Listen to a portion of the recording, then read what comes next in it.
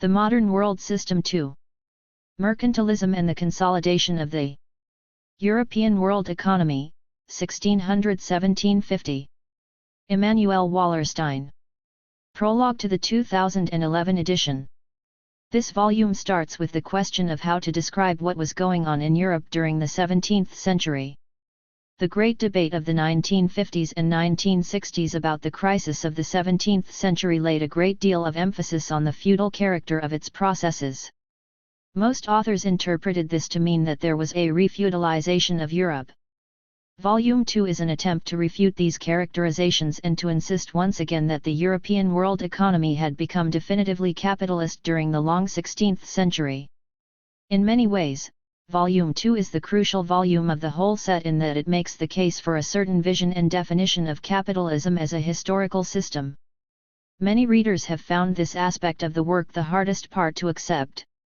It seems perhaps useful, therefore, to try to restate this argument more theoretically, and to indicate why I believe that what we call feudalism in Europe of the late Middle Ages is fundamentally different from the so-called second feudalism of early modern times. The second new and important theme developed in this volume is that of hegemony. Here, too, many persons, even those sympathetic to the overall effort undertaken by world systems analysis, have misunderstood the argument about the concept of hegemony. So it is perhaps useful also to try to restate exactly what I mean by hegemony and why I think it is a crucial concept in understanding how the modern world system operates. Was Europe a world economy in the period 1450–1750? The intellectual question is whether one can argue that there existed a European world economy that was a capitalist world economy in the period 1450–1750. Actually, this constitutes two questions, not one, whether Europe, or some part thereof, constituted a singular economic entity in this period with a singular axial division of labor, and whether this entity can be described as capitalist. The argument starts from a premise, which is both conceptual and empirical. The premise is that there are phenomena known as logistics, Rondeau Cameron's phrase, which are more frequently called in the French literature trends séculaires. These are presumably very long cycles, consisting of an inflationary A phase and a deflationary B phase. That such logistics exist seems to be widely, but not universally, taken for granted in the literature of European economic historians concerning both the late Middle Ages and early modern Europe. Empirically, the dating most frequently found in the literature is as follows. I am going to take the existence of these logistics and their dating as givens. The logic of the argument is essentially the following: there are certain basic similarities between the medieval logistic and the early modern logistic, which permits us to call both of them logistics with A and B phases. However, a careful comparison of the two will show certain significant qualitative differences, such that one can deduce from these differences that Europe had an axial division of labor in the later but not in the earlier period.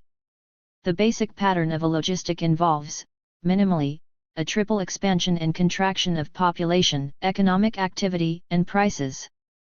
They are presumed to show long-term steady rises and falls, the three moving in unison. This ignores short-run fluctuations. There has been considerable debate about which of these three phenomena is the primary determinant of the expansion and contraction. I consider this debate largely futile. Of course, these phenomena are in turn complexes of variables. Prices do not constitute a simple overall series. The leading series in what was still an agriculturally dominant Europe has been considered to be the price of wheat.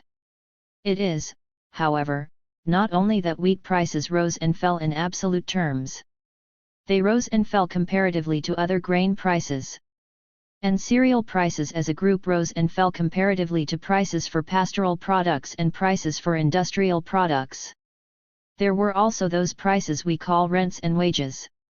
The price of wages, that is, real wages, ran in inverse relation to other price series.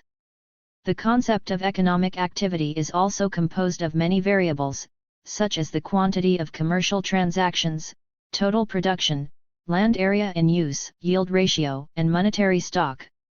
These were closely related to variables of the social structure such as the agronomy, the patterns of land tenure, the degree of urbanization, and the strength of guilds. The essential point about such logistics is that there is thought to have been a fairly systematic correlation in the cyclical movements of these variables, most of them in direct correlation with each other, but some in inverse correlation with the majority. Generally speaking, in most analyses by economic historians there is no overall consideration of how political and cultural variables related to this schema, that is, whether there were or were not some further systematic correlations. I believe this omission to be a mistake, since I do not believe we can understand how the overall system functioned without seeing the intimate interrelation of all the arenas of social action. Late Medieval Europe, 1000–1100–1450. We talk of the feudal system to describe this period. I wonder about the word system, since feudal Europe was neither a world economy nor a world empire. As a system, it can be at most described as the remains of the disintegration of the short-lived Carolingian world empire. It is perhaps better to call it a civilization, which would mean it was a series of small systems, or divisions of labor, linked, to the extent that they were linked, by a shared religious structure and to a limited extent by the lingua franca of Latin. The geography of feudal Europe consisted of a multiplicity of manorial structures, each the center of a small division of labor with a surrounding zone, variously ensconced in multiple loose and wider political structures. Many of these local zones were involved in long-distance trade networks as well. But could these local zones be said to have been part of some larger economic entity, some singular division of labor? Few would claim that this was the case. And yet, these separate zones seem to have resonated to the same pulsations, such that we talk of a logistic. Everywhere, more or less, the population began to expand in the 11th and 12th centuries. European agricultural production expanded, because there were both more people to engage in it and more demand for the products. Each local zone/village reclaimed wasteland at its edges, forest, swamp, moor, fen, marsh, and logically this had to be on the whole less fertile land than what they had been previously cultivating. This expansion occurred not only at the edges of each local zone, but at the frontiers of Christian Europe as a whole, the Crusades, the beginning of the Reconquista in Iberia, the retaking from Muslim rulers of the islands in the western Mediterranean, the German colonization of the East, the Scandinavian push northward, the English push westward and northward into Celtic lands.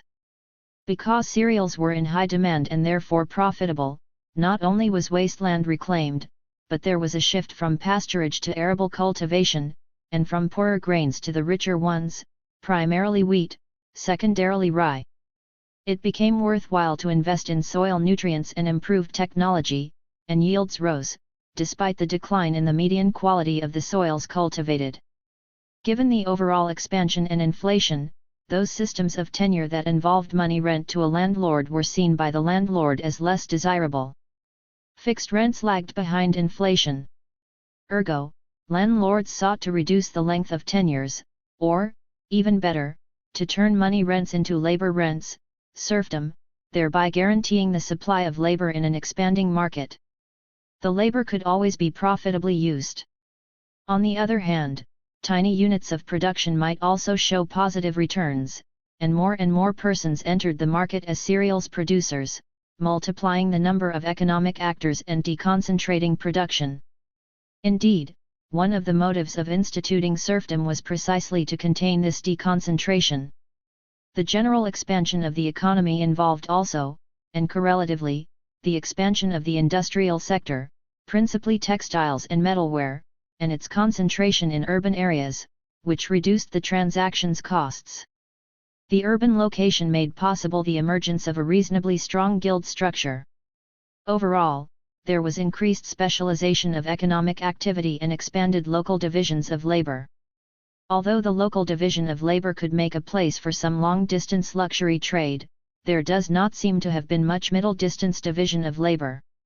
The high cost of transport militated against it. In any case, local zones did not generally depend on or count on such regional, i.e., middle distance, supply sources. The politics of feudal civilization was essentially a local politics, in which the landlord/seigneur sought to duplicate his economic dominance of his locality with a political dominance. This was true even when the landlord was a church figure, as many were. Kings, dukes, and counts were primarily powerful landlords/seigneurs, with their own direct properties from which they drew their revenues, and secondarily war chieftains who constituted their armies out of their vassal nobility/other landlords. In the period of expansion of the economy, all landlords strengthened their political hold over their peasant populations, first of all by instituting and extending serfdom, but also by augmenting the number of their retainers. At the same time that the landlord's power over the direct producers in his locality grew, the strength of higher-ranking rulers, kings, dukes, counts, grew over that of the local nobility. The households of the rulers grew in size, and small bureaucracies came into existence. The outer expansion of Europe was the doing of these rulers, and enabled them in turn to become still stronger. However, one should not exaggerate. There were no really strong states, and the nobility fought back, viz. The Magna Carta of 1215 in England. But that there were states at all was an achievement of this period. Culturally, this was a period of efflorescence. The material base was there and the cultural confidence as well. The outer expansion of Europe led to the admission of new cultural currents, which, however, at this point were well assimilated into the existing Weltanschauung. The Summa Theologica of Aquinas was just that, a summation. The overall rise in population, the urbanization of industry, and the expansion of the political and cultural arenas meant a rise in the number and size of cities. This permitted the emergence of a small stratum of intellectuals, and the first universities were founded. Circa 1250–1300, the expansion ended, and a long-term regression set in. Essentially, everything that had gone up went down. The outer frontiers receded. The Crusaders were expelled, the Byzantines reconquered Constantinople, the Moors rallied in Granada, at least for a while, the Mongols invaded from the Asian steppes. Population declined, most notably because of the Black Death. Instead of putting new land into cultivation, land was taken out of cultivation, the Wustungen. To some extent this was the very same land that had been brought into use 2 centuries earlier. This reduction in the areas under cultivation occurred in part because of the decline in population, epidemics, famines, and local wars, in part for reasons of security, in part because of enclosure and engrossing by landlords. The price inflation was reversed. Rents declined. The price of wheat declined. There was a shift of land use from cereals either to pasturage or to vineyards, depending on the climatic zone, both because fewer cereals were needed and because cereals production required a larger workforce. The noble cereals gave way to the poorer ones. There was less investment in technology and in soil nutrients, and hence yields were lower. The squeeze on seigneurial rents was further complicated by the population decline, which increased the bargaining power of the direct producers. As a result, serfdom declined, and in the end largely disappeared. On the other hand, landlords sought to compensate for their declining incomes by engrossing and enclosing land, which resulted in some reconcentration.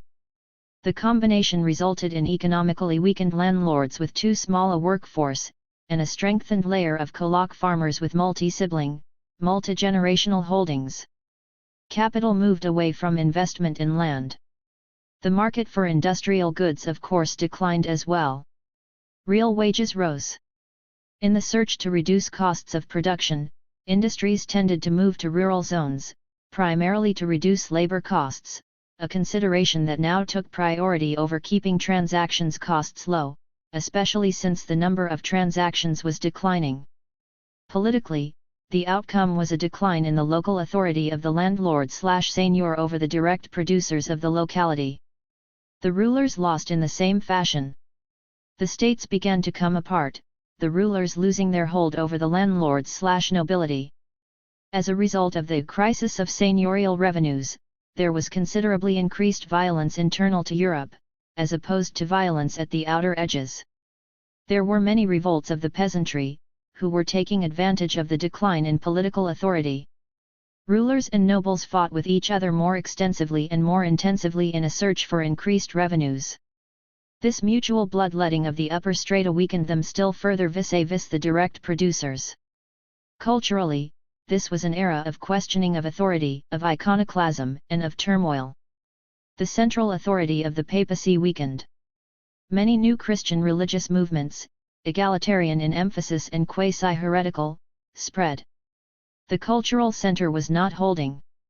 Intellectuals were becoming more independent. What should be noted, by summary of this whole logistic, is its symmetry.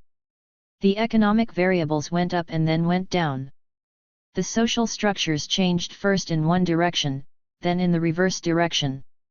The political hierarchies, landlords over direct producers, rulers over nobles, first grew stronger, then grew weaker. The central culture first affirmed itself, then was widely questioned. In addition, this symmetry was true not merely for European feudal civilization as a whole, but for the various localities.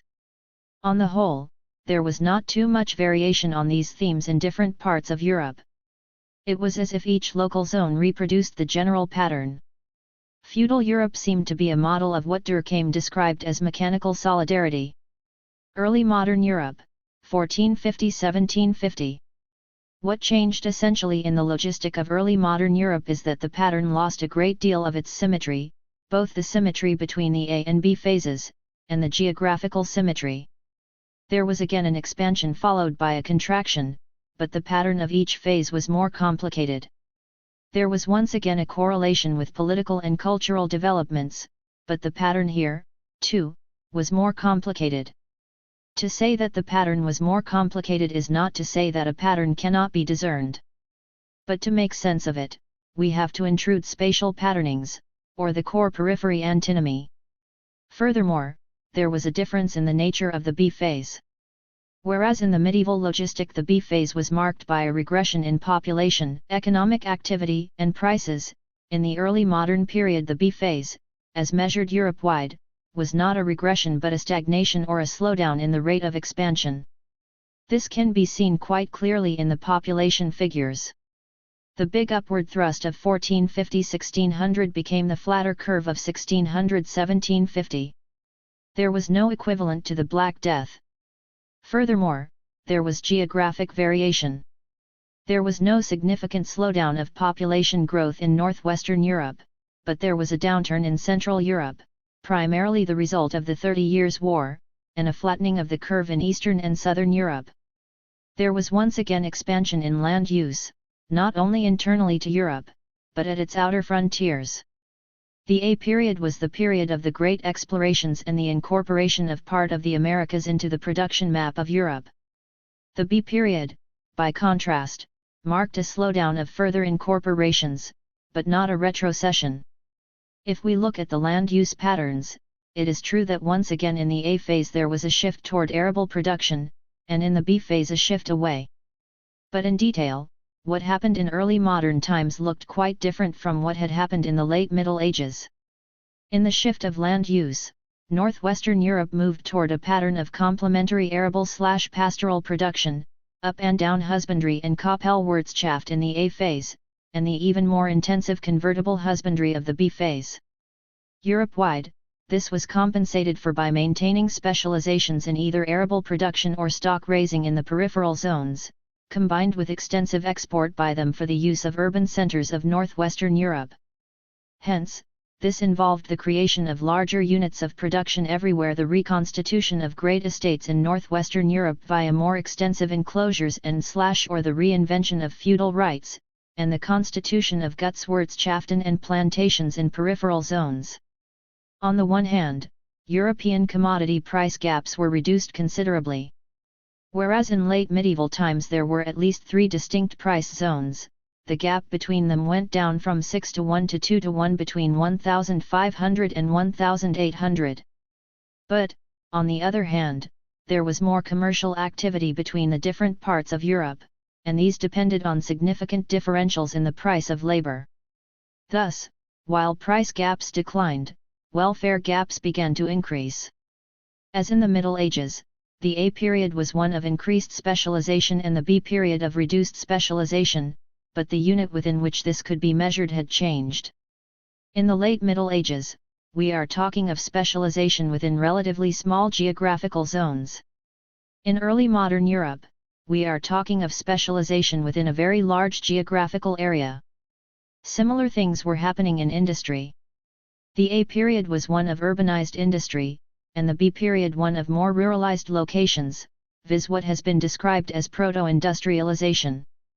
In the late Middle Ages there was, to be sure, some degree of locational concentration of industry in the old dorsal spine, but this was minor in comparison to the degree to which in early modern Europe there emerged a concentration of industry in northwestern Europe.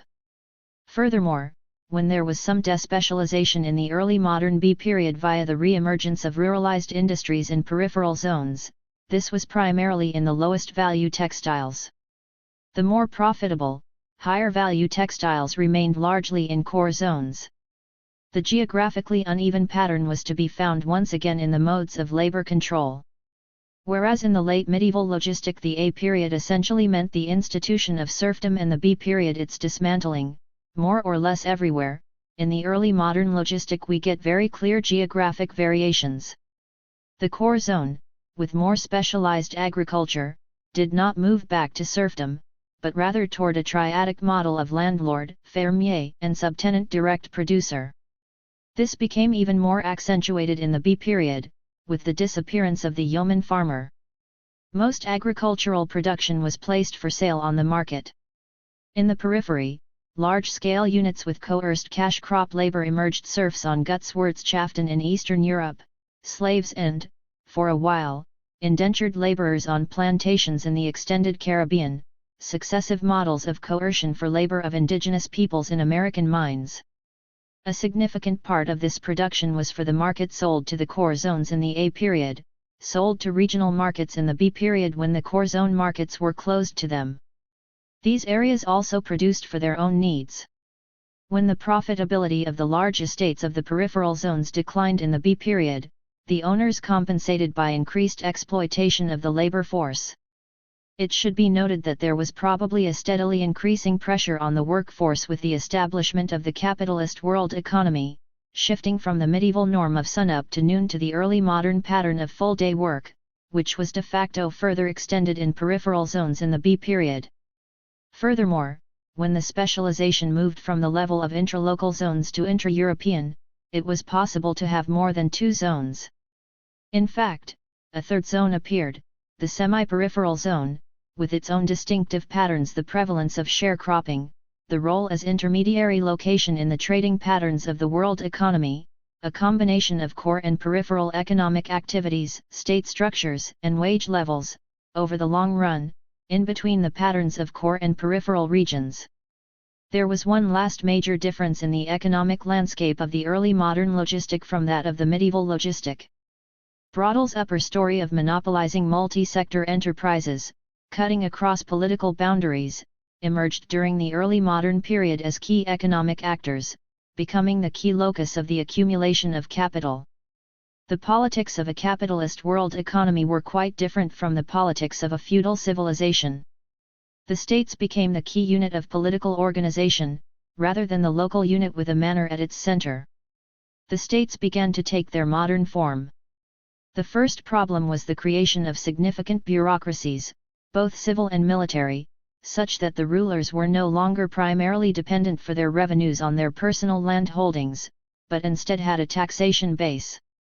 As part of the transition from the feudal system of a ruler's household to a fully developed bureaucratic system of the kind that Weber described, the states of early modern Europe invented an intermediate system in which the bureaucrats were partially independent entrepreneurs, engaged in sharecropping the state. These were the systems of venality of office and tax farming. As transitional mechanisms, they proved remarkably resilient and successful. The states were located within, and constrained by, a new institution, the interstate system, which crept surreptitiously into existence during the 16th century and was consecrated only in 1648 with the Treaty of Westphalia. In theory, all the states within the system were sovereign, independent, and equal. In practice, there was a hierarchy of state power, one that tended to correlate with the position of the state in the world economy. This combination of the greater importance of states and the creation of an interstate system modified seriously the impact of each phase of the logistic on the distribution of power. In the medieval logistic, in the A period there had been an increase in the power of the seigneurs over the direct producers and of the rulers over the nobility, and in the B period a corresponding decline. In the early modern logistic there was an increase in the power of the ruler over the nobility in the core zones, absolutism, but a steady decrease of such power in the periphery, e.g., the enormous increase in the power of the Polish Diet, with the situation in semi-peripheral states being in between. The story is somewhat different with regard to seigneur/dependent relations. Whereas the power of the seigneurs clearly grew in the periphery, especially during the B period, the situation was more balanced in the core zones, where the rulers were seeking to gain direct political control over their subjects, and to gain an ever larger portion of their monetary payments. In order to do this, they had to try to diminish the political power of the seigneurs over the direct producers. While this was a steady process in the A period, it slowed down in the B period. Nonetheless, one may argue that, in general, seigneur/dependent relations evolved in the direction of the lessening of seigneurial power, a process that would bear its fruit only in the 19th century, when the citizen finally came fully under the direct control of the state without any significant local intermediaries. This was not, however, true of peripheral zones, and is not even to this day. One other political difference is to be noted. The development of a capitalist system brought with it, obviously, a growing sector of bourgeoisie. Once again, this was not at all evenly spread throughout the European world economy. The bourgeoisie was disproportionately located in the core zones and virtually eliminated in peripheral zones, at least bourgeois of local origin. Furthermore, as a result the national politics of each zone changed correspondingly. Finally, briefly, in the cultural arena, the same spatial differentiation may be noted.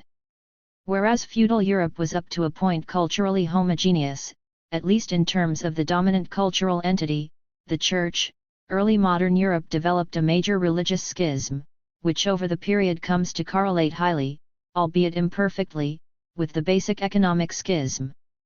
It does not seem that the correlation is accidental. The early modern logistic does repeat itself. Of course, there are certain processes of development of the system, spatial expansion and incorporation of new zones into the world economy, the repeated demonopolizations and the search for new technologies on which to base new monopolies, the steady processes of urbanization, proletarianization, and political co-optations which seem to change their shape but do not in fact change the basic spatially asymmetric, inegalitarian structure of the world system. This then is the basic difference between the two logistics, symmetry versus asymmetry, multiple local divisions of labor versus a singular world economy-wide division of labor, an A/B that is up-down versus one that takes a step-like form, or a ratchet effect. This is what Durkheim calls the difference between mechanical and organic solidarity. To be sure, the crucial debate concerns the degree to which the relatively slight differences within Europe at the beginning of the long 16th century, and subsequently within the geographically widening capitalist world economy, became a much wider gulf by the 20th century. Some argue that this was only partially true, the quantitative difference being insufficiently great. This position seems to be hard to sustain. Others argue, however, that it became true only in the 19th century or even only in the 20th. It is of course possible to make such a case, since the polarization has been steady and increasing in rate. But it seems implausible to date the life of an organism only from its most fully ripened stage, the point at which it is about to die. Youth has its claims to reality. The concept of hegemony in a world economy. One of the key concepts in world systems analysis is that there are two different kinds of world system that the world has known up to now: a world economy and a world empire. A world empire is defined as a structure that has a single overall political structure and a single overall division of labor. Han China and the Roman Empire are two good examples of a world empire. The concept of hegemony refers to an attribute that a state may have in the interstate system of a world economy. A hegemonic power is quite different from a world empire. The political superstructure of a world economy is not a bureaucratic empire but an interstate system composed of allegedly sovereign states. And a hegemonic state is not simply a strong state, not even simply the strongest single state within the interstate system, but a state that is significantly stronger than other strong, not weak, states. This describes a situation that has occurred repeatedly but not at all continuously. That is to say, there are periods when a hegemonic power exists within the interstate system of a world economy, and others when there is no hegemonic power but rather a balance of power among multiple strong states. What does it mean to say that there exists a hegemonic power? It means that one state is able to impose its set of rules on the interstate system, and thereby create a world political order as it thinks wise. In this situation, the hegemonic state has certain extra advantages for enterprises located within it or protected by it, advantages not accorded by the market but obtained through political pressures. I think it is useful to think of hegemony not as a structure but as a process in time. Furthermore, I think it is a process that doesn't have just two moments in time, rise and fall, but, by analogy with how Schumpeter conceived of Kondratiev cycles, 4 moments in time. If one starts the story when there is an uncontested hegemonic power, the first moment occurs in the period immediately thereafter. It is the moment of the slow decline of the hegemonic power, during which two powers emerge as contenders for the succession. The moment after that is when the decline has become definitive. We can think of this second moment as one in which there is a balance of power in the world system. During this moment, the two contenders for hegemony struggle to secure geopolitical and world economic advantage. The third moment is when the struggle becomes so acute that order breaks down and there is a 30 years war between the contenders for hegemony. And the fourth moment is when one of the contenders wins definitively and is therefore able to establish a true hegemony until, of course, the slow decline begins. Up to now, there have been 3 hegemonic powers in the history of the modern world system. The United Provinces was the hegemonic power in the mid-17th century, briefly, from 1648 to the 1660s. The United Kingdom was the hegemonic power for a slightly longer time in the 19th century, from 1815 to 1848, perhaps a little longer. The United States was the hegemonic power in the mid-20th century, from 1945 to 1967–1973. After Dutch hegemony, the two powers contending for the succession were England and France. After British hegemony, the two powers were the United States and Germany. After US hegemony, the two powers were an emerging Northeast Asian structure, Japan, Korea, China, and a still only partially stabilized European Union. Slow but inevitable decline of the hegemonic power. Hegemonic powers decline because they cannot sustain forever their quasi-monopoly of world geopolitical power. This is because in pursuing their economic interests, they eventually undermine their economic advantages. And in pursuing the maintenance of their political military power, they eventually undermine their political military power. The ambiguity of the relationship of the hegemonic power and its allies is clearest in the economic sphere. On the one hand, the hegemonic power seeks to restrain the economic strengthening of its allies in order to maintain its own extra advantage. On the other hand, the hegemonic power needs markets, and it also needs allies strong enough to help keep the enemy at bay. Both of these requirements inevitably lead to the economic strengthening of the allies. The productive superiority of the hegemonic power over other strong powers disappears or at least is much diminished. So inevitably, hegemony undermines itself, first of all economically, a decline caused directly by the economic strengthening of the allies. In this period, the declining hegemonic power has to use its politico-ideological wiles to maintain economic extra advantage, something that it can do at first but that becomes increasingly difficult as the years go by, particularly insofar as the enemy seems to become less dangerous. The legitimacy of the extra advantage begins to be questioned. The hegemonic power has to resort to asserting the validity of its ideology. And the very act of asserting the validity of an ideology not only serves as proof of its decline but has a further negative impact on its appeal.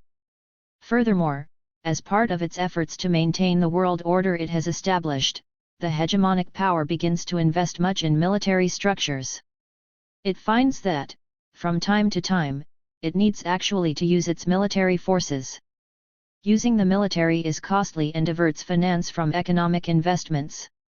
To be sure, in this period the hegemonic power still has immense military power.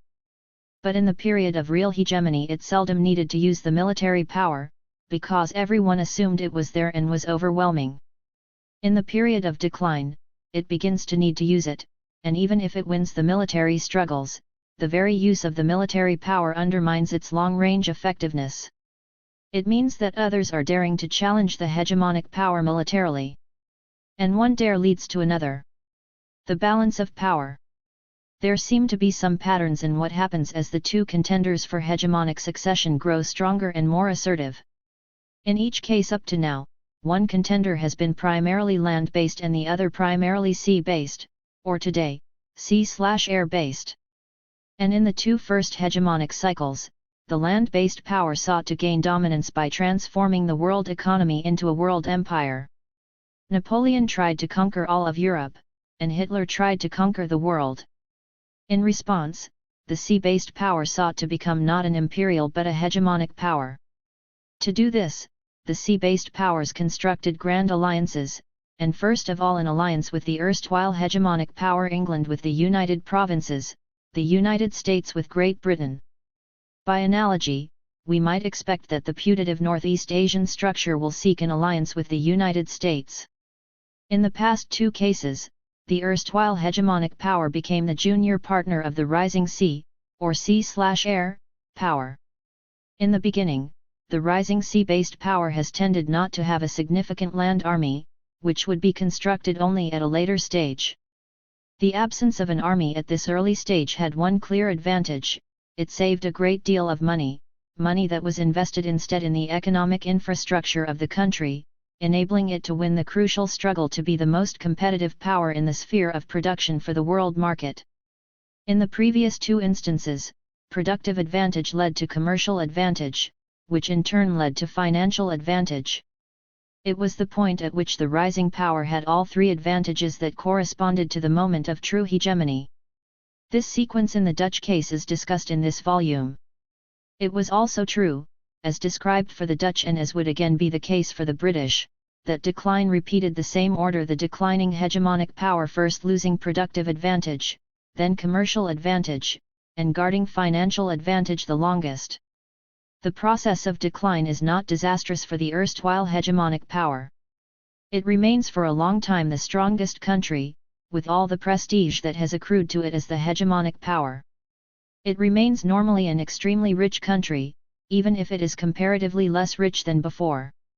There is still a lot of fat in its national wealth, which allows its residents to lead a very comfortable existence. The decline is a slow process at first, and of course there is an attempt to deny its reality to others and even to oneself. But eventually decline takes its toll. This period of decline is not one in which the previous hegemonic power is weak. Quite the contrary. It remains for a long while the most powerful country in the world, politically and militarily, but no longer economically, but it is no longer hegemonic. That is, it begins to benefit less and less from the extra advantages of hegemony. This period of slow but steady decline can be considered a period of slow but steady disintegration of world order, the previous order. It was during the period of the imbalance of power that the declining hegemonic power began to invest significantly in the economic activities of the rising power to which it was becoming allied as a junior partner. It thereby preserved for a time its strength in the financial sphere, and found a fruitful outlet for its surplus capital. Disorder in the world system tended to grow. The erstwhile hegemonic power showed itself to be incapable of ensuring order. The two rivals for the hegemonic mantle became more and more vigorous in their attempts to ensure their primacy by acquiring appropriate geopolitical alliances and trying to create the basis for new leading products on the basis of which they could create powerful monopolized sectors of production. The imbalance of power began to seem unacceptable to both rivals. Order then broke down definitively. The 30 Years' War. Eventually, we reached the moment of total disorder, the moment of World War, or, as I prefer to think of it, of a 30 Years' War. The original 30 Years' War was from 1618 to 1648, out of which the United Provinces emerged hegemonic. The second one was the Revolutionary/Napoleonic Wars of 1790–1815, out of which the United Kingdom emerged hegemonic. And the third was the period 1914–1945, out of which the United States emerged hegemonic. There was a relatively common pattern in the 30 Years' Wars. Each of them involved warfare throughout most of the relatively well-developed areas of the world economy of the time, and each was immensely destructive to the physical infrastructure and to the populations in the area. These world wars were not, however, continuous. They were conducted, if you will, in fits and starts. Each 30 Years' War was ambiguous ideologically. The Dutch allied with Catholic powers. Great Britain allied with the most autocratic powers in Europe. The United States allied with the Soviet Union. During each 30 Years' War, the emphasis was not on ideological purity but on defeating the other contender. In each case, the eventual hegemonic power developed a strong land army during the course of the World War, and by the end this land army of the winning rival had become a significant element in its military victory. And in each case, the erstwhile contender was definitively defeated and lost its vigor, at least for a while, both militarily and economically, as well as politically of course. Finally, in each case, the hegemonic victor was largely spared from physical destruction during the war. The combination of being spared from destruction and the wartime development of the economic infrastructure meant that, at the end of the World War, the hegemonic power had an enormous economic advantage over all other major powers.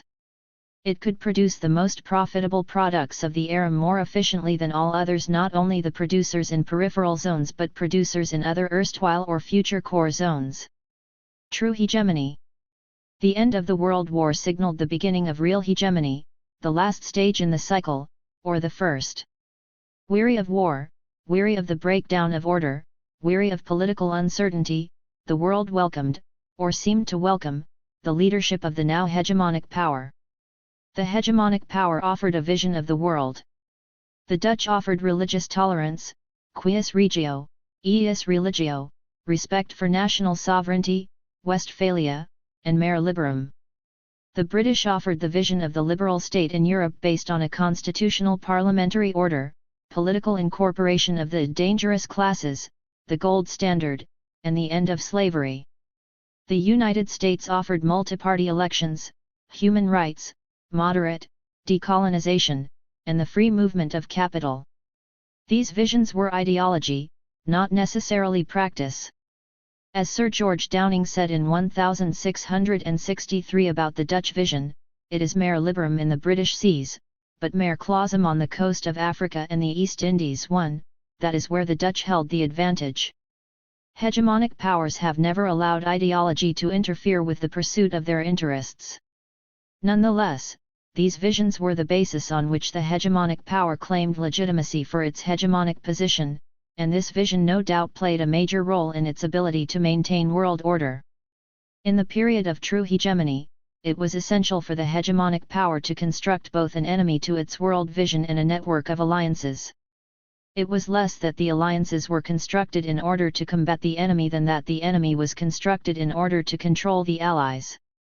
The hegemonic power sought to ensure that the allies bent their immediate economic interests to those of the hegemonic power, thus creating those extra advantages that are the purpose and perquisite of hegemony.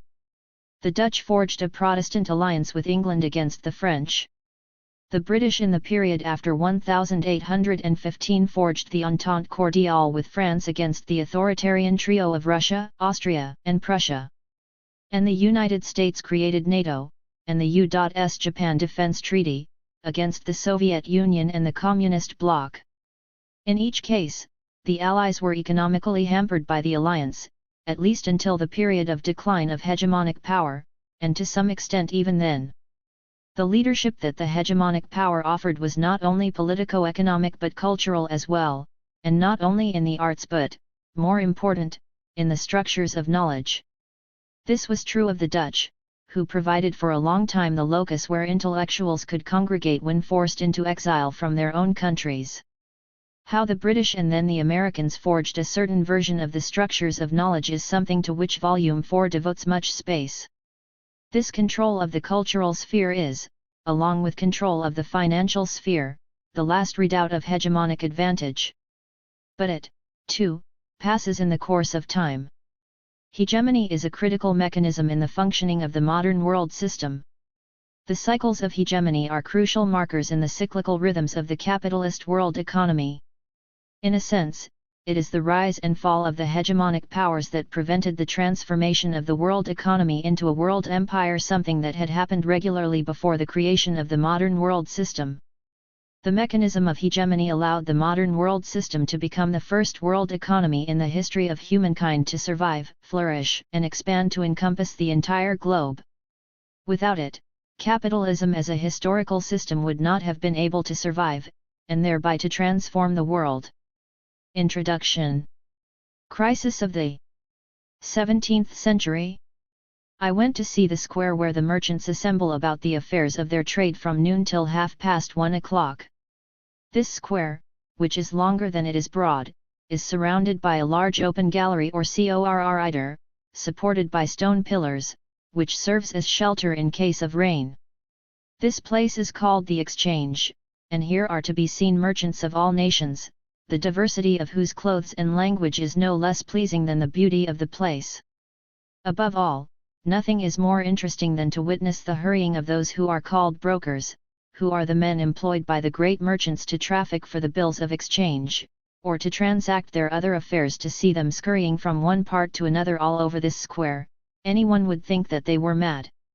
The work of historians of European price trends between the two world wars one along with the theory of secular economic cycles, trends that go up and down over approximately 250 years, with its two phases, A and B, elaborated by François Simian II, have bequeathed us a generalization about early modern European history that still seems largely accepted.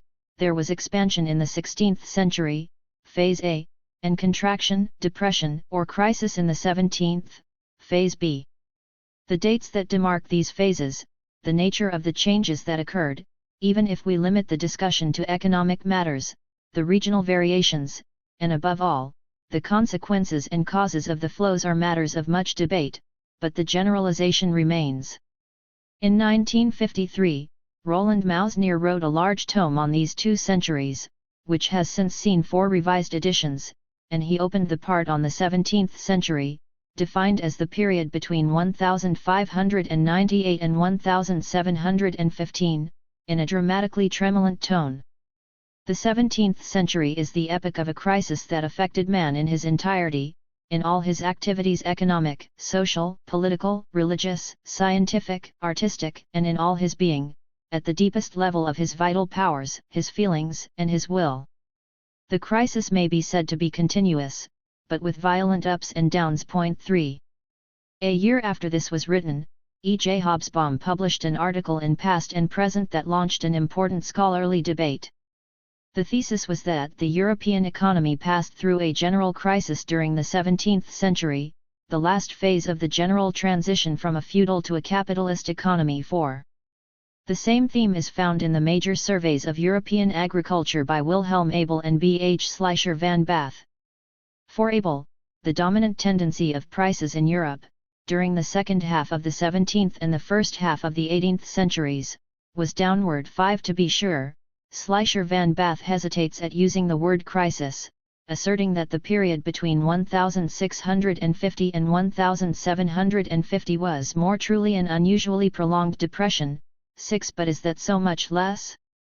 In any case, he does not disagree with Abel's assertion that the period represented a reversal of the secular trend. 7. We could enlarge the scholarly consensus further if we used still more cautious language. Pierre Villard speaks of the relative retreat, recul, of the 17th century. 8. And Pierre Chaunou defines the difference between periods A and B not as growth versus decline, décroissance, but rather as growth versus less growth. 9. René Borel is the most reluctant to see any crisis at all, but even he accepts the concept for the very limited period between 1690 and 1730.10. As the terms get weaker and the time shorter, we may wonder if much is left. Ivo Schaffer begins his article on this period on a note of doubt. It sometimes seems as if the 17th century, wedged between the 16th and 18th centuries, has no features of its own.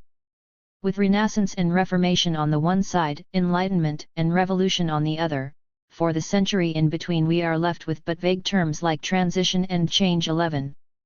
Perhaps this is only because, as Jean Mouveret argued in 1944, we have much less information about the period between the two moments of clear price rise. 12. Shall we then refuse to characterize this period and allow it to slip away in the complexities of blurred and sometimes confusing data?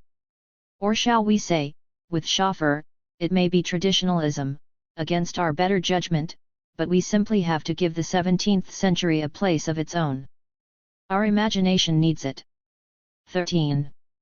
We could leave such a decision to the whims of literary fashion were it not for the important theoretical issues behind the fuss about nomenclature. There is, first of all, the question of whether such things as secular trends of the economy exist at all. 14. And if so, how they relate to politics and culture. If there are secular trends, does each successive pair of phases, from the Middle Ages to the present, reflect a different kind of economy, as Gaston Imbert argues? 15. Or are they all part of one long period of indirect agricultural consumption running from about 1150 to about 1850, as Schleicher van Bath argues? 16. Or is there a crucial rupture somewhere in the middle? If there is a crucial rupture, we are faced with the additional question of when it occurs. There are several familiar positions on this last question. One is that the fundamental break, the significant rupture, occurs with the Industrial Revolution in the late 18th century. To Carlo G. Palla, both this event and the agricultural revolution of the 8th millennium BC represent deep breaches in the continuity of the historical process. 17. D.C. Coleman makes the same point in a different way and says there is more continuity than change in European economic development from 1500 to 1750, where light breaks through. The technology of 1500-1750 is revealed to be, on the whole, more static than mobile. 18. Similarly, a whole school of Marxist thought arrives at the same conclusion regarding the timing of any rupture, insisting, as does Balibar, that period between 1500 and 1750 is the period of the transition to capitalism and that after 1750 is the period of capitalism proper. 19. In the same spirit as Balibar is G. N. Clark's distinction between the early capitalism of the later Middle Ages and the fully developed capitalism of the 19th century, the limits of the first stage being clearly demarked from Machiavelli to Burke, from Columbus to Warren Hastings. From the Fuggers to the decline of Amsterdam, from Giotto to Tiepolo. It stops short of Adam Smith, James Watt, the Rothschilds, Napoleon, Robert Owen. 20. To another school of thought, the rupture involves not the Industrial Revolution, but the expansion of Europe, the creation of a world market, and the emergence of capitalism occurring more or less in the long 16th century. Simiand, for example, marks the 16th century as the beginning of the period of long waves. 21. Paul Sweezy attacks the Marxist tradition represented by Balibar and argues that for Marx the period of manufacture proper, from about 1500 to 1750, and the period of modern industry were not two different social systems but rather two phases of capitalism. 22. The rupture thus comes in the 16th century. Fernand Braudel makes essentially the same point, although spreading the period over more time. It is clear, in fact, that from an economic point of view, the 13th to the 17th centuries constitute more or less a period of European and world history which effectively challenges met and cause a kind of economic ancien regime. 23. A third group offers a point of rupture between the period marked by the Industrial Revolution and the French Revolution, on the one hand, and that marked by the long 16th century, on the other. They suggest the mid-17th century as the turning point of modernity. Hobsbawm seems to be in this camp, and Pierre Chaunou makes this position virtually the theme of his synthesis regarding classical Europe.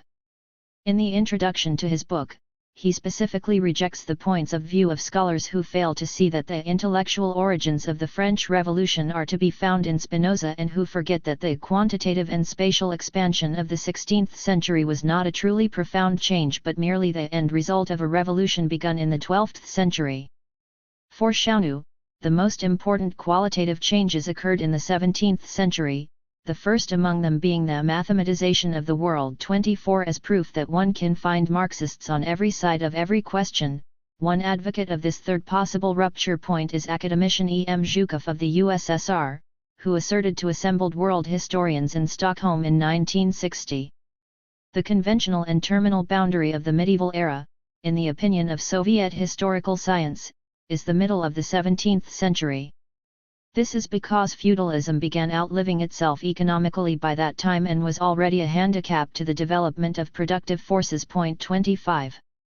3 dates, then, for a rupture, around 1500, 1650, and 1800, 3, or more, theories of history, 1800, with an emphasis on industrialism as the crucial change, 1650, with an emphasis either on the moment when the first capitalist states, Britain and the Netherlands, emerge or on the emergence of the presumably key modern ideas of Descartes, Leibniz, Spinoza, Newton, and Locke, and 1500, with an emphasis on the creation of a capitalist world system, as distinct from other forms of economies.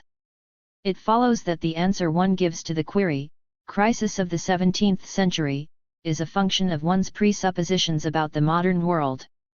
The term crisis ought not to be debased into a mere synonym for cyclical shift. It should be reserved for times of dramatic tension that are more than a conjuncture and that indicate a turning point in structures of longue durée. Crisis would then describe those infrequent historical moments in which the usual mechanisms of compensation within a social system prove so ineffective from the point of view of so many important social actors that a major restructuring of the economy begins to occur, not a mere redistribution of advantage within the system, which is later seen in retrospect as having been inevitable. Of course, a given crisis was not truly inevitable, but the alternative was a collapse of the old system such that most, social actors considered this even more traumatic or disagreeable than the structural revolution which did take place. If this is what we mean by crisis, then crisis of the 17th century becomes a significant intellectual question. It really means, from this perspective, when and how did the world historic transition from feudalism to capitalism occur? The answer requires a definition of capitalism as a social system, as a mode of production, and, indeed, as a civilization as well. As we choose our dates, so we choose our scale of similarities and differences. The argument of this work is that the modern world system took the form of a capitalist world economy that had its genesis in Europe in the long 16th century and that involved the transformation of a particular redistributive or tributary mode of production, that of feudal Europe, Braudel's economic ancien régime, into a qualitatively different social system. Since that time, the capitalist world economy has a. geographically expanded to cover the entire globe, b. manifested a cyclical pattern of expansion and contraction, Simian's phases A and B, and shifting geographical locations of economic roles, the rise and fall of hegemonies, the movements up and down of particular core, peripheral, and semi-peripheral zones, and c. undergone a process of secular transformation, including technological advance, industrialization, proletarianization, and the emergence of structured political resistance to the system itself, a transformation that is still going on today. In such a perspective, the 17th century, taken to cover a period running approximately from 1600 to 1750, is primarily an example of the cyclical pattern of expansion and contraction. In terms of the overall geography of the world system, the boundaries created circa 1500 did not significantly change until after 1750. As for the ongoing secular processes of change, no marked qualitative leap is observable in the period from 1600 to 1750. We are arguing, therefore, for the essential continuity between the long 16th and the 17th centuries, with the one great difference of expansion, a, and contraction, b, of growth and less growth. How shall we provide evidence for this way of summarizing reality? At one level the answer is quite simple. We shall try to identify the empirical differences between expansion and contraction, to suggest why this cyclical pattern occurs, and to outline the consequences in terms of class formation, political struggles, and cultural perceptions of the turn in economic fortune.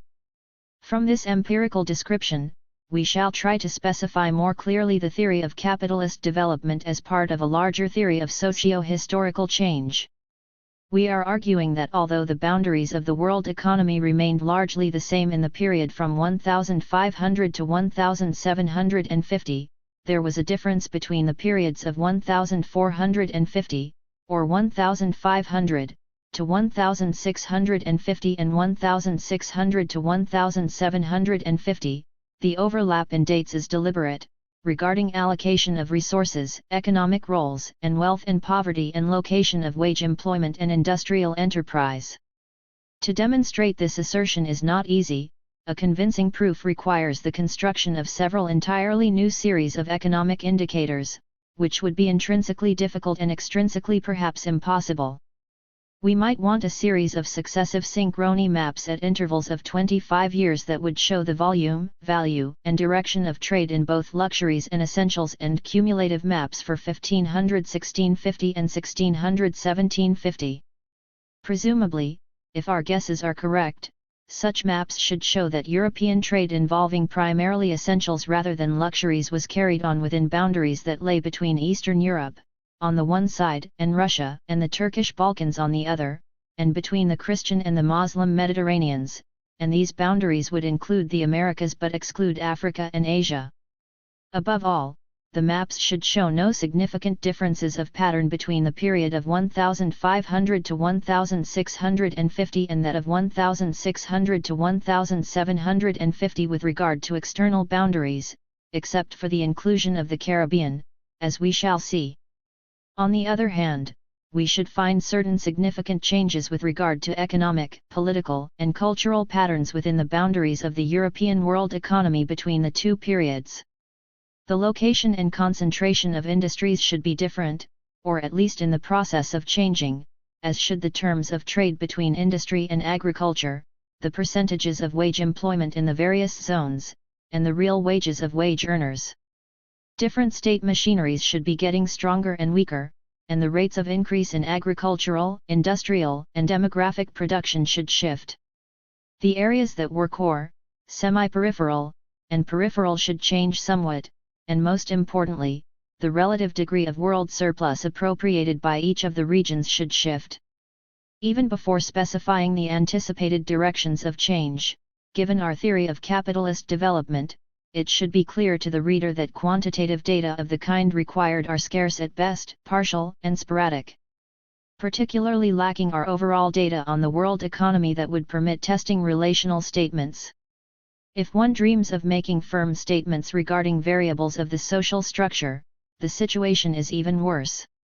We ought to find shifting patterns of class formation and changes in the definition of ethno-national boundaries between the two periods of 1500 to 1650 and 1600 to 1750, especially within the world economy as a whole rather than within the boundaries of particular states, and here our data are even thinner.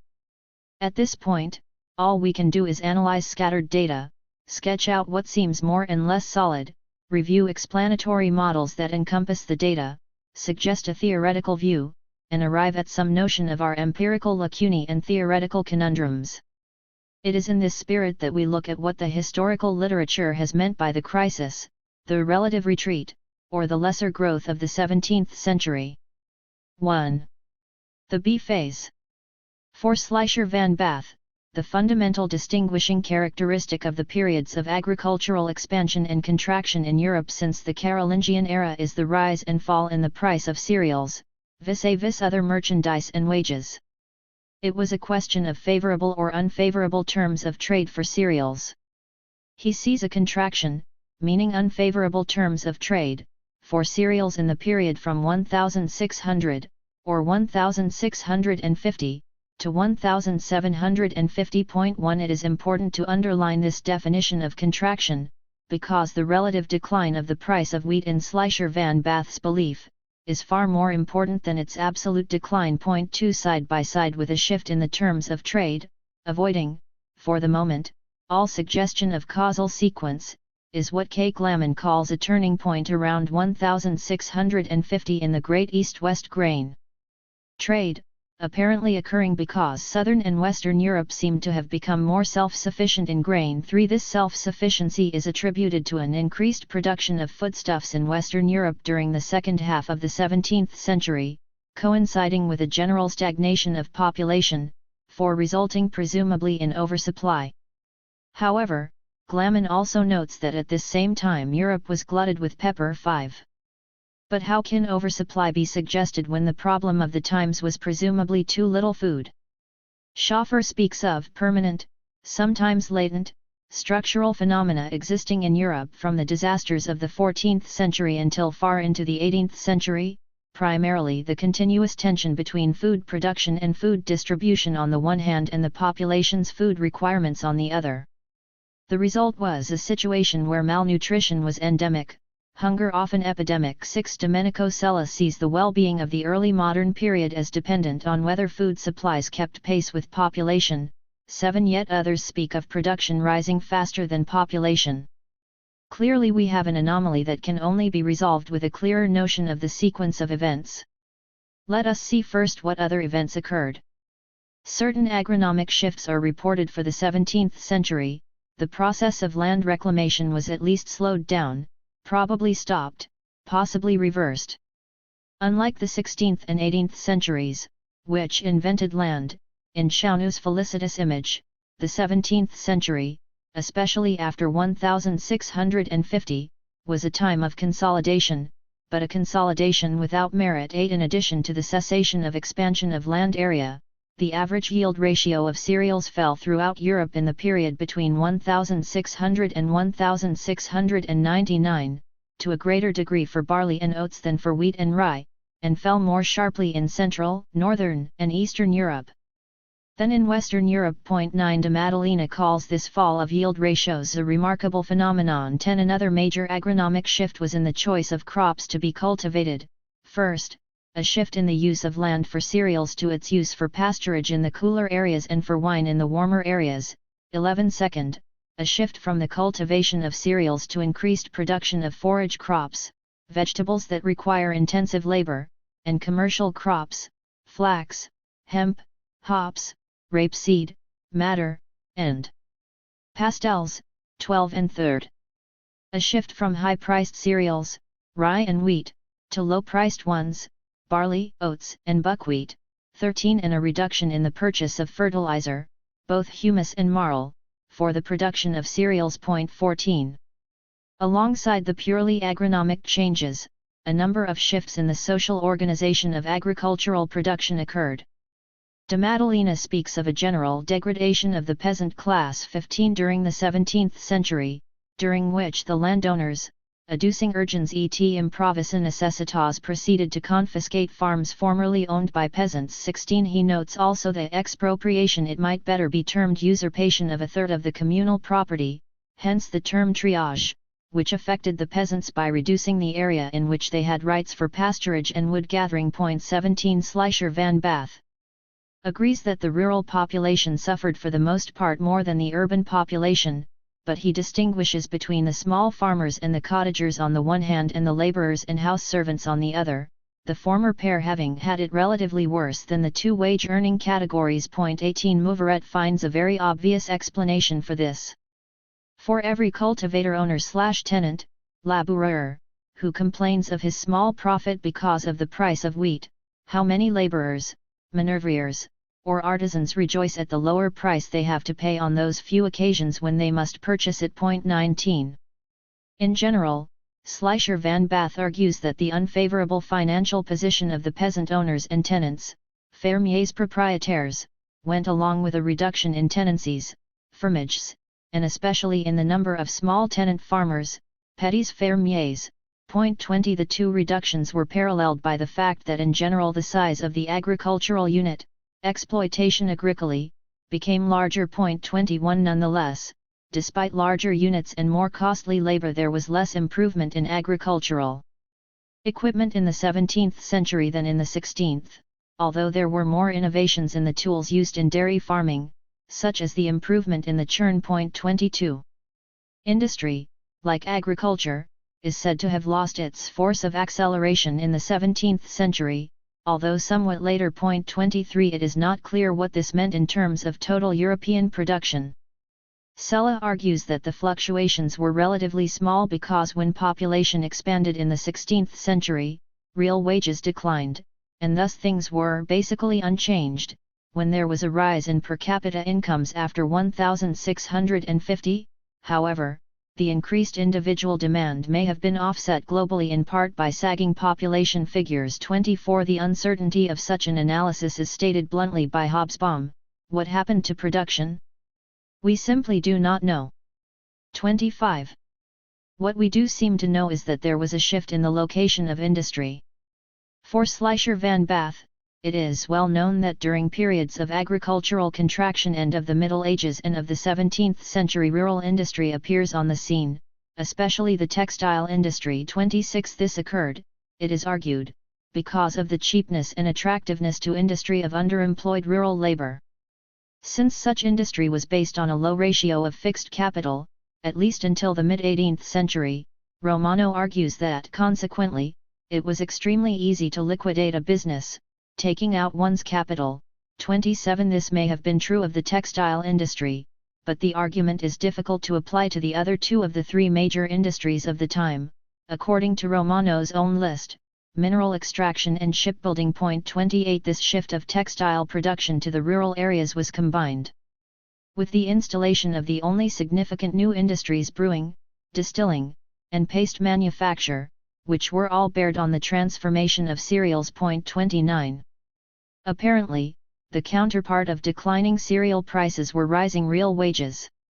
In the second half of the 17th century, as food prices tended to fall, wage rates held their own or failed to drop to quite the same extent. 30. This is of course the inverse of what happened in the long 16th century. 31. Presumably, this resulted in part from the relative stickiness in wages, but even more because all over Europe there was a marked labor shortage from 1625–1750. 32. If this is so, how do we reconcile it with the fact that the 17th century has been thought to be a period of relatively high unemployment, of underemployment? As Glamon notes, the wage-earning laborer may have enjoyed some increase in real wages. This presupposes, however, that he was in employment, which cannot be assumed in an age such as this, which is characterized by disturbed economic conditions. Many of the economic writers of the 17th century, at any rate, based themselves on the assumption that large-scale underemployment prevailed in their communities. 33. Any discussion of prices, whether of cereals or wage labor, is especially bedeviled in this period by the relation of nominal prices to prices in bullion. 34. It is generally agreed, as Mausnier notes, that the decline is greater than it seems for many countries, if instead of looking only at nominal prices calculated in money of account, one calculates the price in its corresponding weight in precious metals. 35. Therefore, if we look at metallic prices, as Villar says, there is one sure fact. Internationally, prices, in terms of silver, collapsed around 1660 and hit a first low point in 1680 and doubtless a second about 1720–1721. 36. The decline in metallic prices must be set beside a decline in the quantity of bullion in circulation. Geoffrey Parker summarizes the overall situation. On balance, it seems safe to assume that Europe's net stock of precious metals augmented moderately between 1500 and 1580, that it increased rapidly between 1580 and 1620, and that it probably declined from the 1620s, when silver mining in Europe collapsed and the remittances of American silver fell sharply, until the arrival of the Brazil gold after 1700. There is no doubt that the growth in the volume of money available in Europe was extremely important. Europe's trade in 1700 could clearly not have been carried on with the slender monetary resources of 1500. A crucial question, however, remains: was it enough? Was the net increase in Europe's monetary stock, substantial as it was, equal to the rapidly rising demand for means of payment? There are several indications that it was not, particularly after 1600.37. Not only was there a shortage of monetary stock, but there was a corresponding shortage of credit, such that for at least the half-century running from 1630 to 1680, as Spooner notes, the total available quantity of silver, copper, gold, credit taken together barely suffice, resulting in an uneasy and mediocre monetary life that was both reflection and consequence of a general slowdown of material life in the world. 38. This explains the wave of counterfeit money, the pervasive plague of the 17th century. 39. What did this shift of prices mean for the global quantity of trade? As in the case of European industrial production, virtually no global data are available. A construct by Frederick Moreau of what he calls intercontinental trade relations divides the world into 5 continents: Europe, Africa, Temperate America, Tropical America, and Asia. In our terms, these are not entirely appropriate geographic categories because Africa and Asia are external to the world economy while the Americas are peripheral to it, and because Moreau places in one category both the core and peripheral areas of Europe and thereby loses crucial data. Point 40. Nonetheless, it is useful to look at his estimates in Table 1, the layout has been altered by me in the interest of clarity. Assuming the correctness of the comparisons in the table, we note that trade to and from Europe and worldwide trade moved in parallel directions, and in the 17th century, both indicate an interim of stability as opposed to earlier and later periods of expansion. Table 1.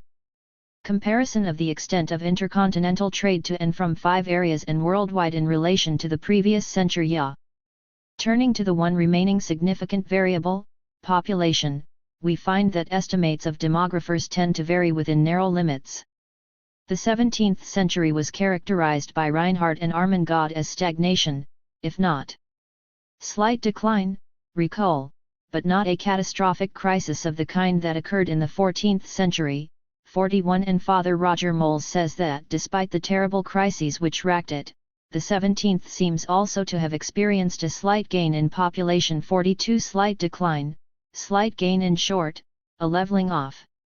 What emerges from this survey of general European economic patterns for 1600 to 1750, period B, in comparison with the period from 1450 or 1500 to 1650, period A, and indeed with the period following 1750, is a picture of an economic plateau, a time of respite, concern, reshuffling. But was it a crisis in the sense that there was a crisis of feudalism from 1300 to 1450?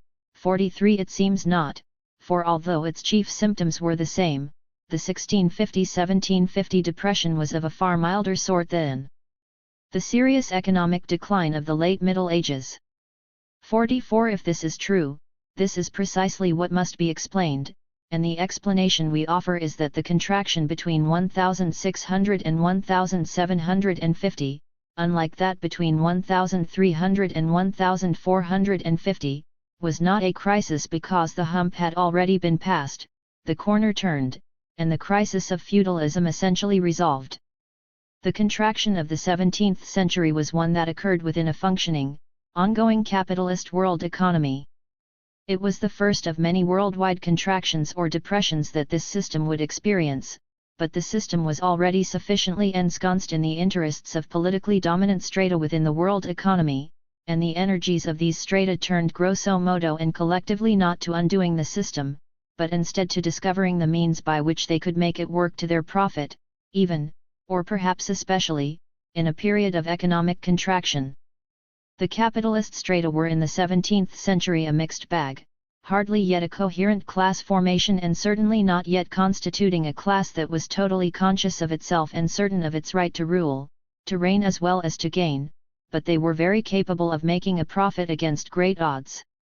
As Jeanin says of the Danzig merchants, after explaining some of the very complex calculations they had to make circa 1600, their mode of reckoning shows that the merchants understood the profit mechanisms. They traded in such a way that one can actually ascribe to them an understanding of the concept of the terms of trade in its most concrete meaning. 45. A consideration of the profits that could be derived from the shifting terms of trade leads us to the central explanation for the economic behavior of this period. As Villars suggests, it is less on the ups and downs of prices that we should focus than on the disparity in the movements of prices. 46. These disparities involve both time sequences and geographical locations, and their significance is not merely in the profits that could be made, but in their effect on the system as a whole.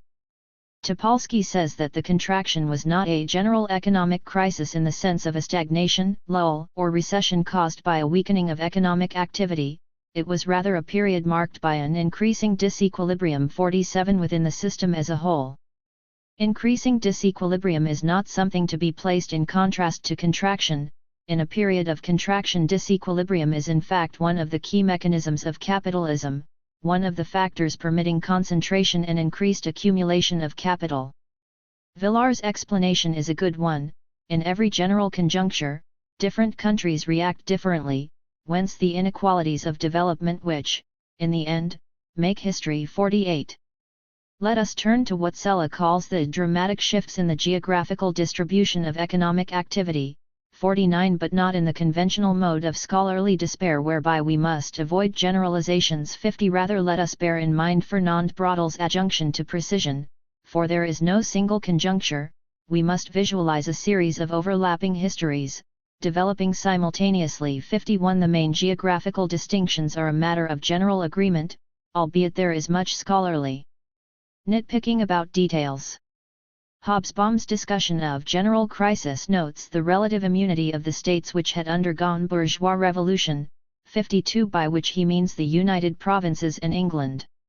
In another discussion, however, he divides the European economy into 4 zones, 3 of which are said to have declined economically in some sense.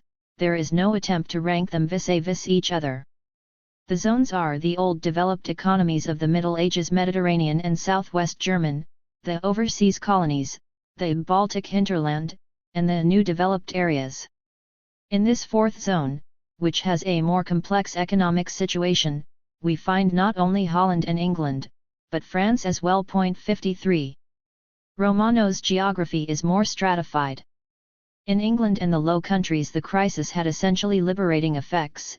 In France, it did not release energies, but it certainly sowed the seeds which were to bear fruit later. In the rest of Europe, it meant nothing but involution. Italy is undoubtedly to be included in this last part of Europe, under the label of involution. 54. Cipolla adds a nuance to Romano's geography. The 17th century was a black century for Spain, Italy, and Germany, and at least a grey one for France. But for Holland it was the golden age, and for England, if not golden, at least silver. 55. Topolsky draws the map of stratification in a slightly different way, distinguishing between zones of great dynamism, England the United Provinces, less rapid development, France, Scandinavia, Germany, and Bohemia, and the other states in Eastern and Central Europe, with the exception of Poland, and stagnation or regression, Spain, Portugal, Italy, and Poland. 56. As a group, the geographical classifications seem concordant, although varying in detail. Let us now look at the temporal classifications, where the confusion is greater. Dates for the contraction vary among countries and there is variation in nominal and silver prices, and even for particular countries and particular kinds of prices, the analysts seem to disagree. In Braudel and Spooner's review of the price data, their theme is simple: the end of the 16th century is as hard to ascertain as its beginning. 57. For bullion prices, they find a reversal of the upward secular trend in the south between 1590 and 1600, in the north, between 1620 and 1630, and perhaps even by 1650. But for nominal prices they find a quite different pattern of 3 successive movements, one around the 1620s in Germany, one around mid-century for cities as different as Siena, Exeter, Ragusa, Naples, Amsterdam, Danzig, and Paris, and one in 1678 for Castile, which is very much out of line. Nominal prices, they say, exactly followed silver prices only in the case of England, and very closely in the case of Holland. Note how our pair of countries reappears. In all other countries there is a gap ranging from a decade to as high as 3/4 of a century for Castile. Successive inflations are what kept nominal prices up in these various countries. 58. Here we have a precious clue to pursue. Can inflation be one of the modes of relative decline when there is contraction in the world economy? Can one say that the degree of nominal inflation, especially if measured in relation to bullion prices, is a measure of relative decline? This question should be borne in mind as we review the various datings, for which the criteria of placement are often not explicit. According to Schleicher van Bath, depression began in Spain around 1600, in Italy and part of Central Europe in 1619, in France and part of Germany in 1630, in England and the United Provinces in 1650. It was worst in Central Europe between 1640 and 1680 and in the United Provinces between 1720 and 1740.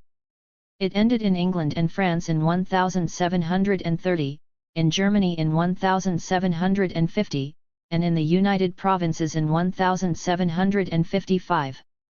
The economically more highly developed lands like England and Holland could resist longer. The primary producers in the 17th century, these were the cereal-producing areas in the Baltic zone, were almost completely defenseless. 59.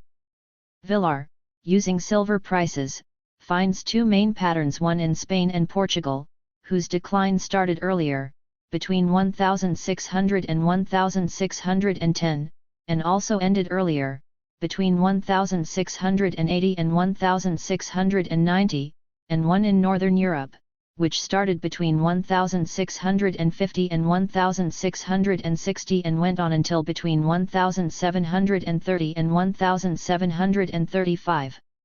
France appears in this classification as a split country, where the Midi, linked to the conjuncture of Marseilles, of the Mediterranean, was closer to Spain than to the Beauvaisis. 60. Chaunu sees the same two patterns, a precocious trend of the Mediterranean and Hispano-America, and a tardy one, that of the North and the Baltic, to which is linked, rather paradoxically, Brazil and the Indian Ocean. 61.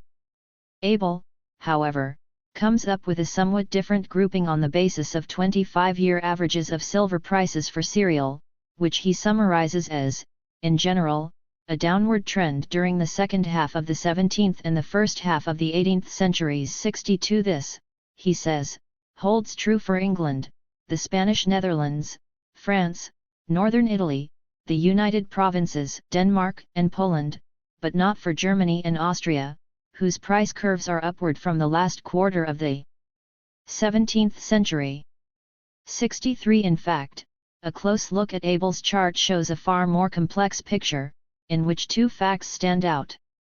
First, the largest price gap may be seen to occur in 1650, when Poland is markedly high and Germany is markedly low. Second, Poland shows the widest variation in prices over time, going from the highest prices anywhere in 1650 to the lowest anywhere in 1725. The degree of Germany's deviation from the norm is much smaller. This remarkable swing of Poland should not be overlooked in seeking a general framework for an explanation, but for the moment, let us deal with Germany, since a large literature has emerged on the question of the role of the 30 Years' War in the decline of Germany. Theodor Raab, in reviewing the literature as of 1962, described two schools of thought, the disastrous war school and the earlier decline school, who see the 30 Years' War as merely the final blow. 64. Friedrich Lütke stands as a good example of the former school. For him, Germany's economy between 1560 and 1620 was flourishing. She was involved in overseas trade, and manufactures were extensive and profitable. After 1620, this was no longer so, and hence he concludes that the 30 Years' War was the key intervening variable. 65 To this the response of Schleicher van Bath is typical: the 30 Years' War cannot be responsible, since the decline in Germany started already in the second half of the 16th century. 66 Several attempts have been made to settle this debate. Karsten, for example, throws a skeptical eye on the thesis of pre-war decline. Even if it could be established that the majority of German towns declined already before 1618, this would not necessarily entail a general decline, for economic activity might have shifted from the towns to the countryside. Indeed, this was the case in northeastern Germany, where the 16th century was a period of peace and prosperity, of growing corn exports and quickly rising corn prices. 67. The decline of towns is thus not necessarily to be taken as a negative economic sign. Of course not. It is a sign of peripheralization. 68 Karsten finds, in addition, that the period before 1608 in Upper Bavaria, an area he has looked at closely, was a time of slowly growing prosperity. He advised prudence, therefore, until there was more detailed investigation and research. 69 Whereas Karsten mediates by insisting on our collective ignorance, Rab mediates by insisting that our collective knowledge shows both absolute prosperity and decline within Germany prior to the 30 Years' War, often side by side. He also concludes on a note of prudence. The fact that areas of decline were in a decided minority makes it impossible to conclude that the struggle before 1618 was any worse than diverse. At best, the 30 Years' War started a general decline that had not previously existed; at worst it replaced prosperity with disaster. 70. A third variant of mediation is Kamin's. He acknowledges that there can be no doubt at all that the war was a disaster for most of the German-speaking lands, but he argues that the controversy is to some extent a false one because there was no single economic or political unit called Germany, and it was often unrealistic to distinguish between pre-war and wartime decline. 71. All these national economic measurements fail to take into direct account the degree to which the 30 Years' War was itself both the political consequence and the sign of a general economic contraction throughout Europe. One major attempt to view this war in a totally European context has been made by J.V. Polyansk, who says the war is to be seen as an example of two civilizations in ideological conflict. The clash of one conception, deriving from the legacy of humanism, tinged with Protestantism and taking as its model the United Netherlands, with another, Catholic humanist, one which followed the example of Spain, becomes thus the point of departure for the development of political fronts and coalitions of power. 72. This war throughout Europe might then be thought of as the First World War of the capitalist world economy. Polyansk makes the point, albeit in somewhat prudent terms. A precondition for the generalizing of the conflict was the presence in early 17th century Europe, if not of an economic unity, at least of a framework for exchange and the first signs of a world market, whose center of gravity was the whole area between Baltic, Atlantic, and Mediterranean. 73. To his central argument that what is beyond dispute is Vachtenstegen's thesis that the 30 Years' War belongs intimately with the story of the Dutch Revolution and the movement for liberation from Spain, Polyansk adds, we need to know precisely how an internal bourgeois-led revolution could become a bogey for its adversaries throughout Europe. 74 For him, not only did the Dutch factor play a key role in the generalization of the conflict, but the most important outcome was in fact the victory of the Dutch throughout Europe. He notes that the war wound up precisely when the Dutch were ahead. In 1645 the Dutch fleet, for the first time, gained control of the Sound and the trade routes of the Baltic. The merchant patriciate of the province of Holland and the city of Amsterdam could now see no reason for continuing a war with Spain from which only France could be the victor. The separate peace of the United Provinces and Spain in January 1648 was at once a triumph of the Republic over Spain and of Holland over the Prince of Orange and the rest of the Netherlands. It can equally be seen as an outright victory of Amsterdam over all other Dutch interests, and the ending of the war confirmed the privileges of that same urban oligarchy which Maurice of Orange had brought low 30 years earlier. 75. A crucial question intervenes regarding how we explain that the Dutch War of Independence, the Netherlands Revolution, which began as early as 1566, did not spill over into a conflagration throughout Europe until 1621, the beginning of what Polyansky called the Dutch period of the war, from 1621 to 1625. 76 Has it not something to do with Romano's crisis of 1619–1622? 77 It is more than likely that it does. For the contraction throughout Europe that was signaled by the acute crisis of those years 7–8 meant that the stakes of political control were higher, and the costs of military destruction seemed lower to the participants than the potential losses from a weak commercial position at a moment of contraction. In this sense, the United Provinces gambled and won. Especially since many of the costs of the war, in terms of destruction, were in fact paid by Germany and, let us not forget, by Bohemia. 79 Kamen is thus correct in seeing the controversy about Germany as a false one. The question is not whether Germany would or would not have declined if the 30 Years' War had not intervened. This is a largely meaningless hypothetical consideration. Its intervention was one response to a reversal in trend in the world economy, and hence the war became one of the modalities by which reallocations of economic roles and intensifications of economic disparities occurred. Summarizing the various studies and syntheses, we have the following picture. In the years around 1600 to 1650, as in those around 1300 to 1350, a period of economic expansion seemed to end. Descriptions of this expansion primarily in price terms, the approach of the price historians of the interwar period, are not wrong, but they are very misleading because prices are, by definition, relative. A price has significance only within the context of the whole synchronic series of prices of a given market. Prices never go up or down in general, some prices go up, which therefore means that others go down. The expansions that came to an end did not involve merely the ethereal measure of nominal prices, they involved real material products. The first and perhaps central expansion was in the production of cereals, both in the yield per acre and in the total acreage devoted to cereals. This latter expansion was achieved by the reclamation, bonification, of land and also by the shift from the use of land from pasturage and wine growing to its use for cereals. These various expansions took place, of course, because the terms of trade became more profitable for cereals vis-a-vis other products. In addition, there were expansions in at least 4 other real areas: a. Population, whose rise and fall in that era could not long be out of line with food supply; b. Urban industry, relatively monetized in both its forward and backward linkages, creating high rates of wage employment, and never too far out of line, therefore, with relatively low or at least declining real wages; c. The stock of money in its multiple forms, bullion, paper, credit; d. The number of marginal entrepreneurs. Rural and urban. All these involve expansions in terms of measures of the economy as a whole, and they are never uniform throughout the many sectors of the economy.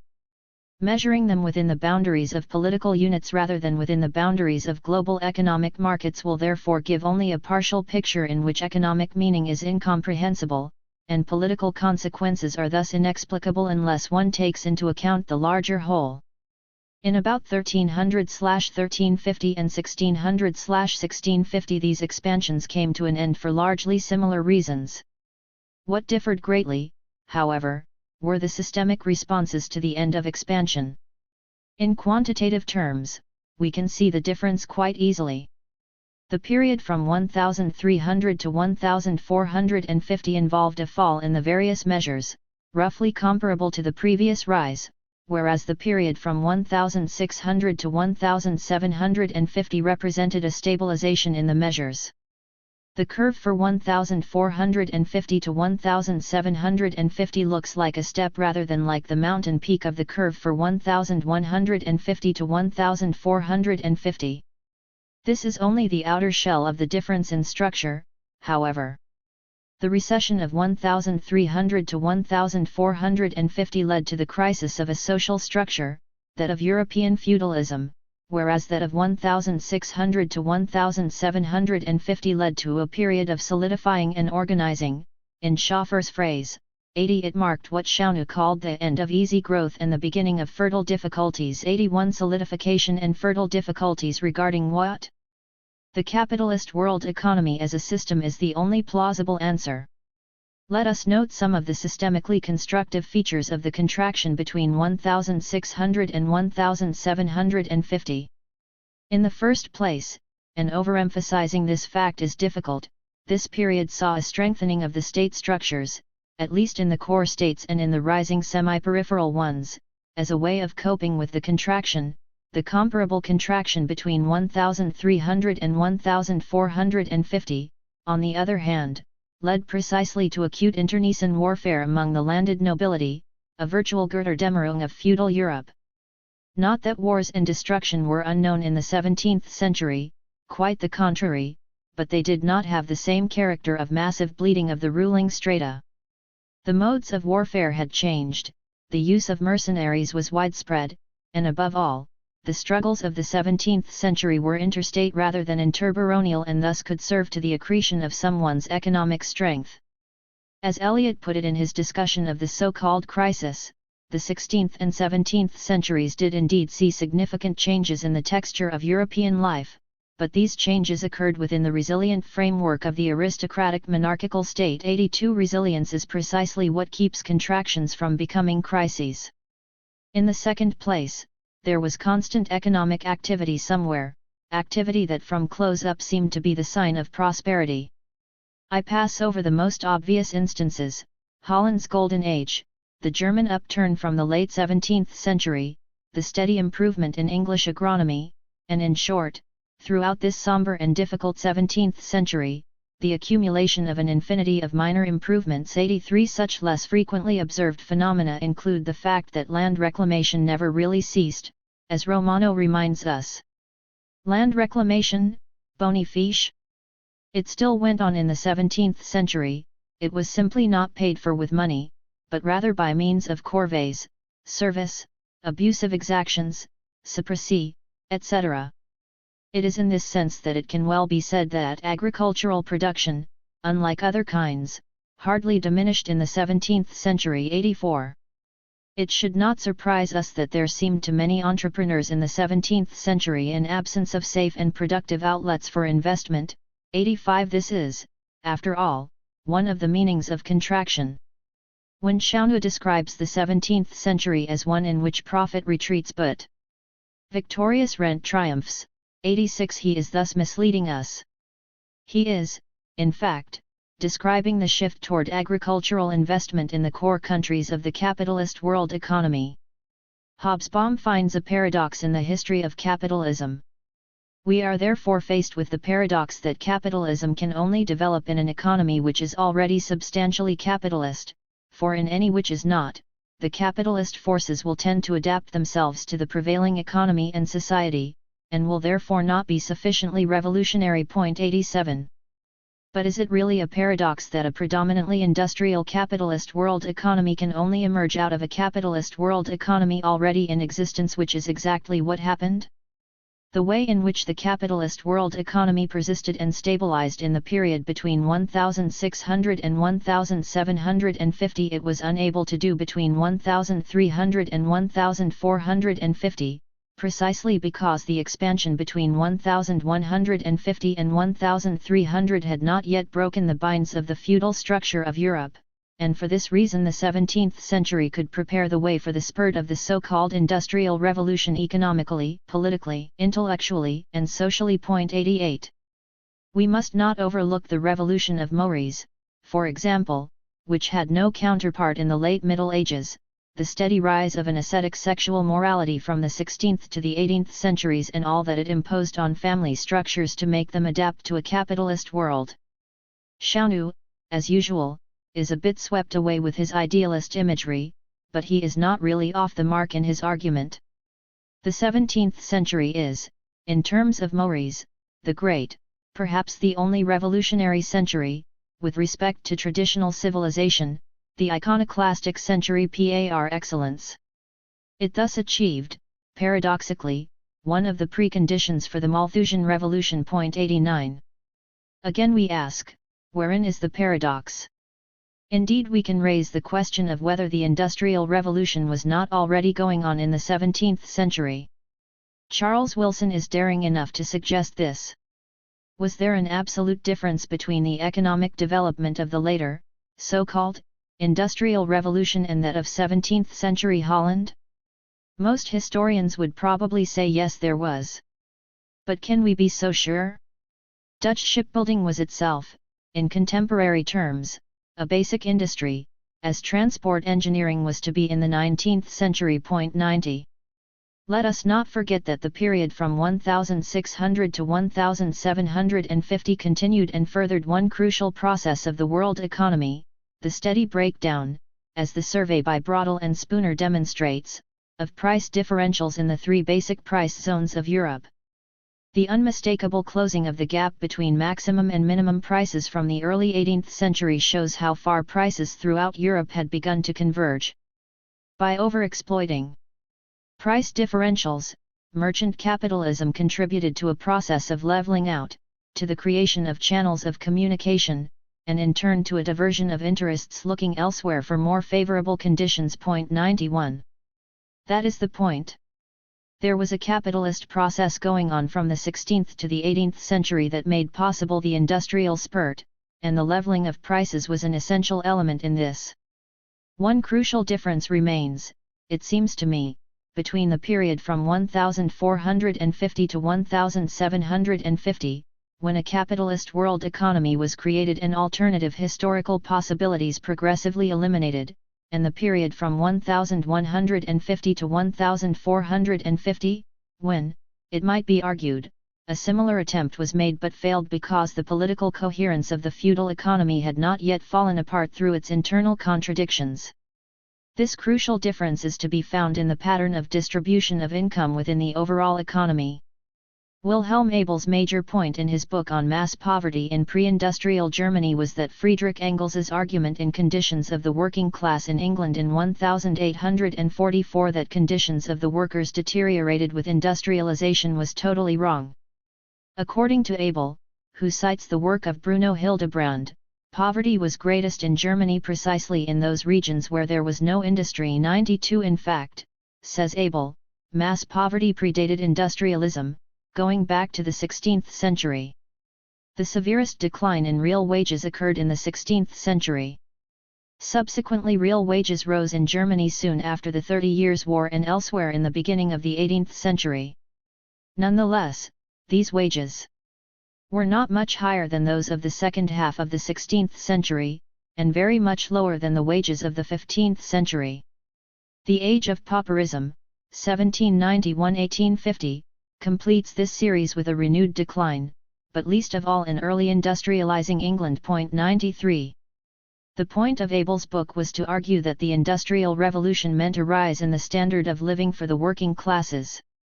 This question falls outside our present context, although his own reference to the period between 1791 and 1850 indicates that this might not be so for the world economy as a whole.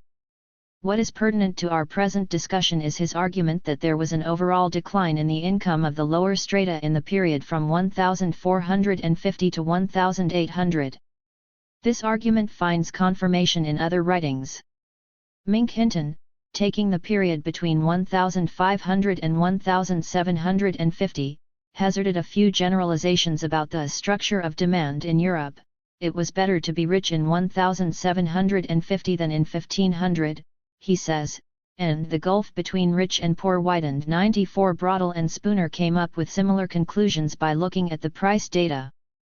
From the late 15th century until well into the beginning of the 18th century, the standard of living in Europe progressively declined. It would be interesting to make a close analysis, where possible, of conditions before this time, in the 14th and 15th centuries. Broadly speaking, conditions then were better. Did this time constitute a golden age for labor, as so many excellent historians have claimed, before the repeated and violent upsets which we have noted? 95. In a table that I constructed from Schleicher van Bath's data, the real wages of an English carpenter from 1,251 to 185,096 show a steady rise from 1,251 to 1,450, with the doubling over that period and a more or less steady decline after that, returning in the end to the starting point, with one exceptionally low period between 1,601 and 1,650. To interpret this, we must look again at the so-called crisis of feudalism. Perry Anderson has correctly stated that a full awareness of the dynamism of the feudal mode of production has been one of the most important gains of medieval historiography in the last decades. This crisis then does not build on failure but on success, on the remarkable overall economic and social progress that feudalism represented 97. Yet by the 13th century, following 3 to 4 centuries of steady expansion, the system found itself in crisis.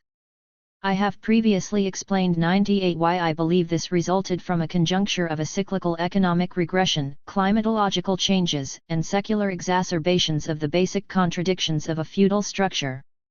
Anderson's subsequent and somewhat detailed analysis of this historical conjuncture places central emphasis on the fact that the basic motor of rural reclamation, which had driven the whole feudal economy forwards for 3 centuries, eventually overreached the objective limits of both terrain and social structure. 99 While emphasizing what might be called the socio-economic exhaustion of the system, Anderson criticizes the empirically questionable and theoretically reductionist explanation advanced by Dobb and Kosminski that the crisis resulted from a linear escalation of noble exploitation, because it does not seem to square with the general trend of rent relationships in this epoch. 100. The confusion here is worth taking some time to untangle.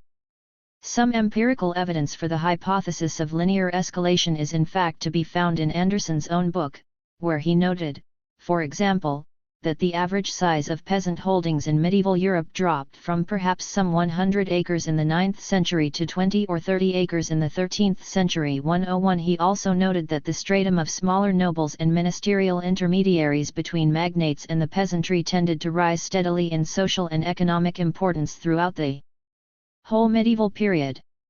102 Presumably, this must have meant an increased percentage of the economic surplus was going to non-productive workers and, therefore, that there was a linear escalation of noble exploitation.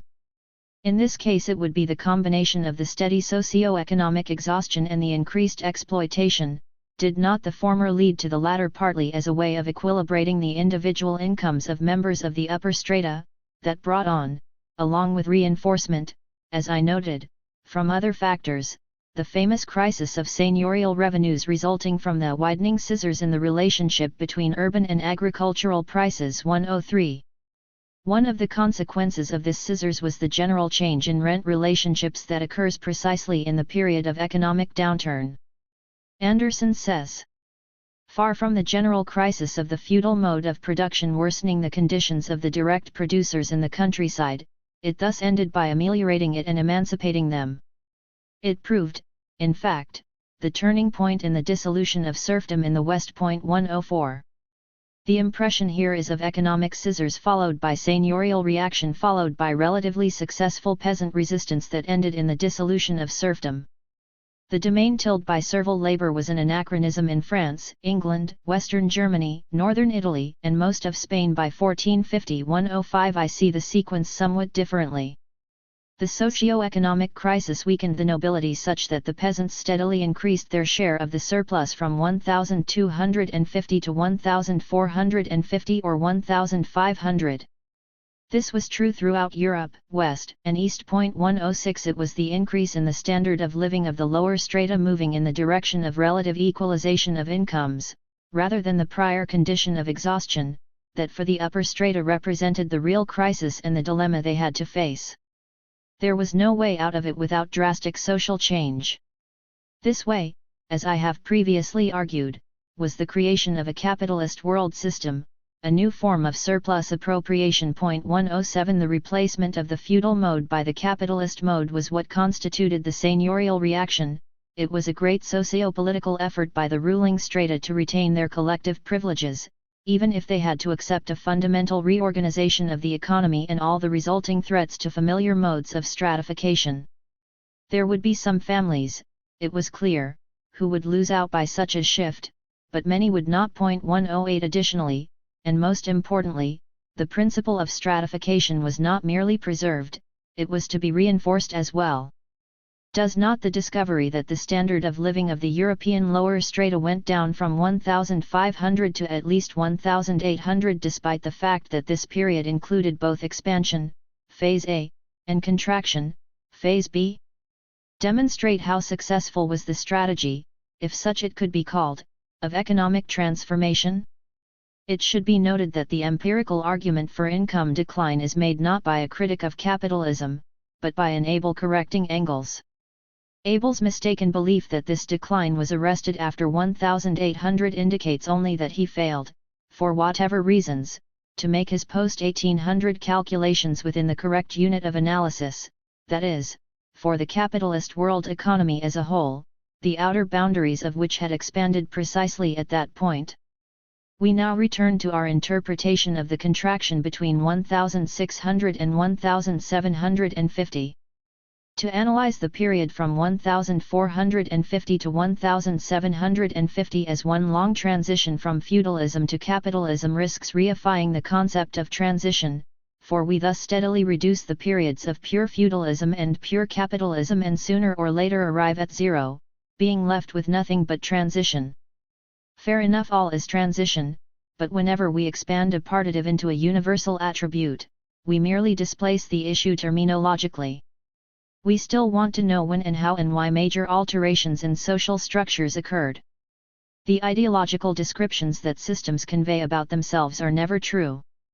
It is always easy to find presumed instances of non-capitalist behavior in a capitalist world all over Europe in 1650 and 1750, but also in 1850 and 1950. The mixture of such non-capitalist behavior, firms, and states with capitalist behavior, capitalist firms, or, the least happy usage of all, capitalist states within a capitalist world economy is neither an anomaly nor transitional. The mixture is the essence of the capitalist system as a mode of production, and it accounts for how the capitalist world economy has historically affected the civilizations with which it has coexisted in social space. I have said that capitalism represented a solution for the crisis of feudalism, but solutions are the result of choices that have rallied the majority by overcoming resistance in individuals and groups who stand to lose by any given solution. Since losers are many and manifold, strange alliances are made, and the process is drawn out and unclear. Other solutions may be attempted. Charles V tried to recreate the universal monarchy, but he did not succeed. 109 The lower strata might have taken advantage of the cyclical downturn from 1600 to 1750 to create havoc with the system, thereby achieving a major reallocation of a now much bigger absolute surplus, but this did not happen because of the strengths of the state machineries in the now core countries of the capitalist world economy. Seeking in complicated ways to reconcile opposing forces, they survived and flourished in the long run only to the extent to which they promoted the interests of dominant economic strata in the world economy as a whole.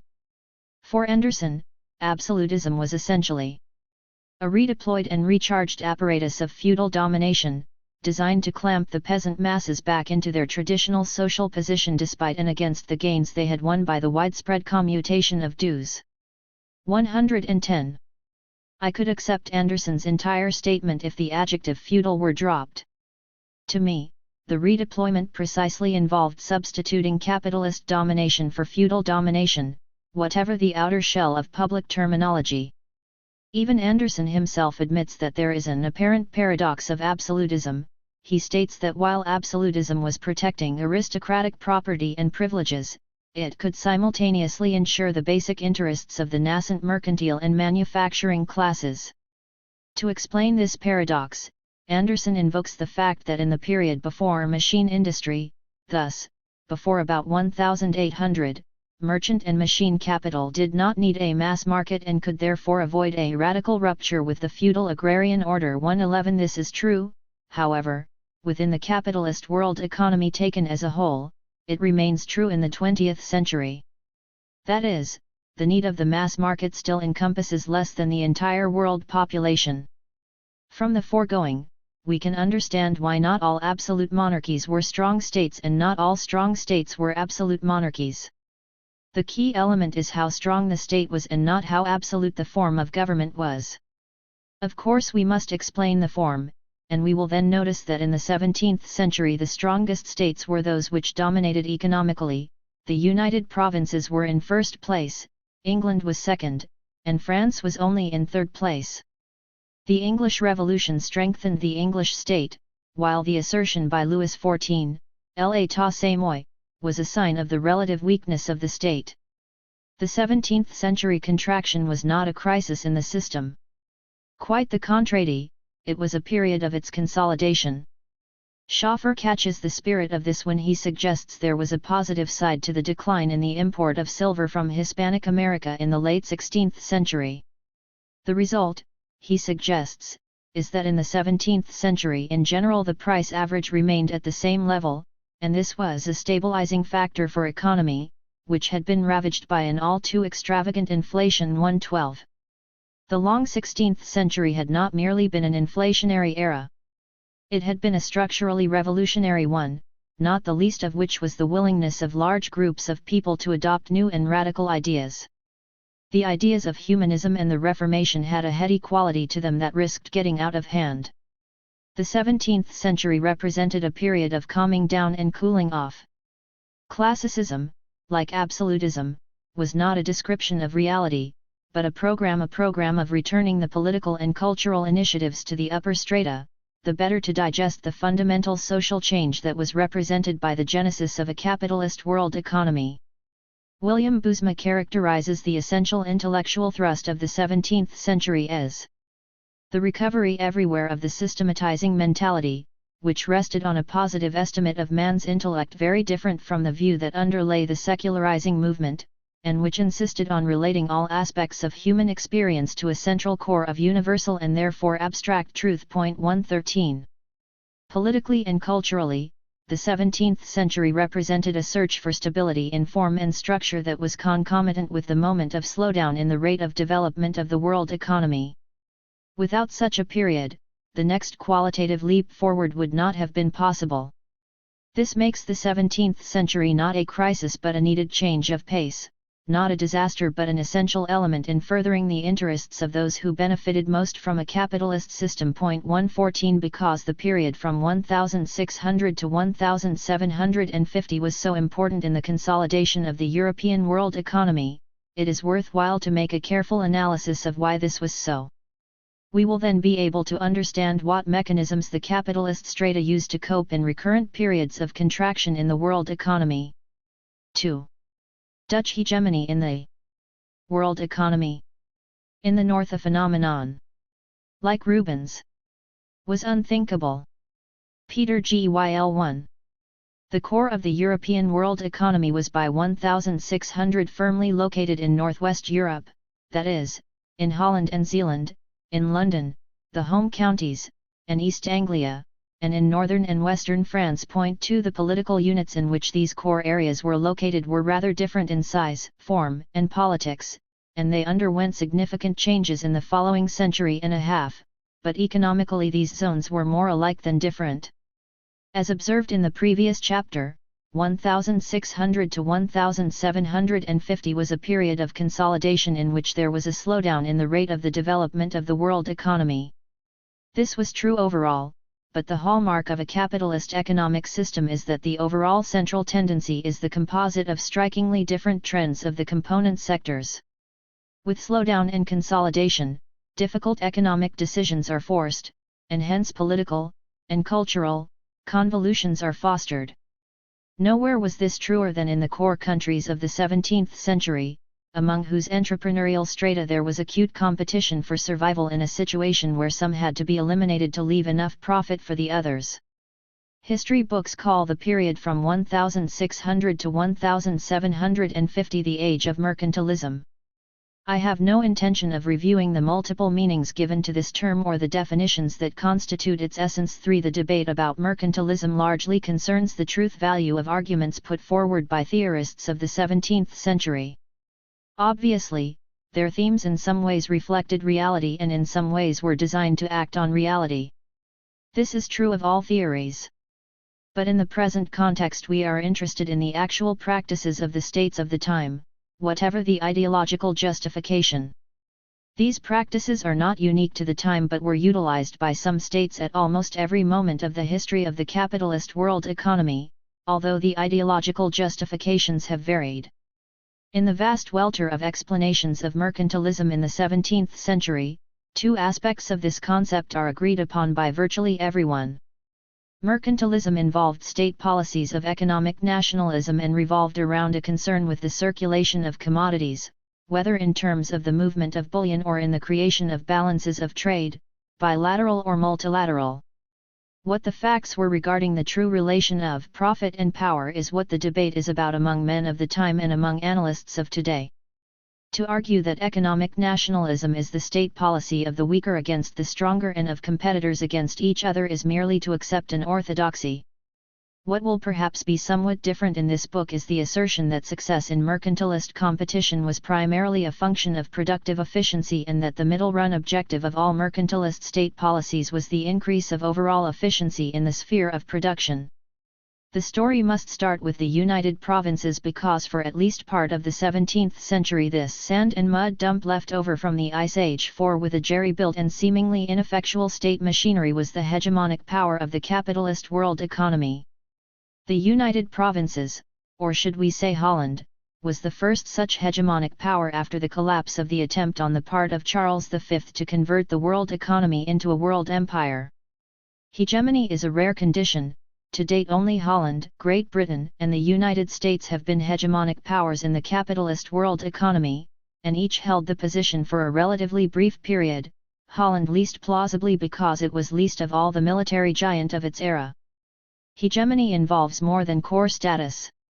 It may be defined as a situation wherein the products of a given core state are produced so efficiently that they are by and large competitive even in other core states, and therefore the given core state will be the primary beneficiary of a maximally free world market. Obviously, to take advantage of this productive superiority, such a state must be strong enough to prevent or minimize the erection of internal and external political barriers to the free flow of the factors of production, and to preserve their advantage. Once ensconced, the dominant economic forces find it helpful to encourage certain intellectual and cultural thrusts, movements, and ideologies. The problem with hegemony, as we shall see, is that it is passing. As soon as a state becomes truly hegemonic, it begins to decline, for a state ceases to be hegemonic not because it loses strength, at least not until after a long time has elapsed, but because others gain. To be at the summit is to be certain that the future will not be yours, however much the present is, but it is sweet nonetheless. The pattern of hegemony seems marvelously simple.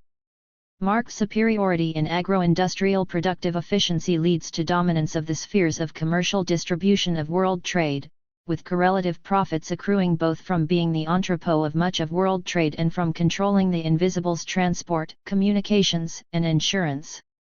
Commercial primacy leads in turn to control of the financial sectors of banking, exchange, deposit and credit, and of investment, direct and portfolio. These superiorities are successive, but they overlap in time. Similarly, the loss of advantage seems to be in the same order, from productive to commercial to financial, and also largely successive. It follows that there is probably only a short moment in time when a given core power can manifest simultaneously productive, commercial, and financial superiority over all other core powers. This momentary summit is what we call hegemony. In the case of Holland, or the United Provinces, that moment was probably between 1625 and 1675. Dutch productive efficiency was first achieved in the historically oldest form of food production, that of gathering, in this case the gathering of fish, particularly, but not only, salted herring, the Dutch gold mine. The origins of this efficiency are to be found in the invention around 1400 of the herring bis, or bus 6, a fishing boat whose high length to breadth ratio offered greater maneuverability, seaworthiness, and speed without great losses in cargo space. 7. The two great advantages. to the bus were that its design made possible the use of a large dragnet for herring, first noted at Hoorn in West Friesland in 1516-8, and that its wider decks made curing possible on board. The new technology of curing, or gutting, and salting the fish immediately and thus ensuring its preservation, had been developed in the 13th century. 9 The creation of this factory ship 10 enabled ships to go far from Dutch shores, staying out from 6 to 8 weeks. The buses transferred their cargo to ventjagers, or sail hunters, fast ships that returned to shore with the produce. 11. Not only did the Dutch dominate the North Sea herring fishery, the so-called Grand Fishery 12, but they dominated the Iceland cod fishery and the Spitsbergen whale fishery as well. 13 Whales were in fact not wanted as food but as an industrial product. The whales supplied train oil, used for soap and lamp fuel, and bone, used in connection with clothing. 14 The fishing industry was important not only for such forward linkages, but also for backward linkages such as net making, creating a situation unique in Europe in the proportion of the population involved with fishing at least tangentially. 15 In the 17th century, it was galling 16 to the English that the Dutch could fish off English shores and sell fish competitively in English ports and, upon this advantage, build their mother trade in the Baltic. The English were very aware of this at the time. Sir George Downing wrote to Clarendon on July 8, 1661, "The herring trade of the Dutch is the cause of the salt trade, and the herring and salt trade are the causes of this country's having, in a manner, wholly engrossed the trade of the Baltic Sea, for they have these bulky goods to load their ships with thither." 17 The control of the Baltic trade being precisely one of the factors that contributed to the efficiency of Dutch shipbuilding, the Dutch found themselves for some time in the happy circumstance of the spiral effect, circular reinforcement of advantage. Despite Sir George Downing, herring cannot explain everything. The Dutch showed equal superiority in agriculture, the most fundamental productive enterprise of the time, and this was a prodigious achievement, both in the breadth of the consequences 18 as well as in the depth of effort, for the Netherlands was not at all well suited geologically for cereal growing 19 nor for most other forms of agriculture. Weakness was turned to strength in two ways, however. First, the process of pumping water out of the country in order to create land, poldering, led to the invention of windmills and the flourishing of the science of engineering, so that in many ways Holland became the center of the wood mechanical era. 20 Poldering went back to 1250, but its high point was during 1600-1625, when there was a sudden quantitative spurt. This high level was largely maintained from 1625 to 1675.21. Hence Andrew Marvell's ill-placed sneer in character of Holland, so rules among the drowned he that drains. The second result of difficult natural conditions was perhaps still more important. Necessity pushed the Dutch into intensified agriculture, first in about 1300, when earlier hard times and low prices had led to inventiveness, and later, between 1620 and 1750, when a greater expansion of intensive agriculture occurred. 22. Since the soil was particularly bad for arable agriculture, 23 increased production could most easily be achieved by shifting to industrial crops such as flax, hemp, hops, horticulture, fruit culture, and to the very important production of dyes, of which, in the 16th and 17th centuries, the Dutch were the most advanced growers in the world, meeting little competition. 24 Along with horticulture and arable crops went a sizable increase in livestock husbandry. 25 Part of what made this concentration on industrial crops possible was the very large import of grain, which was no marginal matter. De Vries estimates that in the mid-17th century, half the inhabitants of the provinces of Holland, Utrecht, Friesland, and Groningen were being fed from grain imports. 26 The other contributing factor was improvement in agricultural techniques, the disappearance of fallow. 27 The related cultivation of fodder crops, bed and row cultivation, the use of simple and inexpensive tools, and high yields through heavy fertilizing and much careful labor devoted to small areas. 28 The sowing of Grasses and systematic fertilization also permitted larger herds and higher milk yields. 29 All this intensified agriculture both permitted and was fostered by increased urbanization and industrialization. By the mid-17th century most cities had franchised men to collect industrial refuse such as ash and sell and deliver it to farmers. 30 No wonder Romano calls the period from about 1590 to 1670 the Dutch agricultural century as compared with the European agricultural 16th century. 31 The gap grew wider as the Dutch became ever more efficient and most of the rest of Europe stood relatively still in agricultural techniques.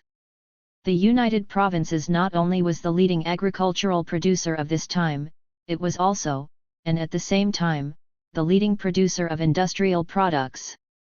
So much ink has been spilled to explain why Holland did not industrialize that we tend to overlook the fact that it did do so. To his credit, Charles Wilson has consistently insisted on this point throughout his large corpus of writings on the Netherlands. 32 Industrial advance is to be noticed first of all in textiles, the traditional leading sector. The northern Netherlands began to profit in the 1560s from the flow of refugees northward, brought about by the Netherlands Revolution. Textile production centered in Leiden. 33 Where the new draperies, bays, says, camelots, fustians, etc., for which England became famous, got their start. Over a 100-year period, industrial production surged forward, and it reached a peak in the 1660s. An index calculated for 1664 is 545 as compared with 100 for 1584 and 108 for 1795. 34 Not merely did production expand quantitatively, but until the 1660s, the chief industrial textile rival of Leiden, the new draperies of East Anglia, had to fight an uphill battle. 35 Astrom, assessing the source of Dutch strength in 17th century Baltic trade, gives efficiency of textile production as his first explanation and the fact that they were intermediaries for English cloth, and southern European salt, as his second. 36 A productive advantage first and a commercial advantage second, following upon and abetted by the first. This advantage is clearly demonstrated in the history of the Alderman Cockayne's project, by which England sought to reverse a situation where English undyed and undressed cloth was sent to Holland for finishing. In 1614 James I forbade the export of cloth in the white, and the Dutch retaliated by prohibiting the import of finished goods, to which James I retorted by prohibiting, once again, the export of wool. It was, as Supple says, a gigantic gamble. 37 and one that abysmally failed. Over a 3-year period, English exports fell by a third, and the project died in 1617. The stake had been high.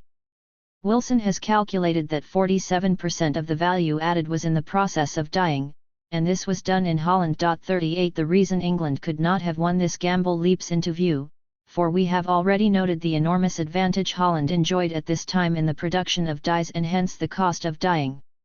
In the first half of the 17th century, therefore, English competition with the United Provinces in cloth trade, as with fisheries, reflected mercantilist hopes unfulfilled. 39. The second great industry of early modern times was shipbuilding, and here too the lead of the United Provinces is common knowledge. 40 Less widely acknowledged but essential to a clear analysis is the fact that the Dutch shipbuilding industry was of modern dimensions, inclining strongly toward standardized, repetitive methods. 41 It was highly mechanized and used many labor-saving devices: wind-powered sawmills, powered feeders for saws, block, and tackles, great cranes to move heavy timbers, all of which increased productivity. 42 The linkage with an industrial commercial complex is striking. There were a series of ancillary industries in Amsterdam: rope yards, biscuit bakeries, ship chandlering, and the construction of nautical instruments and sea charts. 43 To build the ships themselves, wood was required, a lot of wood. It is estimated that one warship required 2,000 oak trees that needed a century of maturation so the wood would not split too easily, and 2,000 oak trees required at the time 50 acres of woodland. 44 One major source of this timber was the Baltic, and one major reason the Dutch cornered this trade was their efficiency in textile production.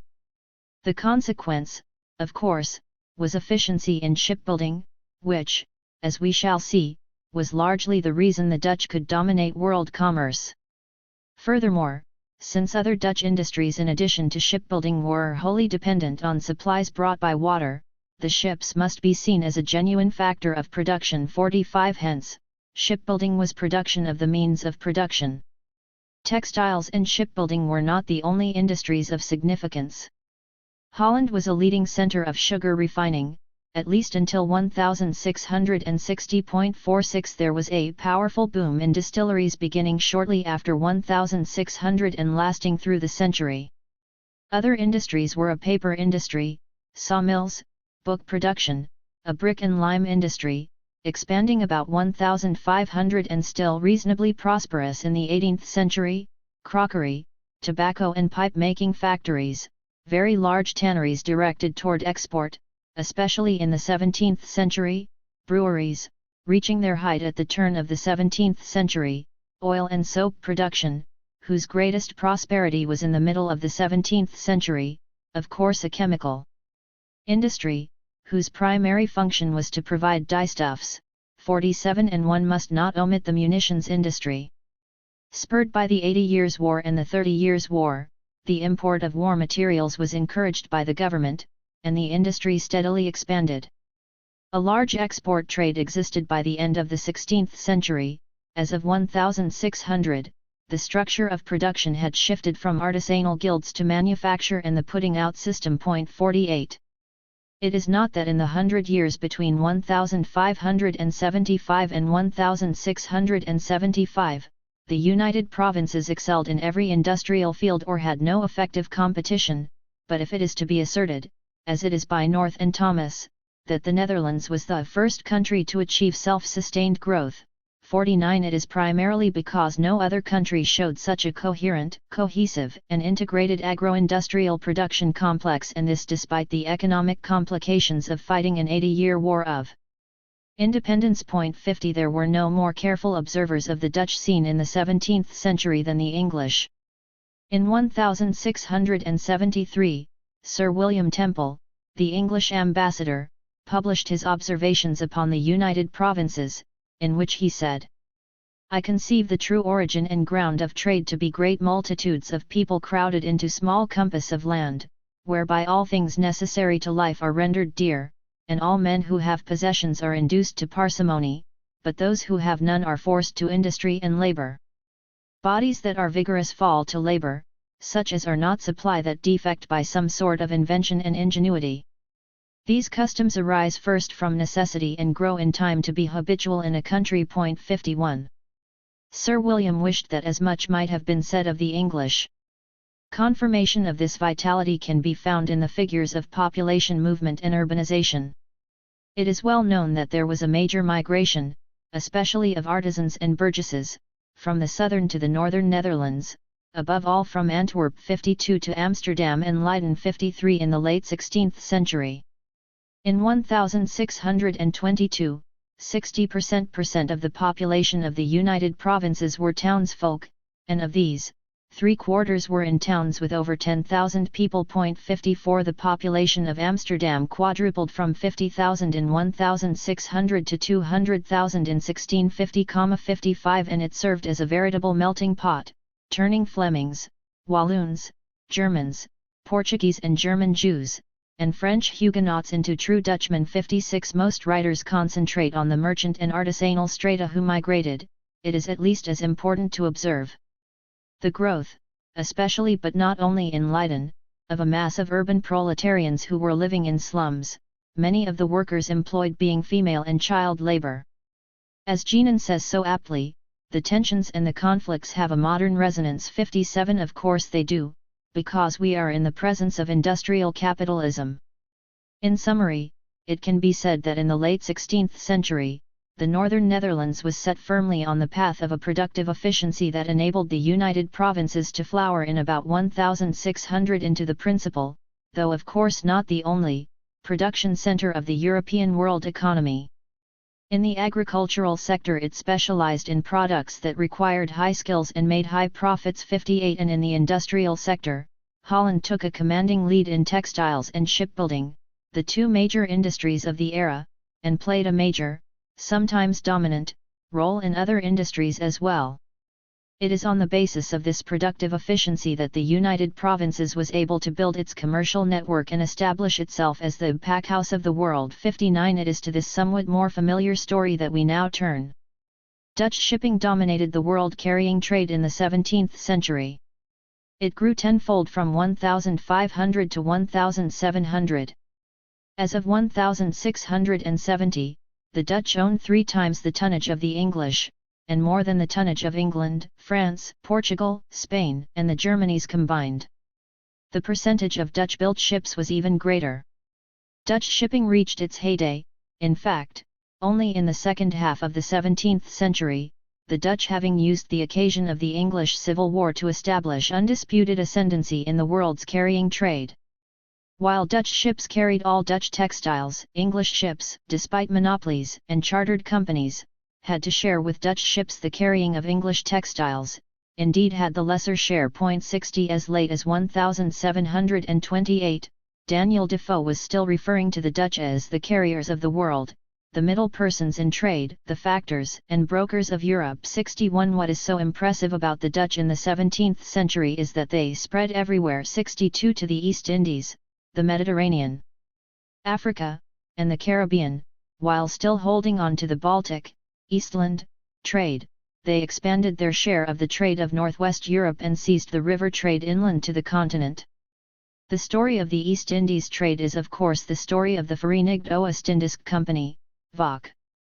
It was a model of a capitalist trading company, part speculative enterprise, part long-term investment, part colonizer. 63 It had sober directors in Amsterdam, de Heren's Invention, the 17 gentlemen, and hard-to-control proconsuls in Batavia, first among them Jan Pieters Zoon Koon. 64 In some ways the Dutch backed into the East Indies trade.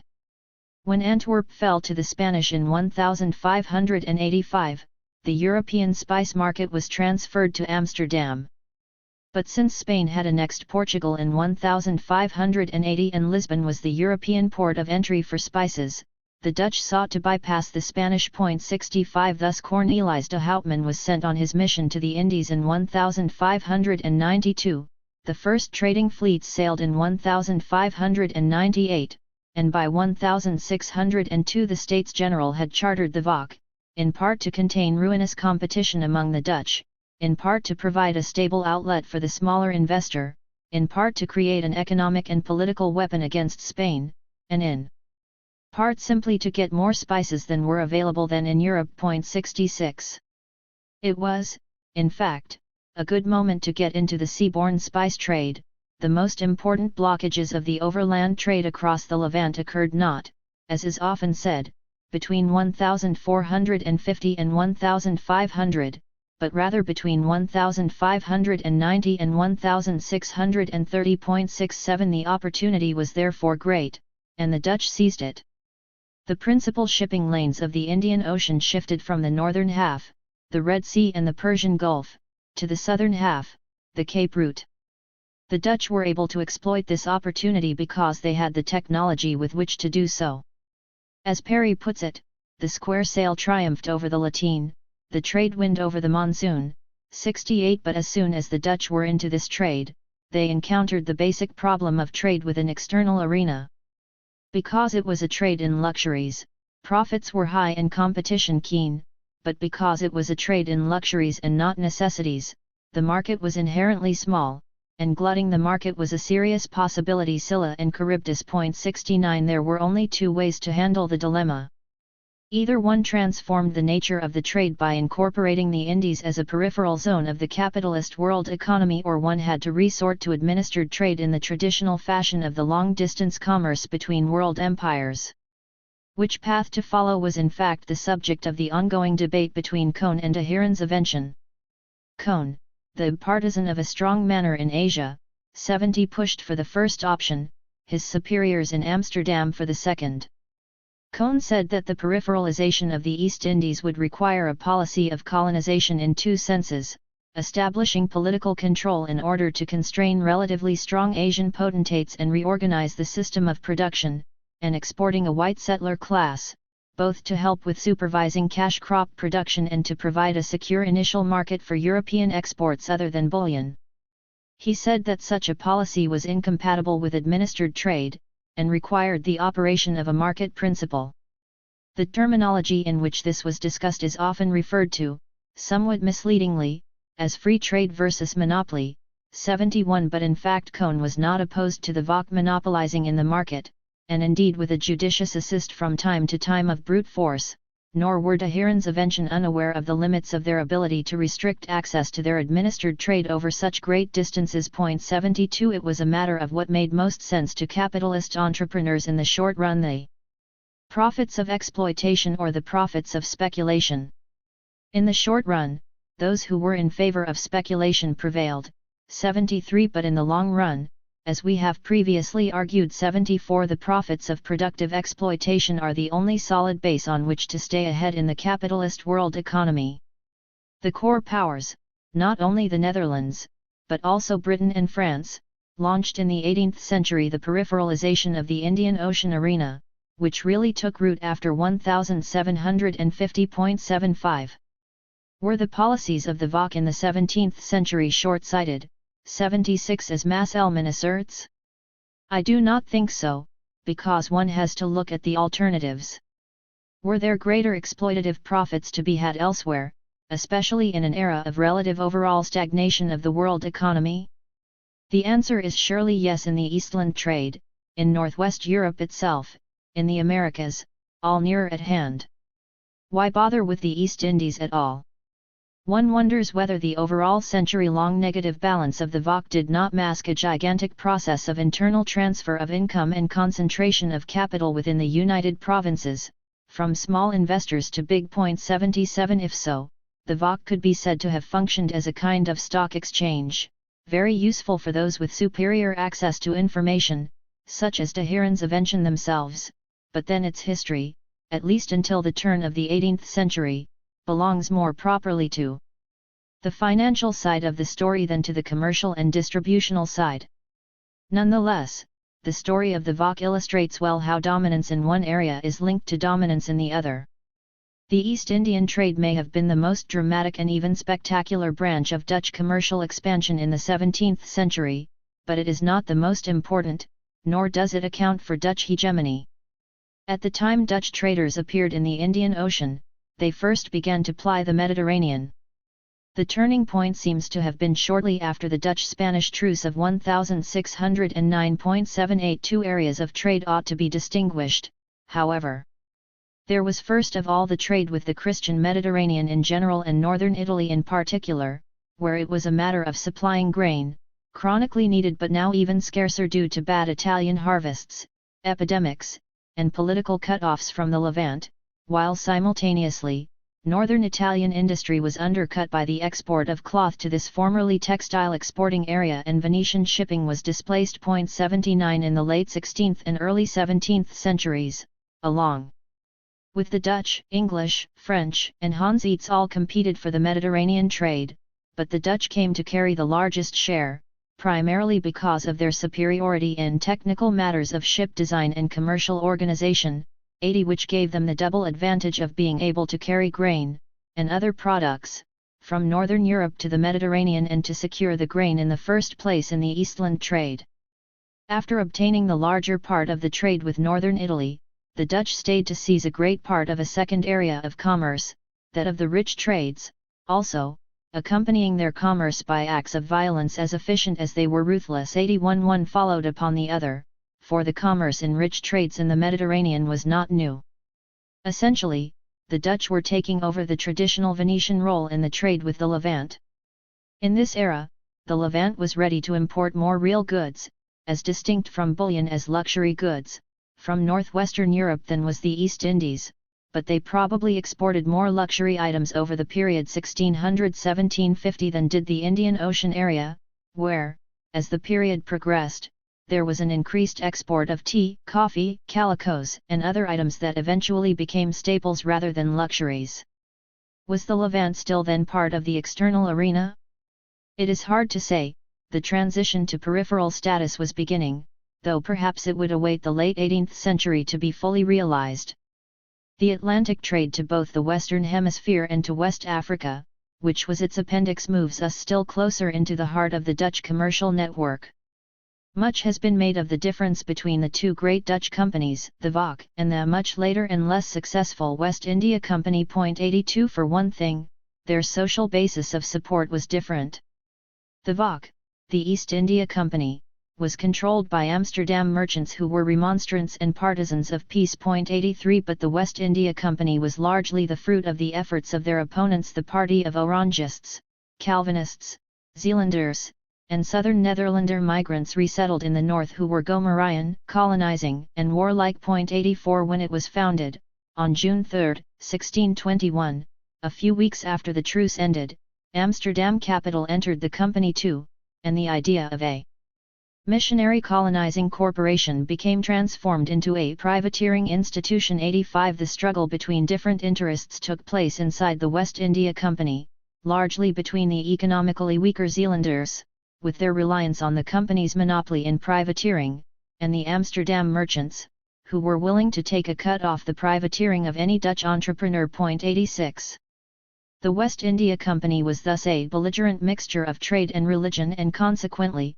we are told, a dreary tale of muddle and near bankruptcy. 87 No doubt this is so, but this allegedly political effort in fact laid the basis of one central pillar of capitalist trade in the 17th and 18th centuries, the so-called triangular trade, which provided Europe with its cotton, sugar, and tobacco, all grown of course with African slave labor plus the silver Europe used to obtain the spices and tea from the East Indies. 88 The Dutch were the pioneers of this structure, and if the profits went largely to the English and the French, it was primarily because the initial social investment was heavy and time-consuming and, in bookkeeping terms, borne by the Dutch, with the profit just ready to be reaped after the end of Dutch hegemony in the 1670s by the subsequently productively more efficient English, and to some extent by the French. What happened was simply that after the founding of the West India Company in 1621, the Dutch sought to expand in the Atlantic during the next quarter century. They founded New Amsterdam, conquered northeast Brazil, taking it from the Portuguese, Spanish, and on a second try captured Elmina in West Africa and then Luanda in Angola. In the First Anglo-Dutch War, 1652–1654, however, the Portuguese, now free again from the Spanish, recaptured Brazil, and in the Second Anglo-Dutch War, the Dutch lost New Amsterdam and some West African forts. What was accomplished then during this brief period corresponding with Dutch world hegemony? First, the Dutch held the Spanish at bay in the Americas, providing the naval screen 89 behind which the English, plus the Scots, and the French built up colonies of settlement. Second, sugar cultivation was launched in the Americas and Brazil, being shifted, after the expulsion of the Dutch, to Barbados, the first great English Caribbean plantation colony. Third, the Dutch conducted the first serious slave trade in order to furnish the manpower for the sugar plantations. When they lost the plantations, they tried to remain in the field as slave traders, but by 1675, Dutch primacy ended, yielding place to the newly founded Royal African Company of the English. 90. The Atlantic era of the Dutch no doubt made a great contribution to the growth of the European world economy, but how much did it do for the Dutch? Surely not as much as was done by the Baltic trade, which had already been the mother trade in the 16th century, when Dutch ships were carrying about 60% of the total. In the 17th century, at least until 1660, the Dutch continued to maintain the same dominance. 91 Despite the serious efforts of the English to break into their market. Here then is the evidence for Dutch commercial supremacy. In a key arena, where both the English and Dutch and indeed even the French, not to speak of the northern countries, all considered control of shipping to be important and lucrative, the Dutch alone carried off the lion's share. 92 Looking closely at the impact of the emerging stagnation of the world economy on Anglo-Dutch competition in the Baltic, both Suppel and Hinton explain the Dutch advantage by the same two factors, cheap freights and the control of a sufficient supply of silver for Export. 93 Merino attributes their advantage in addition to their willingness to buy more grain than the Eastland Company bought. 94 Perhaps their ability to sell fish at such a low price that it virtually constituted dumping played a role. 2.95 Having silver to export was an advantage acquired through productive efficiency in shipping and textiles, which made it possible to obtain silver from the Spanish and others. Why was it an advantage to have silver in the Baltic trade? It was because economic contraction plus the 30 Years' War resulted in what the English called the rising of the monies, and the Germans the Kipper und Wipperzeit, which involved a devaluation of small coins vis-a-vis silver. The Reichsdollar, a transportable silver coin whose silver content remained constant, was worth 37 Groschen in 1690 by 1630, its biggest jump, from 45 to 75 occurred between 1618 and 1621. These shifts came about by reducing the silver content of the Groschen while proclaiming a change in its value in terms of the Reichsdollar. 96 The question is why the effect of this on the Dutch was different from its effect on the English. Presumably both could now obtain products in the Baltic at a lower cost in silver, but to do this, one had to have ready money to export, which the Dutch had and the English did not. In addition, when there was a depression in trade generally, having cheap imports mattered less than having cheaper imports. The basic problem for the English was that Dutch merchants could sell Baltic goods in England more cheaply than English merchants could. 97 The Eastland merchants in England thought the solution might be to obtain permission to re-export Baltic corn to the Mediterranean as the Dutch did, but they ran afoul of the strong opposition of the English wheat merchants, who succeeded in maintaining the ban on export whenever price was above a rather low figure because of the fear that English cereals were not sufficiently competitive internationally. 98 As a result, the English could not earn the silver in the Mediterranean that they could have used to take advantage of the cheap prices of the Baltic, which in turn would have enabled them to obtain the products to earn more silver, and so on. The devaluation in the Baltic was therefore more profitable to the Dutch than to the English in terms of their domination of Baltic trade and thereby of Mediterranean trade, and it also permitted the Dutch to begin to encroach on English merchants' trade in England itself. 99. The one last element in this picture is the river trade inward, which had belonged to Antwerp until the revolt of the Netherlands. When the Dutch closed off the river Scheldt, the trade passed to Amsterdam, after which there were two ways by which it might have returned once more to Antwerp, by extending the United Provinces to include Antwerp or through peace and free trade. The first never occurred. Smith suspects that, despite the proclaimed objectives of the United Provinces, and the real intent of the Orangists and the Calvinists, the failure was due to lack of effort. Holland did not want a restitution of the southern provinces, with the accompanying risk that trade would flow back to a liberated Antwerp. 100 When peace finally came in 1648, prohibitive taxes on any trade that would pass the Scheldt estuaries to Antwerp were written into the treaty. 101 So much political effort was the consequence of the importance of the entrepot trade in general. One would have thought that by 1648 Amsterdam would have felt secure against a resurgence of Antwerp, but there was one crucial item needed for production on which no chances could be taken: peat. Originally dug for Antwerp and the Brabant market, it was reoriented after the 1570s to the area between the IJ and the Maas rivers in Holland proper. The use of peat was a key to the efficiency of the urban industries of Holland, and it had an impact on the economy that can be compared to the impact of coal in 19th century Europe. 102 In addition, the river trade carried urban manure in the other direction, which helped achieve the uniquely high yields of Dutch cereal farming. 103. From the 1580s on, a network of regular services on the improved canal system linked the cities of Holland with each other and with the hinterland of the other provinces and Brabant as well, all centered on Holland. Beginning in 1632, a further technological advance occurred with the construction of the first trekvaart, a straight canal with a towpath for passenger boats that required much capital. 104 Dutch shipbuilders created vessels that were able to distribute and assemble cargoes on the streams and lakes with great dispatch. 105 The result was the most efficient internal transportation network in Europe. It reached a peak of traffic in the 1660s. If we put the pieces together, we can conclude that the furthest trade routes, the East Indies, the Levant, and even the Christian Mediterranean and the Atlantic trade were important, to be sure, but they were secondary.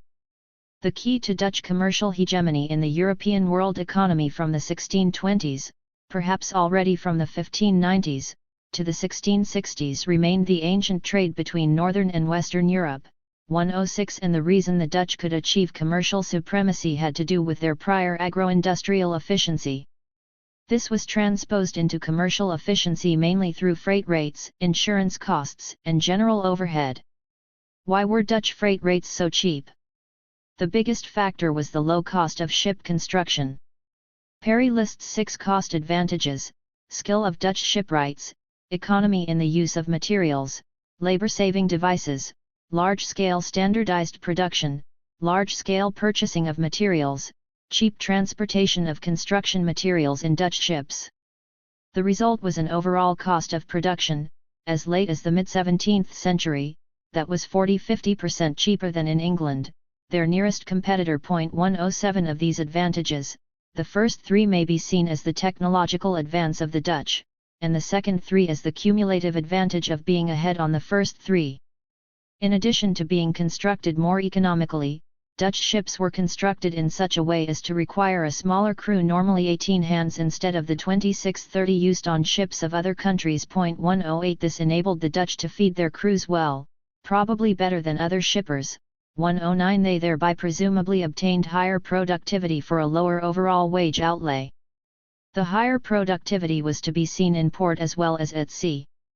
The greater durability and speed of Dutch ships was a function of regular maintenance. 110 As well as of design. Furthermore, the fact that Dutch ships were cleaner, cheaper, and safer. 111 had a spiral effect. Cheaper freights led to control of the Baltic trade, which led to cheaper timber, which led to cheaper costs in shipbuilding, which led to cheaper freights. Cleaner, cheaper, and safer ships also meant an increase in total shipping, which made it possible to have lower insurance rates, in part a function of scale, in part the result of a more efficient financial structure. 112 Which we will shortly discuss.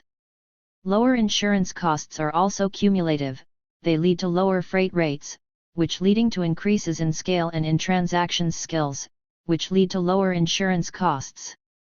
If the foundation of Dutch trade was shipping, 113 the biggest profits were made through marketing and stapling. 114 In the Great Amsterdam Entrepot, the success of which was due to the superiority of the Dutch form of commercial organization. Heckscher says the greatest peculiarity of the Netherlands of the 17th century was its capacity to make shift with fewer and simpler commercial organizations as compared with those of other nations. 115 But what did this mean? First, it meant the pooling of savings in the partnership system. 116 Which of course was not original with the Dutch, but they extended it to encompass, along with a thin commercial aristocracy, a large number of smaller merchants. 117 Second, it meant the creation of a system of buffer stocks, which considerably reduced risks for the merchant, especially since it was organized monopolistically, and which reduced the dependence of the staple market on fluctuating supply and costs, while enabling the merchants to make speculative profits on the sales. 118 Thirdly, it meant a network of commission agents, who found the customer for the producer, obtaining goods on consignment and receiving a commission on the bill paid by the purchaser to the producer. 119 Thus the Dutch entrepot trade developed in the wake of Dutch shipping, itself the outgrowth of Dutch industrial efficiency. 120 Once again we have the spiral effect. The strength of the Dutch entrepot trade tended to ruin. 121 English shipping. Of course, being the entrepot created a large amount of steady employment. 122 Which, especially in the 17th century, sustained the internal demand for Dutch products. We have argued that the sequence of Dutch advantages in the world economy is productive, distributional, financial. If the first part of the sequence is controversial, the second is conventional wisdom, but it is often presented as something a bit shameful: the transformation of the noble, ascetic, commercial, entrepreneur into an ignoble, luxury-loving rentier, the betrayal of the Protestant ethic in Zion itself, the explanation why Holland was cast out from the Garden of Eden. There has been a healthy reaction against such nonsense in recent years, but I wish to go further. The turn to finance is not a sign of decline, much less of decadence. It is, in fact, a sign of capitalist strength that the Amsterdam Stock Exchange can be considered the Wall Street of the 17th century. 123. What was the origin of such strength? It was the result of three steps in a sequence. 1. Productive and commercial strength in the world economy created the basis for sound public finances. 2. Sound public finances, combined with a worldwide commercial network, allowed Amsterdam to become the locus of the international payments system and money market, especially given the world economic slowdown and hence monetary instability. 3. Productive and commercial strength, combined with control over the international money market, permitted the export of Dutch capital that brought in remittances, which enabled the Dutch to live off productive surplus far beyond what they created themselves, and for long after the epoch of their own major productive contributions. In a world economy whose expansion had slowed, the fact that the United Provinces was always solvent. 124 and was the major exception in the 17th century to the dismal succession of defaults. 125 is both cause and effect of general economic hegemony. It is effect insofar as the commercial advantages in maritime freight and insurance alone sufficed to create a surplus in the balance of payments. 126 and it is cause because the reputation of sound finances enabled the Dutch government to borrow more cheaply. 127 because the excellence of Dutch state credit accounted for a good part of its military success. 128 and because it could therefore probably attract sufficient financial flows as a safe place of deposit to enable the United Provinces to have an overvalued currency. This last advantage meant that the United Provinces could balance a deficit of current account with incoming financial flows. 129 Sound finances are, however, only a prerequisite for the level of general capitalist confidence that is needed for an effective flow of financial operations. Sound finances permit large-scale credit operations at low rates and make possible the profit of high overall income composed of low returns per financial operation. In 1609, the year of the truce, de Wisselbank van Amsterdam was founded. It quickly became the great center of European deposit and exchange because it provided a security and convenience rare in the annals of 17th century banking. Over the century, deposits rose from under 1 million to over 16 million florins 130, and it became the place of retreat for owners of capital who feared for the safety of their wealth. 131 Once enough bullion and coin was deposited, Amsterdam held the key, so to speak, to Europe's international payments system. 132 With the currencies largely in its coffers, Amsterdam developed a system of bills of exchange that permitted multilateral settlements to expand. It took time, of course, to develop the confidence and the flows, but by 1660, at the latest, Amsterdam played an undisputed role as the center of a multilateral payments system, and it would remain so at least until 1710.133. Regarding restrictions placed on the export of bullion, the United Provinces was the great exception among states in the era of mercantilism. Bullion could flow out of the United Provinces quite as easily as it could flow in. This is precisely why so much of it flowed in 134, and of course this policy was only possible when bullion did flow in. The phenomenon then, like so many others, was spiral in form, each act contributing to making the next more possible, until a peak was eventually reached. Solidity in deposit and exchange made possible a credit function that began for the Wisselbank in 1683. First there were advances for depositors and later, acceptance credits, operations no longer tied to the entrepot functions of Amsterdam and essentially credit on operations in distant centers. 135 The Dutch developed credit based on specific deposits that was uncommonly stable because the costs of replacing bills of exchange by a shipment of precious metals in any desired coinage were much reduced. 136 Since the Wisselbank was precisely the storehouse of such precious metals. Finally, the stability of Dutch currency made its trade coins, Negotia Penningen, both silver and gold, to be of such guaranteed quality that they became the preferred specie of world trade, making a dent even on the Spanish reals de ocho. 137 The financial flows in turn created and sustained the low interest rates, which attracted further flows.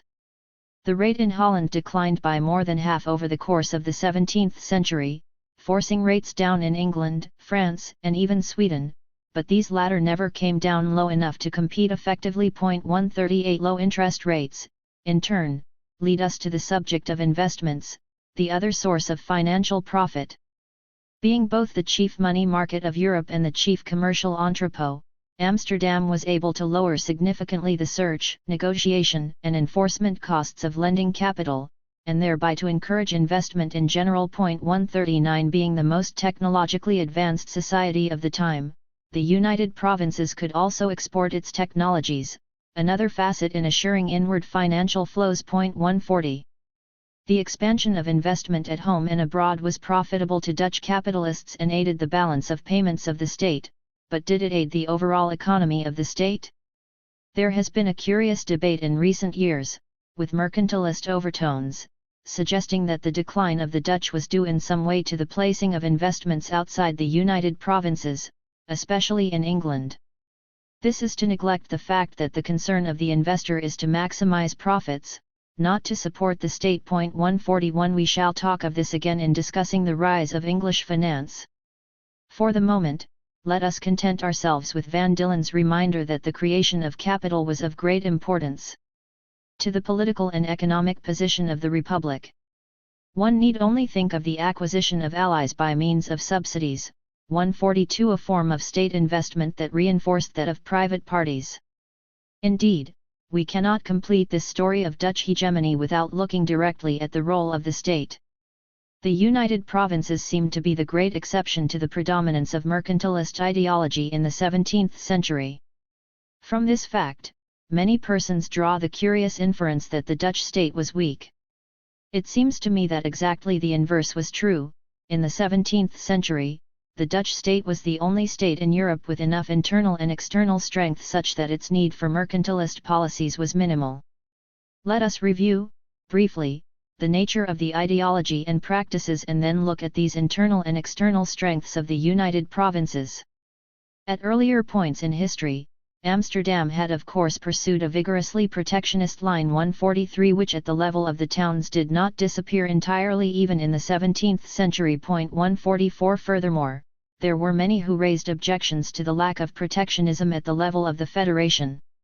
As the century went on, the agro-industrial sectors lost their edge and appealed for tariffs, albeit with limited success. 145 Nor were the Estates General above tariff retaliation in their struggles with the English and the French. 146 The role of the state was clear in matters other than protection, it created the conditions for the success of private enterprise.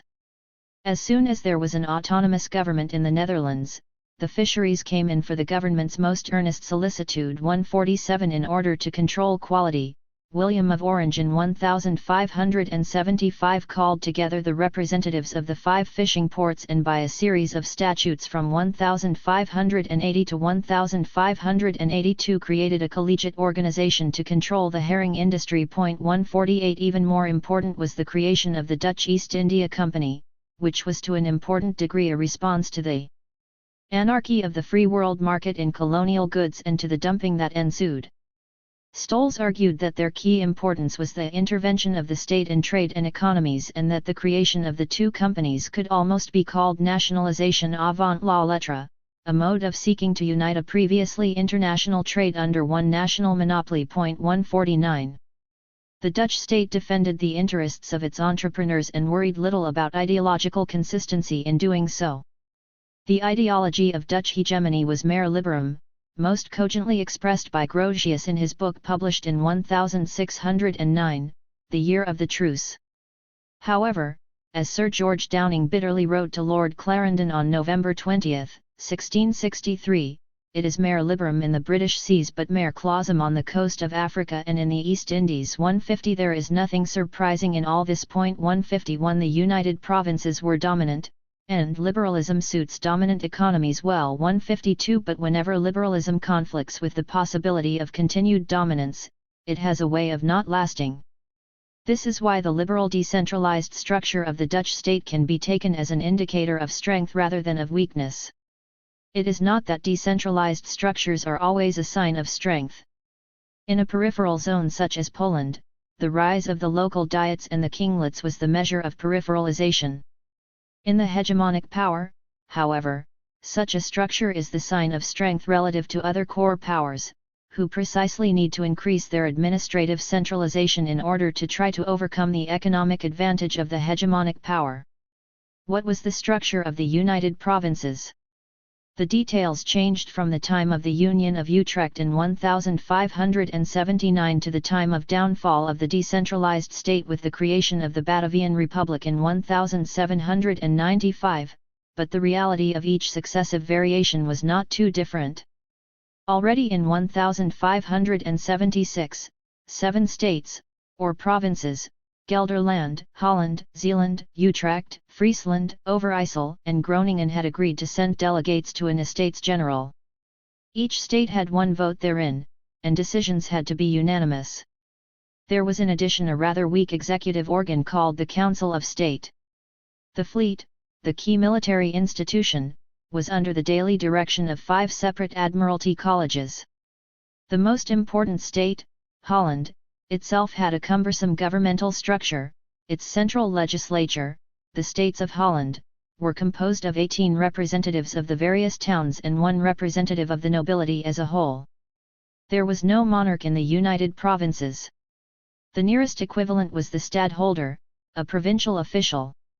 The princes of Orange were usually the stadholder of various, but not all, provinces simultaneously, except of course in the 2 so-called stadholderless periods. One would be hard-pressed to invent a structure seemingly less likely to work efficiently or indeed to work at all. In fact, it did work quite well, although not without frictions and violences. On an individual level, few events of the time match the lynching of Johan de Witt in The Hague in 1672, a year known in Dutch history as the Year of Disaster. Still, if we compare the internal dissensions of the United Provinces to those of England and France, no reasonable analyst can fail to see that the Netherlands was less turbulent than the other 2. The internal divisions of the ruling strata rent the society apart far less, and the lower strata were less rebellious. To explain this, we note, first of all, that the formal structure of government masked, and only lightly, another real structure. Financially, Holland paid almost 60% of the costs of government, and Amsterdam half of that. The chief provincial administrative official of the States of Holland was the Lands Advocate. The office was later renamed the Council Pensionary and called the Grand Pensionary by foreigners, and the official came to be a virtual Prime Minister of the United Provinces as a whole and acted as President in the stadholderless periods 153. The power of this official resulted from the fact that the Estates General and the States of Holland met in the same building in The Hague, from a continuity provided by the unusual practice whereby the Grand Pensionary stayed in the Estates General year after year, from Holland's being the economic and cultural heart of all Dutch activity, and from Amsterdam's control of the import of grain, which fed nearly half the population. 154 If there was any doubt of Amsterdam's preeminence in the beginning of the 17th century, it disappeared entirely in the first stadholderless period of 1650–1672, when the ascendancy of Holland became the cement that held the state together and when foreign policy was made subordinate to the interests of trade. 155 As befits a hegemonic power, Amsterdam paid the piper, and in this period especially, she felt entitled to call the tune. 156 Why then should one worry about centralizing the state if one gets what one wants without it? What Rainier, and Wilson after him, called the social dictatorship of the upper middle class 157 was no doubt jostled occasionally by its internal opponents, the Contra-Remonstrants versus the Remonstrants, the Orangists versus the Loevensteiners, and it was perhaps sapped by a slow process of aristocratization. 158 Although the interests of the ruling stratum were never really threatened by more socially conservative peers. As Kosmin correctly perceives, the princes of Orange were rarely willing and never able to supersede the Holland plutocracy. 159. Nor was this stratum really threatened from below, its members paid the price of social peace. Dutch social welfare, and that of Amsterdam in particular, aroused the unqualified admiration of foreign visitors, who were perhaps unaware that the money came in good part from the confiscated properties of the Roman Catholic Church. 160 No matter other countries also confiscated church properties in the 17th and 18th centuries, even without having provided so amply for the poor. 161 We should be under no illusions about the social reality of the Dutch welfare state. The overall profits of Dutch capitalism hardly benefited the majority of the people. Real wages, which at most rose slightly at first, declined over the century. 162 National prosperity went hand in hand with greater poverty among many groups of workers, and about half the population of Amsterdam were living in squalid back premises, cellars, and basements. 163. How was it possible that there was nonetheless relative social peace? One major factor was that for some people, declining real income was balanced by social welfare payments, which were higher than elsewhere in the core states. 164 A second factor was that the reputation of Amsterdam for its benefits made it a lodestar to the unemployed and underemployed of neighboring countries. This secret was rediscovered in a later era by New York. Once the belief was allowed to develop that the streets of Amsterdam were paved with gold, 165 workers migrated from everywhere just enough to worsen the labor situation for working-class residents in the City of Light, to make those with a few extra crumbs cherish them, and to make every migrant concentrate on the possibilities of individual advancement. All that was needed was power, prosperity, a small amount of largesse, and a soupçon of social mobility. In short, the typical social policy of a hegemonic power. Strength at home was paralleled by strength abroad. In the first half of the 17th century the Dutch fleet ruled the seas, to the extent that it is possible for a fleet to rule seas. 166 Spain, of course, had been the previous dominant naval power. The Dutch had assisted the English in bringing to an end the invincibility of Spain in 1588, still, as of 1600, Spanish naval strength remained stronger than that of the Dutch and English combined. 167 Successive naval victories changed that. The naval screen in the Caribbean, mentioned earlier, was anchored in 1634, when the Dutch seized Curaçao. In 1645 the Dutch fleet gained control over the Sound for the first time. 168 Thus it was, as the great theorist of sea power Admiral Mahan wrote, that the United Provinces owed their consideration and power to their wealth and their fleets. 169 This power, to be sure, was challenged in the period between 1651 and 1678, at the height of Dutch hegemony, and by the time of the wars of the turn of the 18th century, the Dutch had become a secondary military power in comparison to France and England. But this was precisely the consequence of Dutch economic hegemony. There came a point in the mid-17th century when cumulative economic advantage seemed so incapable of being undercut that both England and France decided that the Dutch must be driven from the field by force. 170 In fact, of course, even in purely economic terms, hegemony cannot last in a capitalist system, but one cannot blame the English and the French for chafing at the bit. We contend, then, that the state was an essential instrument used by the Dutch bourgeoisie to consolidate an economic hegemony that they had won originally in the sphere of production and had then extended to commerce and finance. The states of competing core and semi-peripheral powers would be equally essential instruments in the later process of destroying this hegemony. What of the cultural sphere?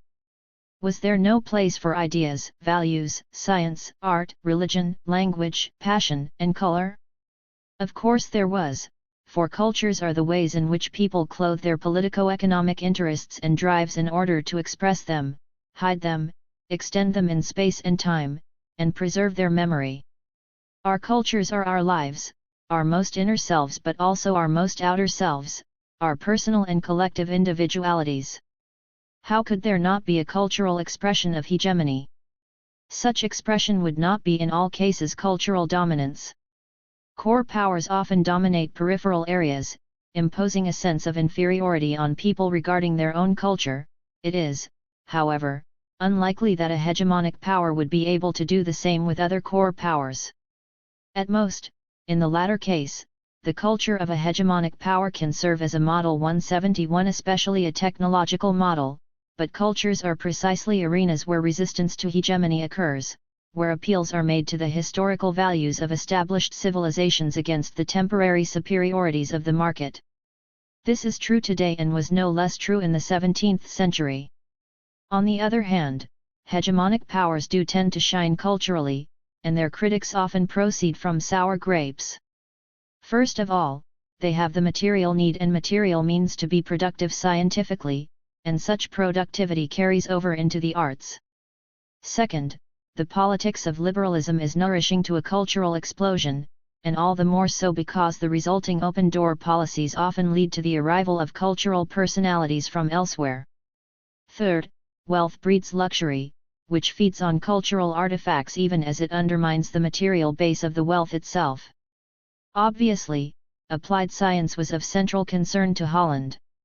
The technological advances of previous centuries were precisely one of the key factors in Dutch agro-industrial efficiency. Indeed, in the 17th century, the Dutch were busy exporting this technology, and we have already mentioned this transfer as a source of inward financial flows. It was, of course, also a sign of cultural impact.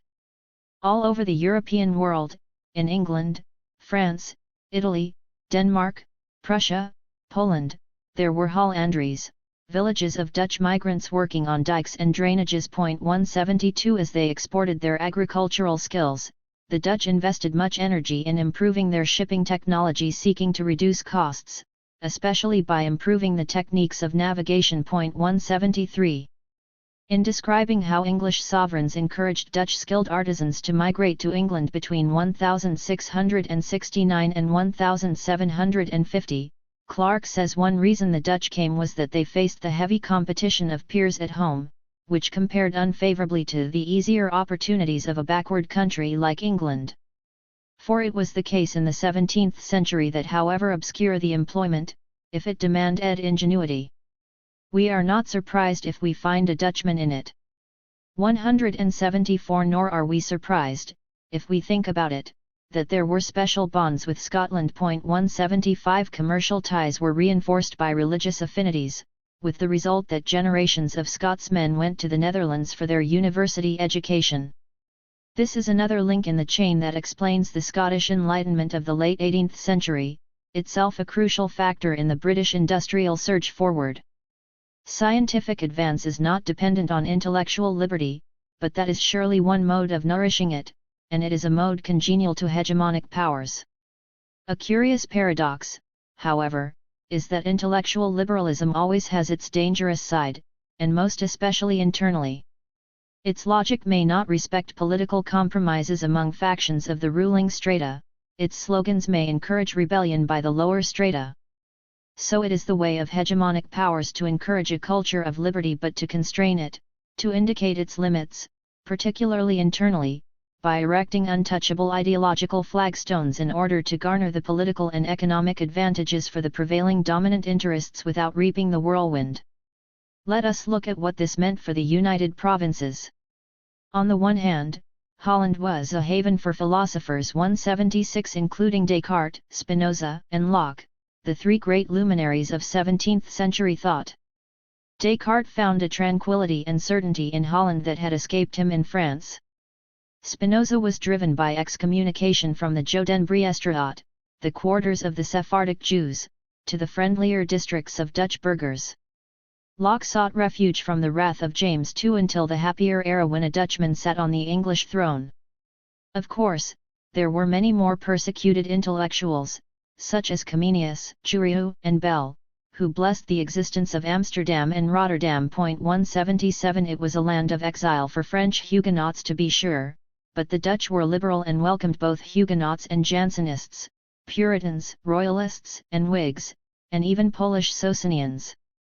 All were beneficiaries of Holland's commercial axiom, forbid as little as possible, accept inputs from everywhere. 178 Nor did this attitude represent merely gratuitous appreciation by the Dutch of high culture, it was good business, and for everyone involved.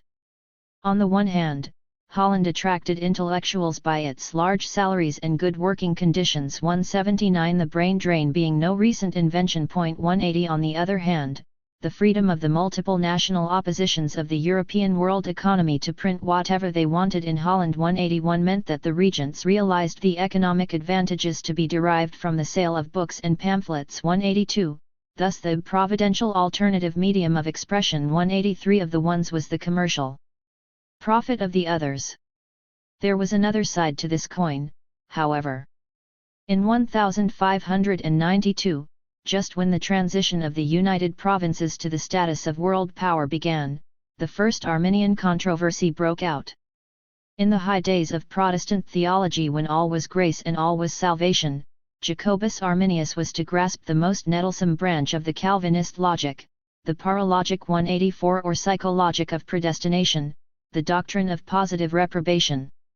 Arminius rejected the view that grace is salvation, a view espoused by his chief opponent, François Gomer. He proposed as an alternative that grace is the indispensable prerequisite for salvation, the necessary instrument of salvation.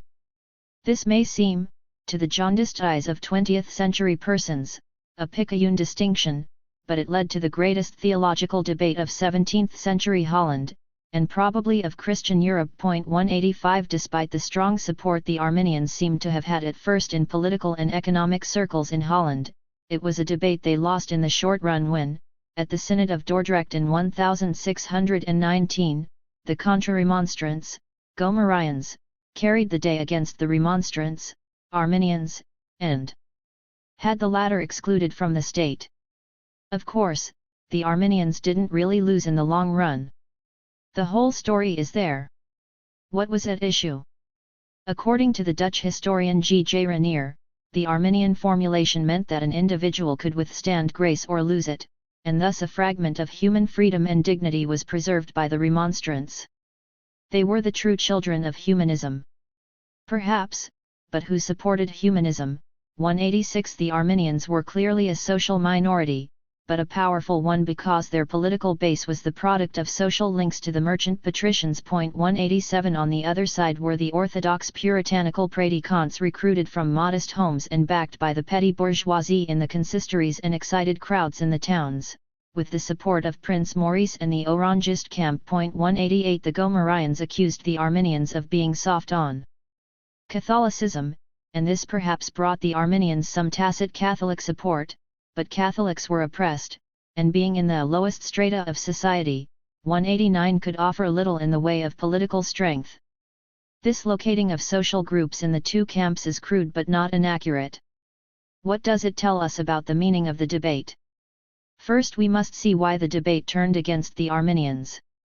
The Second Arminian controversy began in 1602 and reached a climax in 1608.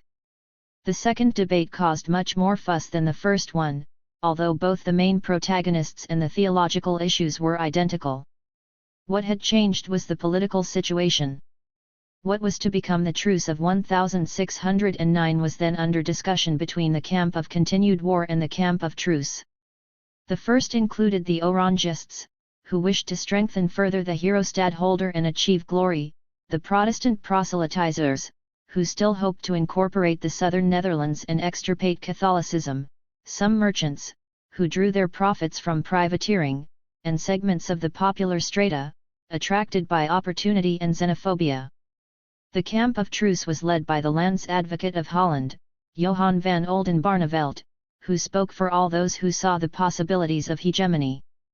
Their point of view was to be summed up later in the century by William Bariel, who wrote to the moral successor of Oldenbarnevelt, Jacob de Witt, on December 18, 1654, "The best possible maxim and wish for the sovereign republic seems to me to be peace in our days and peace everywhere, since our trade extends everywhere." 190.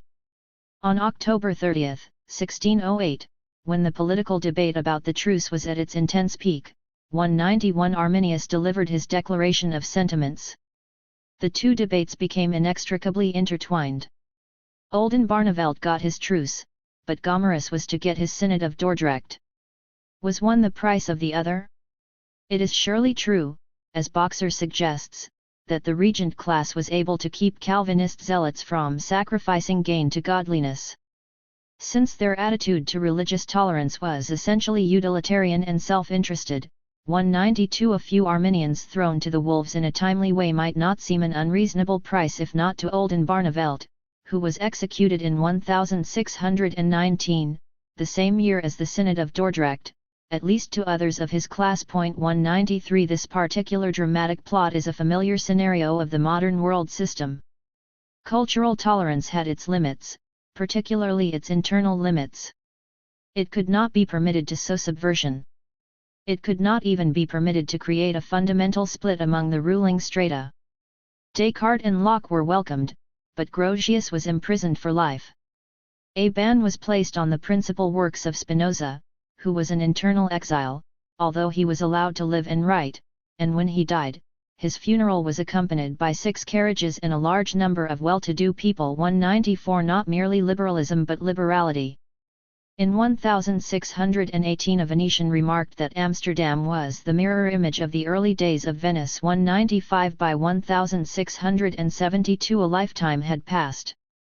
The fruit of hegemony is decline, but the process is not as painful as one might think because it is scarcely perceived until long past the peak. In later centuries, we may argue about when decline set in. At the time, however, the English and French as well as the Dutch saw Holland as the kingpin, and at least until 1763, if not until the French Revolution, it was materially very satisfying, and no doubt morally too, to be a Dutch burgher. Decline can only be analyzed as rise, the rise of others within the framework of the efficiencies of profit.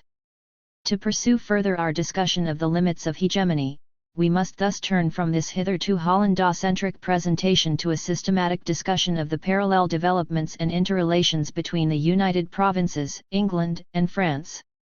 The situation began to change in mid-century.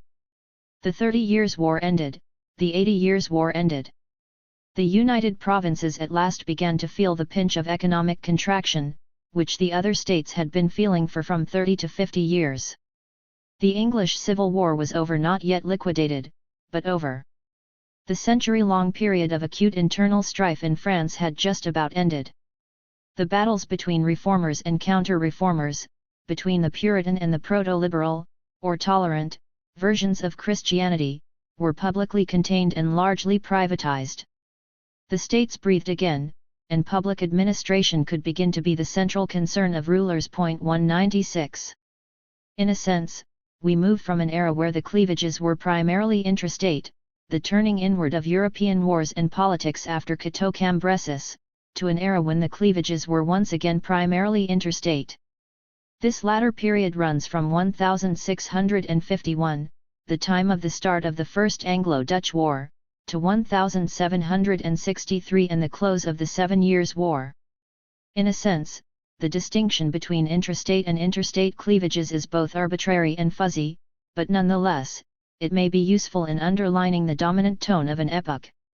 Class struggles in a capitalist world economy are complex affairs and appear sinuously under many guises. The period leading up to the dominance of a hegemonic power seem to favor the intrastate form, as those that seek class advantage on the market seek to eliminate internal political constraints left over from earlier eras. The period of the decline of hegemony seems to favor the interstate form, as those who seek class advantage on the market strive to eliminate interstate political constraints left over from earlier eras. 197. In the mid-17th century, it was clear that both England and France were interested in forcibly eliminating certain Dutch advantages and substituting their own. Because the market superiority of the one over the other was not so clear-cut and the Dutch were still very strong, and because rising semi-peripheral powers such as Prussia, Sweden, and Austria sought to profit from the absence of a militarily preponderant state, it took over 100 years to clarify this situation. By 1763 the English edge over France, and the Dutch, would be clear and Britain could move forward to becoming the next hegemonic power. By 1763 the success of Prussia in the semi-peripheral game of moving to the head of the line was clear, and it determined the future course of Central European politics. The contraction and reorganization of the periphery was complete and the world economy was ready for further geographic and economic expansion. 3. Struggle in the core phase I, 1651–1689. When trade is at stake, it is your last retrenchment, you must defend it or perish. William Pitt. The ELDER 1. Dutch hegemony was first really challenged in 1651. Why only then? Surely not because England and France did not want to do it earlier. It was rather because they were too preoccupied with their internal problems to carry through any vigorous effort at breaking the hegemony of Holland too. The half-century after 1650 throughout Europe was a period of cessation in population growth only, either through decline or leveling off, and the curves started to go up again at the end of the century. 3 No doubt this can be explained by the combination of the ravages of the 30 Years' War, the ecological stress that led in some areas to local shortages, and therefore epidemics, and the overproduction of cereals in the world economy as a whole leading to declining world prices for it is. However, the regional variation that is most pertinent. It is quite striking that at the beginning of the 17th century the areas of the highest population density tended to be located primarily in the old dorsal spine of Europe, from Flanders to northern Italy, and in the new core areas of the European world economy, western part of the United Provinces, southeast England, and northeast and west of France. 5 The main impact of the 30 Years' War, the 80 Years' War, and the epidemics of the early 17th century was to dramatically reduce the population of the old dorsal spine, and of northern and central Spain, which was previously a medium-density area. 6. By contrast, in the new core states there was little decline. In the United Provinces, the situation was confused from 1650 to 1680 and generally stable after that, until an upswing occurred around 1750.7 in northern France. There was an absence of major catastrophes. 8 England's picture is considered unclear. 9 and still little known, but there may have been a modest increase in population at this time. 10. It is quite understandable, given this link between core status and resistance to population decline, that the optimistic theory of population should prevail in the 17th century, the belief that populousness leads to national strength whereas sparse habitation means that a country is necessarily poor and weak. 11 How to strengthen their state as compared with others was what preoccupied the core states. It was the depression of 1622 that inspired Sir Thomas Munn's mercantilist classic, England's Treasure by Foreign Trade. 12 To be sure, mercantilism was nothing new in England. Gramp dates it back to 1500-13 and Unwin describes an extensive protectionist movement under James I. 14 But as the crunch came to England and France, mercantilist policies were adopted with more force and coherence. 15 Yet, as we discussed before, the Alderman Cockaine's project turned out to be premature. What had changed by mid-century that made it possible for mercantilist policies to succeed? What in fact made it essential that they succeed? 16. In the acute struggle of the core, the English Navigation Act of 1651 was the opening gun. What precipitated it? The end of the 30 Years' War and the final recognition of Dutch independence by the Spanish both occurred in 1648. The English Commonwealth was proclaimed in 1649, and the stadtholderless period of the United Provinces began in 1651. In terms of Europe's great religious struggle, the bounds of Reformation and Counter-Reformation had more or less been reached, with the exception of the expulsion of the French Huguenots. Hence there was peace, and yet there were wars or really a long Cold War that occasionally involved interludes of fighting to punctuate the venomous trade rivalry of the core powers. 17 The end of the various continental wars was no advantage to England. Quite the contrary, for English shipping had benefited from England's neutral status, and the coming of peace meant a reversion to the Dutch entrepot. 18 Furthermore, after 1632, because of wartime insecurity, the Spanish haciendistas used English ships to carry their bullion to Flanders. This had a very important side advantage for England because, by agreement, 2/3 of the bullion was unloaded at Dover and coined at the Mint in London before proceeding. This provided significant state revenue, useful to Charles I and later to the Long Parliament. 19.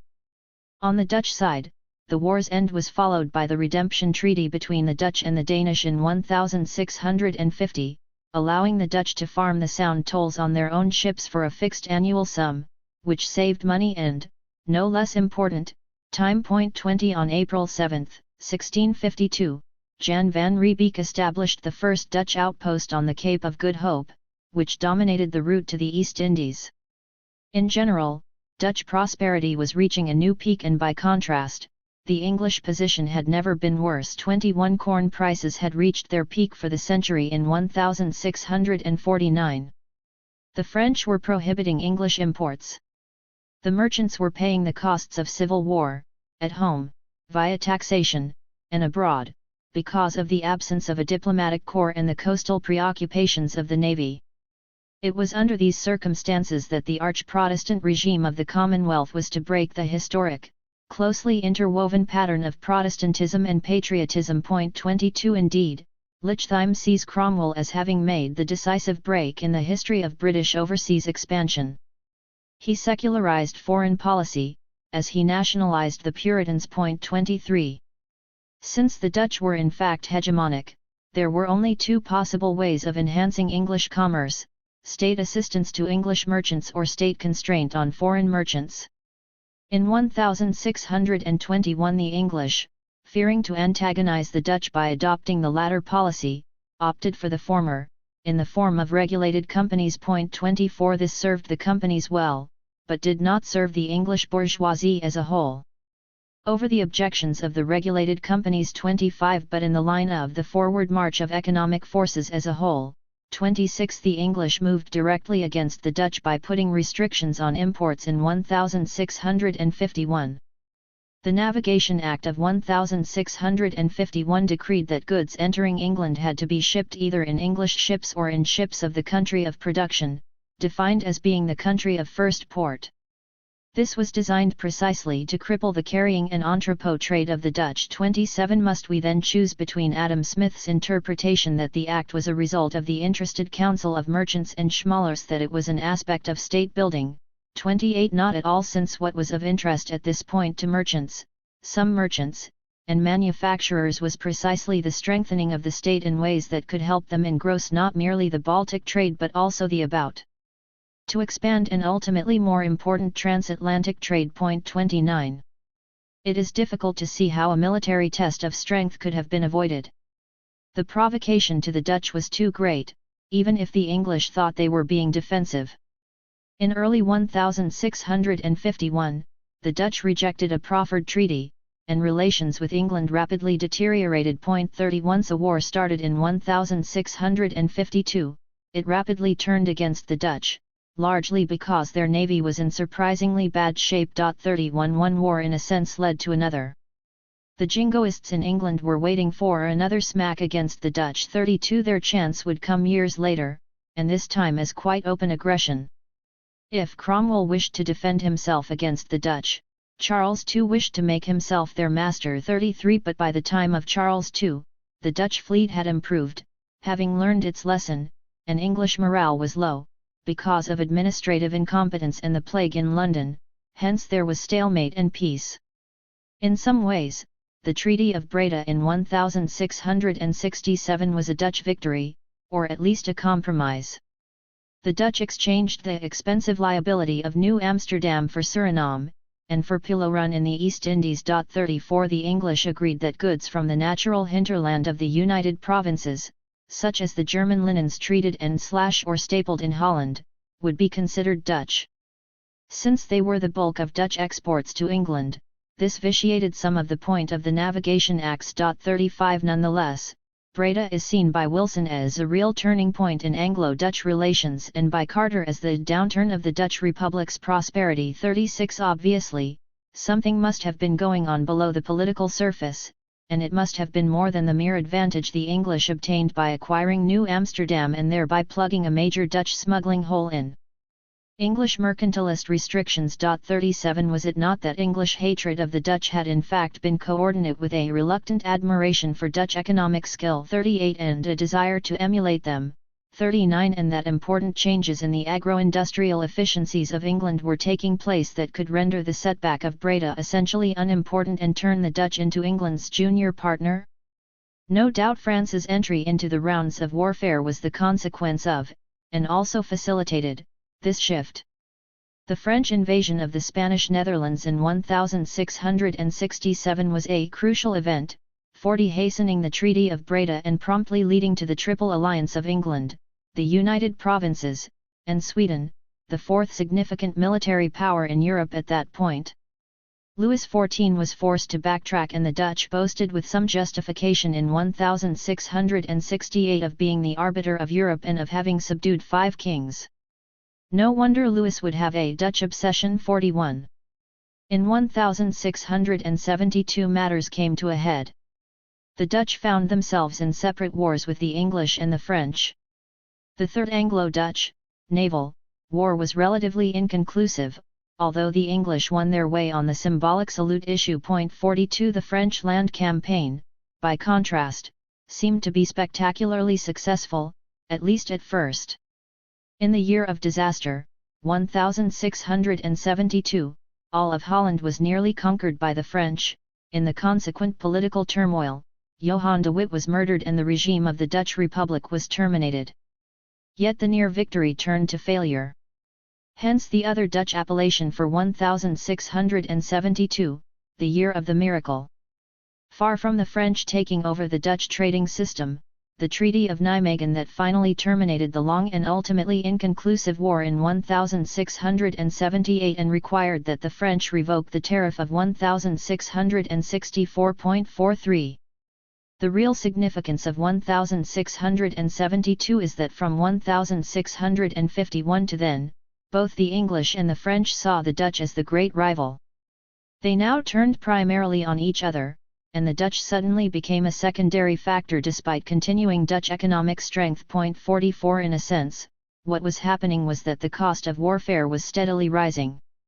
Although the technology of weapons would remain basically similar throughout the early modern period, there was a steadily declining role for the cavalry. 45. And for the siege warfare in which the Dutch excelled. 46. By the end of the 17th century, the demographic consequences of the partition of the Burgundian state had begun to take their military toll.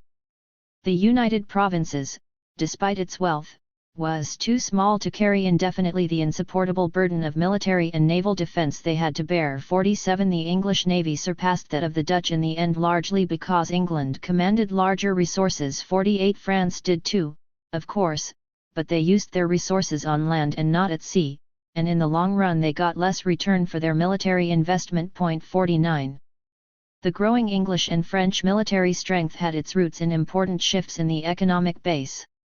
One of the problems of discussing the comparative efficiencies of the agro-industrial production of the core powers between 1650 and 1750, and especially the comparison of England/Britain with France, is that almost all the research has been done within national bounds. Such works often contain comparative statements, which quite frequently represent prejudices rather than sober assessments. The scholars of the world, including the French, tend all too often to read the differences of the 19th century back into the earlier period, and thereupon make assiduous efforts to explain facts they have not yet empirically verified. My strong suspicion is that there was far less of a difference between the real agro-industrial efficiencies of England and France in this period than we tend to assume. The small differences that emerged as of 1763 were magnified politically into the significant differences of a century later, by which time they had been economically institutionalized. It is the first half of this argument that we shall try to outline at this point. One of the basic problems of comparison is what areas to compare. The political unit of France was about 4 times that of England in size and population, hence roughly the same density. If we add Scotland and Wales, to use Great Britain as a unit of comparison, this a little less than doubles the area and reduces the population ratio. Considering only the 5 great farms of France, which represented a unified tariff zone, gives us roughly the same area as Great Britain. If we had the data neatly divisible by these various units, which we do not, we would come up with different results depending on our choices.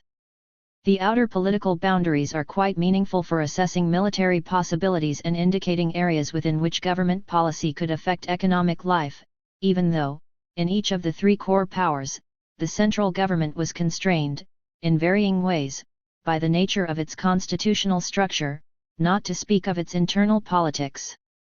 Jacques Wart says of France that agriculture was in the 17th century the most important source of wealth, and by far 50. Is this not equally true of England? In the period of economic stagnation, Part of the arable land was used for animal husbandry in England, but for wine growing in France. In each case it was a return to the usage of the period prior to the 16th century expansion. The variation in response between the two countries was primarily a function of climate and pedology. Gaubert paints a dark picture of France's agriculture in the 17th century in comparison with England's, Holland's and some of Europe's other areas as well, but Leroy Lagery sees France's agricultural expansion, at least in the far north, the best arable area, as starting at precisely the same point as England's in 1690. Imbert argues, from a third position, that French cereal production improved only slightly, but wine production much more. 51. A century-long decline in the prices of cereals occurred in all three core countries from 1650 to 1750. Prices of other agricultural products declined as well, but not always at the same rate. 52. In each of the countries, the response was to try to maintain profit levels by turning to other enterprises or lowering the costs of production through increased efficiency and organizational restructuring. The Dutch had long led the way in agricultural diversification. The others would now emulate them. 53. For Fussell, the most important novelty in England was the introduction of turnips and clover in arable rotation, and for Jones the crucial innovation pertained to the supply of fodder. Wilson stresses the role of asarting, the process of winning new land from old waste and heath, whereas for Habakkuk, it was less the use of new techniques that mattered than the spread of the best existing ones. 54. Whichever of these four emphases is correct, two main facts are noticeable. The improvements essentially made possible the cultivation of areas that had been previously low in productivity or totally unused. 55. And they were a direct response to the weakness of the cereals market since, in order to maintain profit levels, farmers had to obtain a larger share of a relatively stagnant market. 56. Or turn to other products. The story of English agricultural improvements in this period is the subject of a vast literature, so persuasive as perhaps to cause us to lose perspective. De Vries reminds us that at least for the 17th century English agricultural improvement served mainly to bring her up to a standard already achieved in the Netherlands and northern Italy and not to leave them behind in a trail of smoke. 57. In a somewhat bold statement in light of the hesitancies of even the French scholars. 58. Roll insists. Modern agricultural techniques were introduced as early in France as elsewhere. Particularly the area west of Paris toward the Channel and north toward Flanders is structurally and climatically quite similar to the best agricultural regions of England. It is not surprising, therefore, to note that the agricultural revolution, which was as uneven in its incidence in France as in England, began in and was for long largely confined to these same types of agricultural regions in the two countries. 59. What do we know about the increase in productivity?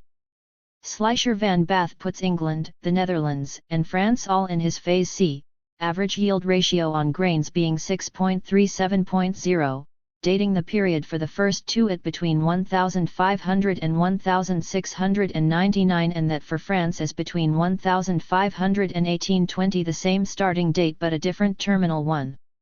For England and the Netherlands, he calculates a move into his Phase D, average yield above 10.0, after 1750, leaving us uncertain what he believes occurred between 1700 and 1750.60. Hoskins sees no discernible rise in yields in England from 1680 to the end of the 18th century, and Wrigley estimates a 10% rise in per capita yield from 1650 to 1750, but Fisher says that as of the later years of Charles II, presumably circa 1680, the flow of produce from the land was to become so great as to inflict upon men the horrors of plenty.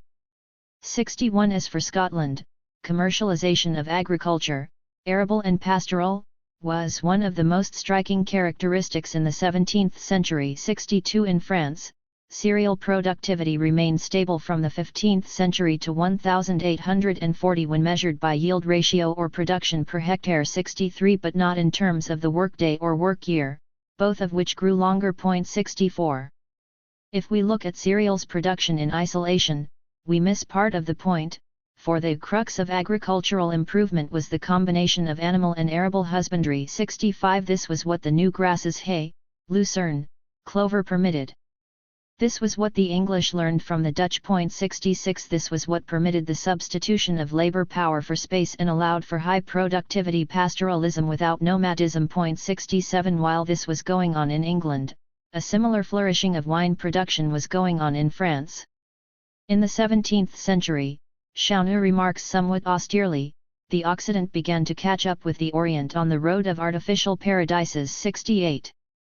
Taking the European world economy as a whole between 1650 and 1750, there was a striking shift of the locus of cereals production, from the periphery to the core. We shall discuss this at length when we treat what happened to the Eastern European periphery, but since much of the southern half of France was really semi-peripheral, or even peripheral, the same phenomenon occurred there. Perhaps the way to picture what happened is to say that although England and northern France as core areas both significantly increased their percentage of world cereals production at this time, in the case of England, the new surplus was exported across national boundaries. 69 But in the case of northern France the new surplus was exported internally. 70 If this analysis is correct regarding the broad outlines, the explanation of later differences between England and France are not to be found in differing levels of agricultural productivity in the 17th century. They can perhaps be located rather in the different organization of agricultural production. To make a sensible comparison of developments in English and French land tenure in this period, we must bear in mind that they each had two major modes of utilizing the land, but they only had one in common: cereals. The second mode in England was animal husbandry, which lent itself more to economies of scale than did wine production. The second mode in France, and animal husbandry, required more capital investment. This simple economic fact may explain more about the differences in land tenure developments than is explained by laws, traditions, attitudes, prior class structure, or the presumed heritage of feudal rights. Both in England and France, the complex interweaving of jurisprudence, politics, and the oscillations of the market created a veritable kaleidoscope of relationships to the land. One can cut through this complexity by visualizing four major categories in terms of primary sources of income: landlords, usually large, often nobles, who received rental payments from producers; prosperous producers, quite often tenants, controlling medium to large-scale units, and employing laborers; non-prosperous producers, having small units, occasionally proprietors, often needing to supplement their incomes by other employment; and landless laborers, or almost landless. Usually, marvelously ambiguous terms such as peasants and yeoman farmers principally designate the second category, and frequently the third as well. When authors write of the disappearance of the yeoman farmer in England and the survival of the peasant in France, it is this third category that seems to be the referent. What in fact was happening in the 17th century in England and France? We shall see this most clearly if we proceed category by category. One of the basic phenomena of modern capitalism is the slow but steady growth of the large estate, a process of increasing concentration. 71 A principal method was the enclosure of commons, which seems not to have abated significantly in this period. 72 It took money and effort to create such estates in difficult times. Increasingly, land was transferred by sale into non-noble hands, although in France, this fact is less noticeable in retrospect because the same wealth that enabled a non-noble to purchase land enabled him to purchase also a title of nobility, with significantly more facility than in England. These large estates were in part put together piecemeal, and therefore some of the concentration of ownership was just bookkeeping centralization. 73 By definition, such bookkeeping centralization entailed consequently increased absenteeism. In addition, with the decline in grain prices, there was a decreased advantage to direct farming and an increased advantage to leasing. 74 The steady growth of the state attracted more and more of these landlords to life in the capital. Whether they left to be courtiers or to be participants in the money market, there was an increase in their physical distance from agricultural production. 75 To preserve large estates, individuals had to be competent entrepreneurs. There was ample room for such talents, but families sought to protect themselves against the incompetence of particular heirs. In England this gave rise to a new juridical form, the strict settlement. 76. This was helpful, as were lowered interest rates, which made it more possible to carry debts and were reinforced by the constraints on borrowing that the strict settlement entailed. 77. In France, family inheritance faced the additional problem of compulsory partability of estates. But the French estate owners were as astute as the English and used the legal loophole of rente constituées, which could be assigned to heirs, as distinguished from rente foncières, which could not. They were willing to accept low rates of interest rather than to recover capital for the purposes of creating perpetual lineage property. Venality of office provided a key form of such investment. 78. The next two categories, the prosperous and non-prosperous producers, are confused because although some were owners, most were tenants, and because some tenants de jure were owners de facto. 79. The owner-tenant distinction did not correlate with groupings of economic strength, social standing, or political outlook. Below the level of the great estate owner, it was possibly better in a time of economic difficulties to be a tenant than to be an owner. 80. The evolution of these two categories should be seen as a process in two stages. In the first half of the 17th century, rents were still rising and taxes had begun to rise, but profits from wheat production were already declining. 81. This created a squeeze on the smaller products of cereals. Many independent producers had to yield their independent status. 82. So did smaller tenant farmers. 83. The consequence seems to have been the rise of the prosperous tenant cereals farmer in the subsequent period of stagnation at the expense of the non-prosperous farmers, whether owners or tenants. This was equally true in England. 84. And in northern France. 85. It was also true to some extent of dairying, the other main agricultural activity of these areas. 86. One of the reasons for the rise of the prosperous tenant farmer was precisely the growth of the great estate as a capitalist structure that needed intermediaries to oversee the direct producers, whether they were laborers or subtenants. 87. Such intermediaries were not easy to find, and the period of low cereals prices enabled these intermediaries to get better terms from the landlords. The better terms might be in reductions in real rentsa or in the degree to which the landlord would assume the cost of improvements. 89. In the period of 1660 to 1750, it is generally agreed the small peasant or yeoman farmer or owner-occupier was disappearing in England, but was he surviving in France? We have been suggesting that in very broad outlines, the answer is negative for northern France, or at least as negative as for England, but positive for southern France. What kind of evidence is there concerning France? Let us start with terminology. The nearest French term for a yeoman farmer is laboureur, which connoted not land tenure but capital stock. A laboureur, says Gaubert, habitually designates someone in eastern and northern France who possesses the farming implement known as the Great Northern Charrue. 90. Now a charrue is to be distinguished from an arrière, although in English both are often translated as plough. 91. In the 17th and 18th centuries in France, a charrue was a far heavier instrument than an arrière, ploughing more deeply and containing more iron. Hence it required horses or oxen to pull it. A laboureur therefore was a rather large owner or controller of land, exploitant, who stood out among the population of the village by the importance of his means and by the number of persons he could employ. Moving south to lands with only an arrière and not a charrue, instead of laboureurs we find smaller and weaker farmers called métayers and closiers. 92. Dupequire and Jacquard calculate that between 1685 and 1789 in the Vexin Francais, a northern area, the percentage of the population who were petits laboureurs, called haricotiers or sausins, went from 9.9% to 3.0%, whereas the percentage of more wealthy fermiers laboureurs only changed from 10.2% to 8.4%. We find, by contrast, that in wine country, small peasant property is clearly dominant, 5 times as important as in the northern areas of large-scale cultivation. 93. As these petits laboureurs were squeezed, many crossed the line to become primarily manœuvriers, labourers.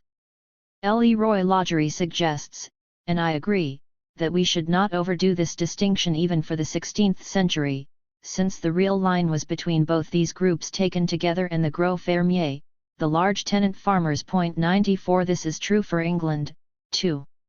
However, what happened in the period of stagnation is that although this line became socially and politically more distinct in England, the situation was less clear-cut in the areas of rural France that did not grow cereals.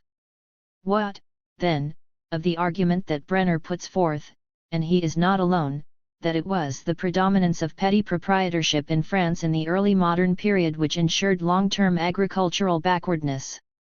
We have suggested our skepticism about both assumptions: the predominance of petty proprietorship, not true of northern France, and the agricultural backwardness of France relative to England, doubtfully true of northern France, at least up to 1750. Brenner says that in England, agrarian advance was possible because the landlords were able to engross, consolidate, and enclose, to create large farms and to lease them to capitalist tenants who could afford to make capitalist investments. 95. Jacquart, describing changes in northern France as the old families begin to sell their lands in the 16th century, says 96. What matters is the behavior of the new controllers of the land, maîtres du sol. Of bourgeois origin, they retained something of the profit mentality of their merchant ancestors, even if they sought to make them forgotten. They understood the key role of the reserve in seigneurial revenue, the advantage of the concentrated large estate, the greater revenue furnished by woodlands and meadows. There was a whole conscious policy which involved, over generations, the acquisition of lands, their improvement, their development, mise en valeur. Side by side, Jacquart notes, there also developed medium-sized, market-oriented farms of 15-50 hectares, which represented typical modest bourgeois investments, viable and profitable. This growth of both large estates and medium-sized units involved a slow process of peasant expropriation that resulted in a real pauperization of the rural masses. Is this really different from England? Brenner admits that French landlords might have wished to consolidate holdings as much as their English confrères. But alas, they could not. For if in England the laws permitted the landlords to raise rents or fines to impossible levels and thus evict the small tenant, in France they might instead have had to buy up countless small peasant holdings in order to amass a consolidated unit. This, we are led to infer, was an impossible burden on French proto-capitalist landlords. But we have seen that buying up properties, far from being implausible, was a prime method of concentration both in England and in France. Indeed, Brenner implicitly admits it when he says that in France, throughout the early modern period, many peasants were indeed forced deeply into debt and were ultimately obliged to sell their holdings. 97 If so, then who bought these holdings? Brenner concludes that at the end of the 17th century, some 40–50% of the cultivated land was still in peasant possession in France, but no more than 25–30% in England. What, however, was the percentage in northern France? Our argument is that in land organization and agricultural productivity differences between England and northern France in the period of 1650 to 1750 were relatively minor. Seen from the point of view of the capitalist world economy as a whole, the two areas were more alike than different. They were both expanding their percentage of the world's production of cereals in order to maintain overall profit levels in a time of stagnation. This enabled them to catch up partially with Holland's net advantage. Regarding the industrial sector, the 17th century was a time when the protection of industry was a prime concern of both the English and the French government. This protection in England is considered by Lipson to be one of the three pillars of English mercantilism, along with the Navigation Acts and the Corn Laws. The age of mercantilism, he says, was the age of enterprise. 98 As for France, Colbertism stands out as one of the major phenomena of the century, although in fact protectionist intervention is already important in the days of Richelieu. 99. Efforts at industrial protection, or perhaps we should say promotion, were focused primarily in textiles. Let us look first at the results and second at the explanations. French textiles were located essentially in the far north and to a lesser extent, in the mid-100 the traditional silk industry of Lyon had a remarkable rise in the 17th century. 101 Wool and cottons did less well. They were at their height from 1625 to 1635, then declined, then were stagnant at a lower level 102 under Colbert, and despite Colbert, and finally picked up and were partially reconverted in the period of 1680 to 1705,103, as a result of Colbert. The reconversion involved a significant ruralization of industry. 104 England's crisis in textiles started earlier, and was perhaps overcome earlier, with the rise of the new draperies. From 1660 to 1700, cloth production increased, exports doubled, and there was a growing variety in the cloth products. 105 Here too, textile production was ruralized, perhaps more precociously and more radically than in continental Europe. 106. Compared to England and even to France, the Dutch textile industry in the second half of the 17th century was running into trouble. For one thing, it was located in the towns, and labor costs were high. 107 The Dutch therefore declined in all fields of worsteds except camelots, grainen, but not in woolens. In camelots and woolens, they retained the advantage of privileged access to the necessary raw materials, Spain for wool, and Turkey for the material needed for camelots, and they maintained the advantage of techniques of dyeing with indigo and cochineal. The camelots and the woolens were high value, high quality goods, but they were not intended for a wide market. Such a shift in orientation was the consequence of a generally weaker position. 108 And thus it is quite understandable that in the second half of the 17th century, Dutch capital was shifting out of industrial investment to mercantile enterprises with a higher rate of return. 109 In other industries, less was happening. However, English shipbuilding did rise more or less steeply, perhaps about 1670, 110 at the very moment that Dutch shipbuilding was reduced in volume. 111 What really must be kept in the forefront of one's attention is that in the world economy as a whole, demand was lethargic. Even in sectors in which demand was expanding, it could not keep pace with the agro-industrial efforts of the United Provinces and its mercantilist rivals, England and France.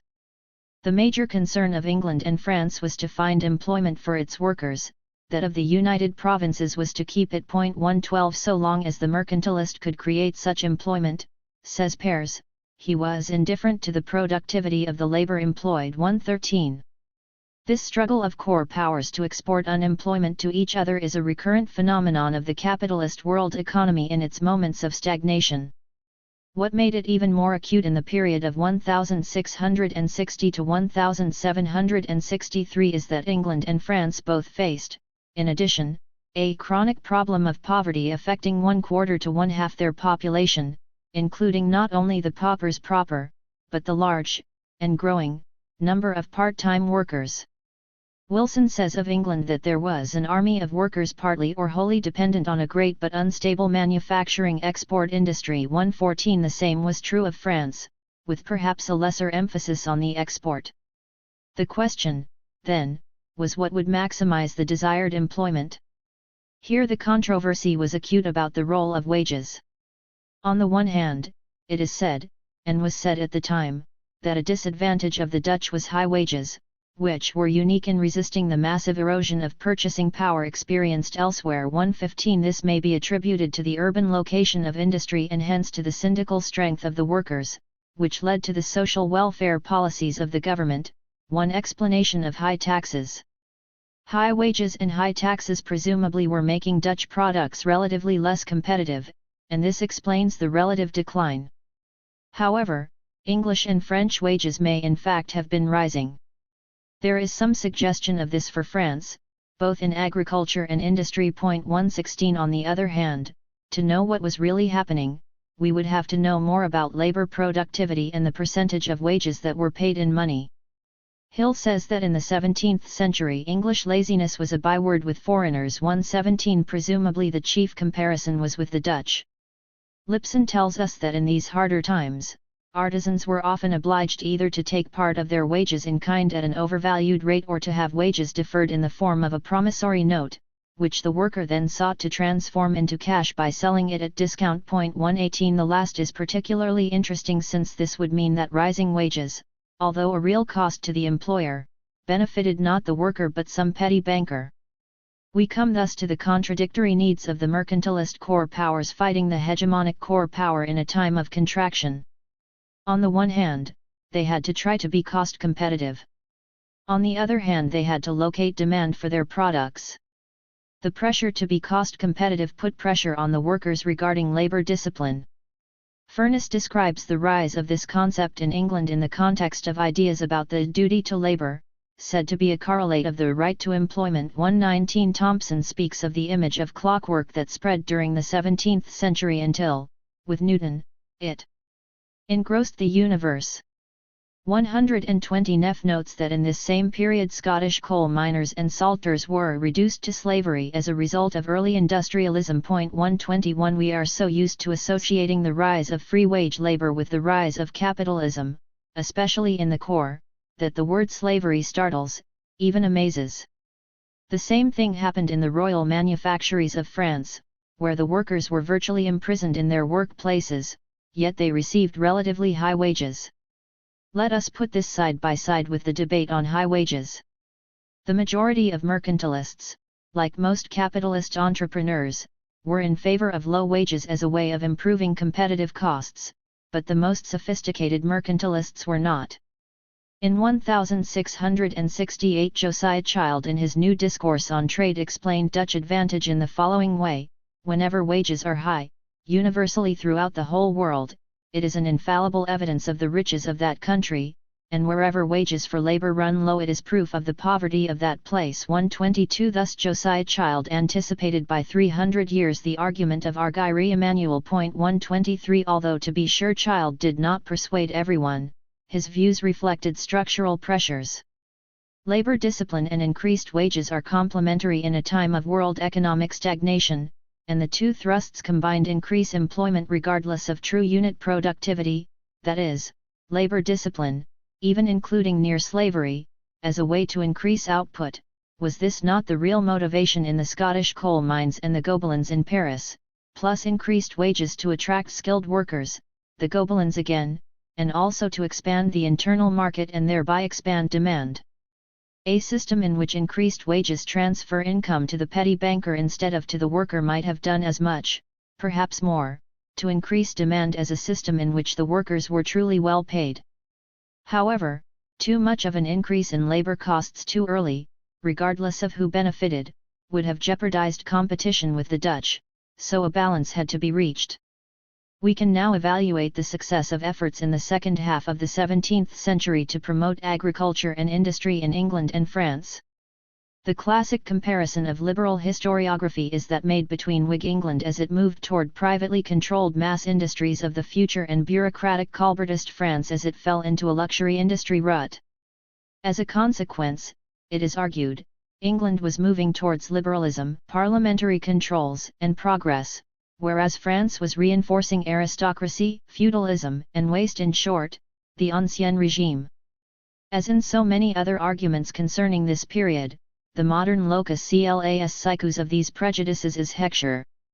Not only was there no counterpart in England to the établissements of the luxury industry in the hands of the French state, but also, and what is much more important, the numerous and extensive private manufactures royales endowed with every possible privilege were absent in England.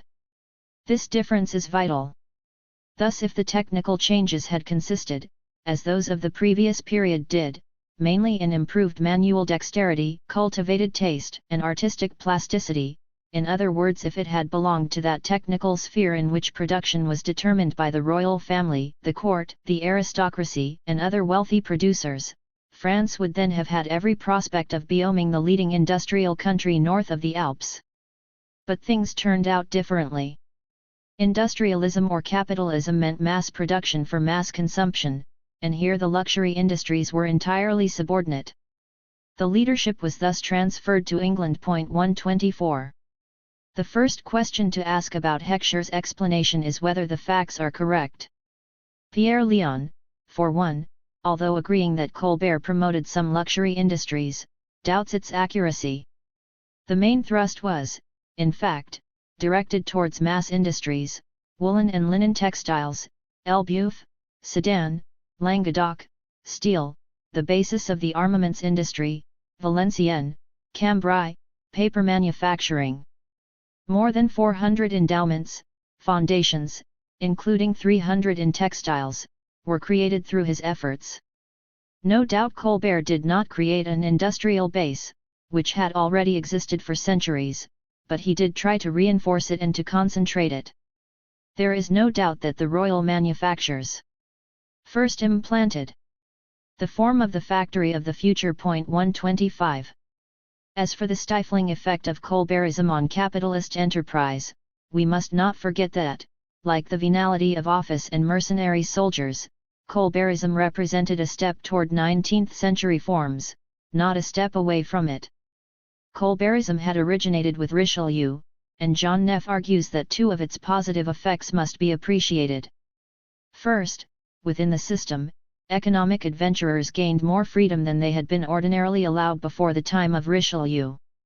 Second, the mercantile system of regulation actually constituted a step toward granting merchants the political recognition, the rank, which Ian, a cleric whose writings became influential in the time of Colbert, had insisted they so badly needed. 126. If there is less of a difference between the 17th-century mercantilist efforts of England and France than is frequently contended, why does Gaubert, like so many others, talk of the global failure of Colbert? 127. Why is it said that the main effect of Colbert's tariffs was merely to retard for a while the upward trend of English cloth production? 128. If the context was unfavourable, as Dayon suggests. 129. It was as unfavourable for England as for France. Wilson hints that the French were not mercantilist enough, that their mercantilism, unlike England's, was to remain relatively incoherent and unformulated, even in Colbert's day, because France lacked that combination of expanding commercial capital and government influence represented by the Westminster City Axis in London. 130. This suggestion pushes us to see how interest groups pursued their economic objectives within the framework of the two mercantilist core states, remembering that France was 4 times the size of England and contained within its frontiers very large regions that were not core regions. 131. To compare them adequately, we must first survey the commercial and financial scenes, beginning with overall assessments. It is generally thought that 1660 to 1700 was the period of England's commercial revolution, 132 at a time when England was first becoming a world entrepot on its own. 133. What is usually emphasized about this period is the percentage of world trade the English gained vis-a-vis the Dutch, reflection of the successful aspects of the Navigation Acts. 134. But what of France? According to Crouzet, there is no parallel in France for the fast and prolonged growth during the 17th century, especially after 1660 of English foreign trade. 135. But Delumiau, surveying the whole period of 1590 to 1690, presents the quite different picture of a distinct strengthening of French foreign trade. Progress was slow, unequal, beset by setbacks, but decisive. 136. Richer agrees with this, seeing an absolute growth that had an effect well beyond the coastal regions and enabled textile producers and others to reach, in the years 1680–1690, a level they had never known even in the best years of the previous century. 137. What explains the failures, if there indeed was one, of French companies and the greater reluctance of French capitalists to invest as compared with their English and Dutch counterparts? Explanations that say it was because of the French temperament and its defects. 138. Or because the offspring of French merchants gave up being businessmen. 139. Are answers I cannot take very seriously. Even if truer than elsewhere, which is doubtful, why should either have been so? In any case, one would still have to account for the investment patterns of the fathers of the offspring in question.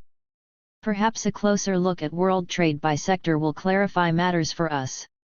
We begin with the total tonnage and the value of English shipping by geographical sector, which have been calculated in Table 2. Unfortunately, I know of no parallel calculation for France. 3 facts stand out in this table. Areas of nearby Europe, which are largely those of the other core powers, accounted for more than a third of the tonnage and nearly half of the value.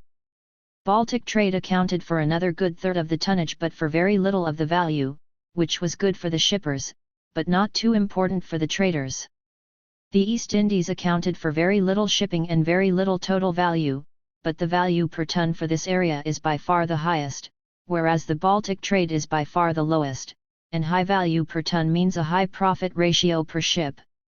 In the case of Asian trade, these facts imply that although it may have been important to the East India Company, it was not yet very important for the world economy as a whole.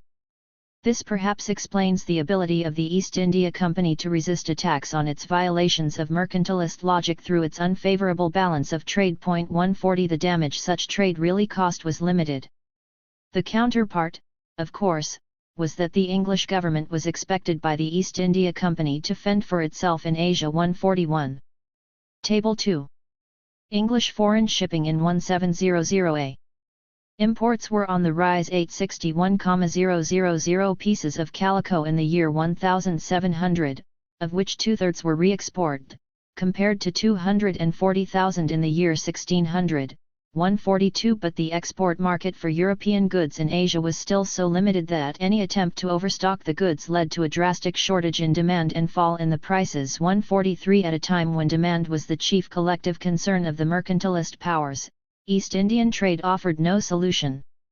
Indeed, to make this trade useful, India would have to be peripheralized, and to do this was considered not worth the effort by the English, and even less so by the French, until the post-1750 upturn. It was, in fact, at that time that the British began the political conquest of India and its economic peripheralization. 144 Mediterranean trade was in many ways in between on all the dimensions, that is, in the degree to which the Mediterranean was a periphery rather than an external arena. 145 In the quantitative importance of the trade. 146 And in its decisiveness in terms of English-French rivalry. 147 When we speak of Anglo-Dutch rivalry and England's rise at Holland's expense, we think primarily of two things: the English home market, in which the Dutch had had a significant role, and Baltic shipping, which was Holland's mother trade. What can get lost from view when we emphasize the flag of the ships is the nature of the cargo, which changed radically in the course of the 17th century. In the long 16th century, Baltic trade consisted primarily of the westward flow of grain, and here Gdansk was crucial, and the eastward flow of textiles. The stagnation of the 17th century brought this trade to an end, but only in the middle decades, which saw a veritable disintegration of the Baltic area. 148 The decline of grain exports was the consequence of the collapse in world prices and, consequently, the withdrawal from the international market of the Polish and East Albian grain-producing areas. This meant, in turn, a decline in the market for cloth in precisely these grain-producing areas, because of less hard currency being available, remember the Kipper und Wipperzeit, and because of the re-emergence of local artisanal production in Eastern Europe, by which the landlords sought to redress somewhat their losses from the collapse of their grain markets. 149 The marginal efficiency of English textiles vis-à-vis Dutch textiles and locally produced textiles was not so great that it could survive in the Baltic zone, where demand was reduced, short of out-and-out price cutting, which was out of the question. 150 The Eastland Company had received vital support from the Crown precisely because it exported dyed and dressed cloth and thus provided employment. 151 When it shifted its emphasis from export to import, it doomed its privileged role, especially as England turned more and more to re-export and the entrepot role. But import what? Grain, the traditional import, had collapsed. Since the cause of the collapse of grain trade, stagnation of the world economy, led to acute commercial rivalry among the three core powers, and since their rivalry degenerated frequently into wars, especially naval wars, a double demand arose that the Baltic zone could supply: naval stores and iron. Naval stores, of course, had been imported for a long time from the Baltic, but the problem of supply before 1650 had never been acute. 152 Now it was, and for three reasons: shipbuilding expanded, house building expanded, especially after the Great Fire of London, and previous construction had so depleted English timber supply, and by the end of the century, Irish timber supply, that the shortage had reached the dimensions of a national crisis. 153. Here we come to a crucial difference between England and France. Because France was so much larger in size, it had a considerably larger supply of timber, and as late as the time of Colbert, it seemed comfortably ahead of England in this regard. 154. To be sure, the French timber suffered from being of poor quality in terms of shipbuilding, whereas northern European masts were of top quality, but France did have its own timber. The question for the French was whether the difference in the quality of masts was sufficient to make it worth the extra effort in time, money, and politico-military resources to obtain timber from elsewhere. The answer seems to have been largely negative. 155. The English did not have the luxury of this choice, they had to obtain the timber from outside. Hence they made a great effort in the Baltic and a greater effort than the French in North America. France's greater internal supply of timber had two important far-reaching side effects. It pushed the Baltic trade geographically eastward, from Gdansk to Königsberg, then to Riga, then to Narva, eventually beginning to incorporate Russia and Finland via the ports of Stockholm and Viborg. 156. The second, more far-reaching consequence was that England was pushed to develop its coal resources. A recent conservative estimate says that coal production rose about 60% over the century as a whole and rose 370% from the low point in 1650 to the high point in 1680.157. The impulse to replace wood by coal for heating and cooking was first made fashionable by James I, but it got its real impetus as a result of the interruptions of imports caused by the Anglo-Dutch Wars. Later, manufacturers began to look for processes that would permit the use of coal, and by 1738 a French observer wrote that coal was the soul of English manufactures. 158. In addition to naval stores, the other new import from the Baltic was iron. At the beginning of the 17th century, iron represented 2% of English imports from the Baltic, at the end 28%. 159. Iron meant Sweden, and iron was an industrial product, the result of the transformation of ore. Why did Sweden at this time have such an important role in the production of iron? One must remember that before the end of the 18th century, charcoal was the crucial source of energy in iron smelting. Since both the metal and the energy were expensive to transport, the optimal situation was to have both elements in one place. Iron was in fact more widely available and abundant than forests. In Sweden there was both a good quality of the mineral and a large quantity of the charcoal. 160. England and France also had major smelting operations. France is probably larger, primarily because of a lesser penury of fuel. The result was that England became a major importer of Swedish iron in order to supplement its own production, whereas France neither imported nor exported this metal. 161. That is, France produced what it needed and therefore did not need the Baltic trade. Swedish iron played a major role in her rise as a semi-peripheral power in the world economy. We shall discuss this part of the story later. For the moment, the point we are trying to underline is the consequences of the comparative sizes and resources of England and France for their patterns of foreign trade. Manufacturing was expanding in both countries, more and more iron was needed. 162. And more iron required, in turn, more fuel. The reason England had to turn to coal as fuel and to the import of iron earlier than France did 163 was more a matter of different ecologies than different levels of industrialization. It is perhaps in the Atlantic trade that the most striking and important differences between England and France developed. The quantity of transatlantic trade was far greater for England than for France. In addition, England developed settler colonies in the Western Hemisphere during this period, whereas French settlement was comparatively dilatory and unsuccessful. The two phenomena are in fact linked. By 1700 England was the country with the greatest stake in the Atlantic. 164. Why was this so? We have already discussed how the Dutch dominated European trade, and it seemed more sensible for them to pursue their strong suit rather than to cultivate new and difficult ones. Why was it, however, that the French did not turn, along with the English, to the Atlantic trade? Or rather, why, especially from 1660 to 1700, did the English do so much better than the French? The facts seem to be clear. In the 17th century, 28 new separate units of colonization were established in the Western Hemisphere, 3 Dutch, 8 French, and 17 English.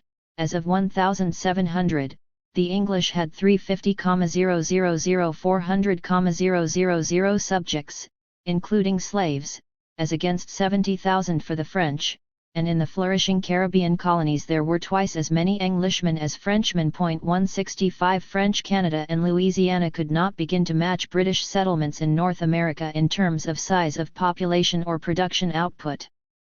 Between 1600 and 1700, a major European re-export trade of colonial products was developed by England, a vast new profitable entrepot trade. 166 Indeed, one of the most important results of the Navigation Acts was the success with which English carriers monopolized the trade to their own colonies, to which must be added their widespread success in smuggling in Spanish America. 167 The French, of course, shipped tobacco and sugar across the Atlantic just as the English did, except that the total quantity was less and the French home market largely absorbed what was imported, leaving less over for re-export. As compared with the English, the French had fewer producers in the Americas: colonists, indentured servants, and slaves, and hence they produced less. 168 The question of why they had fewer producers is not easy to answer. We know that the two countries had somewhat different attitudes toward the emigration of dissident religious groups. In effect, the British encouraged such emigration, or at least did not discourage it, whereas Louis XIV forbade the Huguenots to settle in the Americas, saying he had not made his realm Catholic in order to deliver up his colonies to heretics. 169 We seem to be back to the usual explanation of differences between the two countries. England was constitutional and relatively liberal, and France was absolutist and authoritarian. A curious fact, however, intrudes. In 1687–1688, shortly after the revocation of the Edict of Nantes, the King of France threatened that Huguenots caught escaping across the borders, presumably to other European countries, would be deported to Mississippi, Canada, Martinique, or elsewhere in the Americas. This was a meaningful threat, according to Scoville at least, because the threat of transportation across the Atlantic appalled Huguenots and converts much more than the possibility of being chained to the galleys for life. 170 In view of these facts, it seems that religious considerations were not what was keeping the French from sending more settlers. Perhaps it was that the French weren't as interested in settler colonies as the English. What causes an interest in settler colonies? Here I think we come to the crux of the issue. Colonies in the Americas served two purposes. First, they were a source of so-called tropical produces: sugar, cotton, tobacco that required a climate not available in most of Europe. The extended Caribbean, including Brazil and the southern part of North America, was ecologically appropriate, and both Britain and France acquired colonies in this region for this end. The differences in this regard were relatively minor, although Britain may have been more successful than France. The second and quite different function of colonies was as a market for manufactures and re-exports. The tropical colonies were a weak market precisely because they tended to use coerced labor to keep down the costs of production. It took European settlers with a relatively high standard of living to create a large enough net collective income to serve this function. England developed such colonies and France did not. Is the explanation that France needed markets less, or that she found her markets in different places? Once again, we return to the factor of size. Was not France able to sell more of its products internally? 171 England needed Europe as a market, for a long time via the United Provinces, 172 and also needed to create its North American colonies. 173 It is all a relative matter. Faced with the same problem of worldwide contraction, both England and France had mercantilist reactions, directed first against the United Provinces, then against each other, but everything in England pushed toward some concentration on foreign trade. This was self-reinforcing. As a result of their need for trade, they needed ships, then naval stores, then products with which to buy the naval stores, then colonial purchasers of expanding manufactures. Quantity may even explain why the British developed the triangular trade and the French did not. More ships led to more concern with one-way traffic and with the underutilization of ships, to which the triangular trade was a solution. 174. This, of course, further reinforced the usefulness of the settler colonies. As a final twist, the larger Atlantic trade of Britain led to a larger re-export trade, which created a significant anti-mercantilist pressure group in England. 175. This perhaps explains different developments in the 18th century. It is often argued that another major factor in England's economic advance was the combination of an absence of tolls, an improvement of the internal transport system, removing weirs, strengthening banks, deepening beds, constructing locks, and shortening routes by digging cuts. 176. Although the increase in costs resulting from tolls in France was relatively small, and let us not forget that this applied only to trade outside the 5 great farms, on the whole transport in France was costly. Say Leon and Carrier. They are puzzled. It is difficult for us to say more about a very difficult question. 177. Would it not be proper to look at the problem this way? The costs of transport within England may not have differed greatly from the costs of transport within the northern tariff zone of France. Since from England one went out by sea, and from France's northern tariff zone one went at least in part, if not primarily, by land, and since it is just at this time that sea transport became significantly less expensive than land transport, England's dilemma about the lack of a sufficient market internal to its frontiers turned into an advantage. 178. Perhaps the point is that France was better off economically than England. It had fewer needs pushing it into the development of foreign trade. The development of foreign trade may have made no real difference in the long period of contraction, but it may be what prepared Britain better economically, politically, and militarily for taking advantage of the renewed economic expansion of the mid-18th century. 179. We must now turn to the question of how England and France coped with the problem of financing the flow of production and trade. Discussion is required regarding 3 knotty problems: the role of bullion in trade in this era, presumably the great mercantilist concern, the availability and flows of bullion in this era, and the impact of public finances on the operation of the system as a whole. Geoffrey Parker argues that the period from 1500 to 1730 saw a financial revolution that was the essential prelude to the Industrial Revolution, and that meant 2 things in terms of private finance: the concentration of credit facilities in a few centers and, associated with this, the evolution of an international system of multilateral payments. 180. Behind the ambiguous meanings of evolution, a noun denoting process, lies a major controversy. To what extent were payments in fact multilateral?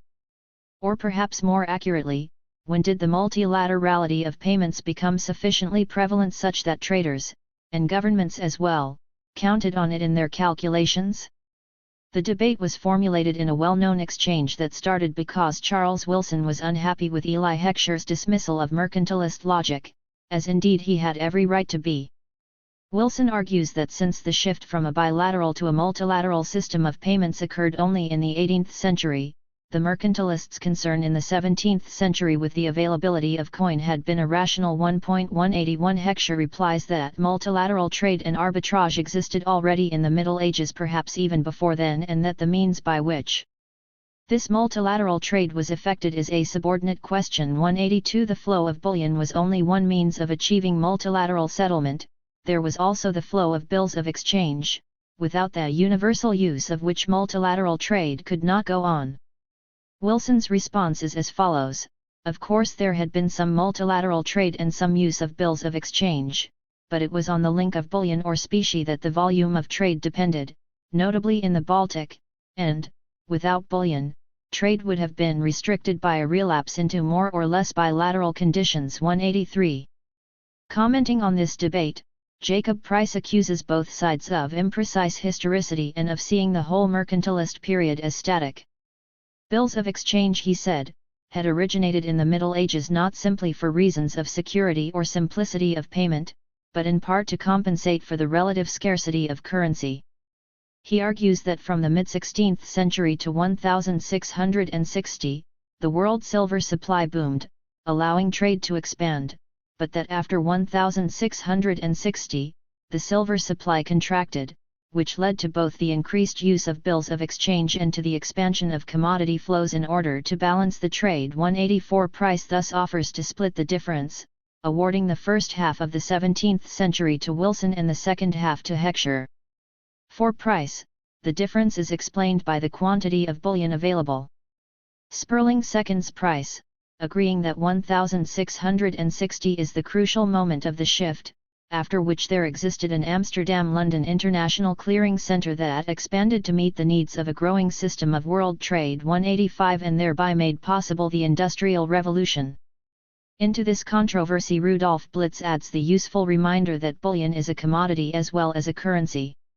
If one country produces nothing but gold, which it exports to the rest of the world in exchange for consumption and investment goods, it is more meaningful to regard these gold exports as gold commodity exports than as a measure of an unfavorable balance. 186.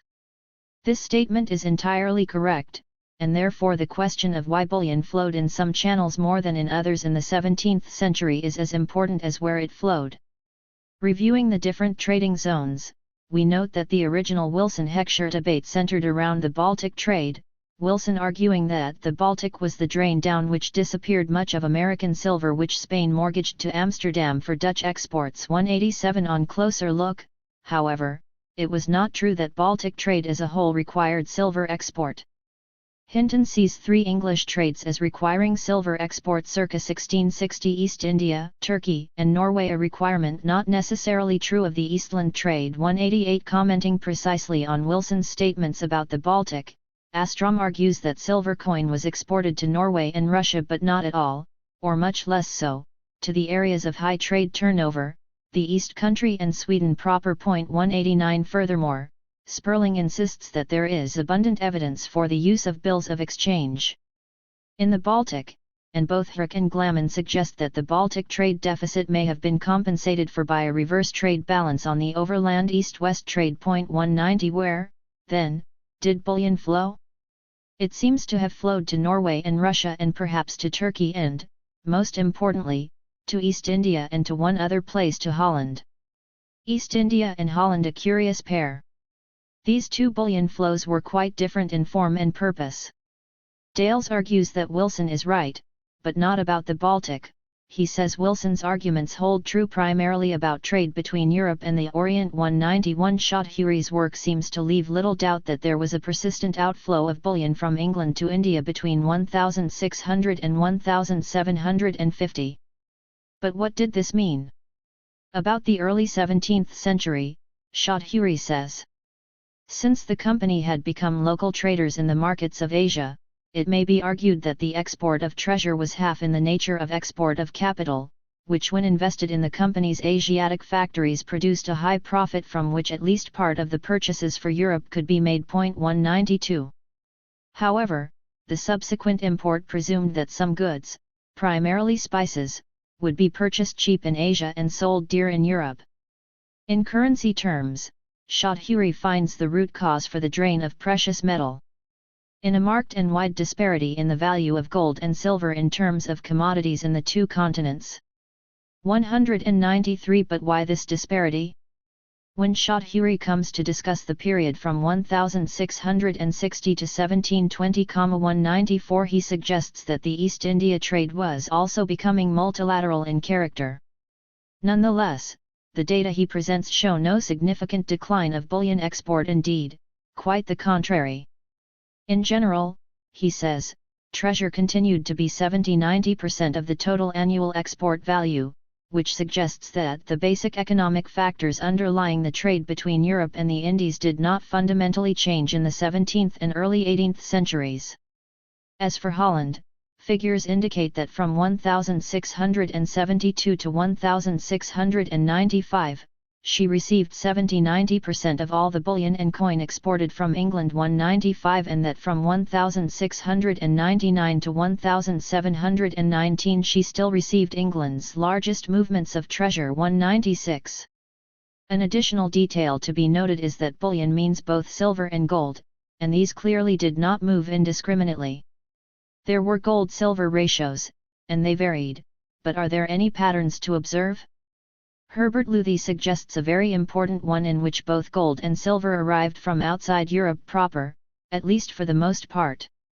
Europe then re-exported its largely American silver to Asia, almost entirely monometallist silver 197 gold played, however, a different role in the European world economy.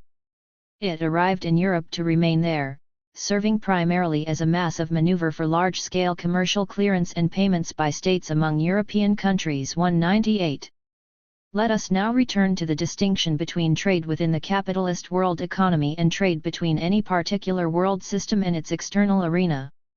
In this case, the world system is the European world economy and the external arena is primarily the East Indies, and also Norway, Russia, and perhaps Turkey.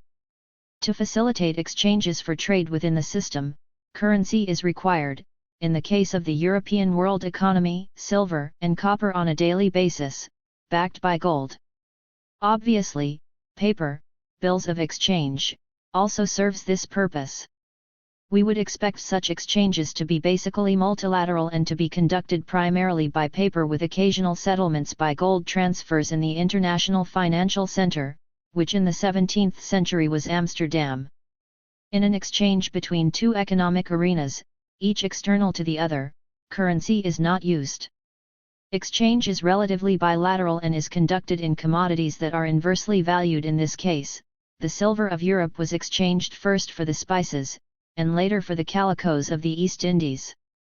The coin or bullion brought into Asia, and Russia, was largely used for hoarding or jewelry, 199, and the balance of trade, if one refuses to think of silver as a commodity, was persistently unfavorable and largely bilateral for a long period of time.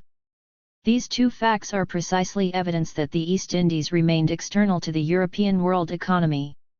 The fact that the trade of Western Europe with the Eastland, and Sweden, was largely regulated multilaterally and in bills of exchange is on the other hand evidence that both trading zones were part of one economic system. The production of gold and silver as a commodity made the Americas a peripheral area of the European world economy insofar as this commodity was essential to the operation of this world economy, and it was essential to the extent that it was used as money. Had the bullion of the Americas all flowed out to Asia, the Americas would have been just another external arena and Europe would have been merely an axis of three arenas: America, Europe, and Asia, obtaining its Asian luxuries at the price of the goods sent to the Americas. But the Americas were not interested in exchanging their bullion, and surely not in mining it. Therefore, the Europeans first seized Inca gold, then mined Potosi and Mexican silver, seeking ever new mining areas, of which Brazilian gold would soon be the most important. They sent settlers to control the area of the Americas politically and to supervise the economic operations, and they imported labor as well. In short, they incorporated the Americas into their world economy, primarily because they needed a solid currency base for an expanding capitalist system and secondarily to use the surplus in trade with Asia. When in 1663 the English revoked penalties on the export of bullion to the Baltic 200, was it not because the Baltic was in fact safely encapsulated in a system of multilateral payments? Was there then any justification for mercantilist concern with the flow of bullion? Yes, there was, because the flow of bullion as currency was one of the mechanisms by which the hegemonic power assured extra advantage to itself. By worrying about the flows of bullion, were the English mercantilists, and to a lesser extent the French, not worrying about the flows of currency to Holland and the flows of commodities through Holland. 201 If the silver flowing out to the East Indies were the real problem, why was there never a serious attempt to stem it? The flows of bullion internal to the European world economy depended, in turn, not only on the mechanisms of financial clearance, but also on the control of the creation of the commodity as well as the total available supply. It is in this regard that the issue of the so-called penury of precious metals in the 17th century presents itself to us. It is argued that world production of silver declined in the 17th century and that production of gold stagnated while imports of bullion from the Americas to Spain dropped precipitously. 202 Moreno, in a re-evaluation of the Spanish bullion flows, is skeptical of the received facts, and even more doubtful of the interpretations built on these facts. In any case, we can no longer envisage the 17th century in terms of a general and generalized crisis, and even less in terms of a famine of gold and silver, either at the source in America or upon arrival in Europe. The true problems are different. 203. Moreno does not wish to deny a fall in the quantity of bullion that arrived in Spain, although he believes the usual figures are exaggerated, but he doubts that this was the result of a long-term trend. He argues that it was the result of a series of accidental economic factors, and he doubts even more that the economic contraction of the European world economy, to the extent that he admits there was one, can be accounted for by shifting bullion supply. Both issues are worth discussing. Why did the bullion imports decline? Obviously, it had to be because of a decline in either supply or demand. The most frequent explanation is a decline in supply. The easy sources of bullion had been exhausted, overexploited. It was now more costly to mine the precious metals. It would take time to uncover new sources.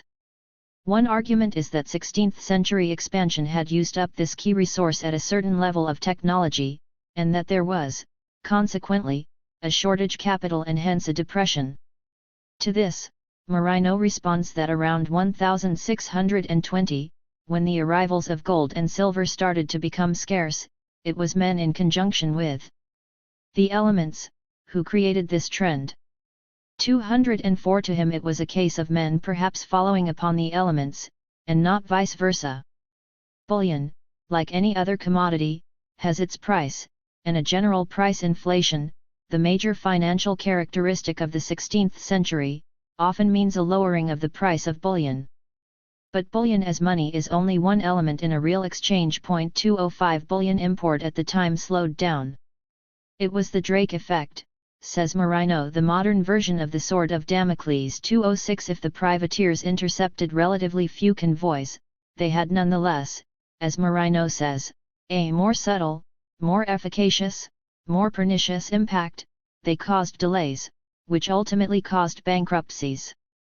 In addition to the Drake effect of the late 16th, there was the Blake effect of the mid-17th century, which killed off the Carrera. 207. However, these military depredations merely raised the cost of bullion. If bullion was needed as much as before, why could this cost not be passed on to the consumer? Why weren't more ships sent out? It will not do to ignore the realities of the contraction. It was not primarily caused by declining bullion supplies, but by a lessening demand for these supplies. A declining supply served the hegemonic power well in the early 17th century because Holland, by its productive and commercial advantage, could attract the existing bullion disproportionately. 208. When the supply became really short, bullion became the base of a system of lucrative investments. By mid-century, Dutch merchants were leaving in London the bullion they were receiving in payment from their English clients, and they were beginning to lend it out at rates of 5–7%, thereby creating a mechanism which in time was to relieve the pressure on capital in its solid forms. 209. We have taken a circuitous path to come to our subject, the availability of bullion in the second half of the 17th century and its meaning in terms of the Anglo-French rivalry. Since the production rate was less for bullion than for other commodities, the scarcity of precious metals grew as the century went on. The shortage was beginning to be felt, which led to a renewed search for gold and silver. 210. Luthi doubts that France was any worse off than other countries in this time of shortage, and notes that, in the years of peace, France had a very positive balance of trade. He says that considering France both as a state and as an arena of monetary exchange, its specie hunger was, unlike that of Holland and England, not tempered by any institution that could mobilize for it readily and in insignificant quantities the other means of circulation or savings, or not least important, hoarded wealth. 211. As usual, such an explanation only pushes us one step back. The old dorsal spine of Europe had long since developed banking structures. In the 17th century, Holland followed suit, the natural outgrowth of her hegemony. Why was England more capable than France of going down this path in the late 17th century? I have no clear answer, but I offer two observations side by side.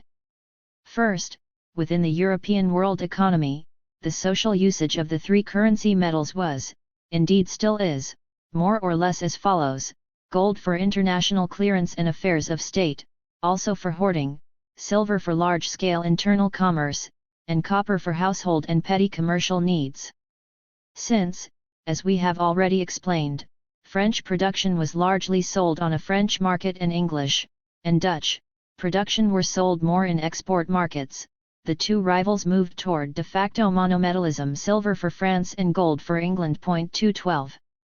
The second observation has to do with the role of copper coin, or rather with its multiplication, the nightmare of the century. 213. Spooner argues that there was an inverse relationship between the degree to which gold and silver circulated, as opposed to their being hoarded, and the circulation of copper coin and credit. The latter two went hand in hand. 214. In terms of the world economy, but were they not alternatives in terms of a national policy? The French state throughout the 17th century sought to avoid devaluation of the livre tournois at all costs. 215. But was relatively successful only during the era of Colbert. 216. May we not have here one more example of how the size of a state is a factor in the world economy? The French state, looking inward economically but outward politically, was oriented to silver, and it was unable to stem a plague of copper expansion at a time of silver shortage, except at the one point when it tried to shift politico-economic gear, the era of Colbert. The English state, looking outward economically, because it had to, but inward politically, was oriented to gold. It was open, therefore, to an international gold banking network, and was able to utilize paper rather than copper. Which, then, was the strong state?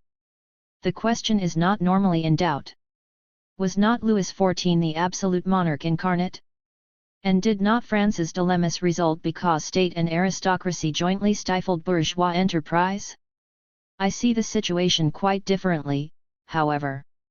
At the beginning of our period, in 1651, the United Provinces was the strong state. By the end, in 1689, England and France were both stronger than the United Provinces and about equal to each other. In the 18th century, Britain would become stronger than France, and it would be the weakness of the French state and not its strength that would impel the revolutionaries of 1789.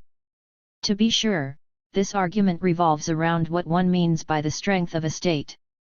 In a capitalist world economy, owner-producers wish the state to perform two key functions on their behalf. They want it to help them gain or maintain advantage in the market by limiting or expanding the freedom of this market at a cost less than the increased profit, regardless of whether this is a positive or negative intervention by the state. This is the interest of an owner vis-a-vis other owners. The owner-producers in addition want the state to help them extract a larger percentage of the surplus than they could do otherwise, once again at a cost less than the resulting increased profit, and with indifference in this case too as to whether the state's role is active or passive. Hence, for the owner-producer, the strong state is not necessarily the one with the most extensive state machinery nor the one with the most arbitrary decision-making processes. Quite often the exact opposite is true. Needless to say, a state's strength correlates with the economic role of the owner-producers of that state in the world economy, but if these assertions are not to be mere tautologies, we must have some independent political measures of this strength. We suggest 5 possible such measures: the degree to which state policy can directly help owner-producers compete in the world market, mercantilism, the degree to which states can affect the ability of other states to compete, military power, the degree to which states can mobilize their resources to perform these competitive and military tasks at costs that do not eat up the profits, public finance, the degree to which states can create administrations that will permit the swift carrying out of tactical decisions, an effective bureaucracy, and the degree to which the political rules reflect a balance of interests among owner-producers such that a working hegemonic bloc, to use a Gramscian expression, forms the stable underpinnings of such a state. This last element, the politics of the class struggle, is the key to the others. All these measures are political and not economic because they are not measures of productive efficiency. Ultimately, of course, political and economic measures are linked reciprocally because productive efficiency makes possible the strengthening of the state and the strengthening of the state further reinforces efficiency through extra-market means. States where the most efficient producers are located have less need to intervene actively in the world market than states where moderately efficient producers are located. Since efficiency of production is linked to the ability of the state machinery to intervene in the world market, states where the least efficient producers are located are incapable of being strong. The role of the state in the world market, which of course includes the internal market, is in curvilinear relationship to the economic role of the owner-producers located within the state. The state is most active in states of moderate strength. The rhetoric of strength, l'état, c'est moi, is frequently a substitute for the reality. The Whig interpretation of history sees modern times as encompassing one long historical quest for the weak state, a quest viewed as synonymous with the advance of human liberty. This perspective stops short of theoretically embracing anarchism, but only just. Insofar as many Marxist historians have seen the English Revolution in this same light, they share the mystification. 217 I see the modern history of the state rather as one long quest to create structures sufficiently strong to defend the interests of one set of owner-producers in the world economy against other sets of owner-producers as well as, of course, against workers. Military strength is one key to efficacy in this regard. J. H. Plum rightfully reproaches those Dutch historians who see the extension of Dutch power in the period from 1580 to 1640 as a miracle because of the absence of centralized state machinery. He very correctly observes, "The miracle lies in the fact that in spite of intense rivalry between state and cities, and the constant obstacle of entrenched rights and privileges, the Dutch were able to mount great navies and armies and pay for them mainly out of taxation. And this was achieved largely through the dedication of the Calvinist oligarchies who possessed a strong and viable sense of their own destiny as a class and as a nation." 218.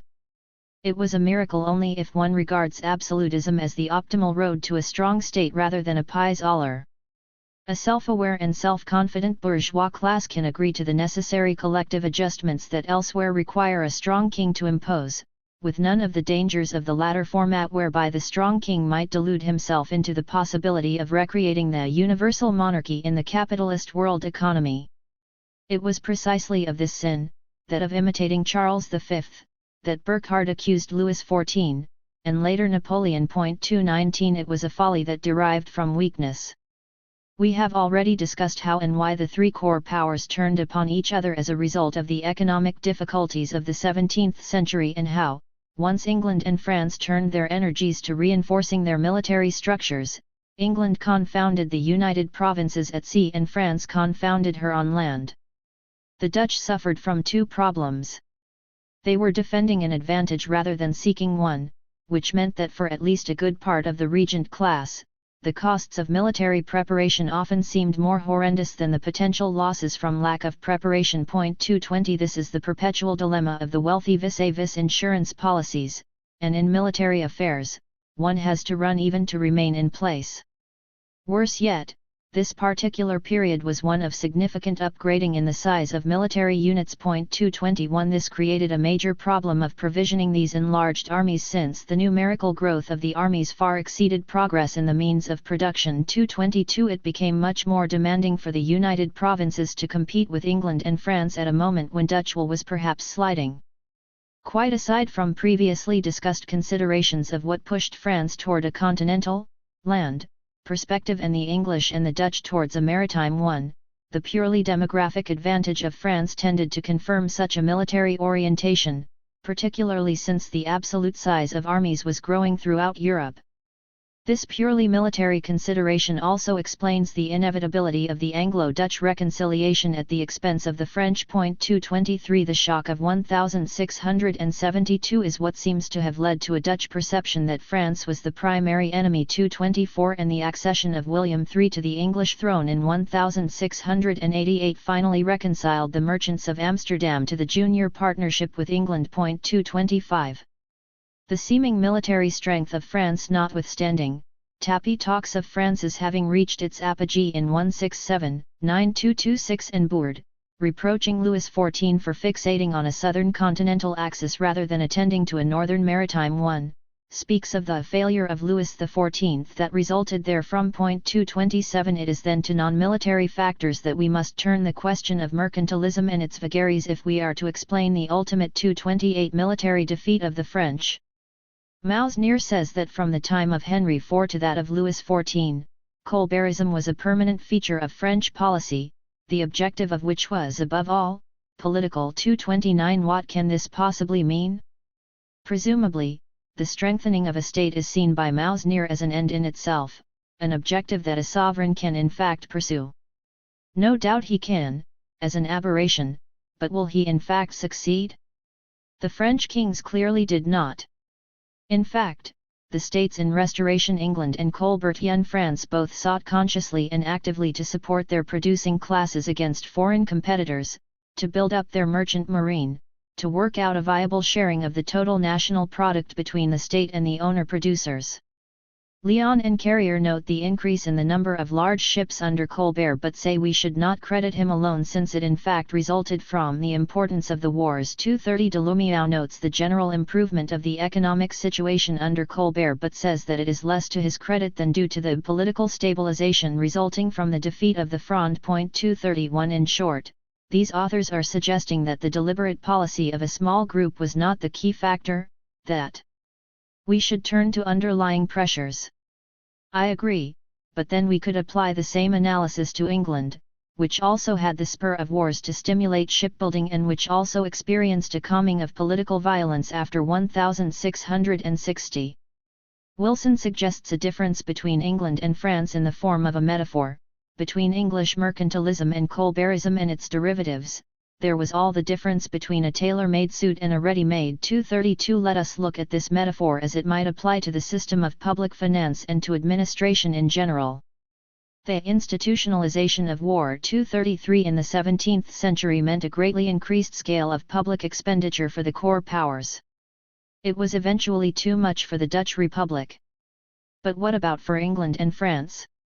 The increased money had to come from somewhere, and that somewhere had to be the moneyed classes. The reason was simple. Insofar as capitalism as a system already involved an increased levy on the productive output of the worker, any increase in public taxes on the worker meant, in fact, less profit for the moneyed classes, either because they would not obtain the same rents on their land or because they would have to pay higher wages in consequence. 234. The problem for the state was a double one, raising the money and spending it well. Spending it well did not mean spending it honestly, but spending it productively, using as a gauge the degree to which the increased profits of the national bourgeoisie in the world market exceeded the indirect costs to the bourgeoisie of such state expenditures. The problem was the same for the English and French states, and for the period of Restoration England and Colbertian France it is not clear that there was much difference in their ability to respond. It was not only necessary to raise the money, it had to be raised rapidly, which meant borrowing from somewhere. This was still the forte of the United Provinces, whose healthy public credit lay in the fact that the chief investors ran the government. 235 Both England and France were searching in this period for ways of coping with the need to borrow. Febvre says of Colbert that he was an alchemist, who had to find gold for his king. And who searched, who never ceased to search. 236 But Colbert felt that the state was already borrowing too much, in the form of tax farming. To increase total revenue, he reduced the role of the tax farmers, which in reality transferred a larger percentage of the taxation of the peasants to the state, and simultaneously kept non-productive state expenditure in check, which reduced the amount of tax money simply redistributed to the same moneyed classes, in order to spend it on mercantilist ends. 237. Colbert was moderately successful. He probably doubled the king's revenue. 238 The state of Louis XIV was possibly the only one in the period able to support major military efforts without excessive difficulty. 239 Yet Colbert's suit was ready-made, if you will, in its clarity and visibility: tax more directly and balance the budget, that is, redistribute more directively. His methods were not popular, and geared as France still was to an expensive continental military expansion, they could not be sustained. The English suit was tailor-made, creating new mechanisms of long-term public borrowing that involved less visible taxation and was no less heavy on the moneyed classes in the long run. This met less resistance and was to become in the 18th century more productive of state income that was to a greater degree well spent. Although England, as late as the Protectorate, was relatively backward 240 in its modes of public borrowing compared not only to the United Provinces but to France, the base of the so-called financial revolution after 1689 was created during the Restoration. The experiments of Sir George Downing in 1665, which involved appeals to small individual investors to lend directly to the government, only lasted until 1672, but they created an important precedent for the ascendancy of the Treasury as the controlling department of finance, and they prepared for later techniques. 241. The more straightforward approach of the French, as it may be described, extended to various aspects of administration. Once again, effective administration does not necessarily mean absolutist administration. To Swart's assertion that the Dutch government was ineffective, an antiquated, semi-medieval patchwork that was an obstacle to further economic advance, Smit responds with total disagreement, as do I. 242. In the 17th century, it was precisely the decentralization of the Dutch government that made it efficient compared to the centralized monarchies. Indeed, a sign of the decline of administrative efficiency is to be found in the aristocratization of the Dutch burghers, which led some of their supporters to propound absolutist political theories for the Dutch Republic and gave rise to complaints that the regents had lost interest in overseas trade. 243. The French path to strengthening the state is well known: centralization and uniformity. Indeed, this has come to be considered the classic path. Of course, centralization did not only involve the mere creation of the central administration per se, which was the accomplishment of an earlier era, it also involved the creation of direct lines of authority from center to locality, the system of intendants. This new mode of local administration was the true absolutist revolution. 244. We may call it a revolution, but Colbert created a unified tariff only in the 5 great farms. Heckscher says that this proves that he never intended a general unification. 245. How uncharitable! I believe Mouveret to be more fair when he says, probably it was better that Colbert was only a hard-working and tenacious administrator and not an audacious and original innovator. Neither the situation nor the attitudes of the time permitted radical changes. 246. To realize the upward battle Colbert fought to bureaucratize the state, one has only to look at the resistance of both the gens de mer and the naval officer corps to Colbert's desire to create a reserve of naval sailors that, in times of peace, could serve the merchant marine. 247. During the same period of time, the 1670s and 1680s, the core of the English government was growing both stronger and more efficient in spite of the wild conflicts of political life. 248. But with far less fanfare and therefore far less opposition. Why did the French and English affect such seemingly different styles in the parallel search for the strong state? Why was the English path more fruitful? It is in the minor variations in the class structure that we will find our answer. We must start with what was the same in England and in France. Both countries were thriving centers of agricultural and industrial production in the European world economy of the time. In both countries the feudal aristocracies had largely reconverted themselves into capitalist farmers and were playing a large role in non-agricultural activities. In both countries those who were not aristocrats also played significant roles as capitalist entrepreneurs in agriculture, commerce, and industry, and the economic success of these non-aristocratic bourgeois was sooner or later rewarded with access to higher status. Because the line one drew between noble and commoner was lower in France than in England, technically, persons of medium-high status who would be nobles in France, noblesse de robe, were commoners in England, gentry, but the social status and social roles of the two were in fact comparable. Because the French state was historically weaker than the English, more because of its size than anything else and because of the consequent centrifugal economic forces, the noblesse de robe were incorporated into the political structure as national officials, the gentry more frequently as local officials, but in both cases their new roles represented real, if limited, political participation in the government. Furthermore, both countries were the arena of a fundamental political conflict within the upper strata that went on from the 16th century to at least the 18th, and perhaps the 19th. The struggle was between those who had high status, in terms of the surviving juridical structures of feudal times, and those who were more or less successful capitalists.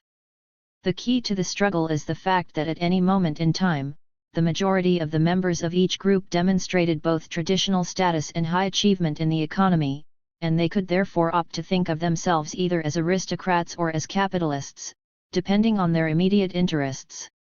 If one adds to this the constant historical process of translating market achievement into social status by means of aristocratization, there were bound to be many ambiguities. It must be said, however, that the men of the time navigated these ambiguities and understood the realities of the struggles better than do the scholars of later times looking back at the struggles. 249. In all of this, I repeat again, there was no significant difference between England and France in the whole period of around 1500 to 1800. R. H. Tawney is credited with the Sally, bourgeois revolution. Of course it was a bourgeois revolution. The trouble is the bourgeoisie was on both sides. 250 But this was as true of the glorious revolution of 1688-1689 as it was of the revolution of 1640, and it was true of the Fronde as well, and even of the French Revolution in 1789. This takes away none of their revolutionary character. It means we must do away with the ahistorical idea that the bourgeoisie and the aristocracy were two radically different groups, particularly in this period of time. They were two heavily overlapping social groups that took on somewhat different contours depending on whether one defined the dominant stratum in terms of social status or in terms of social class. It made a lot of difference which definition was used. The social and political struggles were real, but they were internal to the ruling strata. 251. Having emphasized the similarities between England and France, we must note that there were differences of detail that must be analyzed in order to understand the divergent paths of the two countries in the 19th century. For it is the small differences of the earlier period that enabled England after 1763 to pull ahead of her rival significantly in terms of economic productivity and dominance. In a book revolving around the concept of political stability, Theodore Rabb draws a picture in which early modern Europe is essentially politically unstable after 1500, the balance between king and noble, central government and region being uncertain until the mid-17th century, when the problem ceased to polarize society for over 100 years. Rabb says that although there were after-tremors following mid-century, no one fundamentally questioned the very organization of politics. That was the crucial change. 252 Is that a reasonable description of political reality? If it is, what would it imply for the struggle between England and France? We notice immediately that Rabb's dates correlate roughly with the long-term economic trends. It appears at first glance to be the classic Weberian correlation: expansion and political instability, stagnation and political stability. I do not think Rabb is wrong, provided we specify more clearly what kind of stability we are talking about and what our timing is. I think what happened is that the economic expansion of the 16th century permitted the clear emergence of the bourgeoisie as a social class whose relationship to the dominant status group was unclear. It was a situation that did not need to be clarified as long as the rate of expansion stayed high. Once the economic limits of the expansion were in view, the struggle of defining who had a right to control the state machinery became acute. However, the continuing economic difficulties forced a de facto compromise between the two factions, lest the political strife get out of hand, and the lower strata, both urban and rural, begin to assert themselves, not only vigorously but independently and directly. Hence there followed, as Rabb suggests, a period of relative stability in which the internal conflicts of the dominant strata were put under wraps, or institutionally contained. I have no intention of analyzing here the complex story of the political struggles of the mid-17th century in England and France, but let us quickly outline where matters stood when they ended. The monarchy was challenged in both countries, more dramatically, to be sure, in England. In the end, the Fronde was put down in France, the monarchy restored in England. To be sure, there was a major constitutional difference in the role of Parliament, which was augmented in England and eliminated in France. In England the administrative absolutism of a king was replaced by the legislative omnipotence of a parliament. 253. But what was the content of the social compromise? We can find remarkably different summary statements of the upshot of the English Revolution. Two will suffice. Stone says, England at the end of the Revolution in 1660 was barely distinguishable from England at the beginning in 1640. 254. Hill says, the old state was not restored in 1660, only its trappings. 255. May I suggest that neither summary strikes the right note?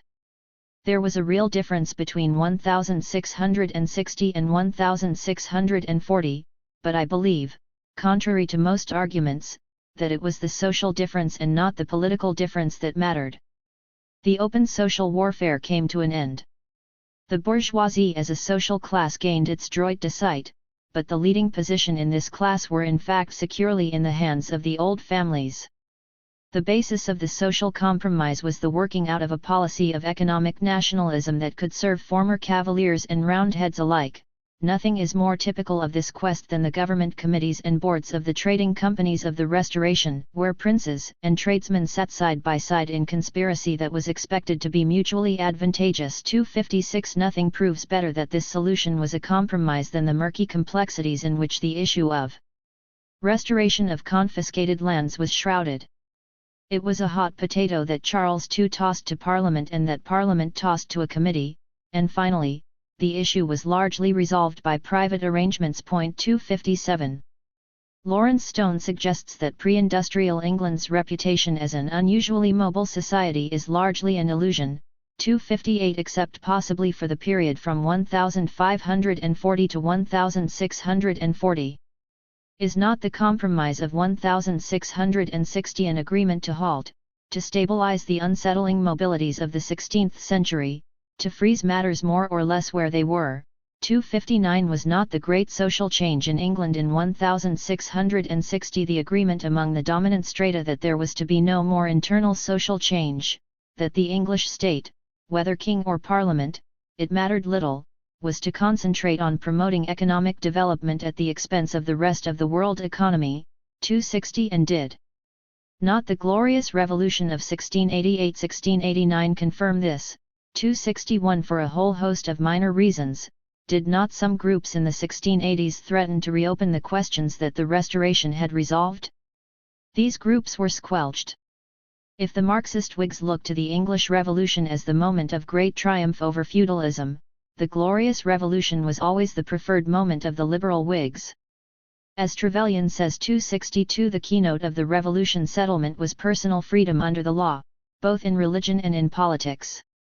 The most conservative of all revolutions in history was also the most liberal. Is Trevelyan caught short by the suggestion that the revolution was aristocratic? Not so, he says, it was effected by the whole nation, by a union of all classes. It is just that an additional factor has to be considered. In a society still mainly agricultural, where the economic and social structure rendered the landlords the natural and accepted leaders of the countryside, noblemen and squires like the Tories Danby and Seymour, the Whigs Devonshire and Shrewsbury took the lead when resistance to government had to be improvised. Behind the rhetoric of a union of all classes lies the reality of these natural and accepted leaders of the countryside. To be sure, an arbitrary king was forever eliminated from the scene, but as Pinkham says, what this fundamentally meant was that the royal powers which the king had hitherto been able to use in the interests of whatever group he pleased, sometimes even God save the mark the common people, those powers now passed into the control of the landed aristocracy which could control Parliament. 263. This triumph of the landed aristocracy was in fact the triumph of the capitalist classes. The political compromise would hold until the mid-19th century, and it would serve England well because it would permit aristocrat and squire to join with merchant and financier in order to outstrip their French rivals in the race to exploit the riches of the European world economy. In what way did the story differ in France? We come back once again to the peculiar geography of France. England had its peripheral regions and a fortiori Great Britain. These peripheral regions, located within a core state, were fearful of two trends: the gradual strengthening of this English-British state, which threatened them politically, and the triumph of capitalist elements, which threatened them economically.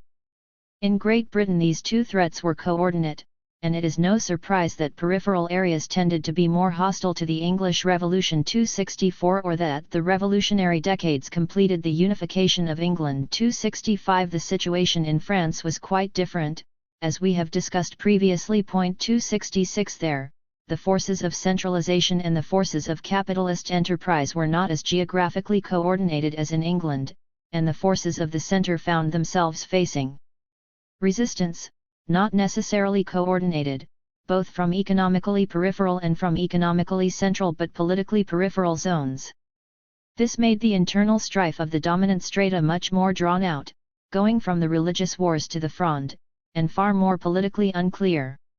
Whereas the Restoration involved a calming of the tensions, if you will, because a compromise seemed to be evolving between the two factions, the equivalent period in France, the Colbertian era of Louis XIV, involved a sort of imposed truce.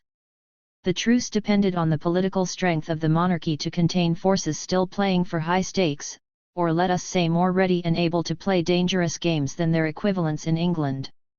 The political structure of the country reflected this: the West, the South, and the borderlands of the Northeast were all juridically, and economically, outside the centre. Not only were these areas deprived then of the advantages of being in customs union with the rest, although there were disadvantages as well, to be sure, but they were taxed more heavily. 267 Those bourgeois who were not aristocrats gained access to high status as individuals. 268 But not collectively, which left them permanently uncomfortable and potentially restive. 269 The contradictions come out in the whole question of the Huguenots. Presumably the Edict of Nantes had been a step toward the resolution of the internal divisions of the dominant strata. Why was it revoked in 1685? There is no really good answer to this question in the literature. The Huguenots were not particularly anti-royalist. 270 Why should the king have been anti-Huguenot? Louis sees it as the act of a France dedicated to the cult of the state in reaction to the humiliations of the earlier civil wars. 271 Robert sees it as the act of a king waiting for his chance, which came after the glorious Peace of Nijmegen, this great success in foreign policy convinced the king that henceforth he could try almost anything. 272 Leroy Lagery sees it as the way to get the church at last on the side of the throne. Fair exchange, donnant. The parish priests, so ready for confrontation under the League and the Fronde, became thereafter, despite the Jansenist quarrels, pillars of the established order. 273 None of these explanations suffice. Perhaps it was like a pointless exchange in chess, a hope that by reducing the pieces, one might improve one's position. In chess, if an exchange is not clearly advantageous, it simply brings stalemate closer. The king sought to strengthen the state. It was harder to do than in England. The revocation of the Edict of Nantes did not help matters, but it may not have hurt them either. There is one more important piece of evidence for the general explanation we are giving of stabilization in England and France as of the mid-17th century. The stabilization, which was more effective in England than in France but which occurred in both countries nonetheless, was the result of a compromise within the dominant strata. If this be so, then we should see a shift in attitude of the lower strata, for the split in the ruling classes offered them space whereas a compromise would have constricted their political margin. We have some evidence of the latter. There was a decline in the frequency of peasant revolts, and such as there were tended to be more moderate. 274 Since this was presumably a time of some economic difficulty, it seems probable that the explanation lies in the political difficulty of rebellion rather than a lack of incentive. In the earlier period, peasants were able to attach themselves to a fraction of the dominant strata in revolt. In the late 17th century this was no longer possible. 275 How bitter for the peasants and the urban workers must have been the great compromises. A chartist in 1837 looking back on the English Revolution said, for the millions it did nothing. 276 To be sure, there was unrest, especially in the towns, where it was difficult to suppress. 277 But once the compromise among the bourgeoisie was achieved, they turned to holding back the unrest. It was at this time that the two concepts working classes and dangerous classes began to be linked, developing in the minds of the ruling classes an association between poverty and crime. 278 One can, if one so desires, repeat old saws about commerce being incompatible with absolutism because the merchant might eclipse the ROI solile. 279 But Schumpeter's adjunction is more to the point. Feudal fetters not only hampered the bourgeois, they also sheltered. 280 They did so in England and they did so in France. 281 But for the various reasons we have adumbrated, the policy was slightly more successful in England. 4. Peripheries in an era of slow growth. Periods of expansion of the world economy are relatively easy to summarize. Production is expanding overall and in most places. Employment is extensive. Population is growing. Prosperity is the sign of the time. That real wages for large numbers of people may in fact be declining is less visible in the steady inflation of nominal prices. There is considerable social ferment, but it is a ferment nourished by optimism, even daring. Individual mobility seems to be the order of the day. Progress seems to be the gift of providence. Periods of downturn are much more complex. First of all, they are much more visibly uneven. There is regression, stagnation, withdrawal, bad times but not bad for everyone. Total production, that of the world economy taken as a whole, may remain steady in some calculation of overall value or per capita quantity, but this may be the result of a rise in some areas of the volume of production or the rate of productivity or both, balanced by a decline in other areas. The real wages of those employed may rise, but the percentage of unemployed may rise as well. A particularly somber picture may be expected in the peripheral areas of the world economy. They are the politically weakest arenas. It is to be expected that the ruling groups in core and semi-peripheral areas will seek to maintain their levels of production and employment at the expense of the peripheral areas. And yet the periphery does not drop out of the world economy entirely for many reasons. For one thing, its capitalist cadres wish to remain in the world economy, they struggle to remain there.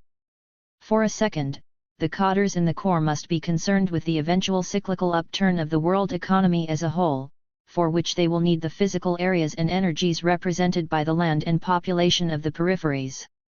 For a third thing, the core countries continue to need, even at moments of downturn, certain of the products of the periphery, partly because due to ecological considerations they cannot be supplied elsewhere, partly because the cost of labor is more than ever lower than in the core.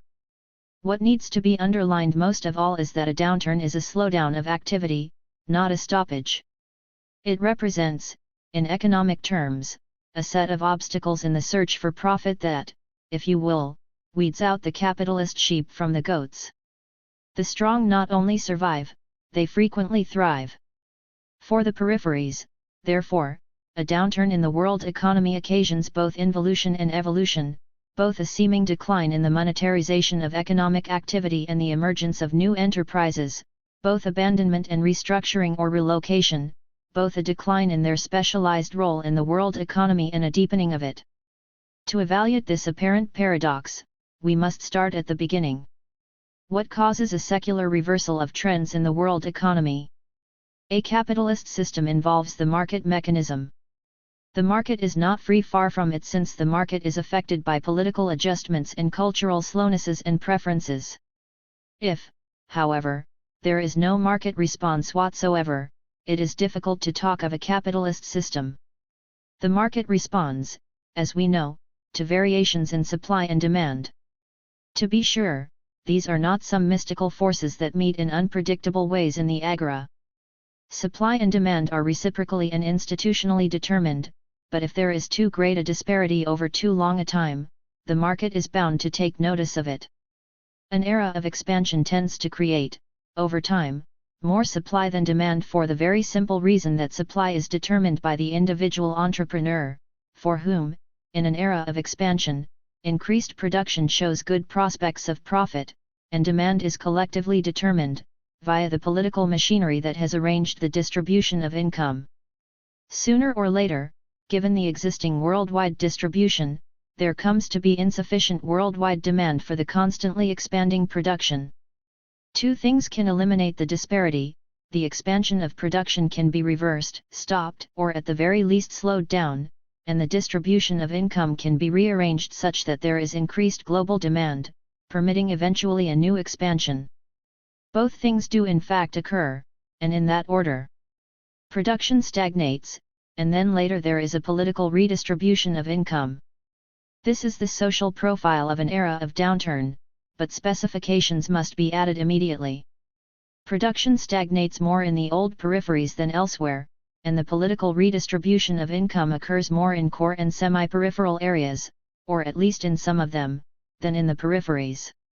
This, as we shall see, is precisely the story of the long era of downturn of the 17th century, of the period from 1600–1650 to 1750. There is another specification of this model based on lack of effective demand. We have dated this period of downturn as beginning between 1600 and 1650. This ambiguity, found throughout the book, is not an ambiguity of inadequate knowledge, but the expression of the normal mode of shift from expansion to downturn. Normally, there is a long moment during which expansion continues but downturn has already begun, and this therefore is part of the story of both eras.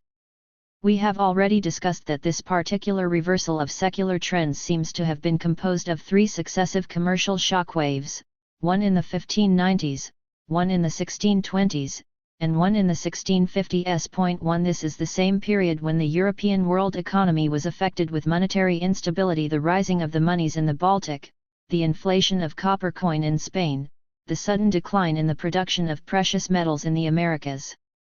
It was also the moment of various population disasters caused by wars, epidemics, and famines. The combination was not fortuitous. What does a producer of export crops in the periphery do when there is suddenly an unfavorable market? There are two responses that make sense from his point of view. He can try to maintain his net income by expanding the volume of his export or by diminishing his production costs. Either or both often work in the short run for the individual entrepreneur, but they worsen the collective situation of peripheral producers in a given area in the medium run. Expansion of production of the export crop increases global production still more in a market where demand is already stretched. Diminishing production costs exhausts the potential of future production if it is achieved, as is most likely in peripheral areas, by intensification of exploitation of natural or human resources. We shall try to show that in the principal peripheries of the 16th century world economy, this is precisely what happened. The weak markets of the 1590s and the 1620s led to increased volume of production or increased rate of exploitation of resources. By the 1650s, if not earlier, peripheral producers were forced by the consequences of this first tactic to turn to the only other sensible response, partial withdrawal from production for the market, at least for that particular part of the world market in which they had found their niche in the 16th century. 2. Let us start with the Eastern European periphery. Its export products fell in price, in productivity, and in total value and quantity exported in the 17th century, most notably, but not only, for Polish grains and Hungarian cattle. The story of prices is the most familiar because it is on the break in agricultural prices that the basic image of a 17th-century depression is built. Polish wheat prices fell as of 1615–1620, then saw a temporary rise followed in the mid-17th century by a violent drop and price depression of long duration. 3. The rise in Hungarian cattle prices slowed down as of the beginning of the 17th century, only to stop altogether after another brief boom in the 1620s. 4. By the middle of the 17th century, the price of Hungarian cattle in Vienna had declined considerably. 5. For Czech agriculture too, the 100 years following 1650 was a century of stagnation. 6. Not only did the prices of the exports go down in absolute terms, but they may have gone down relatively, that is, the terms of trade became more and more disadvantageous for the peripheral exporters. 7 At the same time, there was a rapid increase of the volume of imports of luxury articles, especially in the second quarter of the 17th century, a kind of last fling of the peripheral gentry. The combination of declining exports and increasing imports, at least in the period of transition, resulted in a dramatic shift in the balance of trade. For example, Poland's sea trade in the Baltic shifted from a 52% surplus in 1565-1585 to 8% in 1625-1646 and then to an adverse balance of trade in the second half of the 17th century. 9 Mzak speaks of Poland's passive trade balance resulting from the fateful decade of the 1620s. The shifting trade balance was aggravated by the inability of Poland's weakly protected economic enterprises to resist the negative effects of the monetary instability resulting from price inflation. Dutch merchants required Gdansk merchants to accept part of their payment in weak money, for example, Loewen-thalers, alongside the harder ducats and thalers. Of course, this money could have been barred by political authorities, but there was much opposition to any such preventive measures by the Gdansk merchants themselves, who both feared grave perturbations in external trade 11 and did not find such protection essential, since they could pass along this burden, foisted upon them by the Dutch, onto the shoulders of the middle bourgeoisie, the nobles and the peasants. 12. The measurements of Eastern European grain yield ratios have been extensive, and the consensus is that there was a definite fall in the 17th century. How much is a matter of some debate. The more optimistic see grain yields as merely stagnant at the time the yields of Northwest Europe were rising. The less optimistic see a significant drop. 13 The general explanation of the decline of wheat yields is the domination of commodity production by landlords using forced labor to the utmost. The same explanation Patch gives to explain the decline of Hungary's cattle exports. 14 But why should this domination lead to a decline in yield ratios? Two reasons are offered. One is that the increasing exigencies of corvée labor led many a peasant to stop keeping draft animals and pass over to the rank of cotters, and since the yield ratios of peasant farms was generally higher than that of the aristocracy, the overall yield fell. 15 The second reason is that production was increased by deviating from the fundamental principles of rotation in tilling the soil, 16 which over time exhausted the soil. Exhausting the men and the soil maintained a level of total production for 50-60 years, but it was a self-consuming method. This can be seen since, despite all these efforts to increase production and lower costs, the total of exports declined. In the end of the 16th century, 100,000 lasts of wheat were shipped from Gdansk annually, in the 17th, 30,000, in the beginning of the 18th. Only 10,000.17 Abel shows a breakpoint in 1620,18 but Jeanin points out that the records of the Sun show 1,649 or 1,650 as a record year, outdoing 1618, and suggests we think of the turning point as 1,650 rather than 1,620.19. The story on cattle export is the same. In Hungary, 1550-1600 was the Golden Age, 20 after which there was a decline. The Polish cattle trade to Silesia, Saxony, and the Rhine lost its importance with the beginning of the 30 Years' War because of the dangers of cattle driving. 21 The same was true of Danish cattle export, which in this context is part of the same picture. 22 Patch argues that the decline in cattle trade was more severe than the decline of the wheat trade, and hence that Hungary suffered even more than Poland because whereas the wheat was sold to the Atlantic center of the rising modern type international trade, the cattle was sold to the South German towns who fell themselves victims to the shift of international trade routes. 23 The third major export of Eastern Europe in the 16th century had been copper. Here too there was a marked decline as of the 1620s. 24 In each of these cases wheat, cattle, copper. The explanation lies in worldwide overproduction. In the case of wheat, there had been a rise, albeit a small rise, in cereals production in southern and western Europe, but large enough, says Faber, to account for the disastrous recession of the Dutch grain trade in the second half of the 17th century. 25 For cattle, it was the decreased demand which brought down the prices. 26 In the case of copper, the main factor was the glut of Swedish copper that came on the market. 27. In each case the export situation was worsened, but not caused, by war and devastation at home, in particular by the Swedish invasion of Poland, 1655–1660, by the century of intermittent fighting in Hungary, going from the 15 Years' War, 1591–1606, to Rakocz's War of Independence, 1703–1711, and by the Danish-Swedish War, 1643–1645. 28. But the devastations of war, which involve the reduction of total supply, are no explanation in themselves.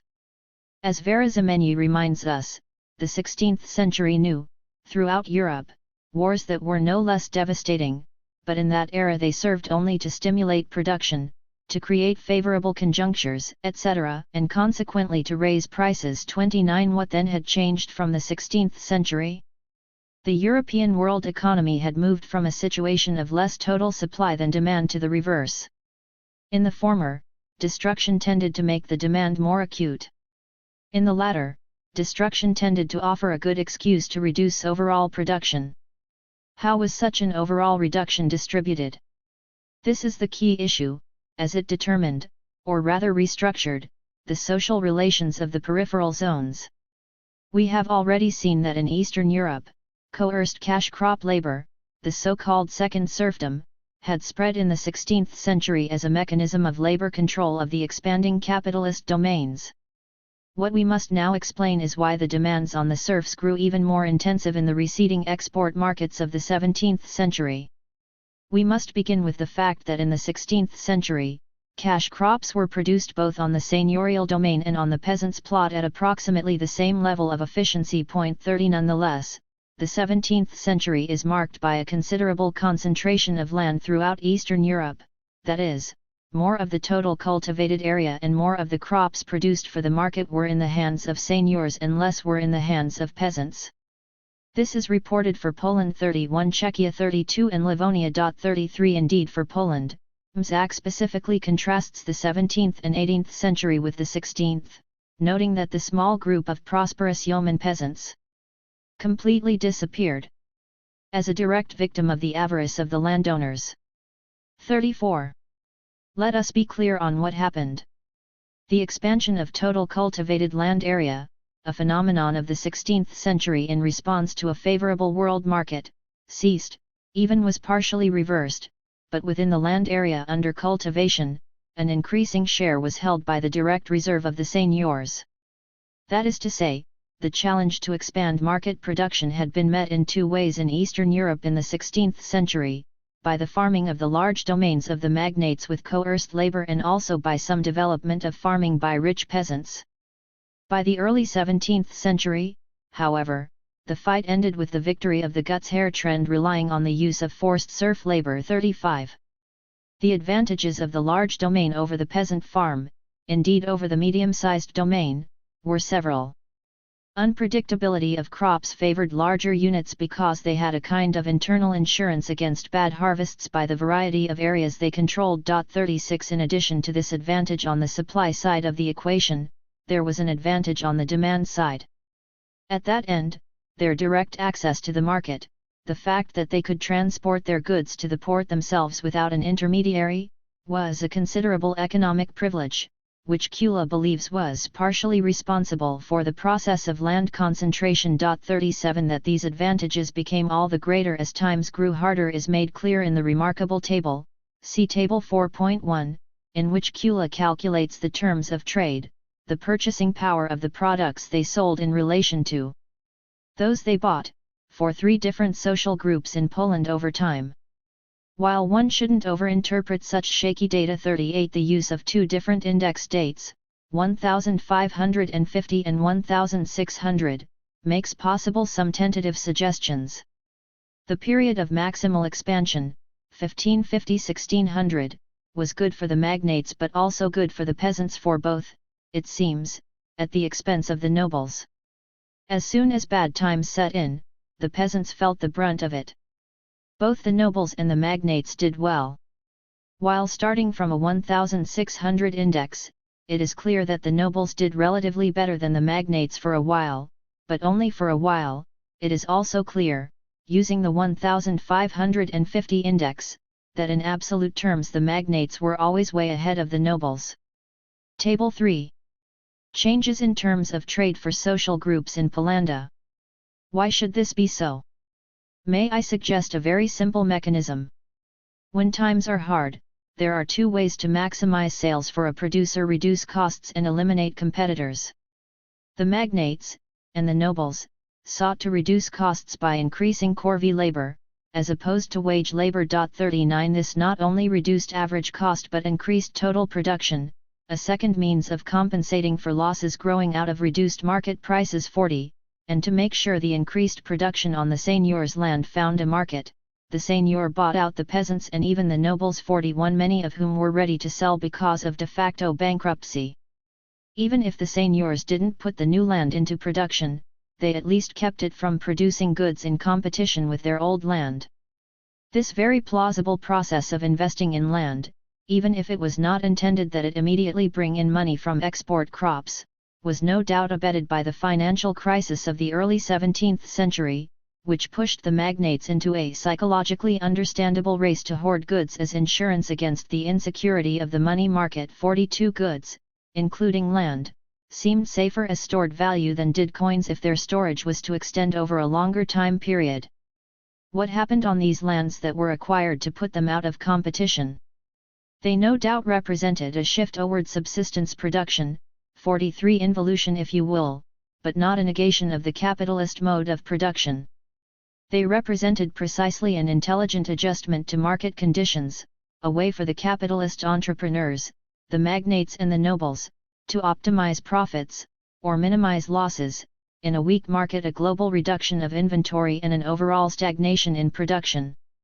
The peasants may not have expanded or contracted their efforts in response to the fluctuations of the world market, but peasants were not the entrepreneurs, they were semi-proletarians, whose labor input was largely a function of the entrepreneurs' reactions to the world market. 44. Retrocession did not mean abandonment of capitalist production, as is shown by the survival, even the thriving, of regional markets as opposed to the decline in export of products to core countries. Pease points out that already in the 16th century the territories of Central Europe were producing for regional markets, and that this accounts for the ways in which they differed from the areas of Eastern Europe exporting to Western Europe. He calls the productive relations in Central Europe Bohemia, Moravia, Slovakia, Lower Silesia, Lower Lusatia, Austria, not including Tyrol, Saxony, Thuringia, and Western Hungary Wirtschaft as opposed to second serfdom. Even in these countries, conditions worsened for the peasants in the 17th century. 45 What is to be noted, however, is that in the 17th century, some of the market centers in Poland that formerly served transcontinental trade, such as Krakow and Poznan, ceased this role because of the combined effects of the 30 Years' War and the Swedish Wars, but they flourished nonetheless as regional market centers as of the second half of the 17th century. 46 The increased concentration of land went hand in hand with an expanded extraction of days of corvée labor. Obviously, if the seigneur had a larger reserve he needed more labor, and if the peasant had less land, he had more time to devote to corvée labor, that is, he presumably still tilled enough to feed himself. 47 But no longer tilled very much of his own land for cash crops. We have reports of an increase in the amount of corvée labor in the 17th century for Poland: 48 East Albia, 49 Hungary, 50 Bohemia, 51 Romania, 52 and Denmark. 53. There is one final question about the relations of production. If an increase in corvée labor was rational in the 17th century, why was not the same high level already reached in the 16th? One answer might be that it took time. Another answer would be that a high rate of corvée labor was rational in times of market downturn for the various reasons adduced, but a medium rate more suitable for times of market expansion because there was a negative side to a high rate. After a certain point, corvée labor was exhausting and reduced productivity. Rasinski asks, at what moment did corvée labor begin to show economically retrogressive features? The latest research permits us to fix this moment with extreme precision. It is, he says, between 1580 and 1620 for central Poland and a little later for Silesia and Bohemia. 54 This brings us right back to our period of transition, 1600 to 1650. We may resume the situation as follows. In the 16th century, corvée labor was economically productive. It involved the same labor in which the peasant would have engaged in any case because of the strong market, but the seigneur appropriated part of the surplus for himself, from the peasant, by instituting corvée labor. As times became difficult, the seigneur's demands on the peasant's labor time increased. At that point, the peasant was beginning to give labor that he might not have otherwise expanded at all. In the long run, this excess output would tend to exhaust the peasant's labor potential and be counterproductive, but it would nonetheless in the medium run ensure that the bulk of the loss from a weak world market was borne by the peasant and not by the seigneur. Naturally, the peasant was not happy with this situation. The bigger the estate, the greater the contrast between the reserve and the peasant plot. Guts und Bauernwirtschaft. 55 The result was peasant flight and sabotage. We thereupon run into another seeming paradox. There occurred simultaneously an increase of both corvée labor and wage labor. This paradox is not difficult to resolve if we remember that there were in fact three modes by which the East European seigneur related to the rural laborer: corvée wages, and quit rent, cens. It was quit rent, as opposed to both corvée and wages, that was the principal formula of the 14th and 15th centuries in Eastern Europe. In the 16th century the expansion of the world economy led to the reinstitution and expansion of corvée labor in place of quit rent.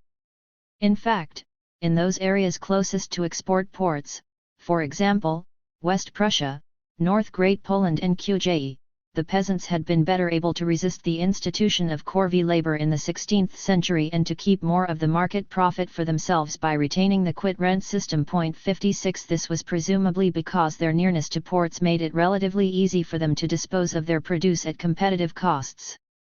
In the 17th century, however, given the tighter market, the ability of the remaining East European tenant farmers to resist the pressures of the seigneurs crumbled, and quit rent began to diminish even further, now to be replaced by both corvée and wage labor. 57.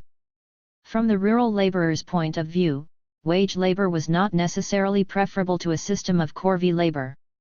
In fact, on the reserve, the wage laborers were largely either servants or day laborers, and the latter found themselves in a still more dependent situation than the serfs owing corvée labor. 58 The serfs not only had more security than the day laborers, in the sense that they could not be let go, but more status and more real income. Strange as it may seem, they also had more alternatives. The fact was that despite the legal constraints on them, the serfs whose seigneurs sought to impose too high dues could always change their seigneur because of the weakness of the public authorities. 59 In this conflict between seigneur and peasant, which was really a class conflict between bourgeois and proletarian, the peasant was not totally bereft of ability to defend his interests, even in these hard times. The seigneur/bourgeois thus had to find other means than the mere reduction of real wages via legal devices in order to extract surplus. He turned, as was logical, to industrial production so that the peasant would relate to him not merely as an employee but as a consumer as well. If there was a pauperization of the peasants in the 17th century, what could they buy? Such urban industries as existed were dying out by the end of the 16th century because of the pauperism, already widespread, of the principal masses of the population. 60 What then could the seigneurs produce that the peasants could afford? Occasional simple textiles, some glass and metalware, and grain in lean years. There seems in any case to have been a movement of artisans from the towns to large estates to work on the manufactories of the estates. 61 The most successful industry was unquestionably that which produced the perpetual standby of the poor who get poorer: alcohol. We associate gin with the new urban factories of England in the late 18th century, and whiskey with the uprooted indigenous populations of 19th century frontier areas. Similarly, it was vodka and beer in Poland and wine in Hungary for the pauperized peasantry of the 17th century. The key institution was called the propinatio, the invitation to drink, which meant in fact the monopoly of the seigneur in the production and sale of alcoholic beverages. 62 In the period from 1650 to 1750, the propinatio often became the noble's main source of income. 63 The net result of the concentration of land, the further decline of quit rent, plus the propinatio meant that despite the weak world market for their export crops, despite the destructions of wars, the East European upper strata managed to survive the period in reasonable shape. No doubt they may not have been as flourishing as the Amsterdam regent class or as the seigneurs of northern France, but the severe reductions in net revenue of the Eastern European periphery took its toll first of all on the lower strata. 64 The urban artisans and richer peasants went under, and the poor peasants got poorer. As the social cleavages polarized more, some also moved upward in status. These were the clientele of the courts, not so much of the king, as in France, but of the many seigneurial potentates. 65 This has been termed refeudalization, but Mackay insists rightly that it is a misnomer. It should be called, he says, an inflation of the nobility. 66 In the previous chapter, we drew a picture of the social compromise reached in England and France between the new capitalists and the old aristocrats, two categories that overlapped far more than contemporary opinion or that of the times acknowledged, but they overlapped imperfectly and therefore with considerable friction in the era of expansion of the world economy. The conflict grew most acute in the period of transition, the last period of inflation that went hand in hand with the leveling off of the worldwide expansion, but in the period of 1650 to 1750, the realities of an era of downturn and mercantilism forced a coming to terms with each other of the two overlapping strata, which was crystallized by the end of the 17th century in new constitutional arrangements, using the expression broadly. Did anything comparable happen in the East European periphery? There were two factors present in the core that were absent in the periphery. First, for those strata located in the core, the prospects of capitalist profit remained on the whole relatively better, and this must have tempered the bitternesses of making mutual concessions. It was somehow worth it. Second, being in the core, the upper strata profited collectively, if not individually, from the strengthening of the state machinery, but in turn this state machinery could act as an institutional brake on internal conflicts among the upper strata. The peripheral areas had neither the economic compensations nor the strong state machinery. The monarchy was getting ever weaker in Poland. Hungary was divided into three parts, two of which were under foreign rule, and ultimately all three would be. Czech lands were also under foreign rule. Indeed, with the exception of Brandenburg Prussia, a special case which we shall discuss subsequently, the 17th was a century of the further collapse of the indigenous national authorities. The Polish state, the only one to have an indigenous sovereign over all its ethnic territory, was in fact called the Rzeczpospolita, a term derived from the Latin Respublica, and it was commonly referred to as the Commonwealth of the Gentry. Foreign states, however, regularly interfered with the choice of the king, who was elected, and frequently, someone other than a native Pole was chosen. Three leaders in 17th-century Hungary, Gábor Bethlen, Zrínyi, and Ferenc Rákóczi, sought to create a Hungarian state strong enough to bear the burden of changed European conditions. 67 and tried to create a strong army and, as a prerequisite, obtain taxes. 68 They failed because of the combined opposition of the Hungarian aristocracy and the Habsburg monarchs, who reached a mutually convenient and lasting arrangement after the failure of the Hungarian War of Independence in 1711. In Hungary, the tax exemption of the nobility was prolonged for another century, the copper trade fell into the hands of the Dutch, while the middleman's profit was invested by the Habsburg state into the modernization of Austrian mines. 69. In the core countries, the newer, rising strata, whether gentry or noblesse de robe, could count on the fact that the state machinery could place some check on the pretensions of the old aristocracy, and especially on those who could not perform well in the market. But in Eastern Europe this possibility barely existed.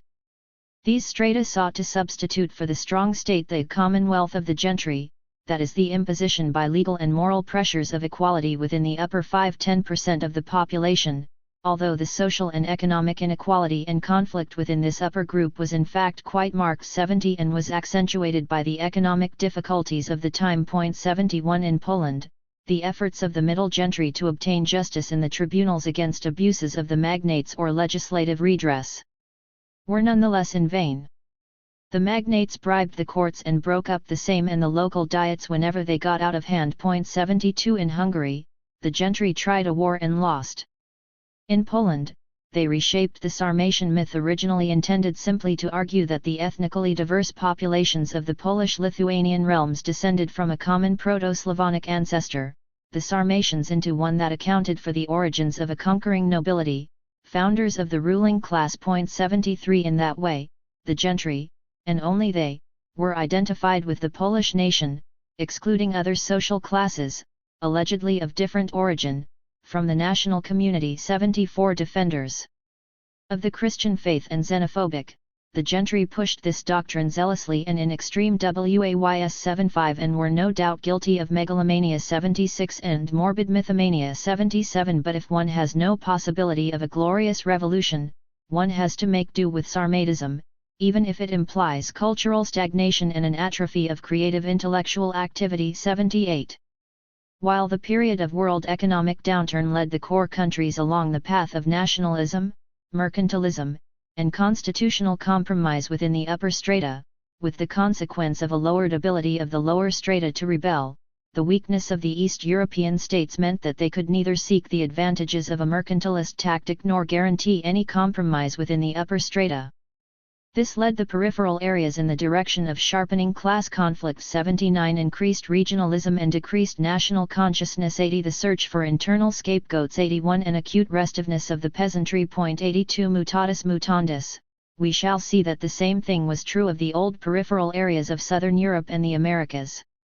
A rapid overview of the Christian Mediterranean shows that the same patterns prevailed for a 17th century that was characterized by stagnation in business. 83 The prices of primary exports fell. In Spain, wheat prices declined after 1585, and they remained stagnant throughout the 17th century, as did prices for wine, rice, and oil. 84 In Sicily, the export of silk declined, as did the export of wheat and wine after 1640, but Imard notes that the reduction in exports was compensated for by a continued increase in population that increased internal consumption. 85 This may mean, however, that the per capita grain production was falling, a phenomenon we have already encountered in Eastern Europe. What is the explanation? Cancela speaks of the intensive works of colonization in Sicily from 1573 to 1653. De Silva reports that a worried writer in Spain in 1609–1610 noted that abuses were multiplying, triennial rotation was no longer being observed, and thus the producers were exhausting the fields. 87 De Silva says that this situation led, in the years from 1570 to 1630, to the search for new domains, which were then similarly exhausted. This aridification of the land hit particularly the small producers. 88 And led to further land concentration. While this process of exhausting the land led to inability to export, land concentration that resulted from it led to a further monetarization of productive relations, since the inability of the peasants, contadini, and villagers to provide for their own subsistence by working their own land enlarged the internal market. 89 We saw the same expansion of the regional markets in Eastern Europe as world trade declined. Demography followed suit. The Spanish population declined plagues in the last years of the 16th century and the expulsion of the Moriscos. There was a 35% reduction of the population of Valencia from 1609 to 1638. But this violent demographic crisis followed rather than preceded the stagnation. 90. Regarding southern Italy, there was population decline in Naples.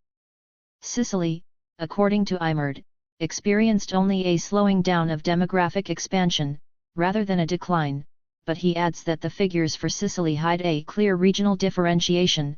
The island was split in two, with the north, northeast, and center stagnating and no longer self-sufficient in food supply.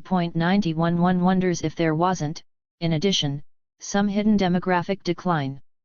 Verlinden reports that the incidence of slavery in southern Italy and Sicily declined in the 17th century from its high point in the 15th and 16th, because trade in African slaves, who were formerly imported to the Mediterranean by the Portuguese, was diverted to the Americas, and the supply of Turkish and other Muslim slaves was much smaller. 92 Does this not imply a decline in overall population that may not be caught up in the other statistics? The undoubted contraction of the economy is said to account for the rise of local manufactures from Aquila to Salerno in the state of Naples. 93 However, this was true not only for Naples but for all of Italy as well as Languedoc. Might this be, asks Brodel, the demonstration of a discomfort, a diffuse reaction to the insufficiency of trade? 94 The results of this squeeze on the small rural producers, who were the real losers in the period of regression, led to acute class conflict. Speaking of the peasants' revolt in 1647–1648 in Naples, Emilio Sereni writes that it was the response of rural populations to feudal oppression and abuse, now aggravated by the mercantile avidity of the new barons. He says, rather than speaking of refeudalization, we might properly talk of the commercialization of the fief. 95 Economic regression, increased pressures on land and labor power, concentration, further commercialization of land and labor all in fact went hand in hand in southern as in Eastern Europe. Let us now turn to Hispanic America, where the depression of the 17th century has long been a subject of major controversy, and let us start with the rise of the hacienda as the key agricultural institution of this peripheral arena of the world economy. How is the hacienda to be defined and perceived? When did it arise? We have already encountered a debate in the context of the 16th century about whether to describe land structures as feudal 96 or capitalist. It is possible to argue, as does Frederick Morrow, that whereas in Hispanic America the 16th and 18th centuries at least increased the importance of the speculators, the merchants, the mine owners, the urban bourgeois and even the royal bureaucracy, the 17th and 19th centuries represented the triumph of patriarchal society. 97 From this perspective, capitalism and feudalism are seen as competing tendencies linked with very long A and B cycles of the world economy. The key debate thus turns out to be about the 17th, not the 16th century. The triumph of a self-sufficient non-capitalist hacienda is the basic theme of François Chevalier's work, a triumph said to be the consequence of the retraction of the world economy. In the early decades of the 17th century the silver boom collapsed, smothering in its passage the first stirrings of a barely nascent capitalism. Land became the sole source of income. The largest estates were self-sufficient. The big sugar refinery, the plantation, the harvest estancia, and the smelter with its farm annexes supplied nearly all their own needs. We have frequently had occasion to recall the Middle Ages. The hacienda owners constituted an aristocracy. In fact, some succeeded in obtaining titles. The state of the Marques del Valle, finally, is a pale replica of the Duchy of Burgundy. 98. An alternative perspective on the Mexican hacienda in the 17th century is stated with great vigor by André Gunder Frank.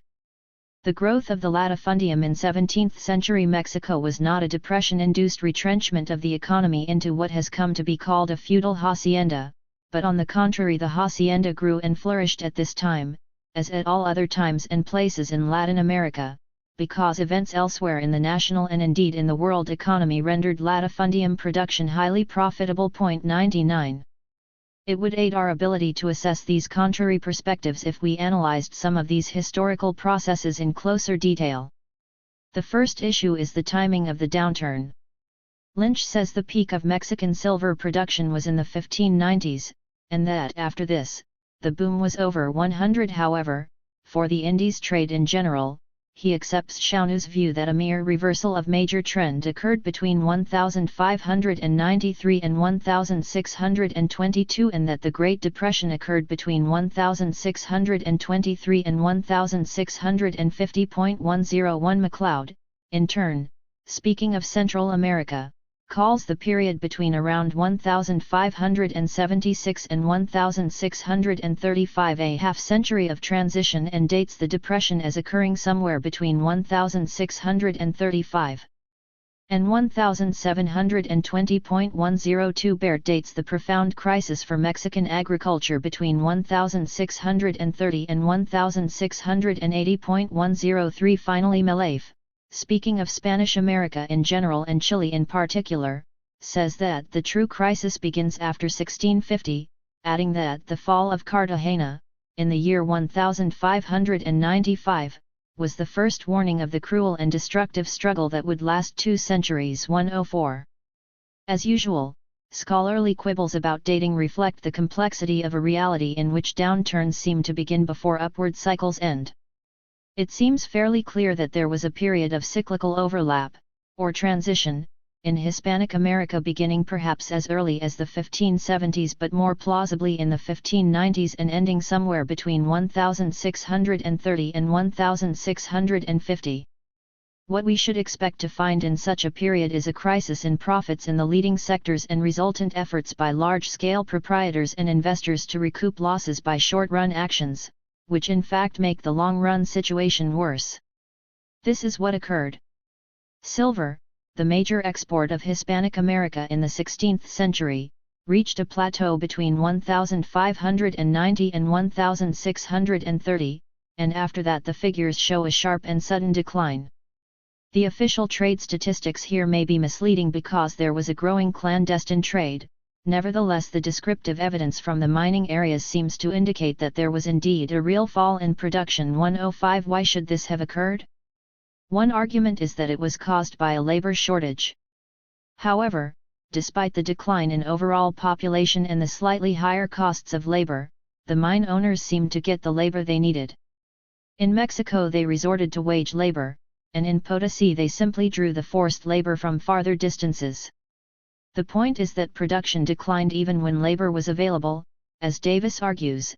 Indeed, in the mid-17th century many Potosi mine operations were accepting Indian monetary tribute in place of the mida or forced labor they were entitled to, preferring this certain income to whatever profits mining might bring. 106. Was it then the shortage of mercury? It is clear that there was such a shortage between the 1630s and the 1660s. Bakewell calls the difficulties of mercury supply the single largest determinant of variations of silver output, but Davis does not believe they were decisive. 107. The question is, why was more mercury available in the 1660s than in the 1630s? It must have been profitable to do what was necessary to get mercury in the 1660s but not in the 1630s. Let us remember again that although the supply of bullion was a principal factor in price formation in that epoch, gold and silver too had their price, and monies in general, and particularly in a metallic system, were but a commodity like any other. 108. Andre Gunder Frank agrees with the foregoing and explains the fall in production as the long-term result of price inflation. Did not, then, fixed prices for silver mean a falling return, even if costs had remained fixed as well? To say that in an inflation the prices of goods and services increased is to say, in other words, that the value or the price of money decreased. And was it not money that the mine owners were producing in their mines since the price of silver was fixed? The implication is that they faced both an increase in costs and a decrease in returns, enough reason for any capitalist to reduce his output and put his money into some other business, if possible. 109. The decline of bullion exports, the leading sector, affected the other export crops in turn. Regarding indigo production in Central America, MacLeod argues that the state of shipping technology in the 17th century created a shaky rate of profit for primary products shipped across the Atlantic. In favorable times indigo survived on the margins of gold and silver. In harder times indigo was too far from Europe to show consistent profits. 110. This point about indigo can also be applied more generally. 111. Two powerful groups suffered immediately from the decline in export prices: the Spaniards, who controlled the productive enterprises, and the state that taxed these Spaniards.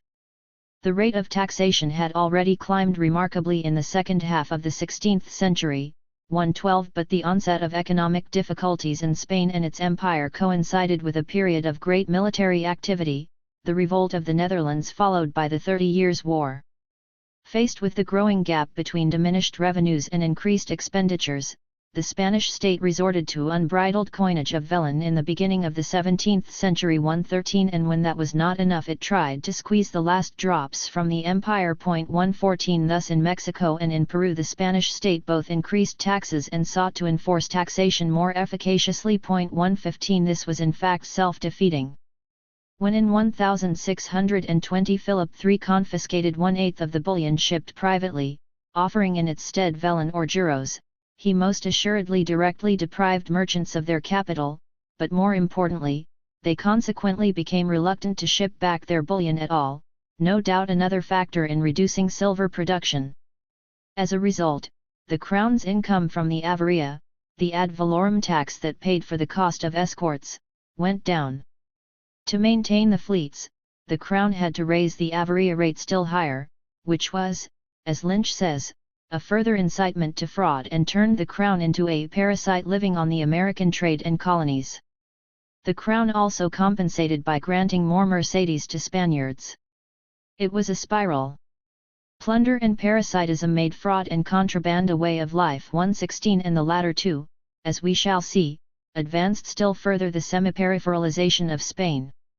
While some of the Creoles were smarting from the effects of the economic difficulties and seeking salvation in public office 117 thus multiplying the parasitism of the state bureaucracy, others were in fact adapting quite well to the vicissitudes of the world market. The production of bullion, up to then the major export crop, went down, and the production of grains went up. It is at this point that the confusion arises.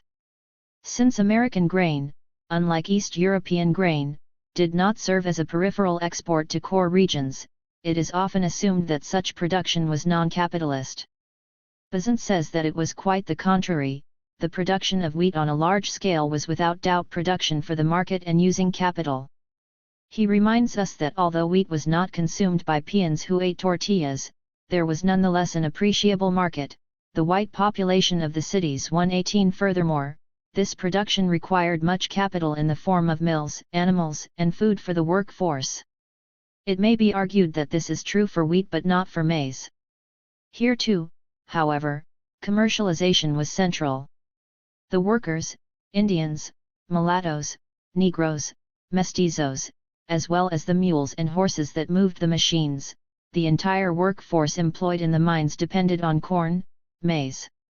To service them, beginning in the end of the 16th century, there grew up around the mines a belt of agricultural and cattle haciendas specially devoted to their provisioning. 119. This is not to suggest that these haciendas were unaffected economically. Bad times of the mining areas led to difficult years, sometimes recession. 120 That was often exacerbated by the creation of new competitive haciendas. However, it is to suggest that the market had a regional limit and that it was not profitable to go beyond that limit in the world economic contraction. 121 This is no doubt the conjunctural origin of the classical description of the structural difference between haciendas, which supplied small-scale markets, and sugar plantations, which supplied large-scale ones. 122 Within the regional limits, hacienda production was quite profitable. One may call this self-sufficiency if one wishes, but to me it seems more plausible that it was, as Bakewell says, the result of fashioning in the New World a diversified and, in contemporary terms, capitalist economy of the European type, and of using this economy to exploit the rich assets of Middle America for Middle America's advantage. 123 The resulting advantages could not affect an abstract entity called Middle America, but they did affect a concrete social group who were the landowners of Middle America. As in Eastern Europe, however, the slowdown of the world economy as a whole required intensified use of the basic resources, land and labor, to maintain the level of profit. The precipitous decline of the Indian population in all parts of Hispanic America is a tale now quite well known. 124 And the role of disease epidemics therein clearly established. 125 This decline created both opportunity and dilemma for the Spanish landowners. The decline of Indian producers, by death and by land ouster, along with the growth of the Spanish and mestizo population in the urban and mining areas, created the regional market and its high prices for the hacienda owner. On the other hand, the owner needed laborers. It is here that we find the crux of the struggle over who is to accumulate the capital. The fact that there was a slowdown worldwide in capital accumulation meant that the capitalist sectors in Hispanic America were in acute competition with those in Spain for a reduced economic pie. We have already mentioned increased taxation by the Crown, which transferred surplus from the Americas. From the point of view of New Spain, the erstwhile most dynamic region of the Americas, what hurt most was the attempt by the Spanish Crown to reduce Mexico's direct ties with Peru and the Philippines. No doubt there was widespread smuggling, but no doubt too the Crown's policy had a serious adverse effect on Mexico City. 126. The tension over profits manifested itself not merely in disputes about the control of trade routes but about control of labor supply. The system of repartimento had been in effect from the middle of the 16th century, and it was quite frustrating from the point of view of large agricultural producers. While it amounted to forced wage labor, the laborers were transitory and returned regularly to maintain their traditional productive activities. 127 The supply was mediated by the Spanish bureaucracy, particularly by the corregidors, with the firm support of the friars, who argued for it as a means of protecting the Indians from Spanish rapacity. The interests of the protectors was quite transparent, as Israel explains it in the Mexican context. The corregidors regularly made large fortunes by their various methods of extortion, including the forced purchase of Indian crops at minimal prices in order to sell at great profit in the towns, conducting compulsory sales of goods at exorbitant prices, taking fees for favors from Spaniards, and making astute use of the repartimento. Thus the Indians were in effect supporting two separate economies, that of the Spanish settlers on the one hand and that of the Indian districts, functioning chiefly in the interests of the corregidors, friars, and Indian hierarchy on the other. 128. This double burden on the Indians was surely part of the story of their demographic decline, and it surely created, in addition, an impossible strain on the political system as soon as there was an economic crunch. 129. In 1632 the Crown finally brought about the suspension in New Spain of compulsory wage labor outside the mines. Because of the continuing tension, this merely speeded up the evolving tactic of the Spanish landowners, now hacendados, of attracting permanent laborers known as ganans or laborios. The corregidors responded at first by not exempting these ganans from the repartimento, which meant de facto that, in order to weaken the Creoles as a stratum, the corregidors forced an Indian to leave one Creole and move under the control of another. When the Crown tried the alternate tactic of abolishing compulsion altogether, the Indian faced the increased possibility of not working at all, at which point, the large agricultural producer resorted to the creation of debt peonage as a way of holding labor on the land. 130 Land expropriation reinforced this control even further. 131 Thus the encomienda became the hacienda. 132 And the forced laborer became the debt peon. In terms of remuneration, which is calculated on units of time, it is possible that the worker's situation might even have improved. The labor shortage had given the worker some bargaining power. 133 But did he not pay for this higher level of remuneration with the increased total time he was obligated to offer? Was there not, in fact, an increase in the rate of work and a probable shortening of his lifespan?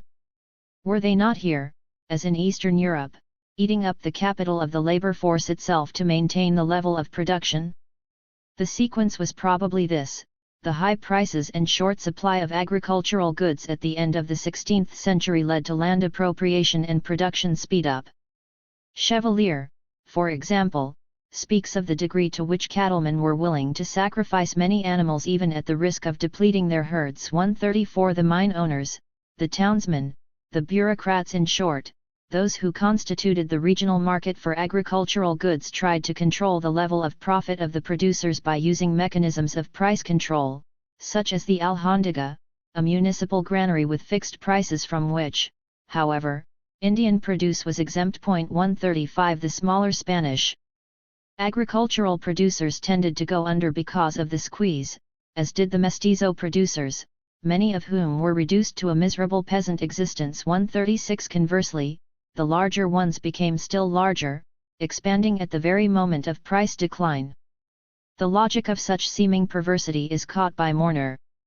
Haciendas often had to reduce their production due to the limitations of the market and the drastic fall of prices when harvests were plentiful. Why then did they bother to expand? Because by depriving their neighbors of their lands, the hacendados wiped out competing production or forced hitherto self-sufficient small producers to become consumers of hacienda products instead. 137. The large, so-called self-sufficient hacienda was precisely a mechanism that enabled subtle adjustment to market forces. It could contract and expand production in function of shifting profitability and speed up or slow down resource utilization, thus maintaining the link between agricultural production and the world economy over time. Furthermore, the hacienda was the locus of new textile production.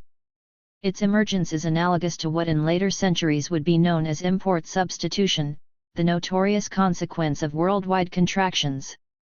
Bakewell argues that trade probably declined, in large part, because New Spain no longer needed imports from Europe. 138. He draws the conclusion that the economy of New Spain, far from suffering any decline in the early 17th century, became more healthy. 139. But this is to misconceive the situation. There is no such thing as an economy of New Spain that can be compared to an economy of Spain. Some entrepreneurs in Hispanic America transferred investment, inter alia, to textile production because of the shifting state of the market, the increase of the Spanish and mestizo populations, the decline of silver export, and the economies of labor scale of the hacienda system, and thereby hurt the export potential of Spanish textile producers.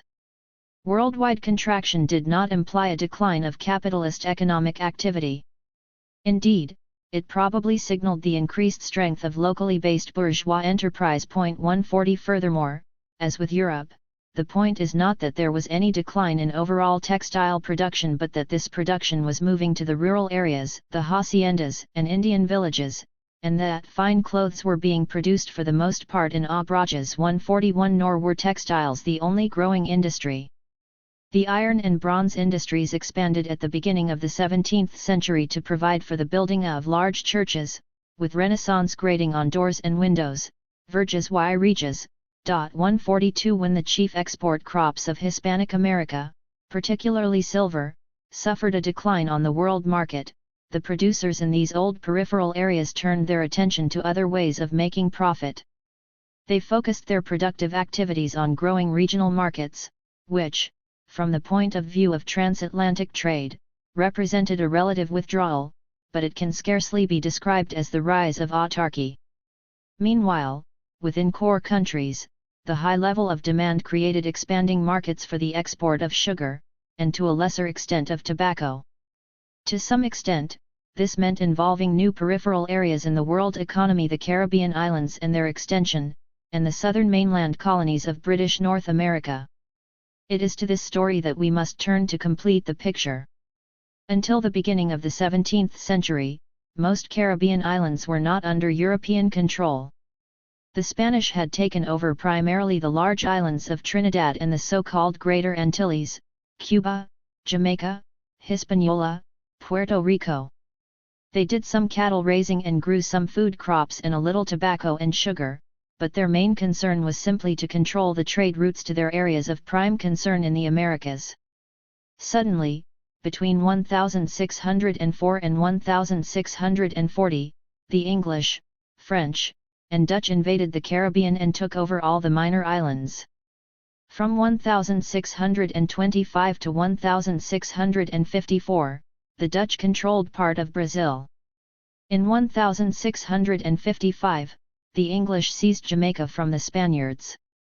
In 1629 some French buccaneers landed in Tortuga off Hispaniola, and by 1659 they controlled the latter definitively. They soon moved on to the western half of the larger island, today called Haiti, although France's sovereignty was not to be formally recognized until 1697. Then from the 1650s until 1763, there was a relative stability of colonial allocation. Why was there a sudden upsurge of intrusion by the Northwest European powers into the extended Caribbean? Why did it stop substantially short of taking over the Spanish and Portuguese territories? And why was the Caribbean in the 17th century, and particularly in the 1660s and 1670s, the haven of pirates and buccaneers, the Wild West of the era? promising far more in the way of glamour, excitement, quick profit, and constant peril than the prosaic settlements of the rest of the Americas. 143. Pierre Chaunu says that somewhere between 1619/1623 and 1680, at a date it would be fruitless to seek to make too precise, there was a change in the very nature of the Spanish Carrera. Bureaucratic rigidities replaced the supple mechanisms that had characterized the triumphant Carrera of the 16th century. From the second half of the 17th century, the Atlantic of Guadalquivir had become only one Atlantic among several. 144. Chaunu's dating is later than that of some men of the time. In 1619, Sancho de Moncada, professor of Holy Scripture at the University of Toledo and a Spanish mercantilist thinker, asserted, no doubt with some exaggeration, that 9/10 of the commerce to the Indies was in the hands of foreigners, such that they have the Indies, and your Majesty the title. 145. He would be proven essentially right. In the 17th century, the century of mercantilism, Spain and Portugal failed to be, were unable to be, mercantilist, and thus they became transformed into semi-peripheral states, conveyor belts for the interests of the core powers in the peripheral regions. As a story of the semi-periphery we shall speak of this at some length in the next chapter. As a story of the periphery, we must tell it now. In an era of overall contraction, some arenas of economic activity must be contracting. Seeking to minimize contraction in their economic activities, the core powers compete acutely among themselves, partly by seeking preemptive control of peripheral areas. They both colonize and seek to keep each other from colonizing, which leads to acute colonial wars, and they seek to shape the world market to favor more controllable areas over less controllable ones, the Americas versus Eastern and Southern Europe. In addition, they seek to feed off weaker colonial powers when it proves too expensive to seize their territory outright, as was largely the case for the Spanish and Portuguese empires. 146. Thus, as the world contraction began, the English, French, and Dutch all turned to the Caribbean to preempt it. They colonized the zones that were easy to take and then, by seizing the trade, sought to obtain the economic advantages they would have had by direct colonial rule in those areas still controlled by Spain and Portugal. The chief mechanism of doing this in the 17th century was contraband. To understand how contraband worked, we must first look at the social origins of the buccaneers. In the 16th century, cattle roamed Central America and the Caribbean islands. Some of it was wild. Some of it was controlled by Indians, but less and less as the century went on, and some ranched by the Spaniards. We have already described the demographic shifts of Hispanic America, the steady decline of the Indian population, combined with a steady growth not only of Creoles, but of mulatto and mestizo groups. The 17th century contraction of the mining areas caused a tightening of opportunities in the urban areas for the poorer Creoles and for the socially intermediate mulatto and mestizo populations. Many of them migrated to rural areas. Some found placement in the growing network of haciendas and ranches. Others did not. Members of the intermediate strata who did not find employment risked inferiorization, reduction to the status of mere cultivators of food crops. In the frontier atmosphere, however, they did have an alternative. They became cowboys of wild animals, slaughtering what they needed for survival. Their ranks began to be swelled by runaways from ships. Dutch captains began to trade with them for the hides of cattle, and this increased the rate of slaughter even more. Obviously such practices were very wasteful. 147. In time, from the point of view of settler populations, this waste went too far. 148. In roughly 1640, Spanish authorities began trying to clear the islands and Central American coastal areas of these buccaneers. 149. One way the Spanish did this was to kill the cattle themselves in order to discourage the cowboys. The English joined the game in order to discourage the Spanish. By now the cattle had virtually disappeared, at least from the islands, and the buccaneers in desperation took to the sea as pirates. The pirates would never have survived, however, had not the Dutch in Curaçao, the French in Saint Domingue, Western Hispaniola, and especially the English in Jamaica offered them secure outlets for their booty. 150. Jamaica was the key. It was under Cromwell that the island was seized from Spain, and under the Restoration that it became so much the base of the buccaneers that one of their number, Henry Morgan, would rise to become lieutenant governor and be knighted. Only with the Glorious Revolution did piracy die out completely. Cromwell's aim was to break Spain's monopoly of trade to the West Indies. He first tried diplomacy and failed, thereupon resorting to plunder. Strong writes, Cromwell was Elizabethan. He belongs with Raleigh, Gilbert, and Hakluyt. The whole aspect of the West Indian expedition is Elizabethan. 151. The policy was not only Cromwell's, however, for the career of Jamaica as a state piratical venture continued unabated under Charles II. 152. In theory, piracy was outlawed in the Anglo-Spanish Treaty of 1670, but in practice, it went on in great strength until at least 1685, and really until the earthquake that destroyed the great buccaneer redoubt of Port Royal in 1692, finally being interred by the Treaty of Rysvik in 1697. In Jamaica there was a growing contradiction between the island's role as a sugar colony and its role as a base for plunder and contraband, but even more there was a diminishing need in the core states for piracy as a way of primitive accumulation. The pattern of contraband trade had been initiated by the Dutch in the last decade of the 16th century as a very practical matter. The wars with Spain cut off Dutch shipping to the Iberian Peninsula and therefore interfered with the purchase of salt, so necessary for the herring industry. The Dutch turned to illicit purchase from the salt pans of Venezuela. This emergency procedure became permanent policy because of the basic structure of world prices. The United Provinces was a far more efficient agro-industrial producer than Spain. The Seville monopoly could not supply sufficient goods to Spanish America at reasonable prices. 153. The Dutch could. Smuggling thereupon became a way of life that linked the merchants of the core countries to the producers of peripheral countries they did not directly control. 154. Each time relations between Spain and a core power were bad, and most of all in times of war, new colonies were founded destined, in part, to serve as privateering bases, which, Pears observes, is a partial explanation of their chronology. 155. It may also explain why there were eventually more English than French colonies, since France was frequently in alliance with Spain against England. Jamaica represented the culmination of the system of contraband. It became the emporium of Caribbean contraband trade, which the English would not stop. And the Spaniards could not. 156. At first the existence of pirates aided this process.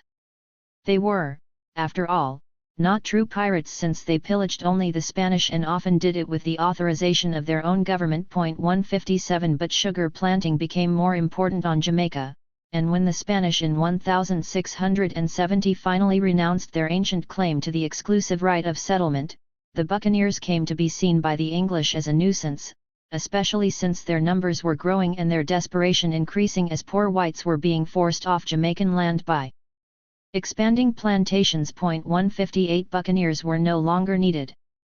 The producers on the Gulf of Honduras were happy to deal directly with the Jamaican merchants, who had taken much of the risk out of smuggling goods into Central America. 159.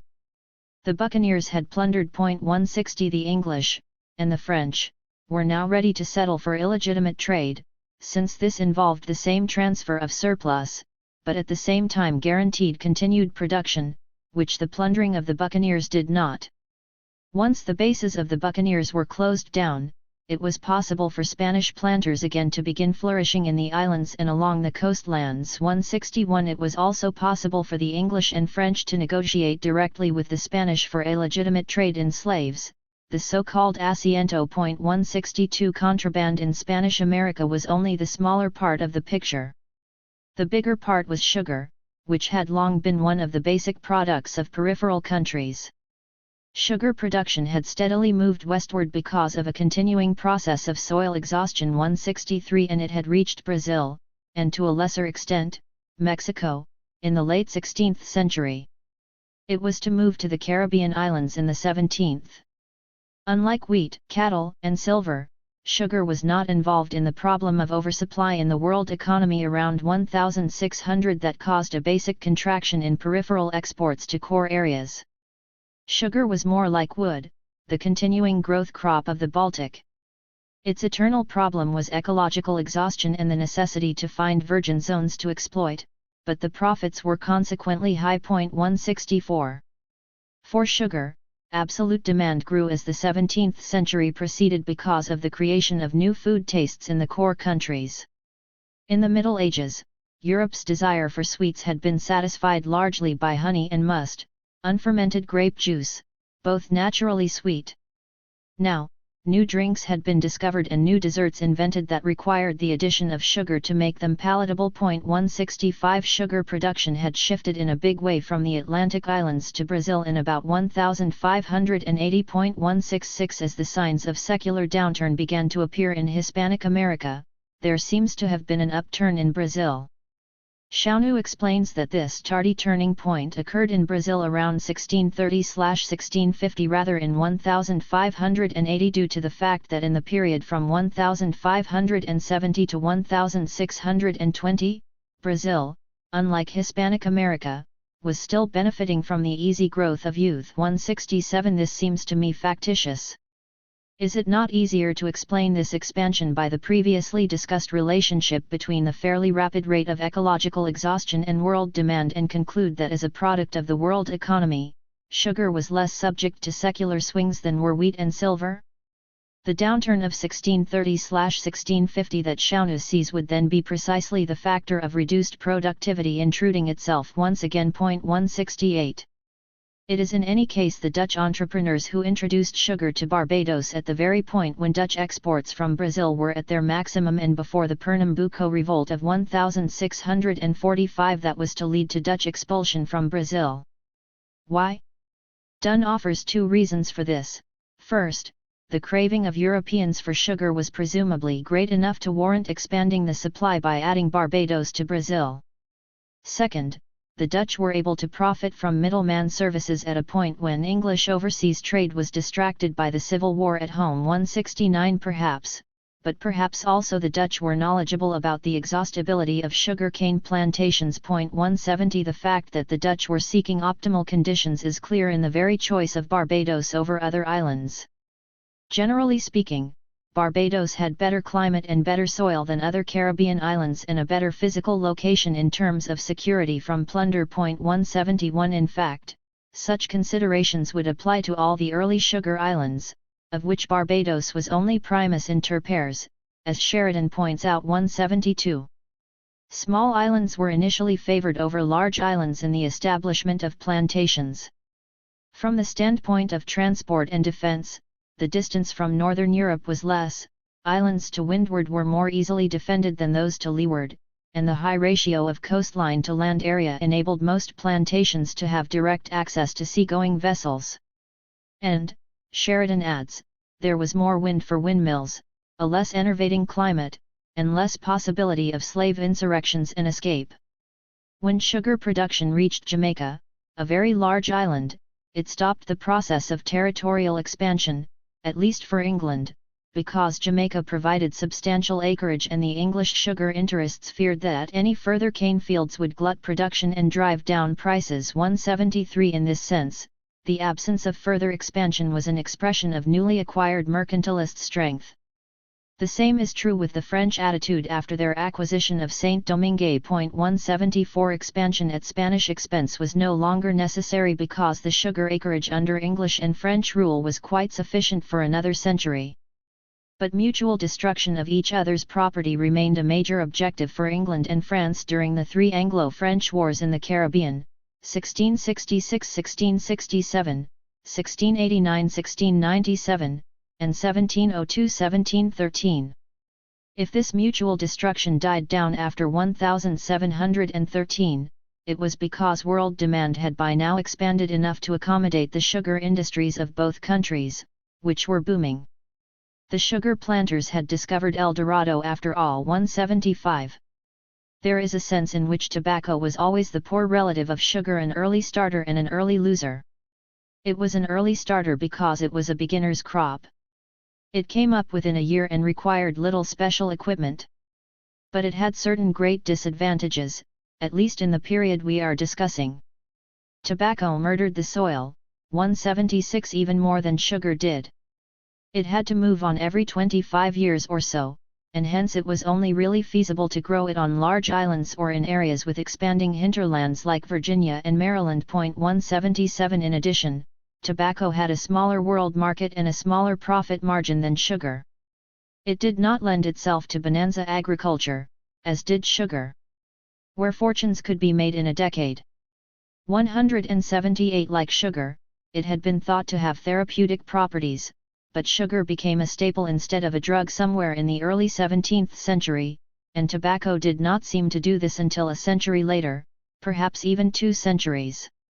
Why this should have been so is not entirely clear, although there are 2 obvious facts: sugar has nutritive value whereas tobacco does not, and expanding sugar consumption complemented the expanding consumption of coffee, tea, and cocoa. 179. Furthermore, since tobacco, unlike sugar, could be grown in non-tropical climates, it represented an agricultural option for much of Europe. Cane sugar production was only possible on the Mediterranean islands, and it had passed through these areas already. Hence, despite the rapid soil exhaustion tobacco caused, world supply exceeded world demand more frequently in tobacco production than in sugar production. The tobacco situation was further complicated by the policies of most European governments, which seized upon this luxury item as one easy to tax, indeed to tax farm through state monopolies. This was not true everywhere, to be sure. The United Provinces, as befit the world's leading tobacco market, imposed no taxes. 180 And inland tobacco production flourished there, especially during the difficult years for cereals. 181 In addition to regulating and taxing tobacco, most countries tried to prohibit national production. This was particularly true of England and France, the most probable motive being fiscal control. It was easier to collect customs duties on tobacco imported into London or La Rochelle than to collect excises upon an article grown in Gloucestershire or Gascony. 182. At first, state taxation hurt the tobacco industry of the Americas. Its main result was to raise prices and restrict the markets. 183 Especially since the imposition of customs duties in turn fostered domestic European production and thereby worsened the besetting economic problem of Western Hemisphere production, the costs of labor and transportation. 184 However, by the early 18th century, a particular combination of factors turned the whole picture around. First, state suppression of European tobacco production had come to be relatively successful. Second, among Western Hemisphere producers, the English colonies in the Chesapeake Valley turned out to produce a superior crop at lower prices. Third, the English developed their re-export of various tropical goods, including tobacco, as one of their central economic activities. Hence the English came to regard tobacco primarily as a source of commercial revenue instead of as a source of fiscal revenue. 185 At the same time, France took precisely the opposite tack and turned tobacco duties into a major branch of state revenues. 186 After 1720, with government encouragement, France became the largest single purchaser of the Virginia and Maryland tobacco re-export from England, purchasing in one fell swoop a quarter of the total production and thereby accounting in large part for the boom, at long last, and for the increasing concentration of production and merchandising. 187. In the very last years of the 17th century, probably between 1693 and 1695, gold was found in Brazil. 188 This was the start of a gold export boom, and the official figures show an increase of from 725 kilograms in 1699 to 14,500 kilograms in 1712, the top year. Boxer estimates, however, that this was only 1/10 to 1/3 of the real export, the rest being contraband. 189 Why was Brazilian gold discovered just then? Villar notes the coincidence of the onset of Brazil's gold cycle and the monetary inflation in England resulting from the wars from 1689 to 1713, he suggests, most pertinently, that it is not the discoveries that account for England's commercial expansion and inflation, but rather the other way round, the expansion, requiring or favoring the exploitation of new mines, explains the onset of the gold cycle. 190. Supporting this view is the fact that contraband trade was scarcely secret, rather. It was systematically organized to bring Brazil's gold to England, virtually bypassing Portugal's economy altogether. In war and peace alike, Brazil gold went to England on board royal naval vessels and by the weekly Falmouth-Lisbon packet boat service. Both warships and packet boats were immune from search by the Portuguese customs and all other officials. Naturally, the merchants at Lisbon, both British and foreign, preferred to remit their gold to England by this means, since the export of specie and bullion from Portugal had been strictly forbidden since the Middle Ages. 191. The foregoing events indicate that the long contraction of 1600 to 1750 did not involve a simple involution of peripheral areas. What occurred was a relocation of some former peripheral activities, particularly cereals production and pasturage, from the periphery to the core, thus forcing production in Eastern Europe and Hispanic America to reorient itself toward regional markets, plus the creation of a new peripheral region, partly directly colonized and producing only goods that could not be produced in core countries. This new peripheral region was the extended Caribbean, stretching from northeast Brazil to Maryland, and its three principal products were sugar, tobacco, and gold. The United Provinces, England, and France, the three core states, shared the economic benefits, the Dutch more so up to 1650, the English more so later on and especially after about 1690. Let us look now to the process of class formation in this new periphery, particularly to the forms the bourgeoisie and proletariat took. The bourgeoisie located in peripheral regions were primarily that classic duo of merchants and planters. In the 17th century, in the old peripheries of the east and extreme south of Europe, Sicily plus the southern parts of Italy, Spain, and Portugal, and of Hispanic America, involution prevailed, manufacture regained a role, and the market orientation became regional. Thus it seems clear that the importance of the merchant class declined as compared with the importance of the productive entrepreneurs, that is, the planters, using as a measure the percentage of total capital concentrated in the hands of a group or the rate of profit of their activities or their political influence, both local and worldwide. The elimination of much of the long-distance trade must have hurt the merchant groups severely, particularly in their bargaining power vis-a-vis landowning cash crop producers. The whole system of international debt peonage, of planters to merchants, must have declined, as local debt peonage, peasants to landowners, expanded. 192. But what about the new periphery of the extended Caribbean? Is this not the locale par excellence of merchant capitalism? It is worth taking a careful look at what was happening, starting with the conclusion of Richard Pearse's detailed analysis of capital investment and flows between the British West Indies and England in the 17th and 18th centuries. Thus it was the planter who was paying, so to speak, for his own enslavement. The profits of the plantations were the source which fed the indebtedness charged upon the plantations themselves. In this sense Adam Smith was wrong. The wealth of the British West Indies did not all proceed from the mother country. After some initial loans in the earliest period which merely primed the pump, the wealth of the West Indies was created out of the profits of the West Indies themselves, and, with some assistance from the British taxpayer, much of it found a permanent home in Great Britain. 193. How did this system work? Let us be clear that what I am discussing is not how much the exploitation of labor in the Caribbean contributed to the accumulation of capital in England.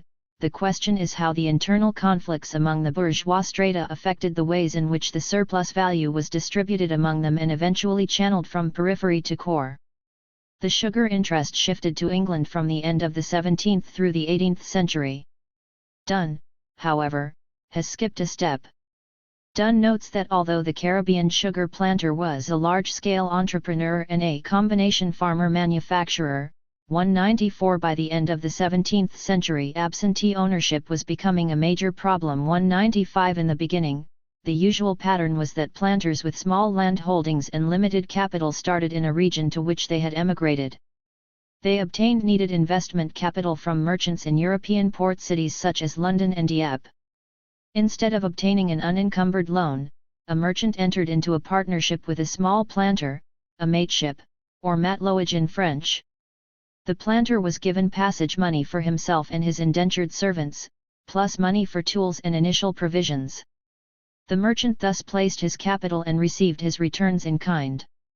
This system, as opposed to one of direct ownership in which the planter would be an agent, was of great advantage to the merchant, who was partly protected against the unfaithfulness of agents, the chief risk in all colonial enterprise, by the partnership which gave the planter an honest interest in the prosperity of the business. 196.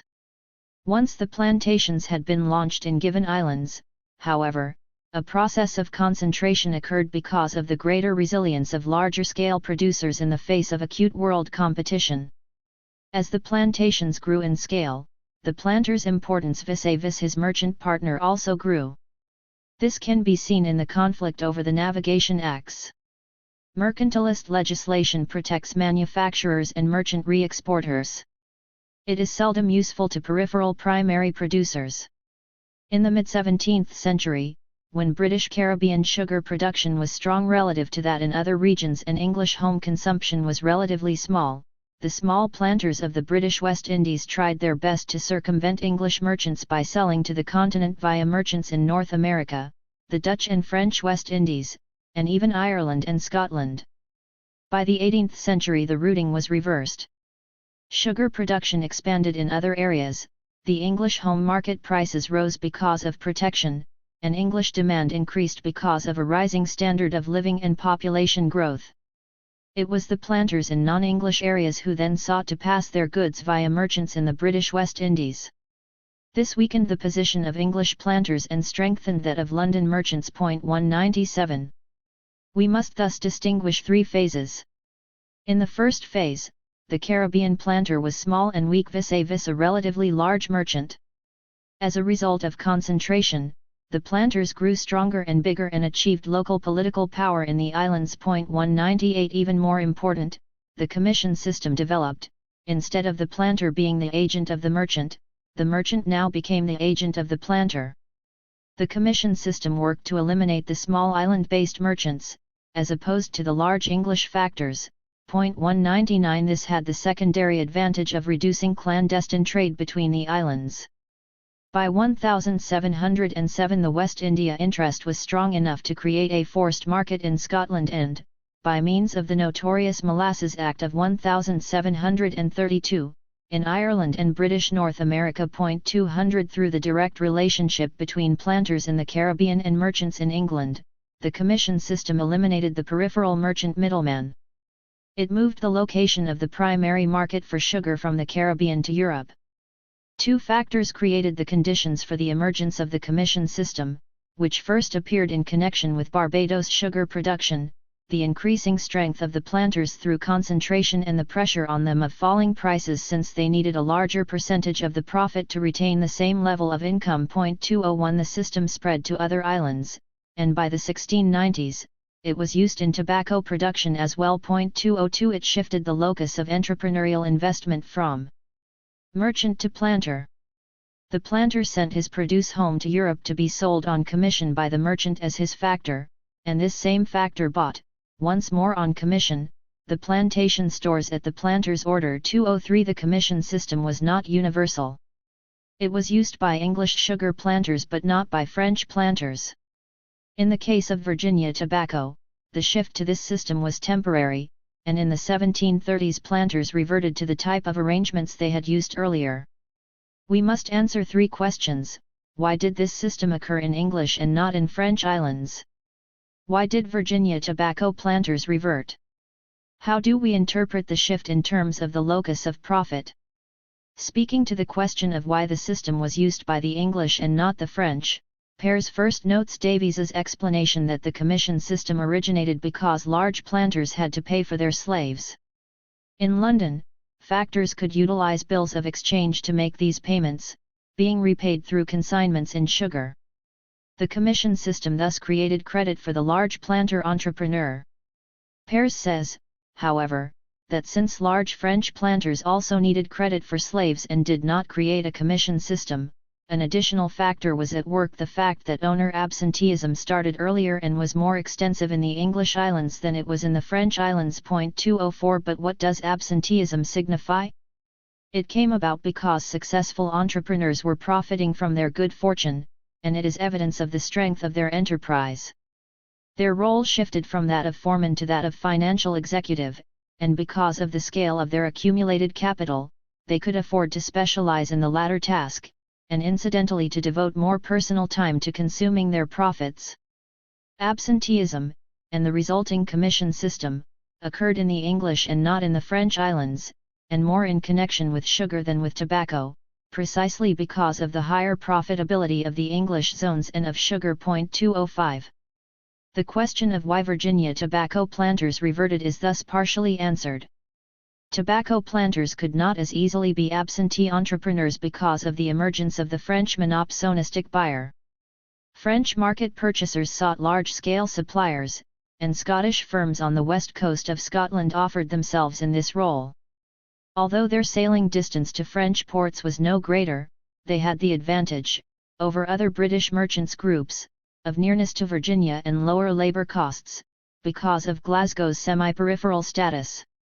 Scottish firms, having a large market to supply, sent their agents to the Chesapeake Valley, bypassing the large planters who had commission agents in London and reaching the smaller interior farmer with credit that could be repaid in kind. 206 Thus the balance of strength shifted back in this case to the buyer's end of the exchange. Finally, to answer the question about the shift of the locus of entrepreneurial risk and profit, we must look at the meaning of debt. Since the fall of sugar prices was one of the precipitants of this shift, Pears suggests that the position of entrepreneur was not a proud and profitable one which the planter had seized from the merchant, but a humble and unrewarding one into which the merchant had shoved him. However, the role was clearly not a humble and unrewarding one, as Pears himself notes. The absentee sugar planters were, with the East India nabobs, the most conspicuous rich men of their time. 207. Let us put this fact together with a second one, the growing indebtedness of the English planter throughout the 18th century, increasingly to English merchants. Does this not represent a shift once again, now against the planter toward the merchant? Perhaps, but there is another way to interpret the financial arrangements. The usefulness of this structure of indebtedness to factors worked only while the sugar industry flourished. Clearly, however, absentee planters were beginning to live beyond their current income. Nearly every great debt started as a debt or account current and ended as a mortgage. In the end, many West India estates proved to be worth less than the amount of their mortgages. 208 We know that sugar, and tobacco, exhaust themselves. After an initial stage of merchant-aided enterprise and a second stage of land concentration and planter domination of the realization of profit, was there not a third stage in which plantations, given their inevitable decline, were bled by absentee owners who failed to reproduce capital at the same level? To be sure, these owners shared these super profits with their factors, but such an arrangement is an instance not of the dominance of merchants in a pre-industrial era, but of the form of profit in the period following that of maximum productivity and relative efficiency. 209.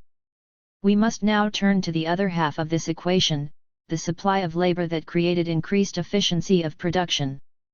That sugar and slavery were intimately linked. 210 is virtually a truism. The fact is, however, that the first attempts to grow sugar and tobacco in the Caribbean were almost always based on using indentured labor, not slaves.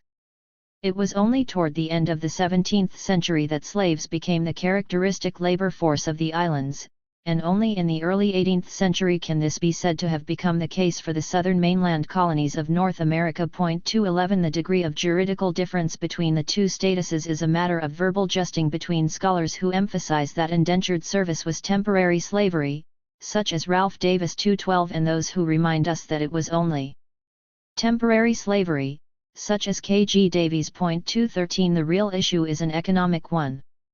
What were the long-term cost advantages and disadvantages of each? It is easy to see why early Caribbean entrepreneurs would have preferred indentured labor to slaves. The first and probably determining reason was the much lower initial capital outlay.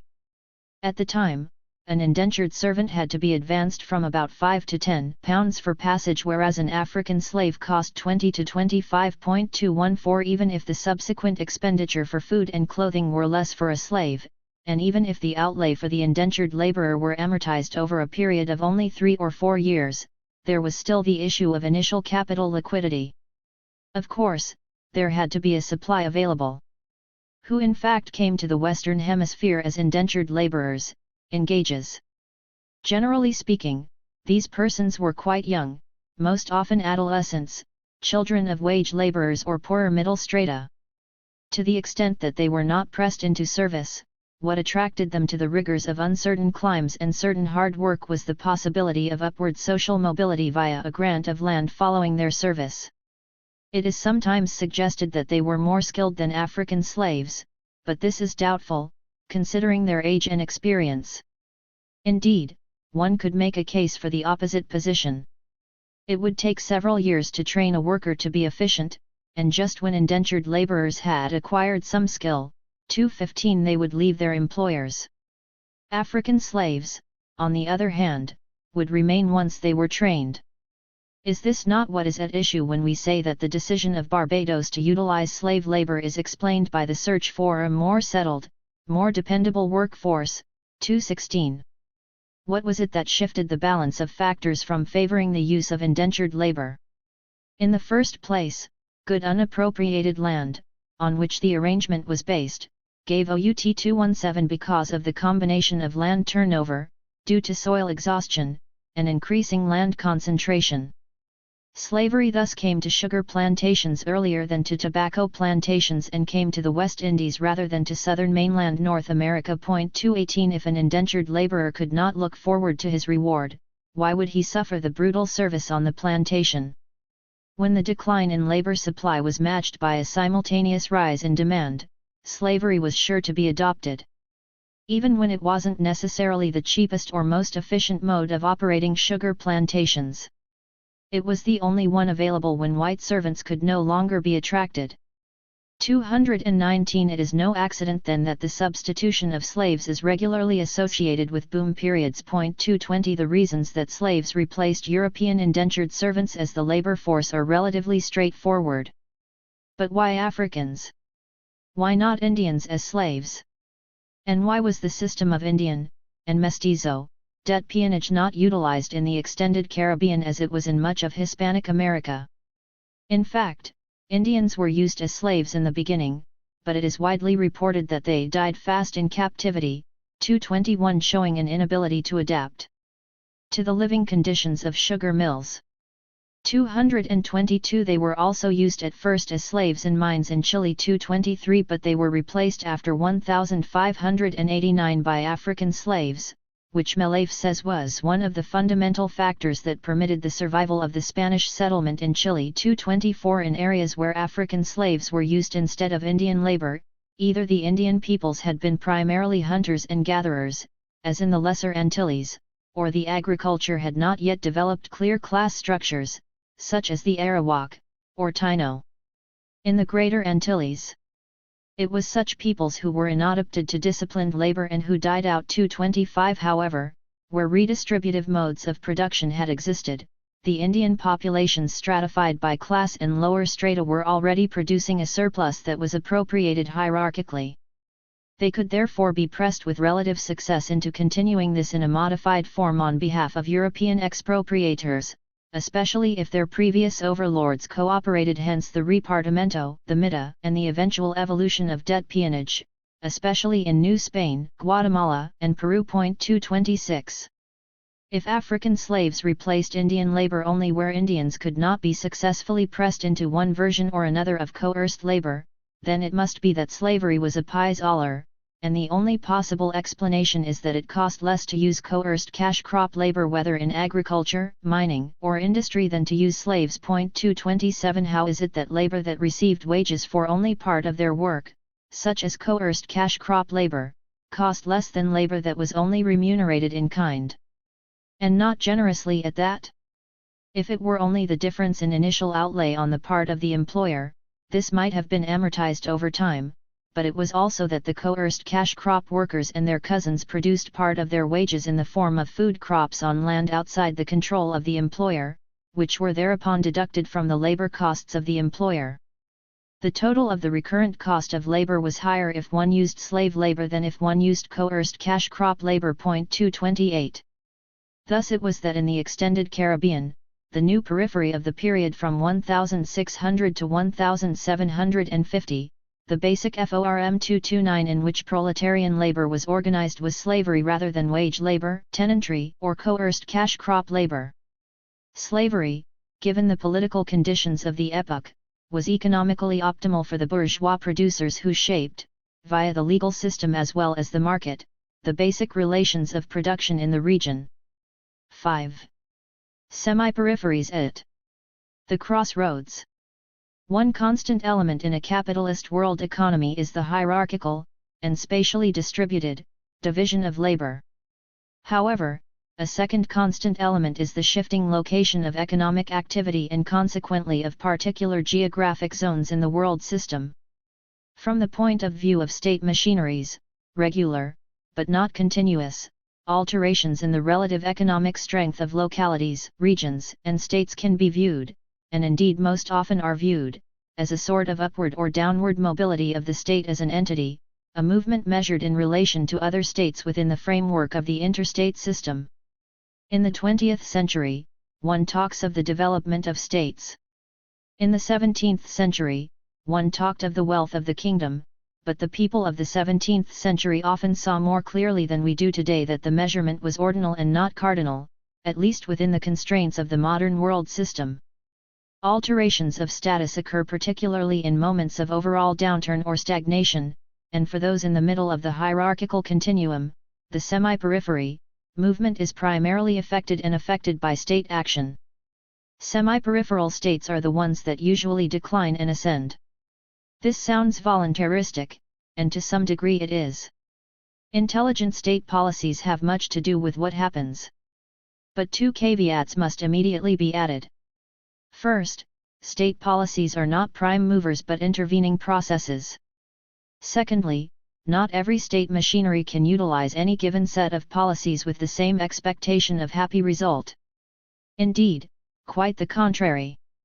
Many may try, but only a few succeed in significantly transforming the rank of their state in the world division of labor. This is because the very success of one eliminates opportunities and alternatives for others. In the 17th century, there were many semi-peripheral areas which lost ground: Spain, Portugal, the old dorsal spine of Europe, from Flanders through the western and southern Germanies to northern Italy, but there were a few areas that gained ground, notably Sweden, Brandenburg Prussia, and the northern colonies of British North America, New England and the Middle Atlantic colonies. The former set underwent many of the same processes we have already described for peripheral areas, although for various reasons they retained important structural differences from these areas. The latter set had only just begun their struggle to become part of the core areas of the world economy in this epoch. For these latter entities, it was an achievement even to start on this path, let alone to be able to turn the overall difficulties of the world economy to their own profit rather than suffer still more distancing from core areas, as happened to most peripheral and semi-peripheral areas. In this regard, the decline of Spain was the most spectacular phenomenon of the 17th century, visible even to the men of the time. As we have previously seen, the causes lay deep in Spain's economic and political structures, and the relative weakness was already there to a considerable extent in the 16th century. 1 These weaknesses had been partially hidden by Spain's military power and sheer wealth in bullion, but the economic reversals of the world economy as a whole tore the covering from the Spanish facade and exposed the weaknesses to the Spanish themselves as well as to the world.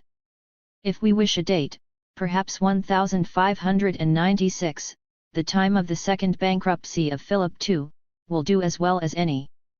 This bankruptcy meant more than the end of Northern Castile's financial preeminence, it meant also the end of Philip II's imperial dreams too. The traditional historiographic picture of 17th century Spain was one of economic decadence.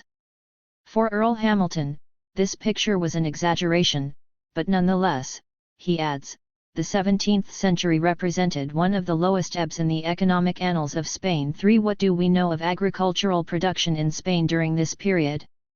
Not as much as we might point for. The 17th century became a period of uncultivated and unirrigated fields and acute scarcity of livestock. 5. As of the first third of the 17th century, there was much contemporary discussion regarding the overuse of land, of annual planting instead of triennial rotation, and the consequent exhaustion of the land.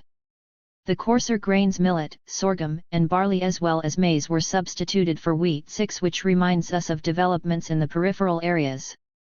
The expansion of wine production at the expense of cereals, as in southern France, was so widespread that people began bartering wine for wheat. 7.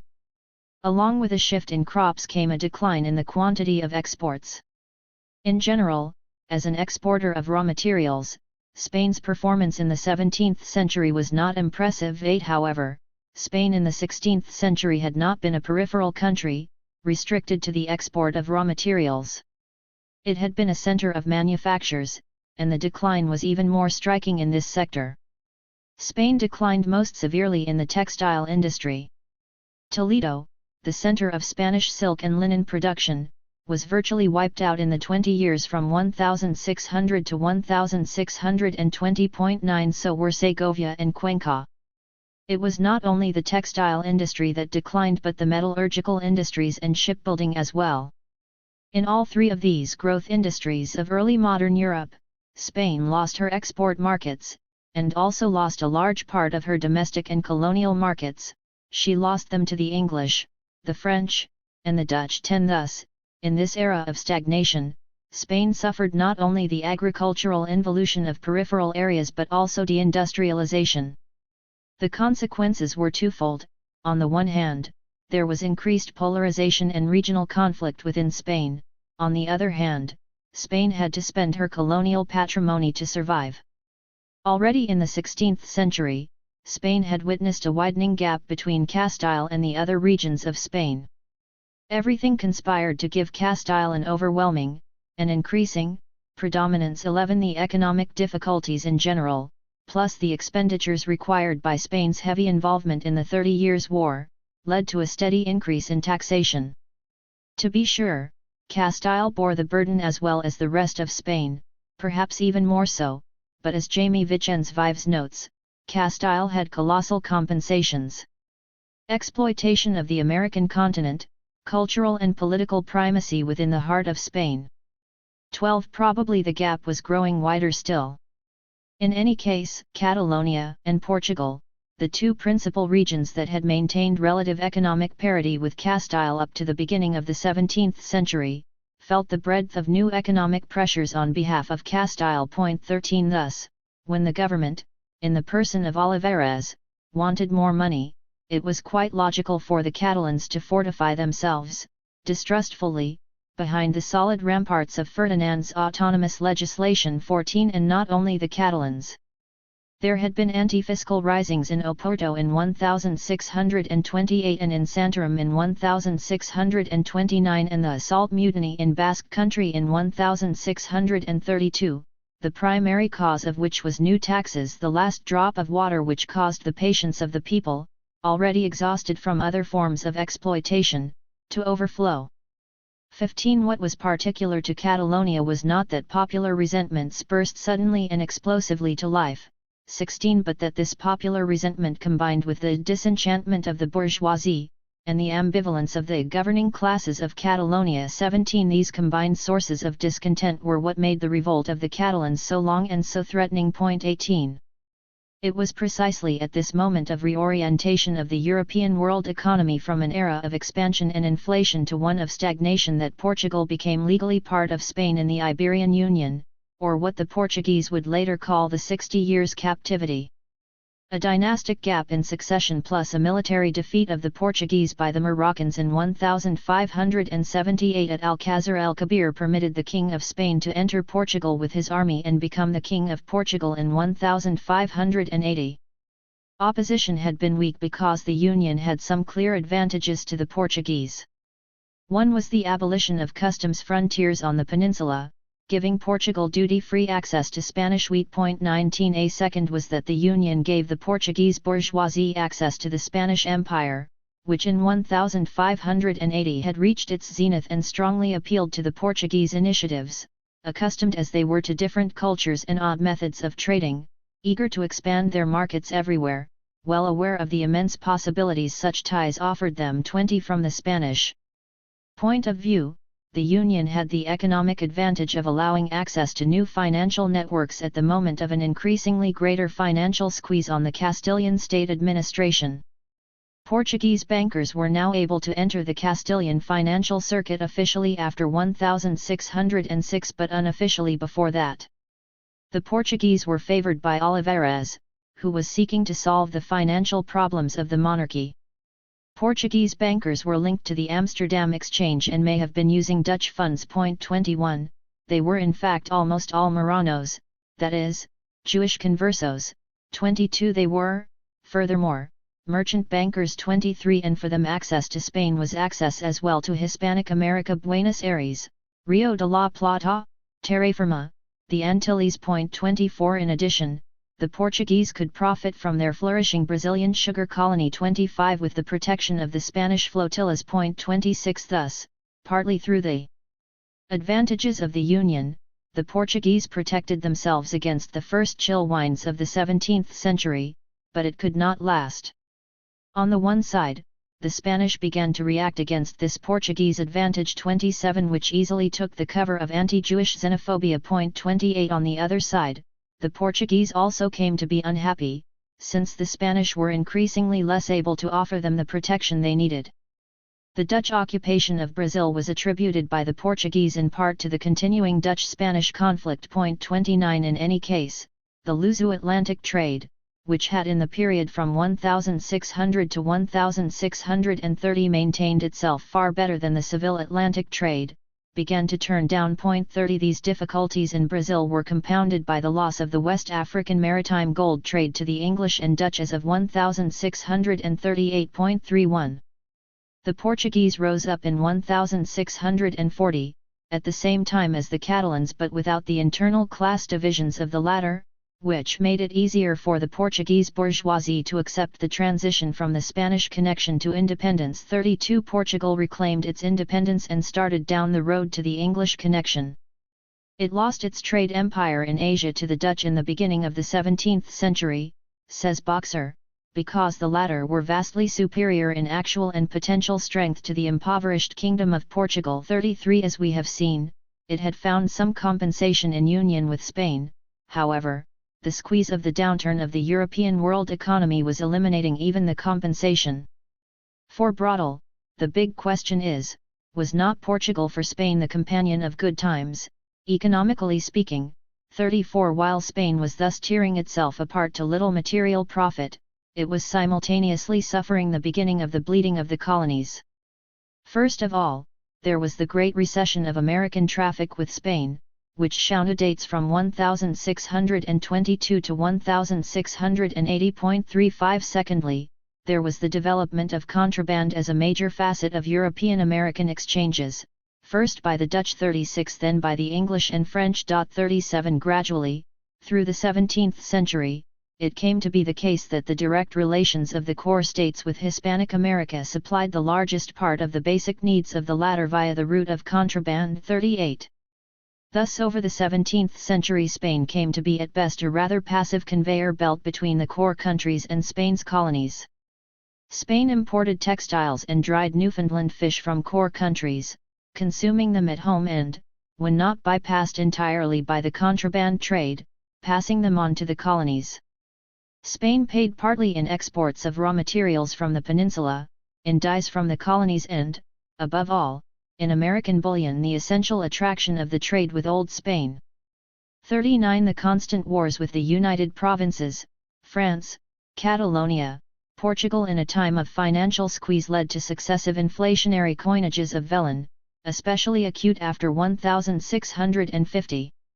This resulted by the 1680s in Castile's total administrative and economic collapse. 40 In such circumstances, the Spanish monarchy was scarcely in a position to resist the encroachments and depredations of the core powers in the Americas or of even the steady expansion of the sale of manufactures from northwest Europe and Spain itself. 41 Rambert summarizes, at the end of the 17th century, Spain occupied a special place in the world economy.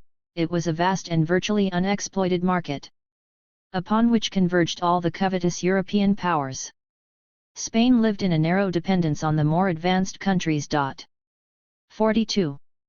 Portugal faced, more or less, the same situation. From the perspective of English textiles in the Restoration period, both Portugal and Spain opened up prospects of vast overseas markets, though English merchants could only trade with South America through intermediaries. 43. In fact, the successive Anglo-Portuguese treaties of 1642, 1654, and 1661 involved England even more heavily in Brazil than in Spanish America. 44 English insertion into Portuguese triangular trade, making it quadrangular, would make Portugal more and more peripheral. 45 When the temporary economic uplift that began circa 1650 in Europe generally and in Portugal in particular came to an end in 1670. 46 Portugal made a valiant effort to extricate itself from this middleman, conveyor belt position by adopting the universal remedy of the 17th century mercantilism, the avowed policy of the Marquis of Fronteira and the Duke of Ericeira, Secretaries of State from 1675 to 1690. The Portuguese consciously thought of this as an imitation of Colbert's policies. They imported French technicians to help them build industries that could compete with English and French industries. 47 And created a merchant company for African slave trade to try to get Spanish business. At one point, they raised the nominal value of currency by 20%, hoping to attract bullion, especially from Spain. 48. It was also as a result of this crisis of the 1670s that Portugal renewed the search for bullion in Brazil. 49 Although it would not be until 1693 to 1695 that a significant amount of gold was in fact discovered. 50 The crisis led in addition to a search for new export markets, and it was just at this time that a wide export market opened for Madeira wine. The English discovered that Madeira was the best wine for keeping and for carrying to a hot climate. 51 The English thought so well of it, in fact, that in the Navigation Act of 1663 wine imported from Madeira and the Azores was one of 3 exceptions to the requirement of staple, which stated that goods from Europe had to pass through England to get to British colonies in the Americas. 52 The British West Indies and New England rapidly became the major market for these wines. 53 And the importance of wine growing steadily increased in Portugal. 54 Ericeira died in 1690, and by 1692, Portuguese mercantilism had collapsed. What had happened? Godinho gives 3 explanations. 55 First, the fact that the general commercial crisis in 1690, which raised the overall price of sugar and tobacco, and the advantage to the Portuguese of the temporary difficulties of the Dutch both came to an end. Second, there was a constant rise in the sale of wines to the British Americas, reinforced by the fact that, as a result of the Anglo-French War, England prohibited the import of French wines and turned to Portuguese wines as a substitute. 56 Third, the Brazilian gold rush began. 57. Mercantilism had been adopted as a policy response to an acute commercial crisis. 58 But the indigenous anti-mercantilist forces were already too strongly entrenched, and it was impossible to prevent them from reasserting themselves politically the minute the climate was slightly favorable to their interests once again. 59 The Portuguese eased into the treaties of Methuen in 1703 and 1713 which, in Godinho's words, essentially confirmed a de facto situation 60 already created in 1692 and deriving from all the developments of the 17th century.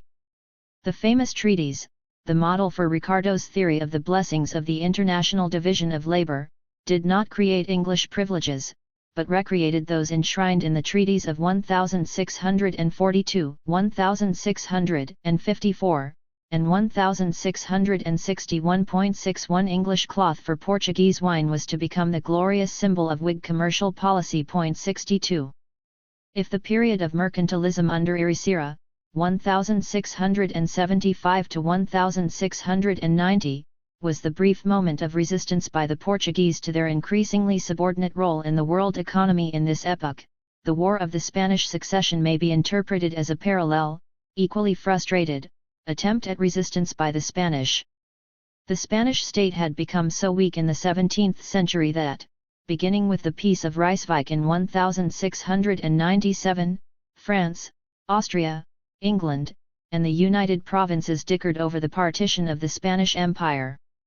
By 1702 Spain had cast its lot with France against all the rest of Europe, including Portugal, who signed the Methuen Treaty the following year. 63 From the British point of view, the French had long had too large a share of the Spanish pie, and a Bourbon succession threatened to cut the British share further, not so much in the Americas, where the British already had outmaneuvered the French, but in Spain itself and in the Mediterranean generally. 64 The war as fought by France and Britain ranged far beyond Spain and represented an attempt to destroy each other's trade networks, especially by privateering. 65 As Arsène Legrel put it, the history of the War of the Spanish Succession was not the internal history of Spain. 66 The French found out soon enough that the prime concern of their Spanish allies was not to promote the interests of France, but to get Spain out from under the economic constraints in which it found itself. 67 The revolt in Catalonia must be seen in this same light. Catalonia had undergone a slow recovery economically after 1670, largely because the burden of taxation was lighter and economic prostration had been less complete than in Castile. 68 This moderate prosperity was based on a commercial intermediary role. A mercantilist and centralized Spain would not have served this developing class who dreamed of free trade and of becoming another Holland. 69 In addition, France, as a power, was the enemy. 70 That had seized Catalonian territory in the Treaty of the Pyrenees in 1659. Hence the Catalan movement, a movement of the ruling groups and not a popular revolt as in 1640, offered itself to the Anglo-Austrian allies to bring about the reconquest of the French-aligned peninsula. 71 This time it was less a separatist movement from Spain than a movement that wished to preserve the Catalan bourgeoisie's economic interests by preventing the coming to power within Spain of groups with a mercantilist outlook. 72 And a mercantilist outlook was in this context a progressive worldly outlook. 73 What was the outcome of the War of the Spanish Succession? Spain was forced to give up her territories outside the peninsula. Even more important, Spain had to sign the Asiento Treaty with England, giving England the right, formerly held by France, to bring slaves, a minimum of 4,800 per year, to the Spanish Indies. Two features not part of the previous French Asiento were an English settlement on Rio de la Plata and an annual English permission ship of 500 tons, which was allowed to carry a general trade in Hispanic America. 74 The multiple treaties that settled the war were an incontestable victory for the coalition against Louis XIV, 75 but in particular for England. 76 However, internally in Spain, the Catalans were abandoned by their allies, and Philip V could proceed to the centralization of Spain.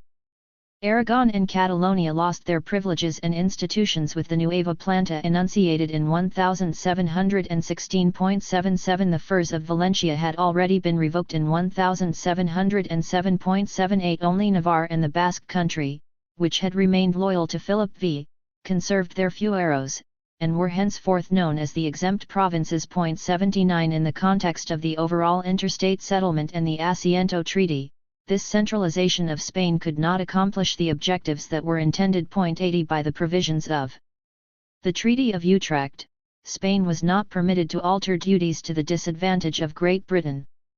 Furthermore, the conversion ratio of silver duties into current money, vellon, was fixed at that prevailing at the end of the reign of Charles II in 1700. This effectively precluded genuinely protective duties. 81.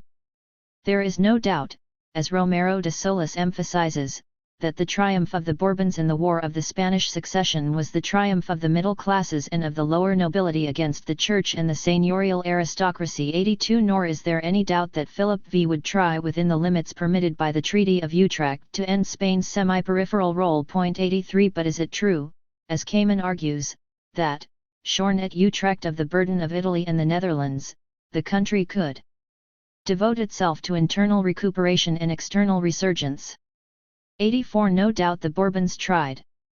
But, as Kamen himself argues, the credit for starting the attempt goes back to Charles II and 1680, the same time that Portugal was making its attempt. Philip V entered a Spain substantially removed from the monetary chaos that had been its hallmark for nearly a century. 85 It is clear that, whatever the vigor of Bourbon efforts, Spain would not substantially change its economic role in the 18th century. It would, in fact, during the renewed expansion of the world economy after 1750, lose its American empire. Should one not compare what the Bourbons accomplished with what they might have accomplished if Utrecht had not ended with the Asiento Treaty and the crippling of Spain's ability to pursue mercantilist tactics? Philip V may perhaps be credited with halting a still further decline in Spain's world economic role, at least for a time, but it can hardly be said that he reversed the trend. To the extent that Spain achieved any success in redeveloping an industrial base, it was at the expense of France, not England. 86. The key problem was the Asiento. There was immense profit for the English in the slave trade, to be sure. In addition, the Asiento made it possible for this legal trade to be used as a screen behind which to import forbidden commodities into the Spanish colonies. 87 The extent of this illegal trade under the aegis of the South Sea Company became immense by the 1730s. 88 Contraband trade was an integral part of every phase of the South Sea Company's operations. 89 It became a major cause of the War of Jenkins' Ear in the 1740s. 90 The contraband trade operated primarily from Jamaica and from Barbados and Buenos Aires as well. 91 It succeeded in significantly diminishing the traffic through Cadiz. 92 What advantage the English did not get out of the direct English-Hispanic-American trade. 93 They got through indirect trade via Cadiz, in which Spain ultimately used American bullion to cover their payments deficit with England. 94 Spain's bullion loss was matched by a chronically and increasingly unbalanced state budget that resulted precisely from Bourbon centralization, which involved a threefold rise in crown expenditure from 1,701 to 1,745.95. French efforts to counter the British in Spain and worldwide gave Spain some small breathing space, but finally, at the end of the 7 Years' War in 1763, when France was practically eliminated as a factor in the American colonial situation, Spain was left to face the English menace for the next 2 decades alone. 96 In the long sweep from 1600 to 1750 or 1763, Spain proved itself unable to stem the tide of what has come to be known as Spanish decadence. Alongside their flourishing licit and illicit trade with Spain and Hispanic America, England's licit and illicit trade with Portugal and Brazil was even greater yet. 97 The effects of Methuen were immediate. In 1 decade, Portuguese imports from England more than doubled, but her exports went up only 40%.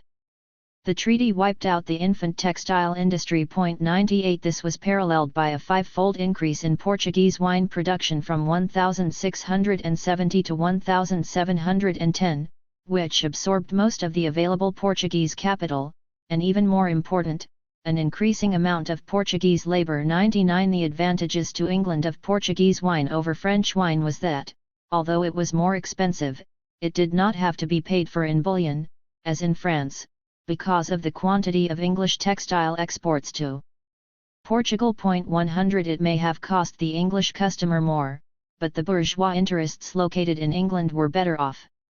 The wine trade was not in fact very advantageous to Portugal. In addition to its negative impact on manufactures, the trade itself was largely controlled by English interests which took most of the profits. 101 It was thus not without reason that the Duc de Choiseul, France's Minister of Foreign Affairs, would say in 1760 that Portugal must be regarded as an English colony. 102 Still, there was far less wine exported, in terms of value, than textiles imported. The balance of trade deficit with England, negligible as late as 1700, grew to about £1 million annually. 103 Fortunately for Portugal, she was still at least a semi-peripheral country. She had her own colony, Brazil, and it was a wealthy one. 104 It was Brazilian gold that permitted Portugal to balance its trade with England from after 1710 until mid-century. 105 The Portuguese historian J. P. Oliveira Martins noted acerbically in 1908, the gold of Brazil merely passed through Portugal and cast anchor in England to pay for flour and textiles with which England fed and clothed us. Our industry consisted of operas and devotions. 106 England, on the other hand, got a very much needed infusion of bullion that allowed her money supply to be adequate for her growing share in the overall production and trade of the world economy. 107 Furthermore, England thereby got a corner not only on the licit gold trade, but on the bullion smuggling trade as well. 108 The English historian, Charles Boxer, finds in these arrangements one solace for Portugal.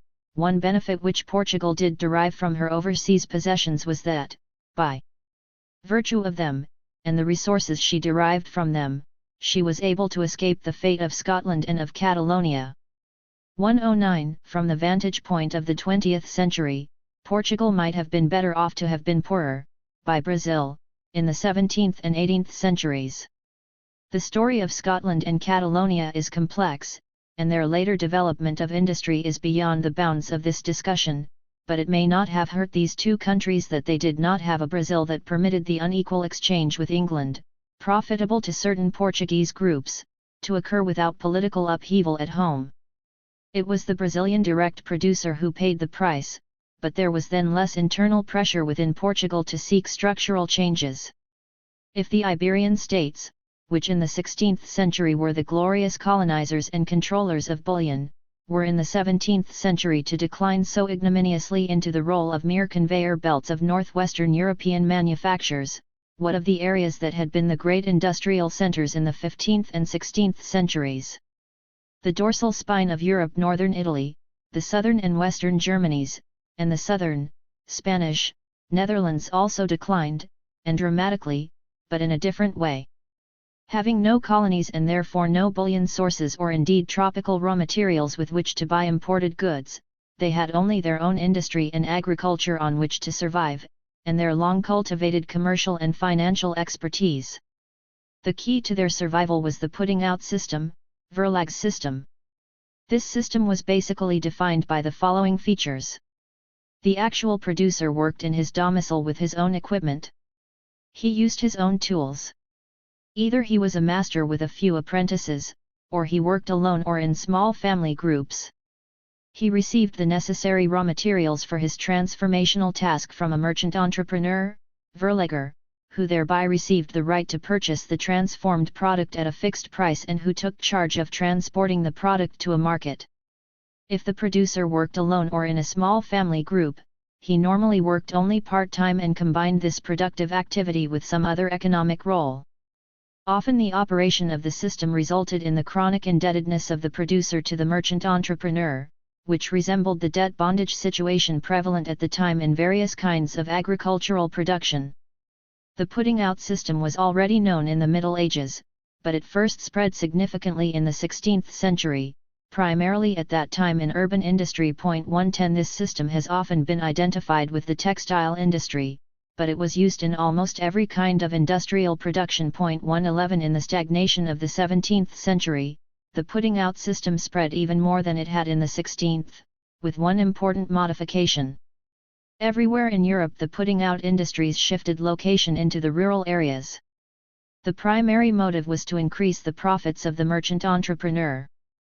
Brodel tells us, wherever the putting-out system was introduced, it struck a blow against the guilds. 112 As long as the production process remained in the towns, however, the guilds were in a political position to fight back within the putting-out system, especially in good years, by regulating through contracts the relationship between merchant entrepreneur and artisan producer. 113 Once the industry was located in the rural areas, the merchant entrepreneur escaped the guilds. 114 Replacing guild craftsmen with the peasantry who constituted a much cheaper labor force. 115 A rural location also guaranteed the physical dispersal of the workforce, minimizing the risk of worker organization while still concentrating distribution in a few big merchant entrepreneurs. 116 Kellenbenz stresses how important it is to realize that this system was in no way static. 117 but responded to the evolution of the economic situation. One of the ways in which it evolved was toward an ever-spreading permanent dependence. 118 of the workers on their merchant entrepreneurs. In semi-peripheral countries especially, the putting out system had a further feature that should be noted. It was often in the hands of foreign merchant entrepreneurs. The Dutch, as befit the hegemonic power, were everywhere, in the North Sea and Baltic city-states, in Brandenburg, Scandinavia, Courland, and Russia, in the Rhineland and northern Italy. But the English and the French were also installed in many of these areas. In the 17th century, old entrepreneurial groups like the Italians were playing a diminished but still significant role. And minority foreign groups also flourished, the Huguenots in the Germanies, North America, Switzerland, Holland, and England, the Jews everywhere, the Mennonites in a number of key German areas. 119. The putting out system marked the beginning of proletarianization in the same way that the venality of office and the use of mercenary troops marked the beginning of bureaucratization, that is, proletarianization, of state employment. Under putting out, the direct producer formally owned the means of production but de facto became an employee of the merchant entrepreneur, who controlled the producer's real income and appropriated his surplus value without being yet in a position to ensure his maximal efficiency by direct supervision at the workplace. 120. By analogy, the situation was the same in the state bureaucracy. That semi-peripheral states had putting out industries at all was what marked them off at this time from peripheral areas. The fact that the putting out industries of the semi-peripheral areas tended to be partly under the control of non-indigenous groups and so found it difficult to secure protectionist legislation was what marked them off from the industries of the core areas at this time. The putting out system is what is described in Mendel's popular phrase as proto-industrialization. 121 Although I do not think it useful to think of this industrialization as proto, which implies it is not the real thing. The putting out system was less efficient but in fact more exploitative of labor than a factory system. 122 And hence it was ideal for an era of relative stagnation. The old industries of the dorsal spine areas all underwent a decline in the 17th century. This was particularly dramatic in northern Italy, but substantially the case in the Germanies and in the southern Netherlands as well. Romano sees the situation in northern Italy in bleak terms. He sums it up as four trends: decline in urban, but not total, population, decline in industrial production in classic centers, Florence, Milan, Venice, and also Naples, especially in the cheaper textiles, decline in distributive trades, and decline of prices and money in circulation but fairly static wages, resulting in unemployment and therefore in an increase in the number of paupers and vagrants. Thus the urban economy is said by Romano to have been in an extremely depressed state between 1620 and 1740. In addition, Romano speaks of the general involution of Italian agrarian economy. 123 He sees Italy as unquestionably part of that majority in 17th century Europe who, unlike those in England, the United Provinces, and to some extent France, were living under the sign of involution. 124 For Romano, Italy therefore missed a great historical opportunity for renewal, just as it had in the 14th century, because it had a whole ruling class ready to withstand the crisis and come through the long night weakened but intact. 125 Procaccai attacks the voluntarist assumptions of the concept of missed opportunity. 126 And Sella attacks the empirical description, arguing that it is overstated. Sella believes that by the end of the 17th century the northern Italian industrial scene was far from barren and that manufactured goods still had a conspicuous place in export trade. 127 Furthermore, he argues, the countryside, at least in Lombardy, fared better still, the 17th century story being one of remarkable endurance, adaptation, and resilience in the face of adversity. 128. We find a similar mixed evaluation in the literature on the western and southern Germanies. Already in the 19th century, Schmaler had emphasized the unconditional dependence of this area on Holland in the period from 1600 to 1750.129. A 1770 source cited by Buden notes that at that time Frankfurt was nothing but a big entrepot, dominated by the Dutch. 130 Anderson speaks of a thwarted Rhenish economy, 131 the result of Dutch control of its outlets to the sea. Kuska sees an era of passivity in the Rhineland beginning at the end of the 16th century. 132 and Liebel describes the devastating effect of 17th century wars on the imperial towns of Swabia, Augsburg, Ulm, Nuremberg. 133 Kish speaks rather of the leavening influence of neighboring Dutch buoyancy, 134 viewing this as an explanation of why the Rhineland escaped the depression that hit most regions in Germany in the 17th century. 135 When we turn to the southern Netherlands, we find the same debate. We have the classic view of Pyrrhon economic decline resulting from the closing of the Scheldt and the inability to procure protectionist measures from either the Spaniards or the Austrians. 136 This is reinforced by Stolz, who argues that the Flemish were unable to profit vis-a-vis the Dutch even with their continued Spanish link in the 17th century because of Spanish suspicions about their possible pro-Dutch sentiments. 137 Brulez, on the other hand, insists that the situation in Antwerp in the 17th century was less bad than we have believed up to now. 138 Brulez explains this in terms of Antwerp's continuing role as a disposition chandelle, where decisions about European trade and commercial deals were made and Flemish merchants profited from their historically acquired business connections. 139 Let us look more closely, therefore, at what we know of the actual economic structures in these zones at this time. The decline of urban industry was indeed unmistakable in the northern Italian centers. Whether the breaking point should be taken at 1619 or 1636 is a matter of debate. 140 In any case, Milan wool production went from 60 to 70 enterprises producing 15,000 panni annually in 1619, to 15 producing 3,000 panni in 1640, to 5 in 1682, to 1 in 1709 producing 100 panni.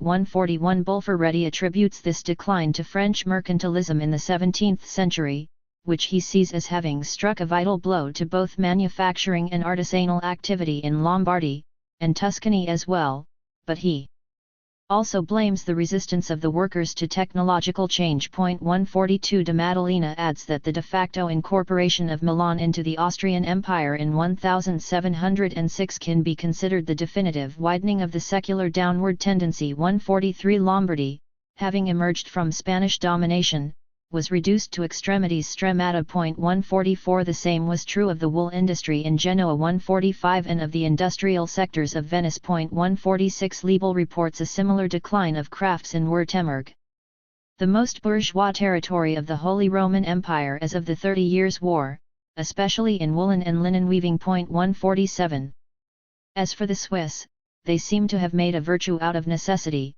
and transformed their special link with France into a mechanism of semi-peripheralization.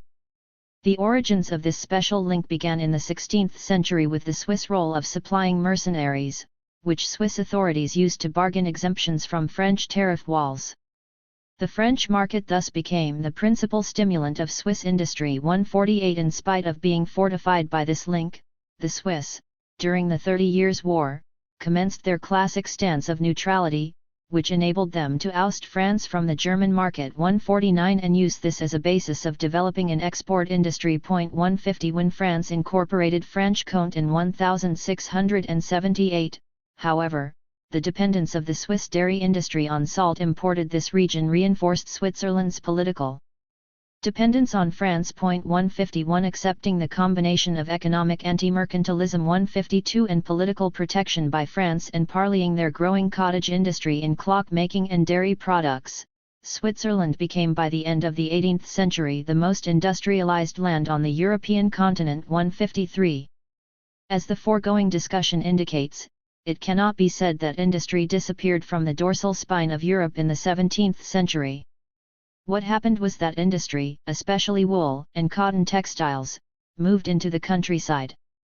This is reported to have been true everywhere, in Venice, Genoa, Aachen, Flanders, Zurich, and, in the late 17th century, even in Holland. 154 in each case, reduction of the high wage costs, resulting from the strength of urban guilds, is adduced as a key motive. On the other hand, the luxury silk industry continued to flourish in the cities, where silk mills became veritable factories. 155 A second urban luxury industry that expanded in this period was the production and export of art. 156 In the countryside, we find that simultaneously and in the same places there was a trend toward the worsening of peasant exploitation and the creation of putting out industries. There was a usurpation of communal lands in northern Italy in the 17th century. 157 Beltrami characterized noble property in the terraferma as having henceforth the character of true latifundia. 158 The Venetian Senate in 1633 expressly forbade peasants to emigrate, even without their animals and tools of production. Borelli asks, how can one not think of the resurrection in more modern dress of the old institution of serfdom of the glebe? 159. Throughout the 17th century, as the power of landowners over peasantry was strengthened in northern Italy, a result of downward semi-peripheralization, and as the power of the state was strengthened in East Elbia, a result of upward semi-peripheralization, the social structures of the two areas grew closer, so that by the early 18th century, Piedmont and Brandenburg Prussia, the organizing units of the future Italian and German states, showed some remarkable similarities. 160. Similar developments seem to have occurred in the southern Netherlands, and Liege, where the power of the large landowners grew in the 17th and early 18th century and where many peasants lost a degree of independence by moving from the status of tenant to that of sharecropper. 161 The literature on the southern and western Germanies often emphasizes the degree to which peasants retained control over the land. 162 However, one should not overlook changes in rural structures in these areas that led German scholars to invent a new term, Wirtschaftsherrschaft, designating new structures somewhere between the traditional Grundherrschaft and the East Elbian Gutsherrschaft. 163 As noted earlier, Wirtschaftsherrschaft was a system prevalent in the more semi-peripheral zones of Central Europe. The decline of a geographical area normally means that holders of capital in these areas begin to shift the location of their investments, so that collective geographical decline does not mean personal or family decline. There are two forms of capital transfer: transfer to a geographical zone with better economic prospects, which frequently takes the form of physical movement, and transfer in the same zone to units of production with a higher rate of return, often because of higher rates of exploitation. During the 17th century stagnation, capital transfer within a zone took the form of investments in the land. Capitalists located in the dorsal spine engaged in both kinds of transfer at this time. Banking operations gradually moved from such centers as Genoa to Amsterdam. 164 And industrial tradesmen emigrated: the Flemish to England, the Germans to Holland, the Venetians to Lyons, and so on. Rapp is quite right to insist that these industrial workers were not searching for higher pay since they were emigrating after all from the high-wage zones. This movement represented an entrepreneurial exodus of small capitalists who risked emigration in order to gain enormous profits. 165. The transfer of capital from industry to land at this time has been studied most extensively for northern Italy, perhaps because it occurred most dramatically there. Bulferetti calls this a shift to safe investments on the land. 166 But this gives, I believe, a false image. Wolff reminds us that the evidence in Piedmont points fairly conclusively to efficient methods of estate management. 167 Of both old and new landowners in this period. Sereni speaks of the relative continuity of agricultural improvements in Italian agriculture and indicates that from the 16th to the 18th century, there was a mercantile development of agriculture, which the economic depression of the 17th century was not great enough to interrupt. 168 Clearly, capitalist agriculture in northern Italy was an intelligent place for an entrepreneur to place his money when the wool industry was doing badly. The greater self-sufficiency of the northern Italian food supply, aided and abetted by the march of rice 169 planted in otherwise unused land, was part of the world overproduction of staple foods that led to the dramatic decline in Eastern European grain exports in the 17th century. Northern Italian capital found other ways to protect itself. One was the rise, particularly in Tuscan silk production, of the Commanda, or commandite, a form of limited responsibility partnership, that De Silva says we should regard as a form of centralization of capital. 170. A second was the rise of tax farming, appalti di gabelle, which was linked to state loans. 171. The rise of state debts in northern Italy is seen by some to have served over the 17th and 18th century as an incessant drainage of money out of productive activity. 172. Perhaps, but into whose hands? Into the hands of the entrepreneurs who made the loans in the first place. Collective decline, but individual capitalist survival, even flourishing. Let us now turn to the non-core areas that found the long stagnation of the 17th century a moment of opportunity rather than of decline. Of these, Sweden clearly heads the list. Sweden was a minor state and was backward politically, economically, and culturally when Sigismund was dethroned in 1599 and Charles, later Charles IX, became regent. Yet by 1697, and the accession of Charles XII, Sweden had become a great military power in Europe and, relatively speaking, an important industrial power. How had such a transformation come about?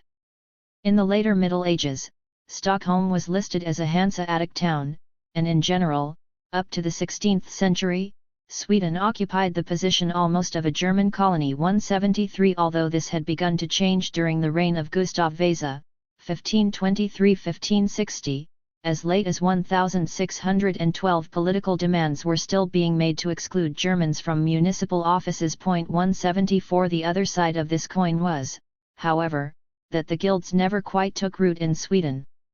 They were an exotic growth imported from Germany, and to the extent they did exist, they were restricted to Stockholm. 175. Somewhere in the middle of the 16th century, the volume of trade began to increase. The German monopoly was broken and Dutch and Scots trades entered the picture. Foreign textile imports expanded. 176. Swedish exports grew too, with particular emphasis on minerals. 177. The process of peripheralization seemed to be occurring, and yet the outcome was different from the one in Eastern Europe. 178. It is well known that in Sweden the peasantry was juridically very strong. The term for estate, stand, first came into common Swedish usage during the reign of Erik XIV in the mid-16th century. 179. As did the term for parliament, riksdag.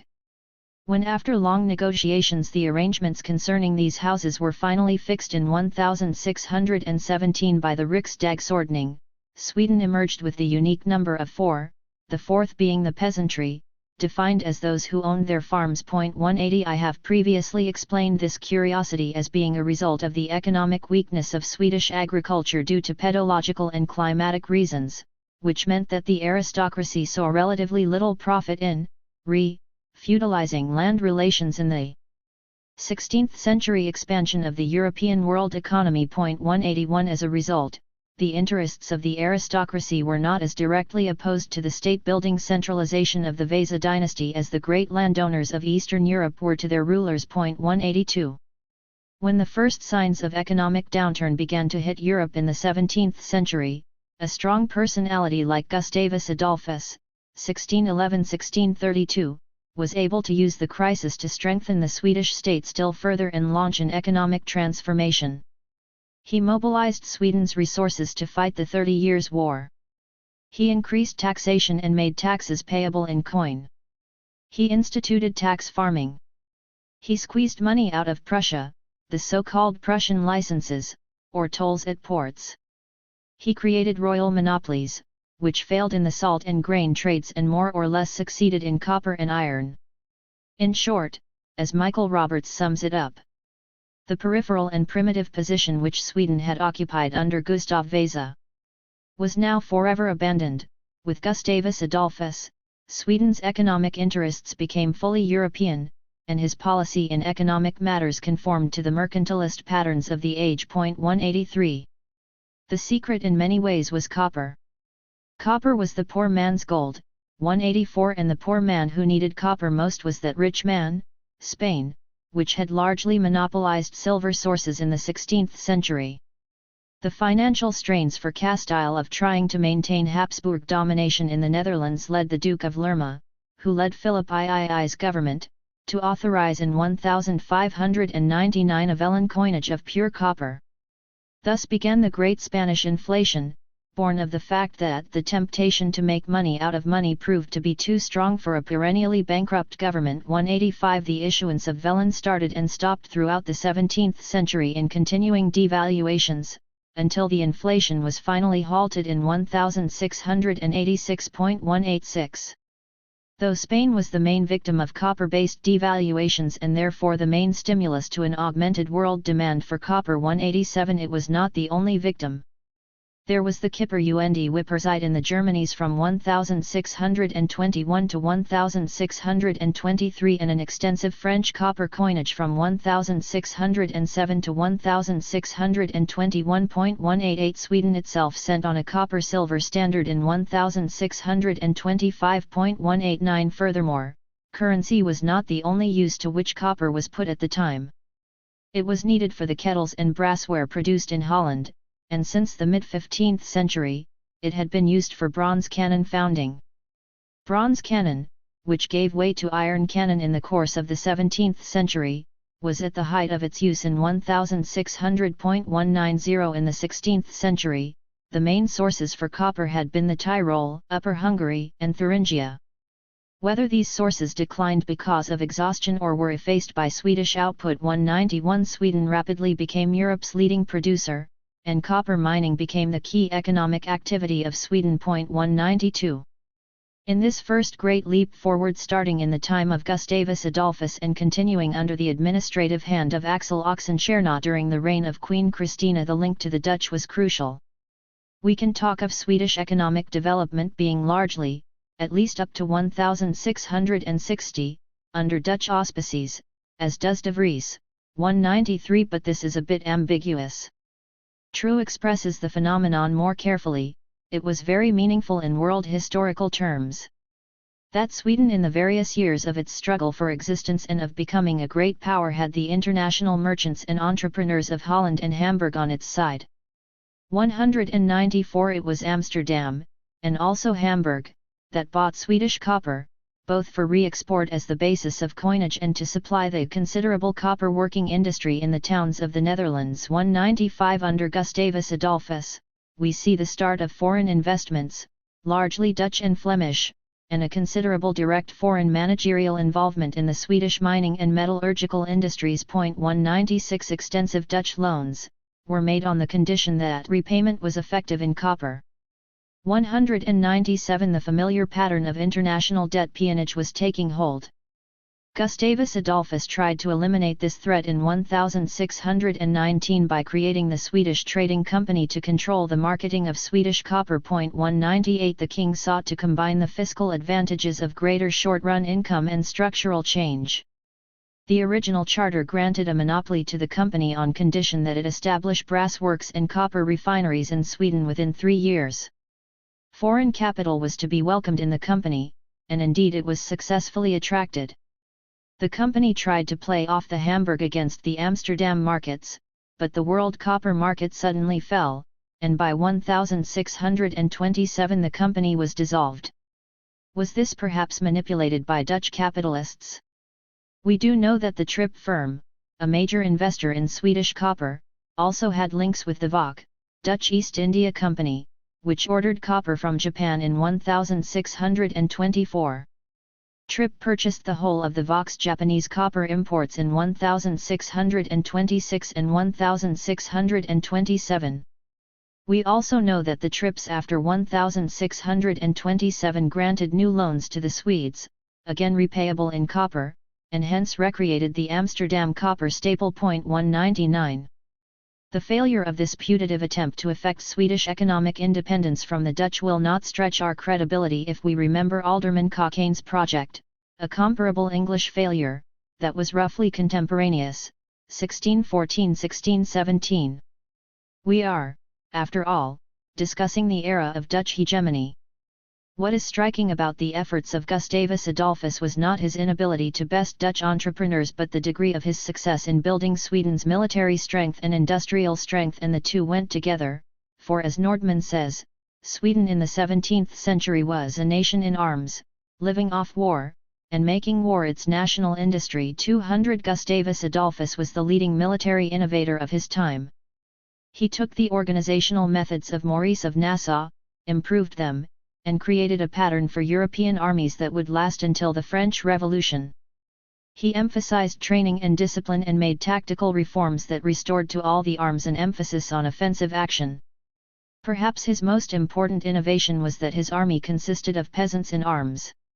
Its modernity, says Nordman, lay in its being a national army and not an army of mercenaries. 201. Mercenaries, let us not forget, were the great advance of the 16th century. Gustavus Adolphus was not able to dispense with mercenaries altogether, but he reduced their role. He was able to build on the weakness of the feudal tradition in Sweden and on the fact that the heavily armed cavalry of the Middle Ages had never been adopted in Sweden, due partly to topographical considerations and partly to the strength of the peasantry, which was, in part, also a consequence of soil conditions. Here, more than anywhere else in Europe, the primitive Germanic military tradition had persisted, and the invader who ventured into the Swedish forests was met by a levy en masse of the population, fighting mainly on foot, and grouped, if the country were open, in large irregular masses. 202. The conscript army was based on provincial regiments, which preferred craftsmen and young peasants, and, unlike other armies of the time, rejected scum. Central clothing depots were created. The army was paid regularly in a decentralized system of assigning income from tax-paying households. Weapons and munitions were standardized and great emphasis was placed on artillery. Gustavus Adolphus built up an arms industry so that Sweden became self-supporting. 2003. One crucial feature he added to his military organization was to shift a large part of the costs outside of Sweden. A famous instance is the role of the so-called Prussian licenses in the financing of Sweden's military role in the 30 Years' War. These licenses were authorized by the Truce of Altmark, signed by Poland and Sweden in 1629. They permitted Sweden to lay tolls on ports in Brandenburg and Courland, and what was most valuable, on Gdansk. The yield was large, equivalent to about 20% of Sweden's recorded war costs. When these privileges ended in 1635, they were replaced in the Treaty of Stumsdorf with the right to secure tolls in Livonia. 204. Essentially, Sweden was getting a cut of the surplus value being transferred from Eastern to Northwestern Europe and using it to create a semi-peripheral status for herself. The army was a crucial tool for this rising semi-peripheral state, but the payoff was to be in industrialization, and copper was not enough. Over the 17th century, copper gave way to iron as the pivot of Swedish mining and industrial production. For one thing, iron was replacing copper as a material in the world market, not only in artillery. 205 but also in household wear. 206 From Sweden's vantage point, however, the difference between copper and iron was that she owned a disproportionate share of the available world copper ore at this time, whereas iron deposits were widespread in Europe. To compete as an iron producer, Sweden could not bank on having a near monopoly of ores and on techniques of protection alone. Yet compete it did, very effectively, by taking a piece of resource luck and transforming it into a socio-economic advantage. The luck was that Swedish iron ore was of unusually high purity, which, given the technology of the time, made a great deal of difference and put Sweden in an extremely strong marginal position. 207 Sweden's emphasis on quality in production. 208 was the chief selling point of Swedish iron throughout the 17th and 18th centuries. Swedish iron mining went back at least to the 12th century.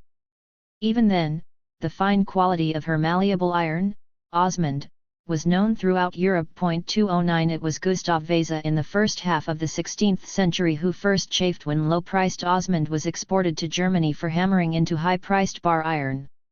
To end this resource outflow, he imported German technicians and established Swedish forges.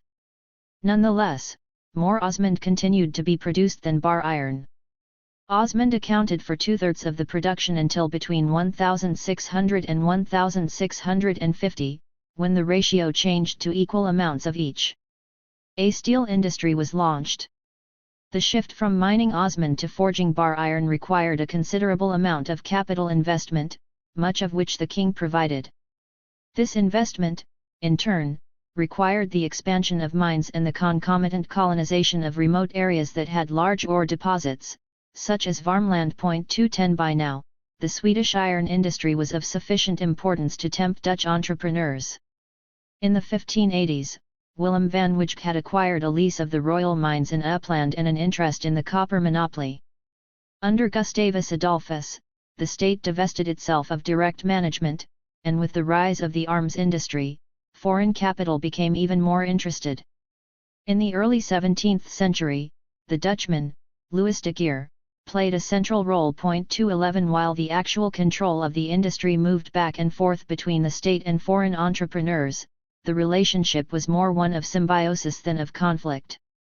Nordman speaks of a takeoff in iron production in a first industrial revolution. 212 The state encouraged iron production and was the chief customer, using the products for its military equipment.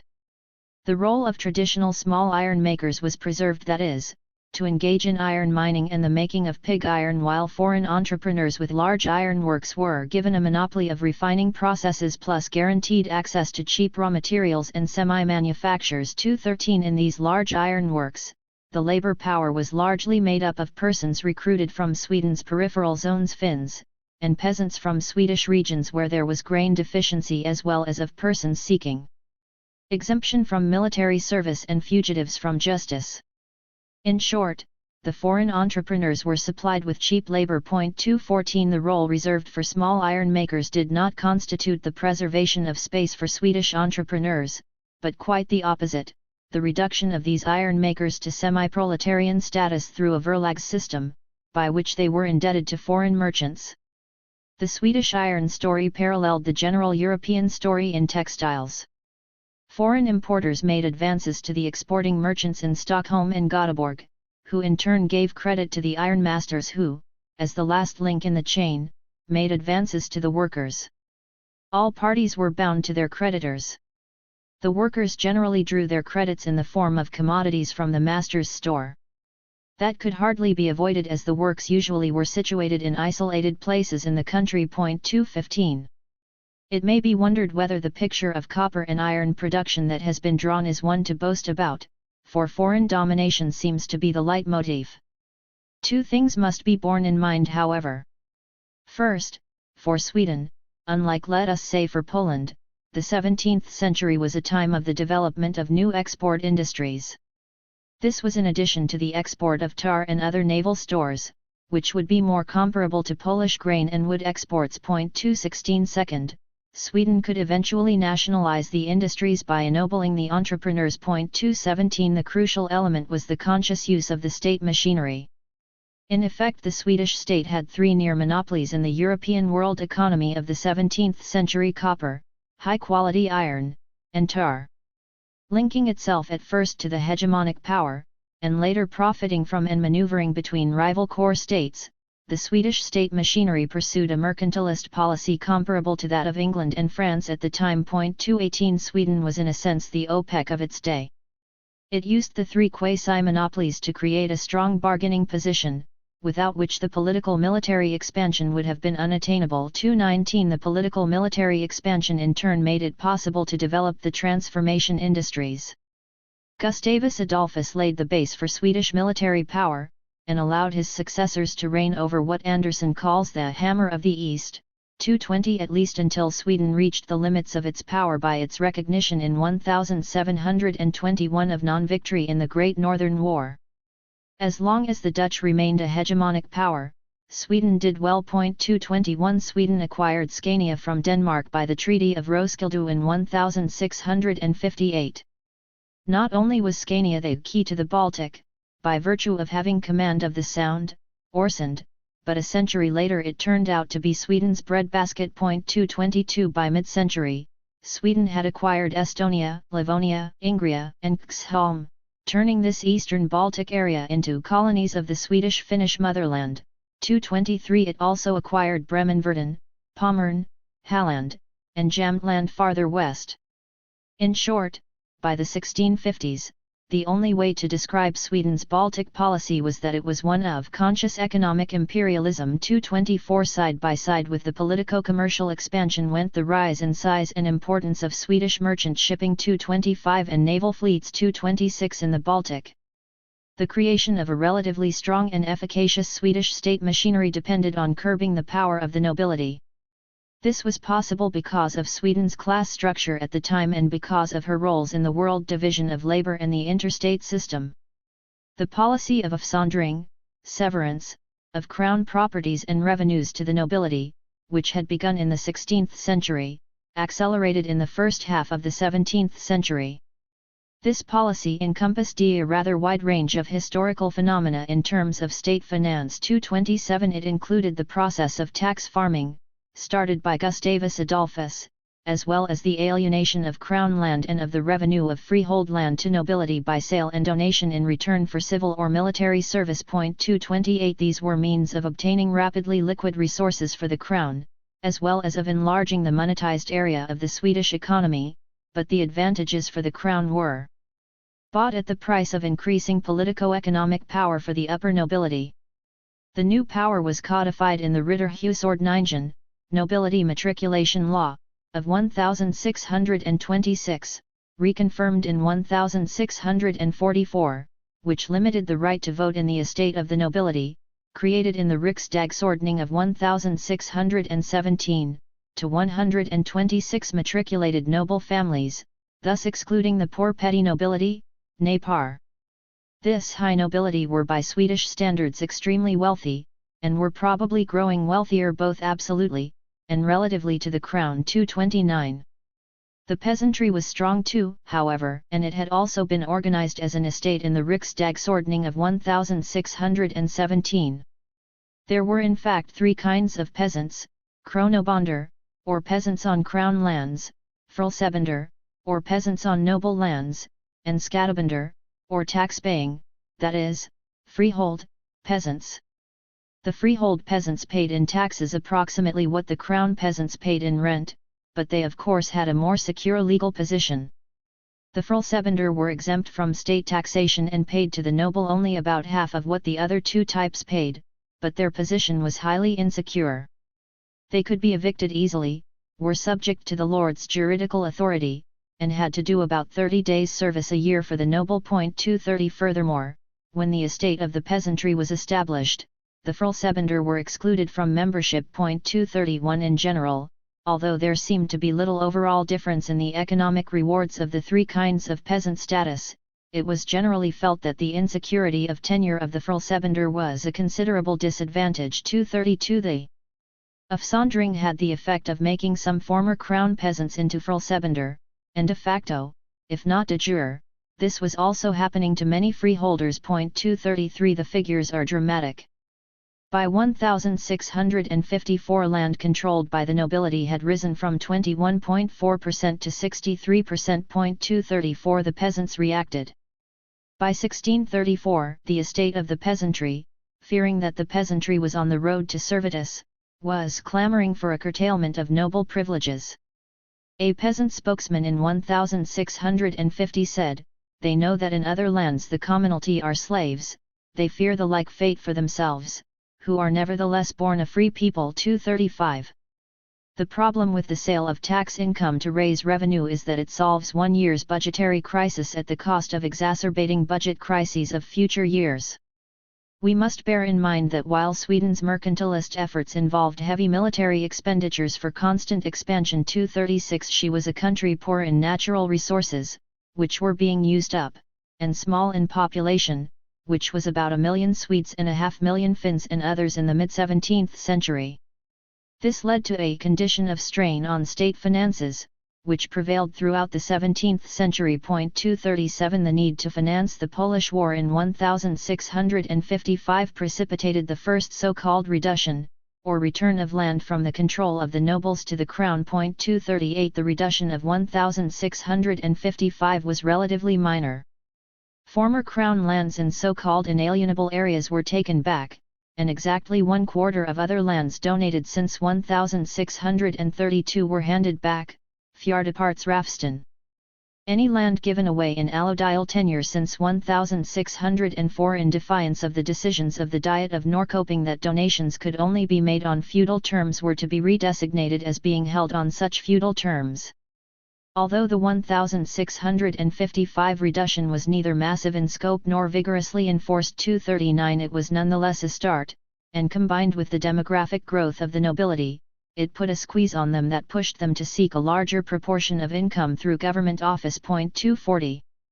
We have already mentioned the role of the Prussian licenses in the search for revenue sources.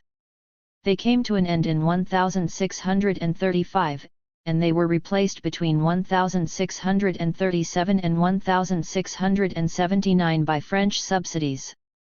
These subsidies were so important that Åström calls Sweden in this period virtually a French satellite and Swedish armies a direct instrument of French foreign policy in Central and Eastern Europe. The sums involved in French subsidies were less than those involved in the Prussian licenses, however, no doubt, as Åström observes, the mulcting of the Baltic trade was to be preferred to dependence on French subsidies, 241, but they were better than nothing.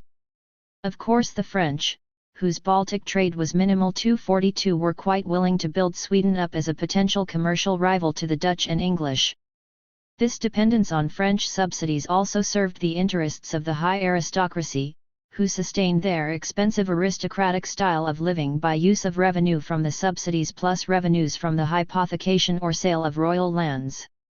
In effect, the high aristocracy bought the royal lands and then spent the revenue on themselves in their capacity as members of the Council of State during the de jure and de facto regencies of the middle and late 17th centuries. More than half the period between the death of Gustavus Adolphus in 1632 and the effective assumption of power by Charles XI in the late 1670s. 243. The Great Reduction came in 1680, and it does not seem difficult to explain it in economic terms.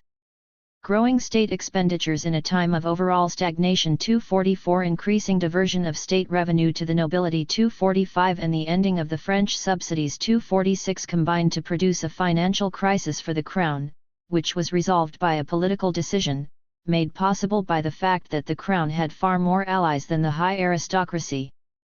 The decision was two successive acts of reduction.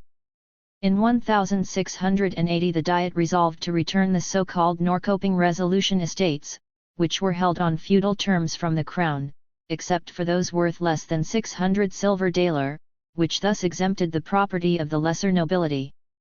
In 1682 the Diet further agreed that the medieval land law gave the king not only the power to create fiefs but to revoke them.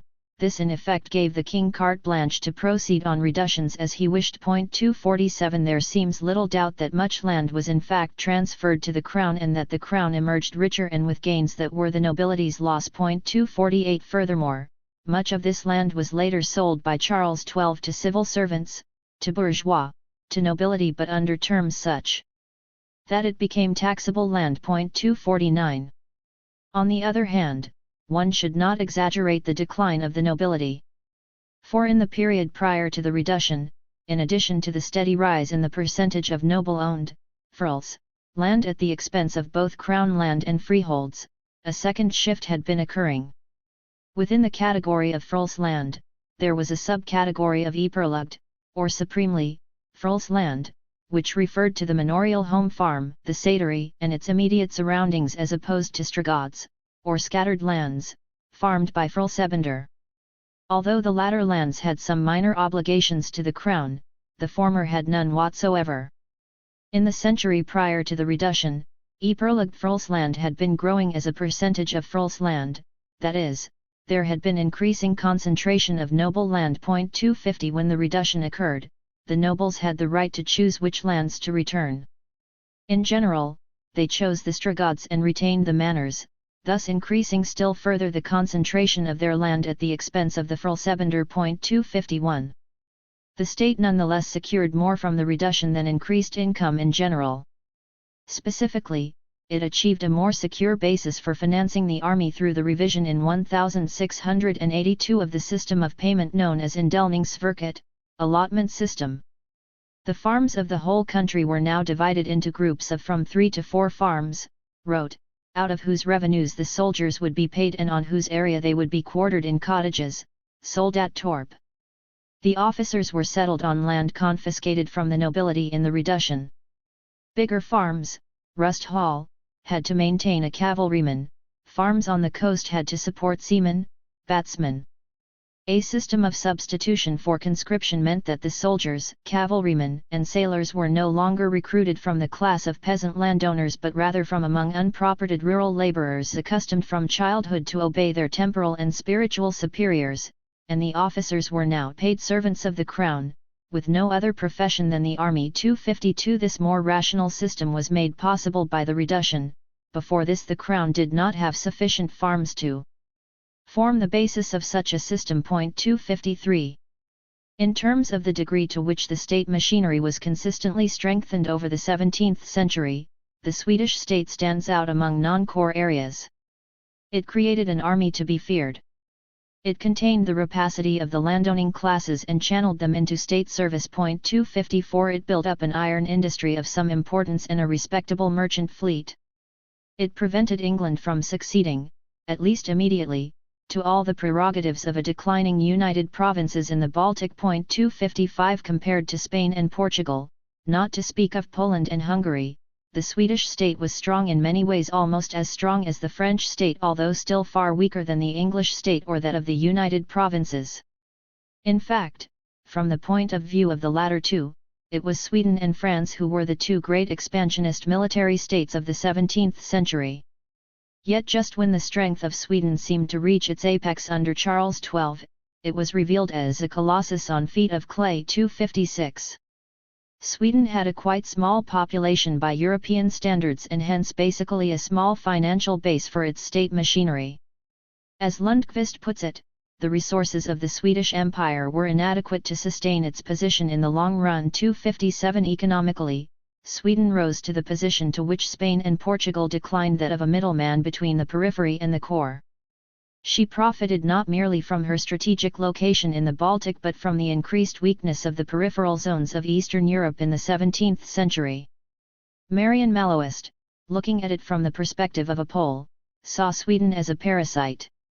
In the 17th century, Sweden profited from industrial weakness of her neighbours and also from the weakness of their governments, a consequence of the enormous growth in the power of the nobility. In fine, Sweden was something of a parasite living on the weakness of her neighbours, and it was largely due to this weakness that, for 100 years, she would become the most powerful country in the Baltic region. But she, in turn, had to give way to Russia. 258. To Russia, and be it added, to Prussia.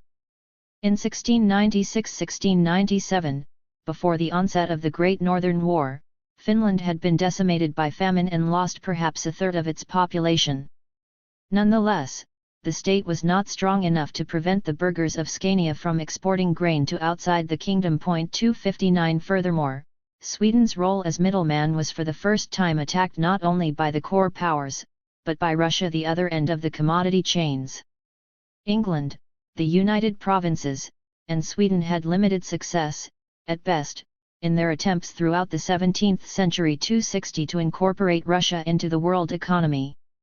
In 1695 Tsar Peter the Great, assumed the reins of power in Russia and started on his great campaign of reform and westernization, which included his Great Embassy, to Western Europe, where he concentrated on learning shipbuilding, his foundation of St. Petersburg in 1703, to be Russia's Baltic port, and his challenge to Sweden. From the point of view of the world system as a whole, Peter's efforts may be seen as an attempt to participate fully in the world economy but as a semi-peripheral rather than a peripheral area, which Poland had become. To do this, it was essential, though clearly not sufficient, to break Sweden's intermediary role. Sweden saw this as clearly as did Peter. Sweden's conquests along the eastern Baltic were, with good reason, regarded as the bastions of her great power position, to be defended at all costs. 261. The Great Northern War started in 1700 with an attack on Livonia by the Polish Saxon king, Augustus II. Peter joined the war. Seeking to use the occasion to break the Russians, Sweden resisted attempts to end the war 262, but she was nowhere near strong enough to break Russia militarily. Peter employed the scorched earth retreat policy, which was destined to become Russia's classic defense against invasion. Eventually, logistics plus the onset of winter led to disaster for the Swedes at Poltava in the Ukraine in 1709. 263 Charles XII's political imperialism, says Nordman, upset the equilibrium established by Charles XI. 264 What equilibrium? The excessive internal costs of Charles XII's imperial drive were not acceptable to the Swedish people. It was the same equilibrium Charles V had upset in Castile in an earlier century. The Indelningsverk system had created an indissoluble tie between the source of revenue and the item of expenditure 265, and while this balanced the state budget more or less, it was difficult to sustain the system in a long war, especially without foreign subsidies and recruits. In the Great Northern War, the army of 80,000 had mostly to be raised from the heart of the empire, and once the Russians had really mobilized for war, Sweden had no choice but to give up the game. 266. Does it make sense to debate whether continuing the war was bad judgment on Charles XII's part? Whether it was hybris that brought disaster? Scarcely, since Sweden had little choice. 267 In a sense, her bluff was her strength, but once her bluff had been called, her position was revolutionized. 268 In 1721, Sweden lost Livonia, Estonia, Ingria, Karelia, most of the eastern Baltic to Russia. She also ceded parts of her possessions in Germany to Prussia.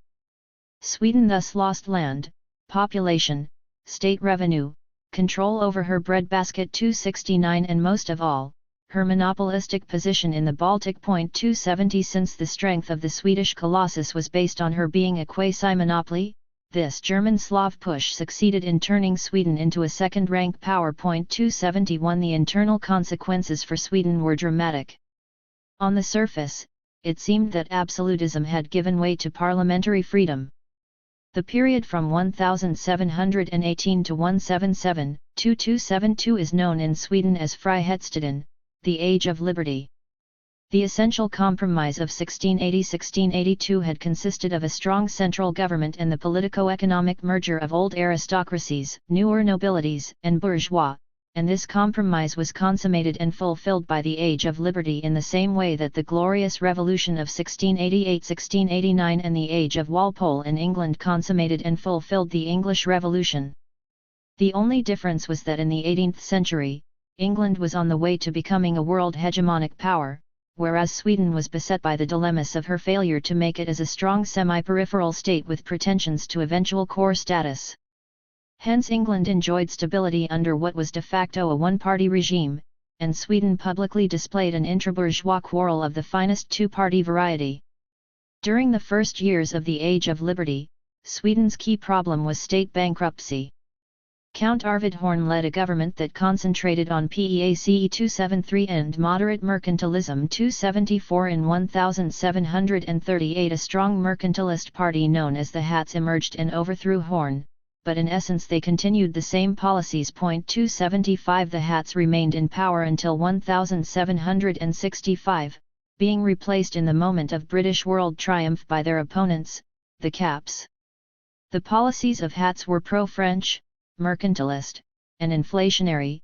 They represented the large exporting, iron-making, and textile manufacturing interests, and their slogan was Svenskar man I svenskdrakt, Swedish men in Swedish clothing. The policies of Caps were pro-English, free trade, and deflationary.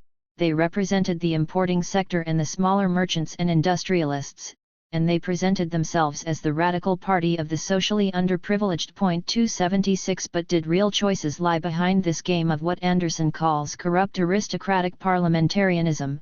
277 Probably no more than in Bourbon Spain.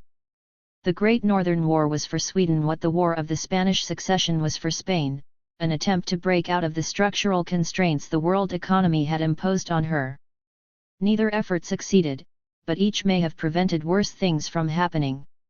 As long as it was not entirely clear who would win the competition between England and France, that is, Up to 1763, Sweden, like Spain, could still utilize her margin of maneuver and reach for a greater role than she could grasp. 278 Sweden's moment of reckoning came later, in the period between 1763 and 1815, when England called in its chips, due to the last-stage resistance of France. Sweden was as strong a state as her economy would permit. That the strength of the state machinery had little to do with the formal powers of the king can be seen by comparing Sweden to Denmark, which was absolutist earlier and longer than Sweden but nonetheless far weaker, reflecting Denmark's peripheral economic role as compared with the semi-peripheral role Sweden's policies enabled her to assume. Denmark is often thought of as a unique constellation, 279 not fitting into any general model of the division of labor of early modern Europe. We indicated in Chapter 4 that we considered Denmark a part of the periphery, which was primarily oriented to the export of low-wage commodities, in Denmark's case, grain and cattle exports. Unlike most other peripheral areas in the 17th century, however, Denmark instituted an absolutist monarchy in 1660. What we must explain is why this political change was not sufficient to catapult Denmark into the category of semi-peripheral countries like Sweden and Brandenburg Prussia, and also why the change occurred at all. How did the economic structures in Denmark compare to those in Eastern Europe on the one hand and Sweden on the other? Peterson emphasizes the advantages Denmark had over Eastern European countries because it exported both grain and cattle, which meant it had greater flexibility in difficult times. 280 This may explain in part why Denmark was less affected than Eastern European countries by the first phase of European regression, 1600–1650.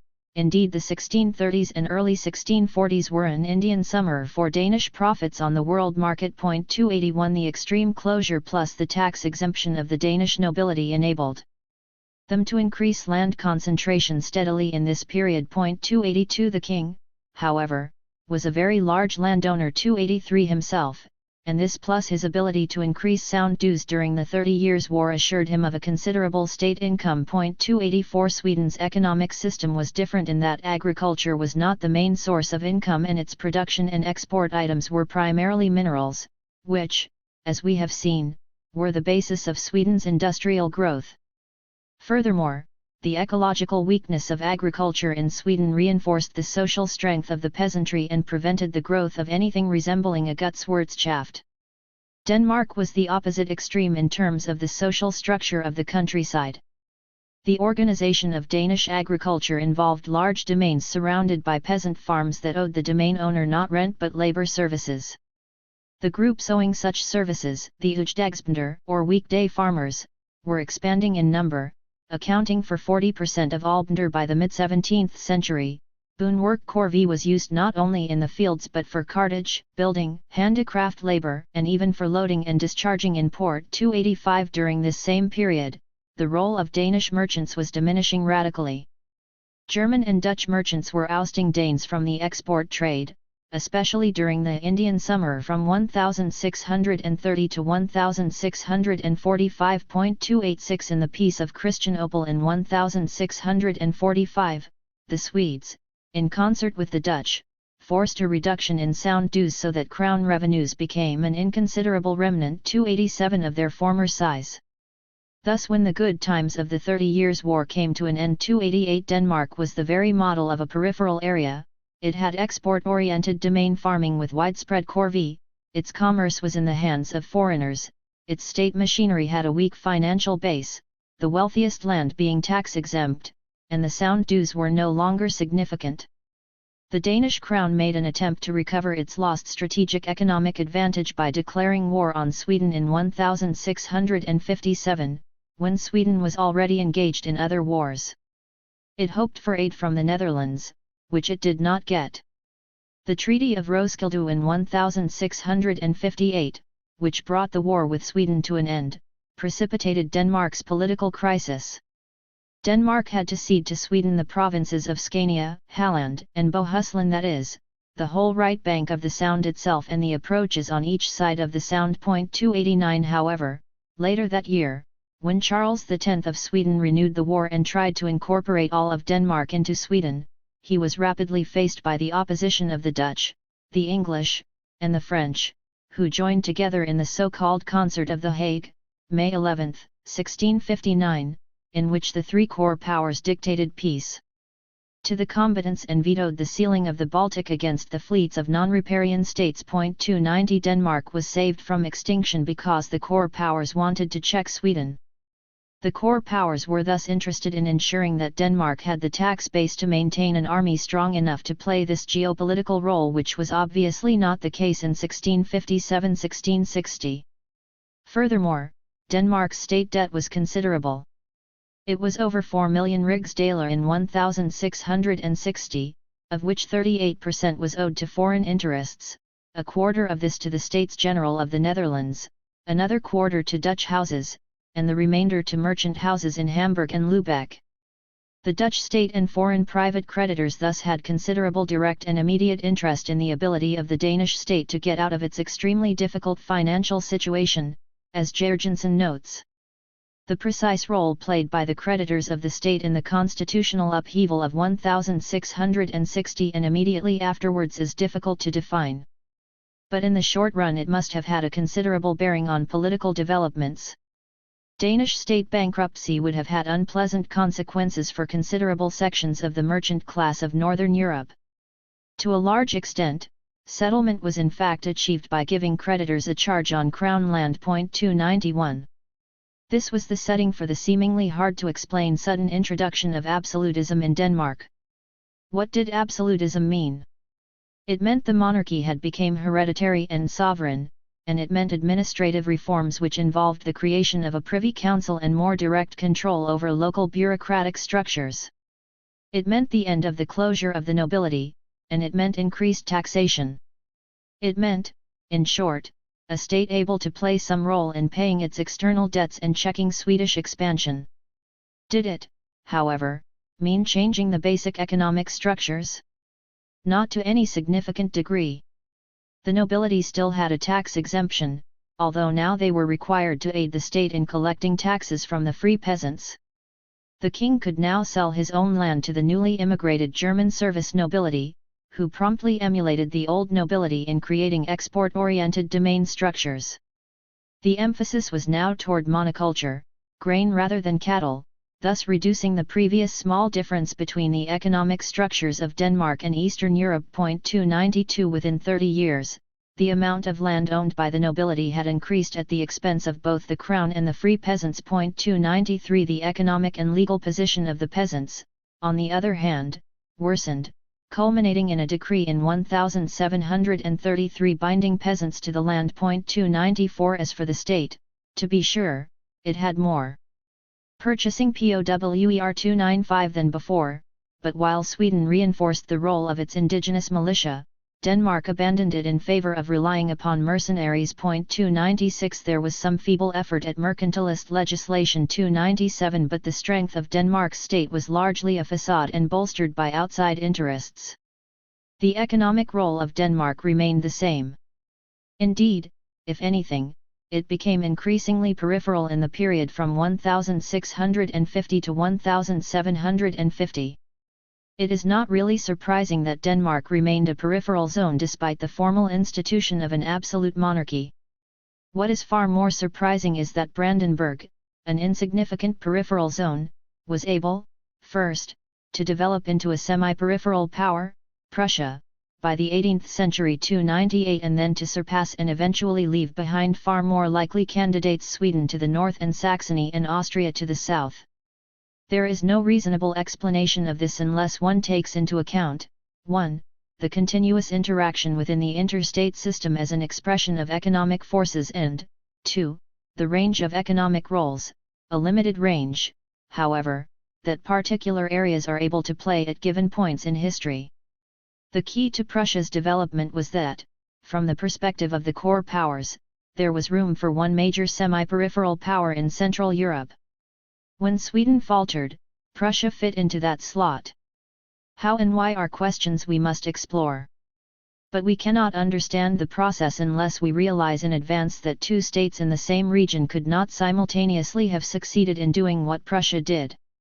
In the 17th century, the German lands east of the Elbe underwent most of the same processes as Poland and other regions of Eastern Europe did in terms of the social organization of agricultural production. This was the zone of Gutswirtschaft and Gutsherrschaft, as opposed to Grundherrschaft, and / or Wirtschaftsherrschaft, in the western and southern Germany's. 299 The large estates developed in East Elbe in the 16th century through a process of engrossment, often forced purchases, combined with the removal of peasants from the land. Bauernlegend. 300 This process was considerably accelerated in Mecklenburg, Brandenburg, and Pomerania. 301 After the 30 Years' War, the corvée was increased, going from an average of 2 to 3 days a week to 6.302. As the land shifted hands from peasant to noble lord, it became tax-exempt, which meant that the remaining peasants became all the more heavily burdened. 303 In the Habsburg lands, there were similar developments in Hungary and Bohemia, but Austria proper remained a zone of Grundherrschaft. 304 If one compares East Elbe with other peripheral zones in Eastern Europe, the oppression of the peasantry was the same, indeed, if anything, worse. 305 How then did 18th century Prussia come into existence? One consideration is that although the oppression of the peasant was greater in East Elbe than in Poland, the concentration of land was less. It was more Gutsherrschaft than Gutswirtschaft.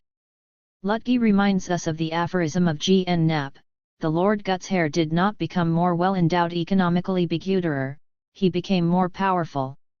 Lutke draws the inference that this was the source of the rise of the prince's power, first unmatched. 306 The lack of real land concentration, the medium size of most estates, and the absence, therefore, of a stratum of great magnates were striking differences between East Elbe and other peripheral areas, including most of Europe. 307 It meant that vis-a-vis potential central authorities, the Junker class was economically less able to seize the political reins than were landlords elsewhere in the peripheral areas of 17th century Europe. This weakness, a necessary condition for the rise of Prussia, was scarcely a sufficient one. It was combined, however, with a favorable geopolitical conjuncture. Prior to the end of the 30 Years' War, the Elector of Brandenburg was scarcely more than a super-junker. 308 In a dispersed, defenseless land without great resources or commercial wealth and containing some of the most stubbornly independent towns and insubordinate nobility in Europe. 309 The 30 Years' War was at one and the same time the nadir of Hohenzollern power and its great opportunity, partly through sheer luck. 310 The luck was that the Elector of Brandenburg inherited certain lands collaterally. In 1609, the Duchy of Cleves, an area adjoining the United Provinces at the northern end of the Rhine. In 1625, Prussia, which was on the Baltic Sea, adjoining and indeed under the suzerainty of Poland, and in 1637, Pomerania. Thus Brandenburg found itself in two of the main war arenas, the Rhineland and the Baltic. Brandenburg had acquired lands of great strategical importance that were coveted by various European states, and had done this without any military exertions of its own, of which, at the time, it was incapable. 311 Furthermore, Brandenburg was allowed by the great powers to keep these coveted lands. Farther, Pomerania, which had been under Swedish occupation at the moment of Brandenburg's claim in 1637, was recognized as part of the Brandenburg domains as a result of French support at the Peace of Westphalia. 312 Brandenburg was in this way the beneficiary one of the first of the balance of power. It was in order to check Swedish power that other states supported the expansion of Brandenburg, and it was in order to prevent the Swedish king from ending this happy state of affairs that Elector Frederick William of Brandenburg, the Great Elector, turned his thoughts to creating a bureaucracy and an army that could maintain this expanded territory. 313 At this moment, the Junkers may not have been economically strong enough to create many armies, although their compeers, the Polish magnates, were. However, the Elector of Brandenburg was not strong either, and he was seeking taxes to build up an army powerful enough to tax the Junkers against their will. 314 The Great Recess of 1653 was the first step in an ingenious compromise in which the Great Elector in effect gave the Junker class the full incomes from their estates, which were not, remember, all that much, plus new incomes, via the state bureaucracy, in return for the power to squeeze the peasantry and the urban populations heavily. He was thus allowed to establish a strong bureaucracy and army, which safeguarded the state externally and eventually allowed his successors to institute a policy of industrial growth at home, without the Junker class wanting or being able to prevent it. Such a compromise might have seemed reasonable to princes elsewhere: the King of Poland, the Habsburgs in Austria, the Bourbons in Spain. Why could Brandenburg alone make it work? Let us review what happened. Up to 1653, the major tax was the so-called military contribution, a land tax. The nobles were exempt from this tax. In the rural areas, one noble appointed by the others assigned rates among the peasants to meet the gross tax for the district. The income derived for the state in this fashion was rather small. In 1650 the elector convened the estates, hoping to persuade them to let him imitate the Dutch and institute an excise tax, that is, an indirect tax on commodities, from which no one would be exempt.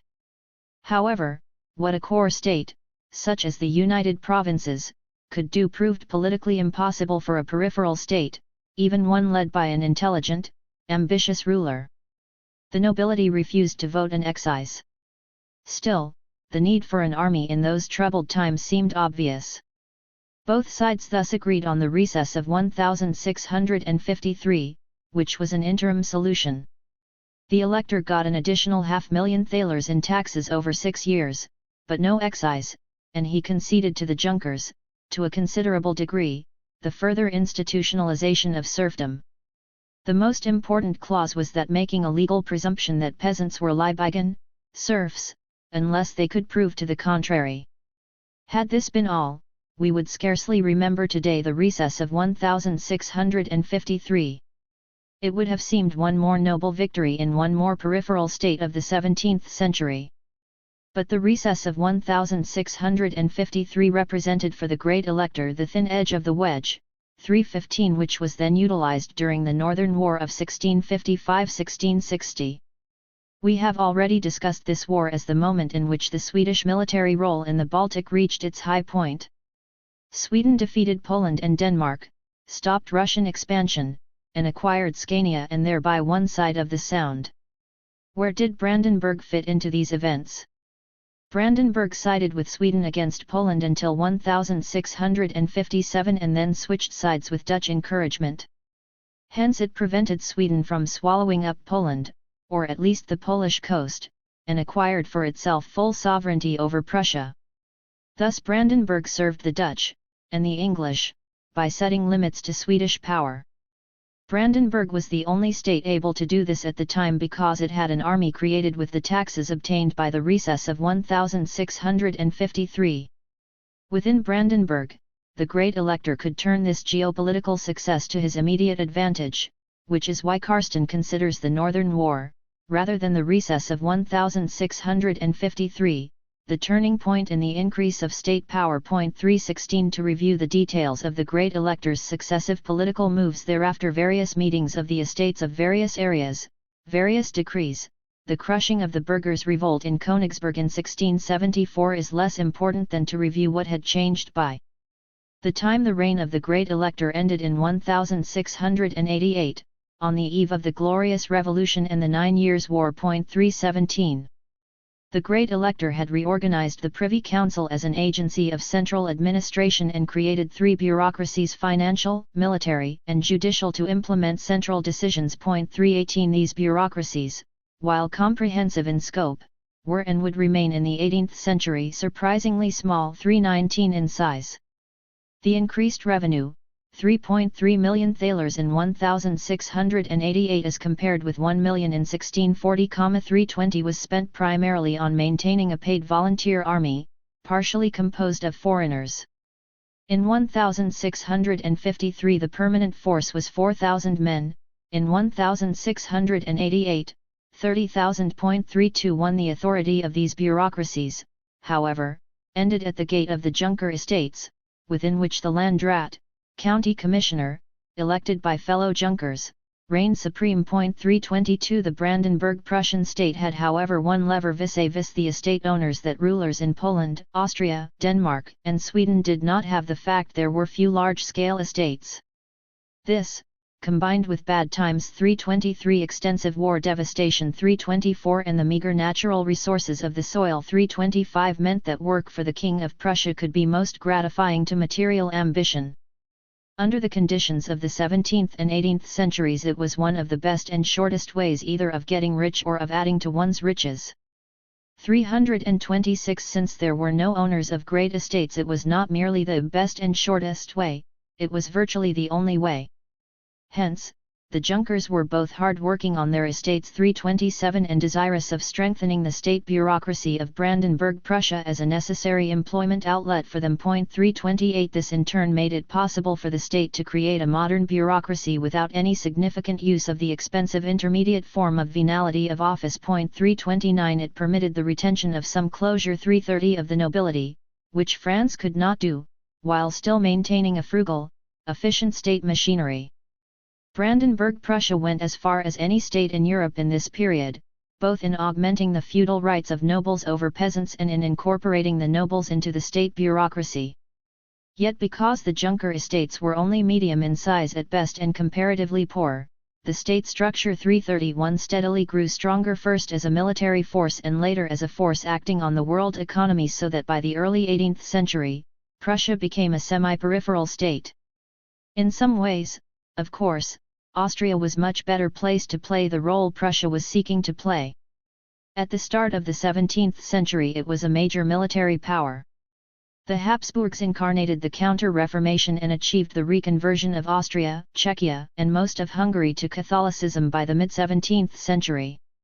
After the Battle of the White Mountain in 1620, the Habsburgs crushed the Bohemian state, and reduced it to the status of a province. 332 The upheaval transformed the Bohemian aristocracy from an independent landed class to a court nobility and liquidated the indigenous bourgeoisie. 333 Furthermore, the Habsburgs were able to recruit an officer corps that was not confined to the nobility, as in Brandenburg Prussia. 334 Yet the Habsburgs could never transform their domains into a coherently integrated state that could function adequately within the interstate system.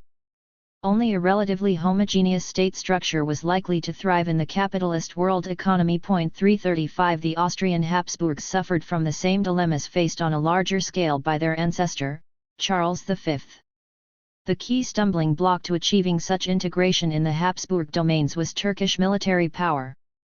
The 17th century was a century of Austrian struggle with the Ottomans, culminating in the Turcan Year of 1683 when the Habsburgs successfully resisted the Second Siege of Vienna. 336 While the Habsburgs emerged triumphant, the victory involved a price concessions over this period to the Hungarian nobility, who always had a Turkish card to play and thus laid claim to their autonomous rights within the Habsburg realms. 337 The Turkish threat with its direct economic implications, plus its indirect consequences for the structure of the state, made the Habsburgs suffer, more perhaps than any other sovereigns. 338 In the 17th century, from an inability to raise sufficient money for their treasury, making them distinctly underendowed. 339 By the reign of Charles VI, 1711–1740, Austria could sustain, on the basis of its revenue, an army only half the size of France, and indeed only slightly larger than that of Prussia. 340 Consequently,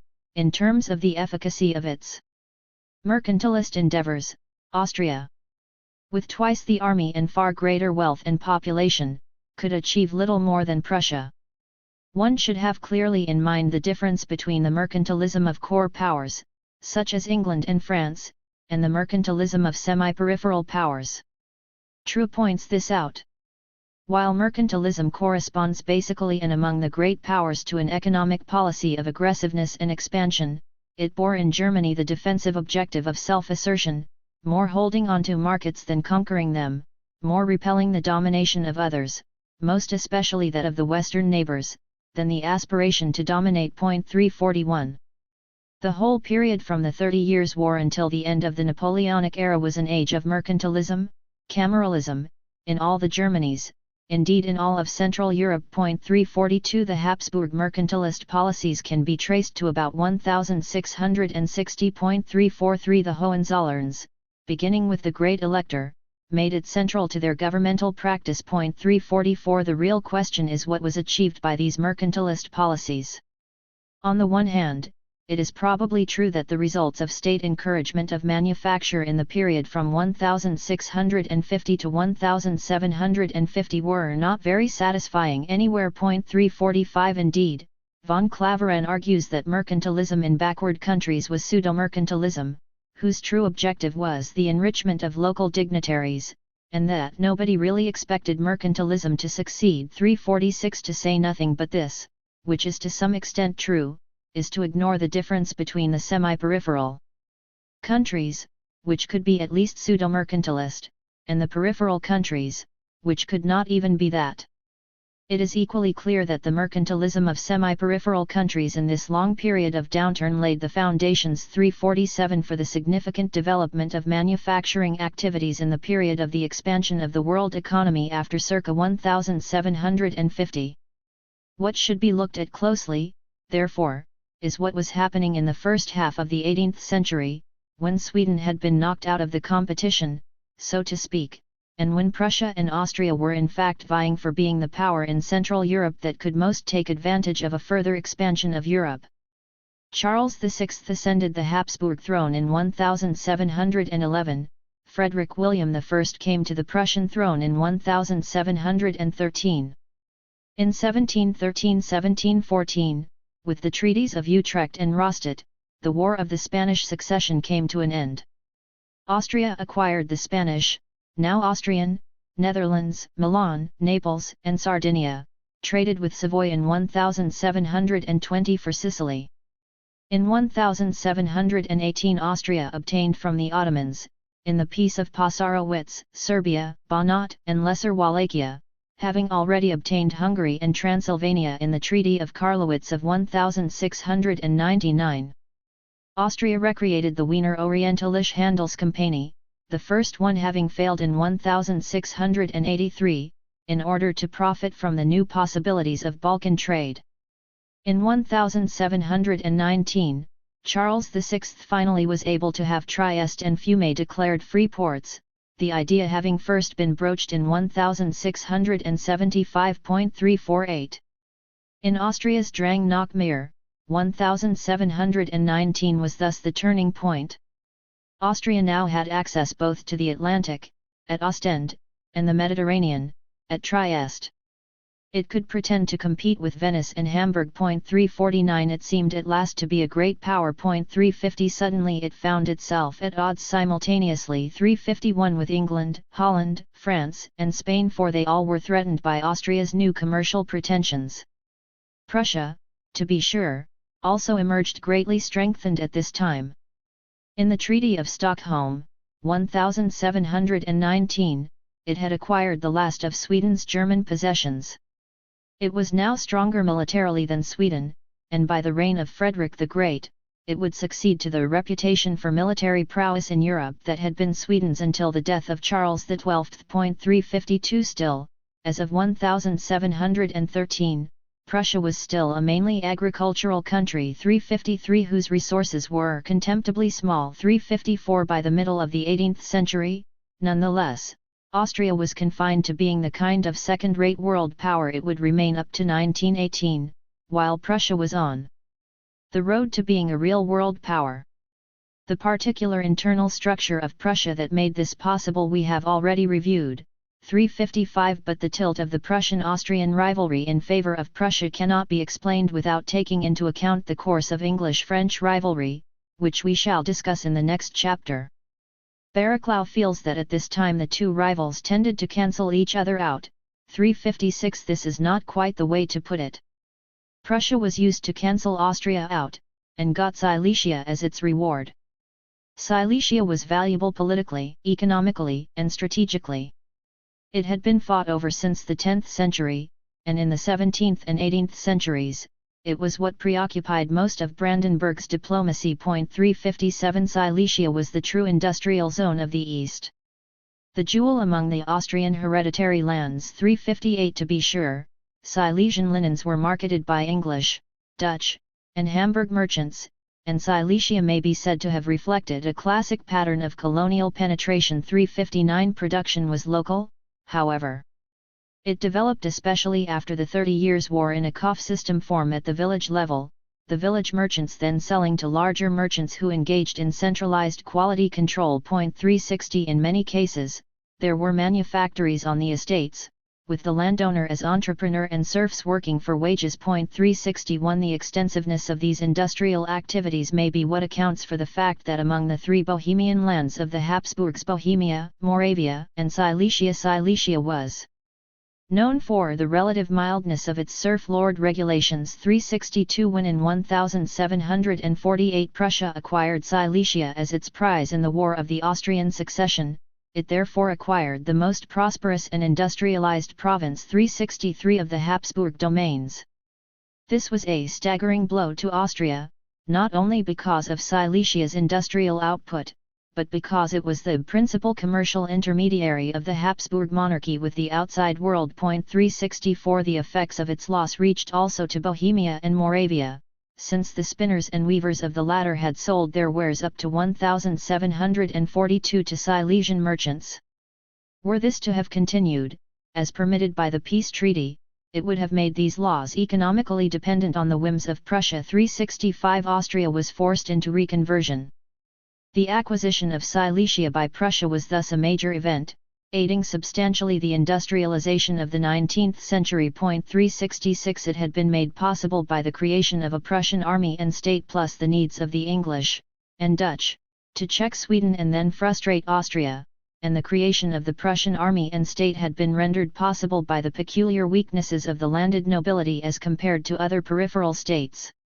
It was this sequence of conjunctures over a century that made it possible for Brandenburg, a very insignificant peripheral area, to become by 1750 the semi-peripheral power in Europe with the greatest potential for transforming its role in the world economy.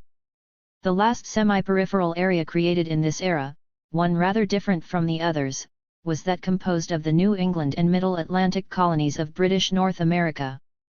Their colonization only began in 1620, and with the exception perhaps of New Amsterdam as a strategic and commercial outpost of the Dutch world network, these areas were not even part of the capitalist world economy before 1660.367. Indeed, New Jersey, Pennsylvania, and Delaware were only colonized by the English in the Restoration period. 368 The turning point in North America was 1660 because that was the turning point in England. It marked the institutionalization of the mercantilist doctrine that the interests of the colonies were to be subordinated to the good of the nation. 369 The various English navigation acts of the 1660s, by making the most important colonial products sugar, tobacco, dyewoods, and so on enumerated products, which therefore had to be shipped on English ships and sold to English buyers, affected markedly the West Indian and Chesapeake Valley producers.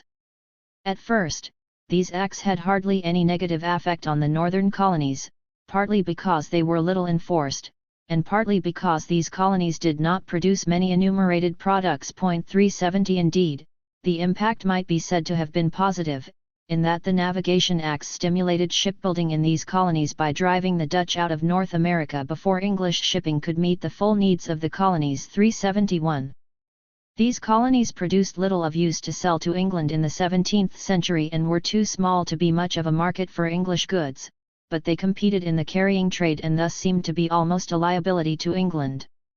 If England held on to them, it was partly for fear of France's taking hold of them.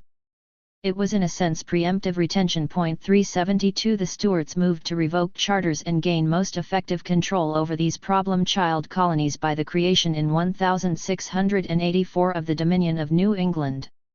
These areas might have been effectively peripheralized had not New England resistance to Stuart policies coincided with the internal revolt in England that culminated in the Glorious Revolution, which ended, or at least postponed, the threat to the colonists. 373 Thus it was that because of what Eleanor Lord calls the inadvertent neglect of these colonies, but what might better be called the internal difficulties of carrying out England's mercantilist grand design. New England and Middle Atlantic merchants were by 1700 making great strides not only as shipbuilders but as commercial middlemen. 374.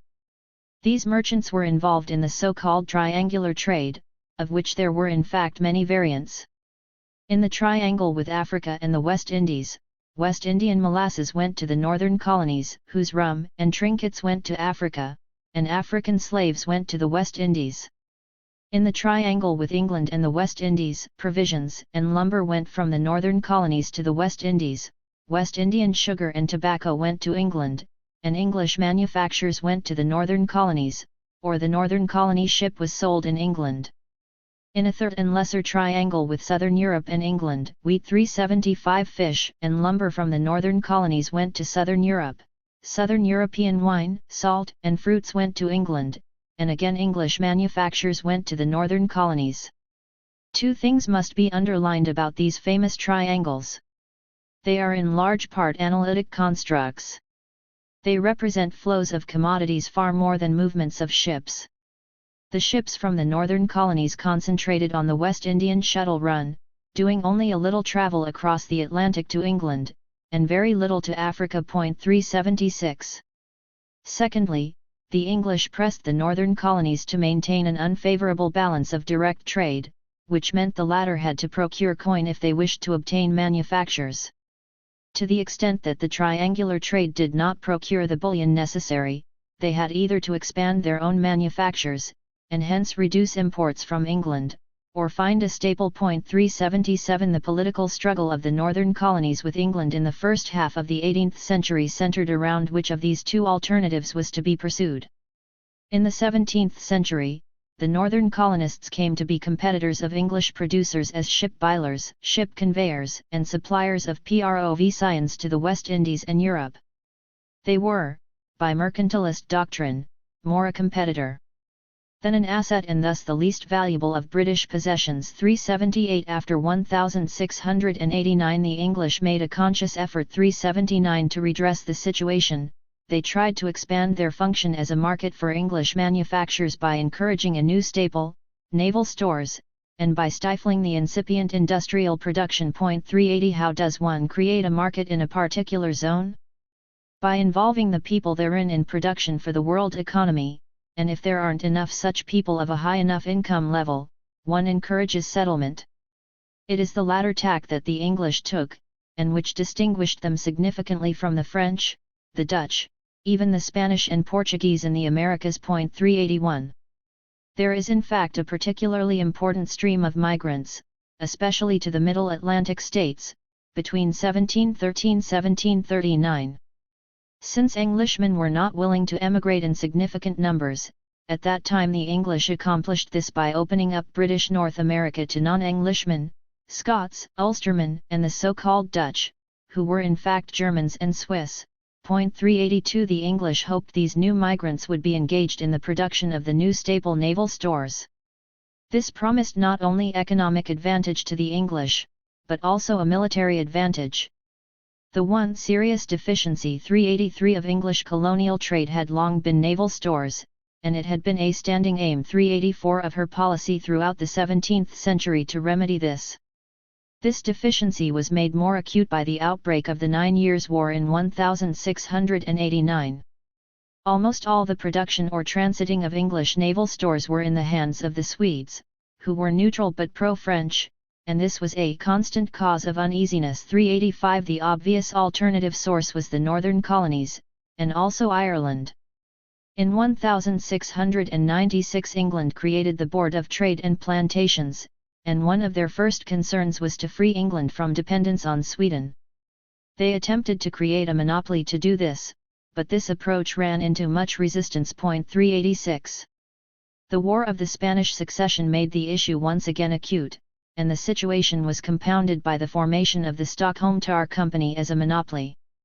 This led to the Naval Stores Act of 1705, in which it was decided to rely on bounties as an inducement for production in the northern colonies. 387. Extrication of England from dependence on Sweden was clearly not the only motive for the Naval Stores Act.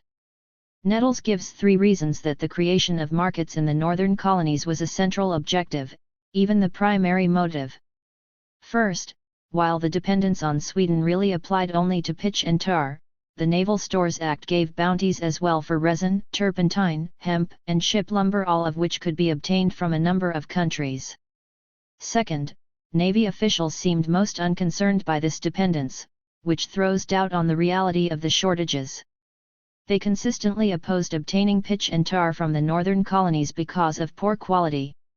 Nettles reminds us, however, that officials of the Board of Trade accused Navy officials of interested collusion with Eastland merchants. Third, the Board of Trade was not interested in obtaining pitch and tar from the Carolinas, even though the quality was superior to that from the northern colonies. The Carolinas, of course, already produced staples.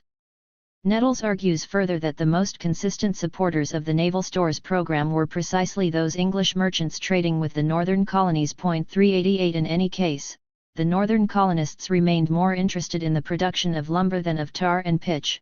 389 And the lumber went not to England but into the indigenous shipbuilding industry. 390 The fact is that the development of a shipbuilding industry did at least as much for the development of a market for English goods, as a successful naval stores production program would have done.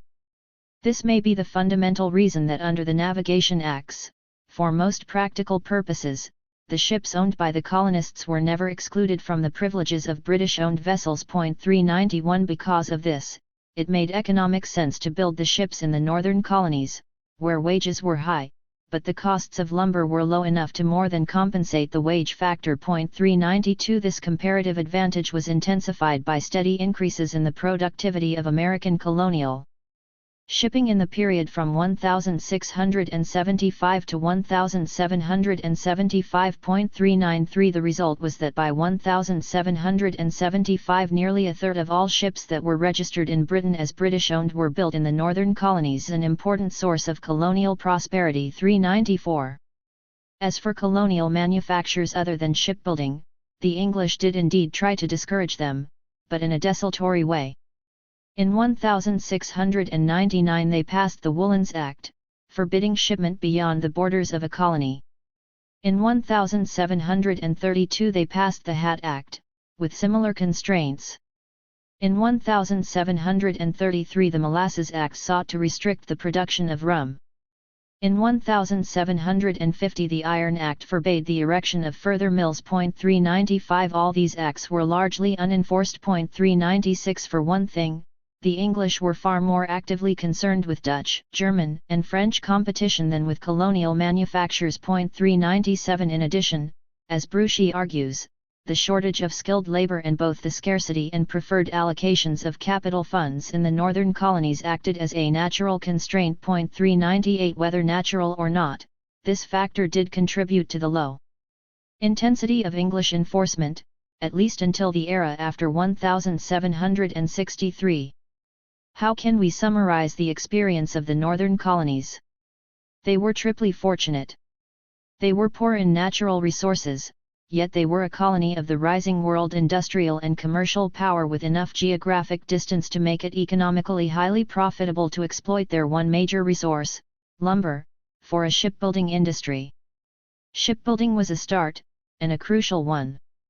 The conditions were created whereby in the changed situation of the last half of the 18th century there could be an American Revolution, and in the 19th century, the rise of a major industrial power. The period from 1600 to 1750 was dominated by the efforts of England and France first to destroy Dutch hegemony and then to succeed to the top position. In this long period of relative stagnation, relative, that is, to the marked economic expansion of the long 16th century, the peripheral areas suffered greatly exacerbated exploitation of the direct producers and reduced advantage of the indigenous exploiting strata, reduced, that is, by comparison with similar strata in the core countries. The story of the semi-peripheral countries was a far more complex one. The core countries sought to make them intermediaries with the periphery, conveyor belts of surplus value. They largely succeeded, but in a situation where there was great inter-core rivalry, some zones could improve their relative status. This was the case at first of Sweden and later of Brandenburg Prussia, and on a lesser scale this was true also of the northern colonies of British North America. 6. Struggle in the Core Phase 2, 1689–1763. One cannot analyze social phenomena unless one bounds them in space and time. We have made the concept of spatial boundaries a central axis of the analysis in this book, but what of time and the perennial issues of periodization on which the writers of history are so much divided? We have asserted that the meaningful unit of time to cover in this volume is approximately from 1600 to 1750. This is seen as a period in which the European world economy went through a long relative stagnation of the total production of the system as a whole. Stagnation was correspondingly manifested in the relative stability of overall population growth, physical expansion, and velocity of transactions, and in a global price deflation. To sustain this assertion, we have presented throughout this book such evidence as we have. Point 1. In our analysis, we have subdivided the discussion of core rivalries into two phases, 1651 to 1689 and 1689 to 1763. This set of dates is not perfectly consonant with the 1600 to 1750 period mentioned above. Unfortunately, the real world does not consist of clearly edged dividing lines that serve all purposes. While the dates 1651 to 1689 and 1689 to 1763 reflect a changing world economic situation, they emphasize the political consequences of these changes. In the first period, 1651–1689, as we have already discussed, Dutch hegemony was successfully challenged by the English and the French, who by 1672 came to feel that the Dutch state was no longer the unquestioned giant it had been. I believe that by 1689 even the Dutch agreed.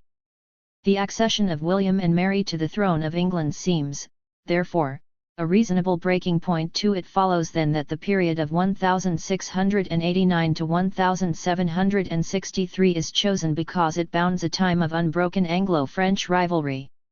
One might regard 1763 as the moment of the definitive triumph of England after what has been called the Second Hundred Years' War, even if the French were not ready to acknowledge defeat until 1815.3. It was by no means clear as of 1689 that England was going to succeed in its struggle with France. France had 4 times the population of England and a far larger army. She was rich in natural resources with excellent ports and naval bases.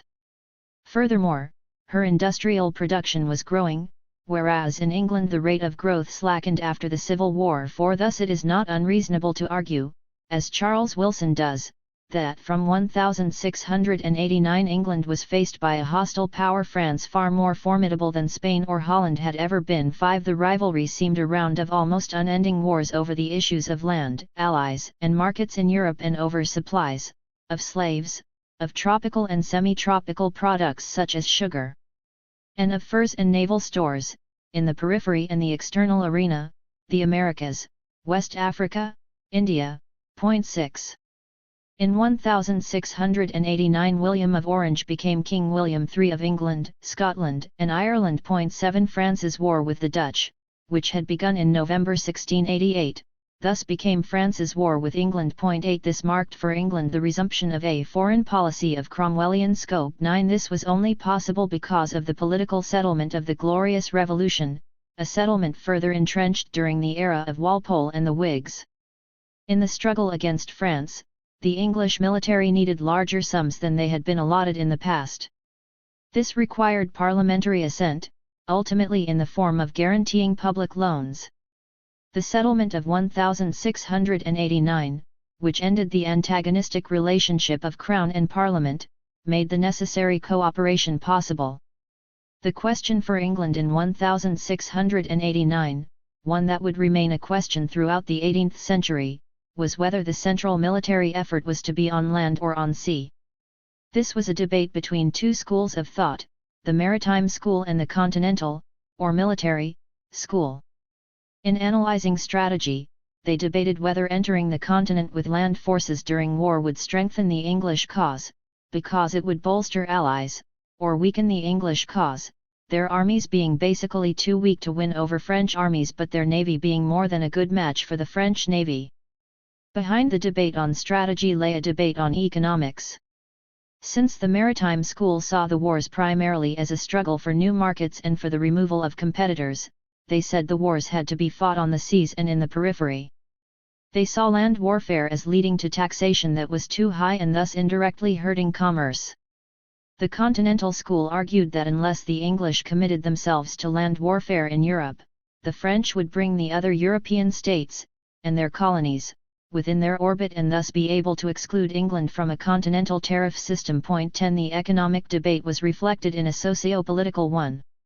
The Whigs were the heirs of those who had made the Glorious Revolution, and one of its tenets had been no standing army.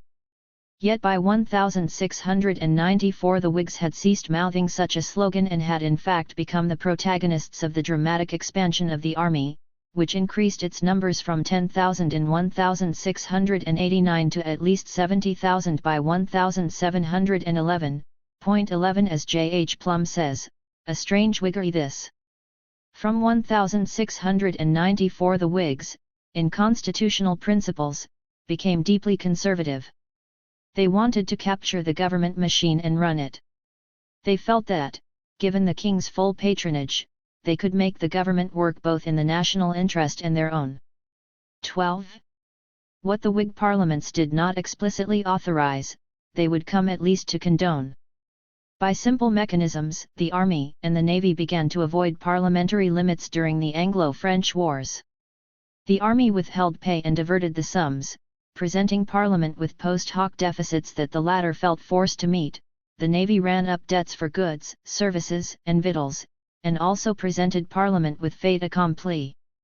Rosiver says of this system, somewhat disingenuously, it seems remarkable that Parliament should have tolerated these practices, but it did. 13. The early acceptance of this system was facilitated by a shift in social structure. After 1689 the Whig forces represented a coalition of the larger landlords, the growing bureaucracy, and the merchant classes as against a primarily country party of minor gentry who were hostile to taxes, to a standing army, and to a corrupt government.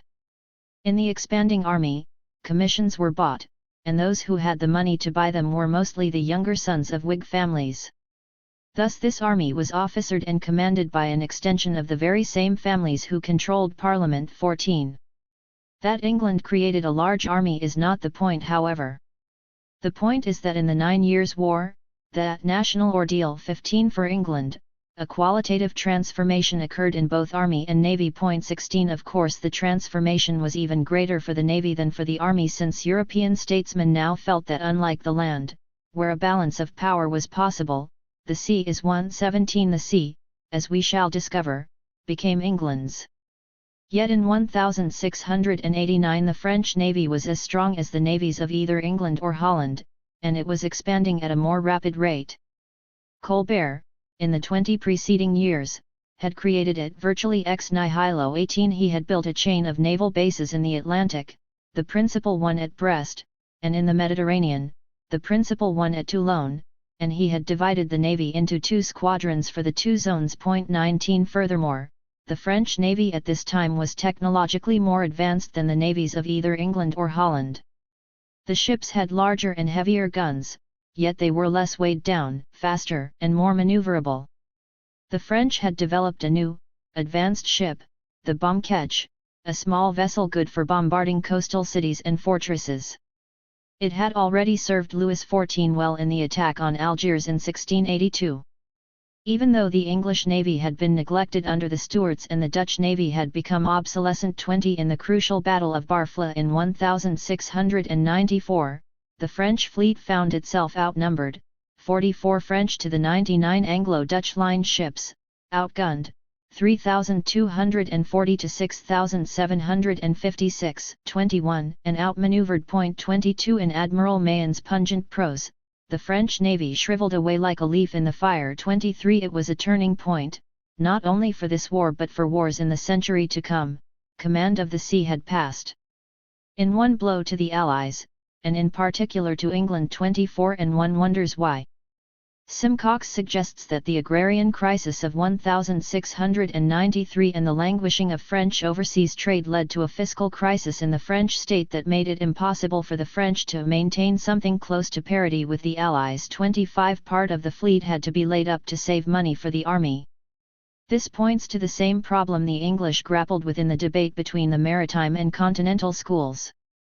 Neither England nor France, in this time of overall world economic stagnation, could bear the costs of military preparations on all fronts at once. A choice had to be made. It was natural for the English to tilt to the navy and the French to the army. Given France's sprawling size and relative lack of internal integration, both in political and economic terms, she seemed to have had little choice. 26 Even though control of the seas in the capitalist world economy has consistently been the central link in the chain of exchange by which wealth accumulates. 27 Whatever the explanation of this great naval defeat, it changed the naval tactics of France from being those of a guerre d'escadre to being those of a guerre de course. No longer was destroying the enemy's fleet and winning control of the seas the primary objective. Now the focus was on capturing and destroying the enemy's merchantmen and harassing the enemy's commerce, and both naval vessels and vessels of privateers were used toward this end. Such tactics were not unknown before 1694, but now they became the primary mode of operation. 28 Commerce destroying, G. N. Clark says, is the natural weapon of the weaker party in a naval war. 29 The natural weapon, yes, but a second best one, for it was difficult to coordinate the actions of ships commanded by individual entrepreneurs. Simcox calls the overall French effort only a qualified success and points to the underlying contradiction of the mode. If the government could not pay the piper, it would not be permitted to call the tune. 30 Furthermore, two could play at the game. For example, during the War of the Spanish Succession, the privateers of England's Channel Islands operated so effectively that they caused serious alarm to the French and were able, above all, to inflict wounds on French port-to-port trade. 31. The Treaty of Rysvik in 1697, which ended the 9 Years' War, marked only a respite. It was important largely because it marked the first retrograde step France had taken since Richelieu. 32 France was forced to recognise William III as King of England, Scotland, and Ireland and to recognise Anne as his heiress. This recognition had been the primary war aim of William III. Furthermore, all lands that had been acquired by France since the Treaty of Nijmegen were to be restored, except Strasbourg and the Alsatian reunions. Thus France yielded zones on all her frontiers parts or all of Flanders, Luxembourg, Lorraine, the Rhineland, Pinerolo, and Catalonia. 33 In the minor adjustments overseas, Fort Albany was restored by France to the Hudson Bay Company, and Pondicherry and Nova Scotia were regained by the French status quo ante bellum. The Dutch also got what they wanted, a favourable commercial treaty with the French restoring the French tariff of 1664, and the acceptance by the French of the so-called Netherlands Barrier. The concept of a military barrier between the United Provinces and France has a long history. It started, perhaps as early as 1635, as the idea that the southern, Spanish, Netherlands should be a shading zone, or buffer state. The Treaty of Nijmegen in 1678, however, ceded 16 fortresses in the southern Netherlands to France, although small contingents of Dutch troops were permitted to be placed in adjoining areas. By 1684 the French had seized Luxembourg, a situation that the Dutch were forced to accept in a treaty of truce. All this changed as a result of the 9 Years' War, and in the Treaty of Rysvik the concept of a barrier took a new clear form, the Dutch receiving the right to garrison a series of fortresses returned by the French. 34 The 9 Years' War confirmed the new alignment of power in Europe. After the Treaty of Westphalia in 1648, the power struggle between the states had been essentially a three-sided one between the United Provinces, England, and France. But the three sides were now, for all effects and purposes, reduced to two, with the Dutch becoming a more or less permanent ally of the English, indeed a junior partner. J.R. Jones dates the Dutch abdication of great power status 35 as occurring already in May 1689, when William III arranged for the Dutch fleet to be subordinated to the English. It is not that the Dutch did not chafe at this new role. The Dutch-English alliance was from the beginning an uneasy partnership. 36 On the one hand, they did not want the mere fact that they were allied with the English to disturb their trade relations with France, especially since their profitable Baltic trade depended on a continued supply of French goods. 37 The Dutch consistently argued throughout the 17th century that neutral states, as they often were, should not be interfered with in their maritime commerce. Their slogan had been "Free ships, free goods," whereas the English had maintained the right to search neutral ships, and the French had even argued for the right to confiscate a neutral ship that was carrying goods to the enemy. 38 War was an undesirable last resort for the Dutch. When in 1702 the war resumed as the War of the Spanish Succession, it was the Dutch who kept pushing the English to arrange for peace, provided the Dutch could keep the Netherlands barrier. 39 In the end, the English were willing to support the Dutch drive for the barrier, even though it involved commercial dangers for them, as the necessary quid pro quo for the Dutch guarantee of English Protestant succession, the issue that hung over English and Scottish politics. 40. It was in the middle of the War of the Spanish Succession that the crisis in English-Scottish relations came to a head and was resolved. By the settlement of 1688, France had effectively lost its ability to interfere in the internal politics of England, and by the so-called Union of Parliaments of 1707-41 it would lose the same ability regarding Scotland. The political negotiations and manoeuvring of the final arrangements in 1707 were complex. 42 But the real story is how core rivalry in the world economy created pressures on Scotland that led to the union of the parliaments. For Scotland, as for other peripheral zones, the whole second half of the 17th century had been a long period of economic stagnation punctuated by crisis and decline. 43 Scotland's main trading partner was England, but this was scarcely true vice versa, and as stagnation continued, Scotland moved toward ever greater dependence on England. 44 The Scots, like others, tried mercantile measures of resistance. In 1681 the Duke of York, as the king's representative in Scotland, summoned various merchants to consult with him and the Committee of Trade that he had created in the Privy Council about Scottish foreign trade patterns, with England, Norway, France, and the Baltic, inland trade, shipping, and Scottish desires for a Caribbean colony. The Scottish estates then enacted various protectionist measures. Soon thereafter, the New Mills Cloth Manufactory was created, which led the estates that same year to pass the Act for the Encouraging of Trade. The shelter of the Act allowed the company to thrive until the Treaty of Union. 45. In 1695, the estates passed an act for a company trading to Africa and the Indies, which created the Company of Scotland.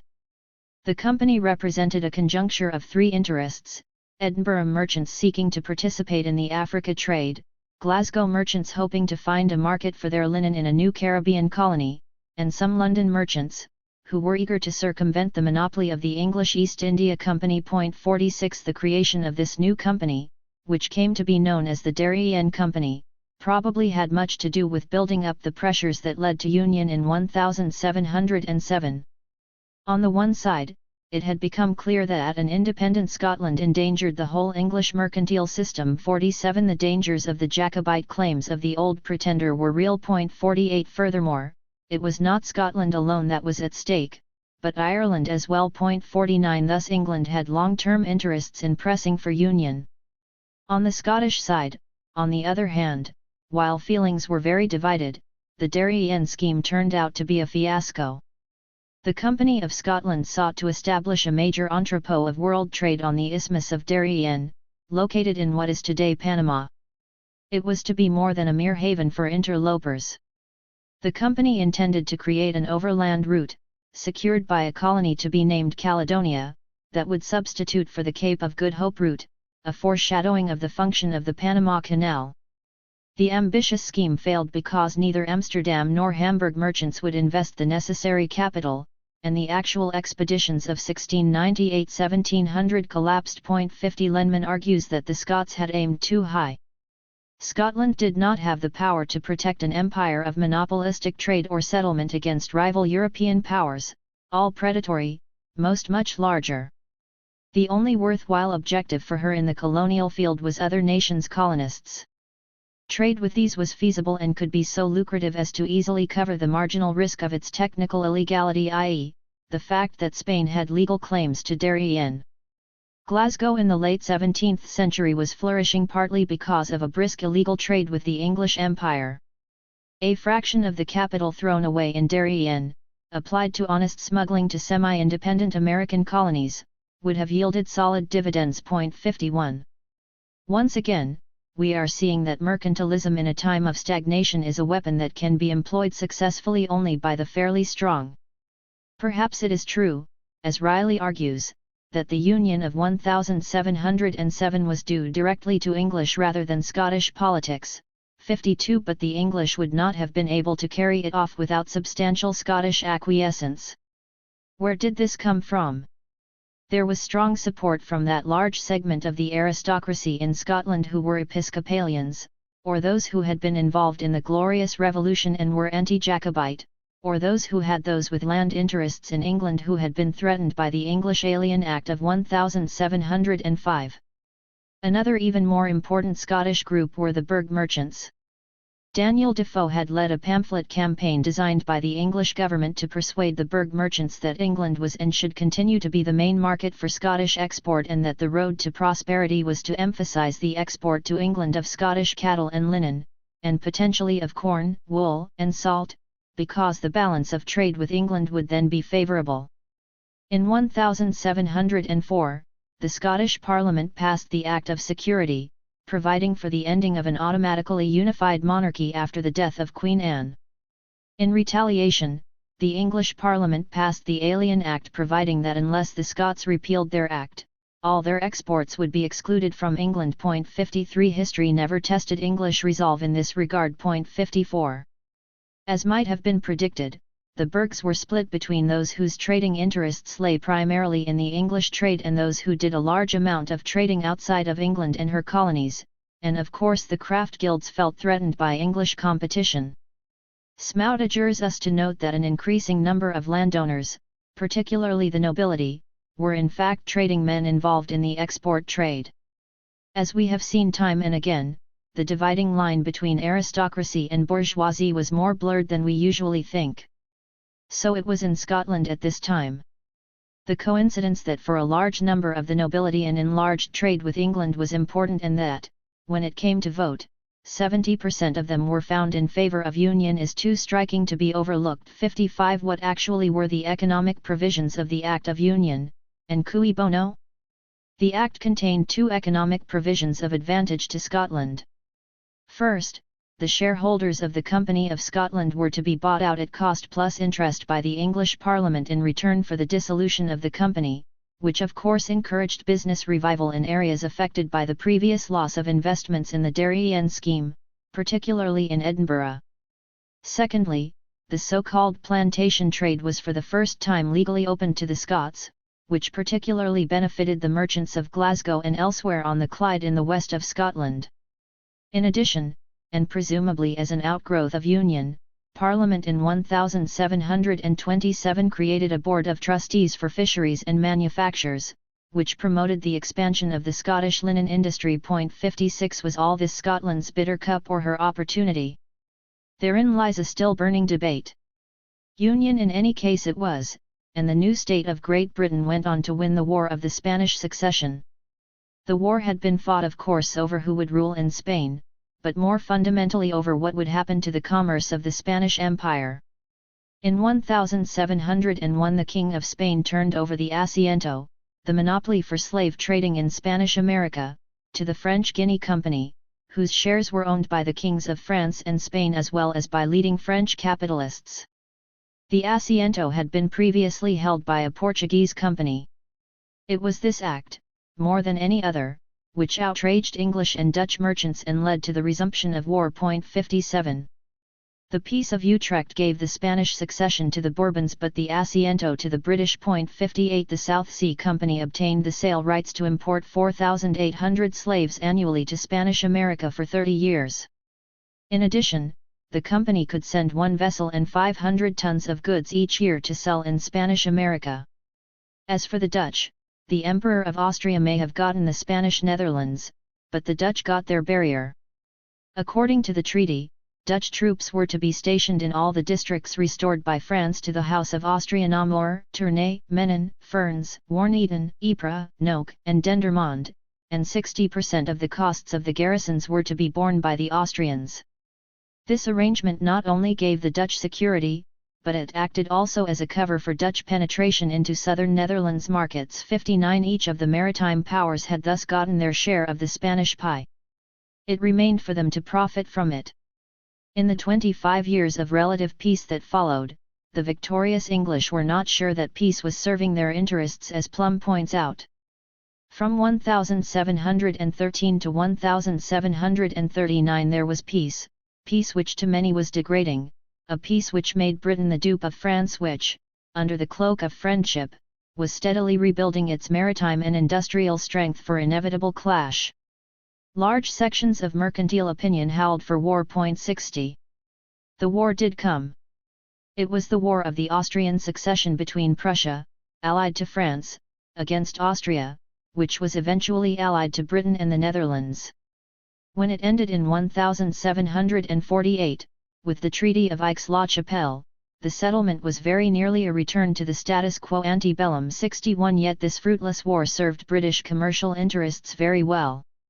Temporally goes so far as to say that it was the first of English wars in which trade interest absolutely predominated, in which war was waged solely for the balance of trade rather than for balance of power. 62 This could be seen on many fronts.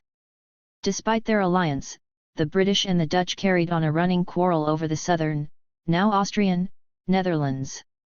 The Austrians were tired of paying for the Netherlands barrier and of not being allowed an expansion of their own trade at the barrier, in Britain and in the Netherlands. Indeed, Britain was threatening to remove the drawback whereby Silesian, still Austrian, linens were allowed to be sold in the West Indies via Britain. Furthermore, Flemish merchants were tired of the political constraints on their competing with Dutch merchants. 63. As for Spain, it was tired of the excessive British illicit trade in their colonies, the real secret of the Spanish fury against English vessels. 64 While the British government was wary of reviving an active Bourbon alliance of Spain and France. 65 The South Sea Company, on the other hand, was powerfully and narrowly defending its own interests and serving as a vigorous pressure group in Britain. 66 Nor was the South Sea Company the only beneficiary of an aggressive policy. The sugar planters of the British West Indies found that the war ended the acute sugar depression of the 1730s. 67 And English marine insurance companies insured French vessels against capture at sea by the British Navy. 68 Indeed, so central were commercial interests to the policies of the British government that a convoy system was applied throughout the war, and the safety of the convoy was to be made the first consideration of the accompanying vessels. 69 While on the land the French and Prussians outnumbered the British and the Austrians at this time 70. The British Navy was twice the size of the French Navy. The Spanish Navy plus the French Navy was the same size as the Navy of Britain, but if one added Dutch ships to those of the British, the latter pair had a slight numerical superiority, and more importantly, a unified command. The war reconfirmed British command of the sea, despite the French maritime rebuilding that had been going on since 1713. France lost half her ships of the line in the war and over 1,000 merchant ships. The sea power of France had been shattered to its foundations. 71.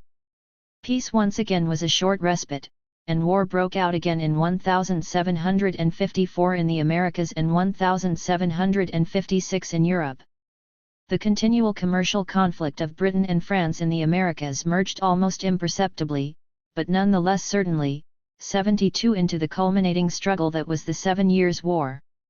The Dutch tried to remain neutral but were constrained by British force to limit their trade with France. 73 The Spanish were tempted into joining France as a way to abolish British privileges at last. 74 But it did France no good. The Treaty of Paris of 1763 marked Britain's definitive achievement of superiority in the 100 years' struggle with France.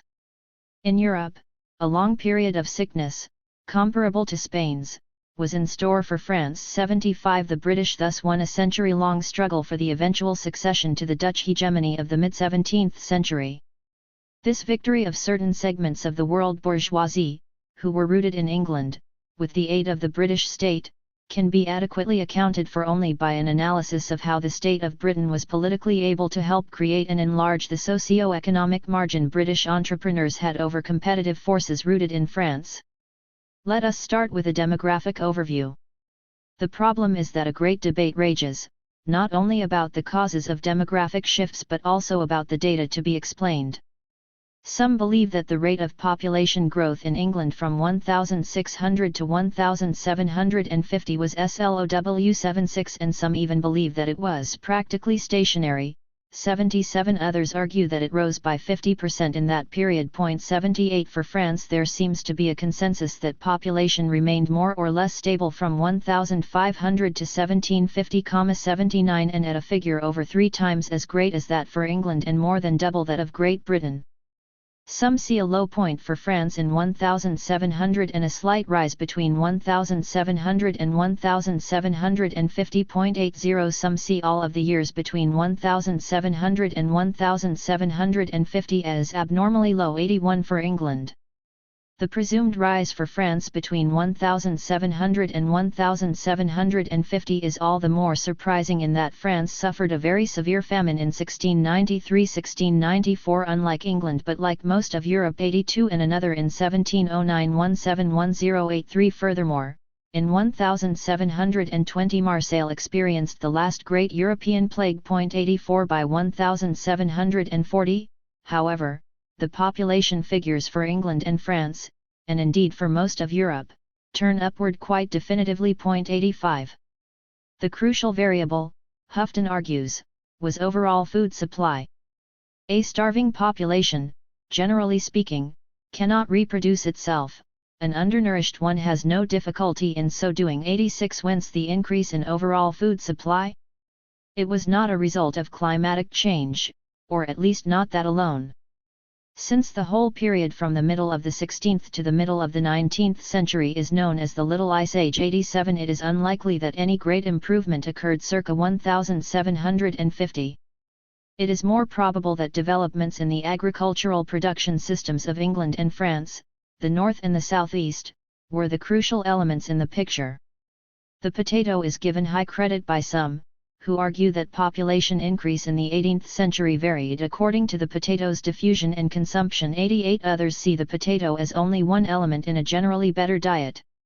Tea replaced alcohol, and rice and, above all, sugar were increasingly consumed, the latter in fruits, jams, and desserts that helped vary the diet, especially in winter. 89 We have described the social context of agricultural improvement, that is, the increased concentration of agricultural land by the squeeze on non-prosperous producers. 90 Enclosure, an important technique that had begun well before 1750. 91 was made possible partly by legislation and partly by the owner's efficiency and profits. 92 What kinds of efficiency could larger landowners effect?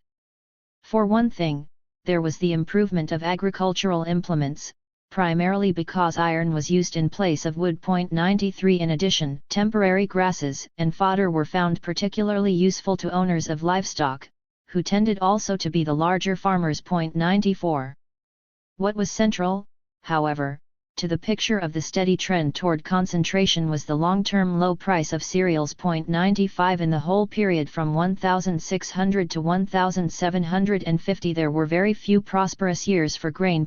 96 It has been argued that the misfortune of low prices was in fact the fortune of England, since it led to agricultural innovation. 97 One wonders why this should be true only or primarily in England when low grain prices were a pan-European constant in this period. What is remarkable is that it was precisely when prices were at their lowest, in the first half of the 18th century, that Britain became the leading exporter of grain in Europe. The most obvious explanation is that the Corn Bounty Act enacted by the British government in 1688 to encourage the export of grain 98 created the generally propitious 99 conditions for agricultural expansion.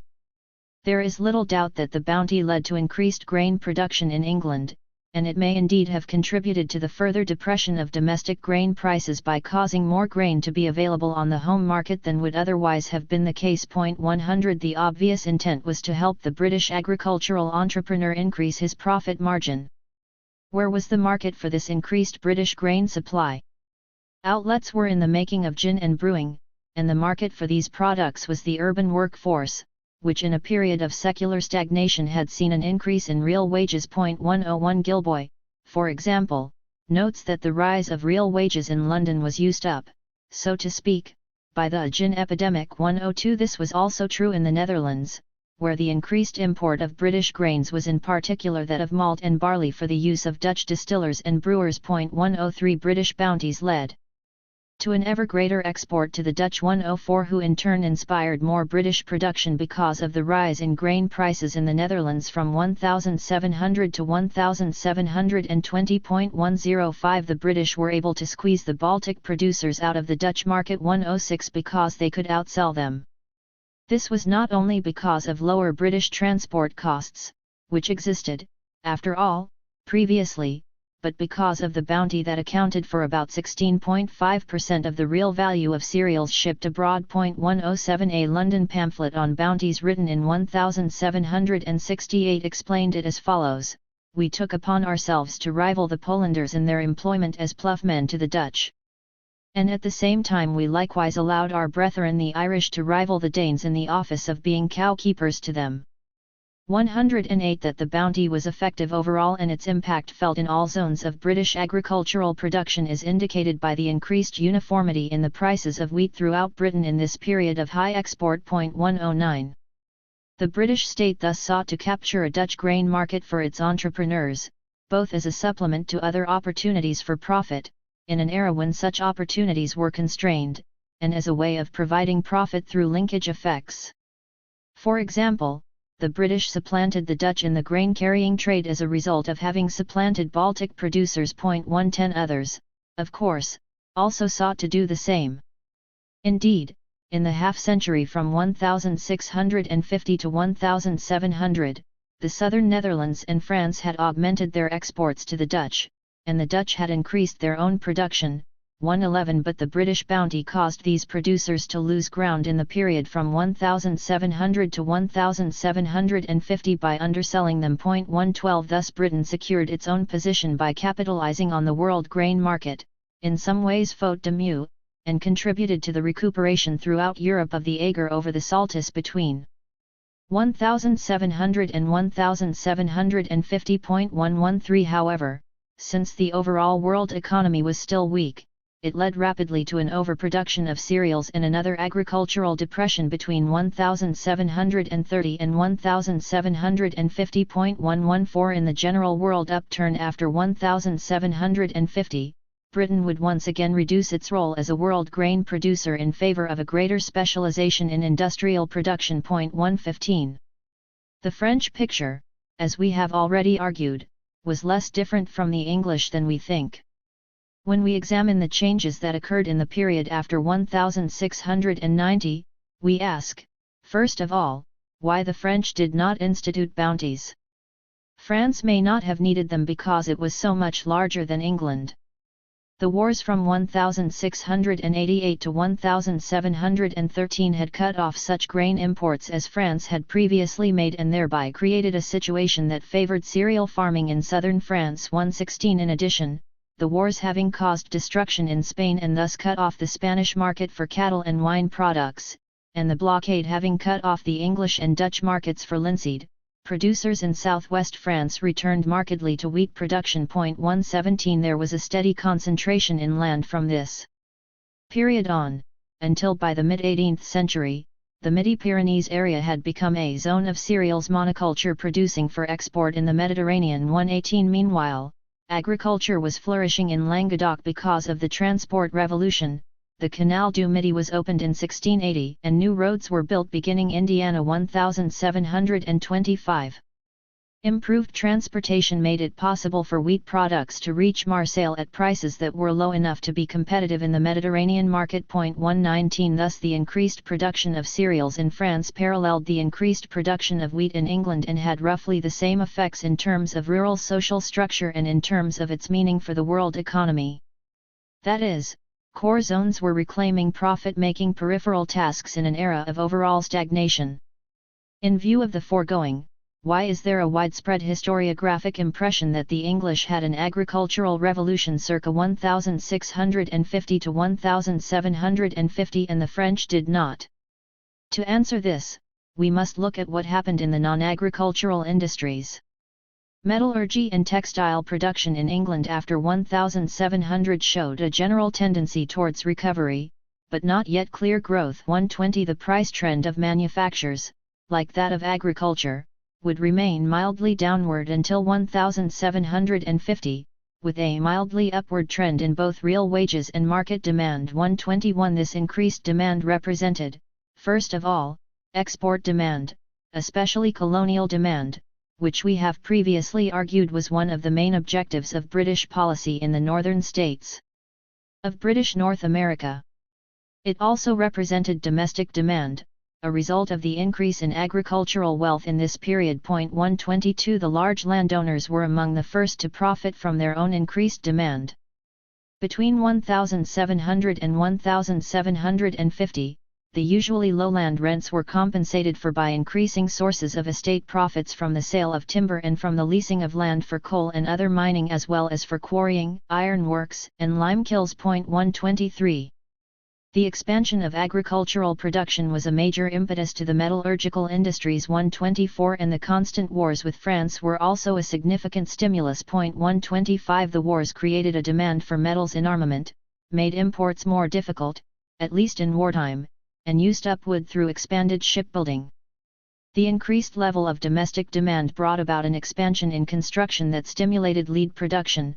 Lead prices remained low, however, which may indicate that output was in fact expanding too fast for the slowly rising demand. 126 Gould makes the guess that the real importance of low food prices in the period from 1600 to 1750 lay in the reduction of the costs of producing textiles. 127 Here, as in the case of wheat export, the crucial element in the expansion of production was government intervention in the world market. The British government initiated what would today be called an import substitution policy. 128 As early as 1675, the competition that English weavers felt from the India trade had been discussed in Parliament, and some duties had been placed on calicos. The particular economic crisis of the 1690s led to the so-called calico controversy of 1696 to 1700, which culminated in an act in 1700 prohibiting imports of printed calicos from Persia, India, and China. This was done despite opposition from the East India Company and from those who sold or worked up Indian goods for the English market. This did not aid woolens manufacturers, however, since calicos could be printed in England. Weavers' riots in 1719, resulting from unemployment, led to the sumptuary law of 1720 prohibiting the use and the wear of printed calicos, with a few exceptions. To be sure, the efficiency of enforcement was limited. Since muslins could still be imported, many calicos were imported under the name of muslins, and chintz was smuggled in. In 1735 the Manchester Act backtracked and specifically excluded from the sumptuary laws printed goods of linen yarn and cotton wool manufactured in Great Britain, in effect at last giving cotton and linen textiles droit de suite provided they were manufactured in England. 129 The overall impact of the legislation was thus that it encouraged the manufacture of calico substitutes. 130 Within England, we still had not arrived at the age of cotton, however, because until 1773 so-called English cottons were in fact a fabric in which a cotton weft, or transverse thread of the web, was combined with a linen warp, or longitudinal thread. 131 The linen continued to be largely imported, principally from Germany, Ireland, and Scotland. 132 German linen steadily lost place over the 18th century to Scottish and Irish linens, again the result of government policy that began in 1660 and was made steadily more stringent thereafter. 133 After 1707, of course, Scotland was part of Great Britain. The basic effect of the union was that English woolens displaced Scottish woolens, except for the most coarse variety, but in return, Scottish linen was allowed to thrive in England. 134 How beneficial this was to Scottish landowner entrepreneurs. 135 Has long been a matter of debate. The Irish situation was more one-sided. The Williamite War of 1689–1691 had ended with the Treaty of Limerick, which asserted that the Crown's authority was the same over Ireland as it was over the colonies. 136 The impact on Irish productive activity had been immediate.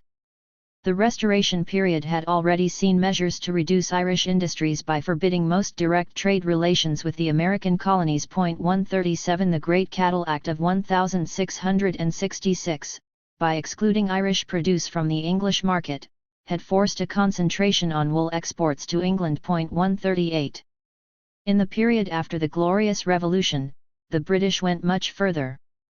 They destroyed the Irish woolen manufactures by the Irish Woolen Act of 1699.139. This act pushed the Irish toward linen production via the medium of cottage industries with very low wage structures. 140 James claims this was not so bad for Ireland because they were permitted in the 18th century, as was Scotland, to export to England and to the British colonies, the West Indies becoming a prime market for Irish provisions. 141 This leaves out the fact, however, that the chief beneficiaries of this export trade were the large English landowners in Ireland.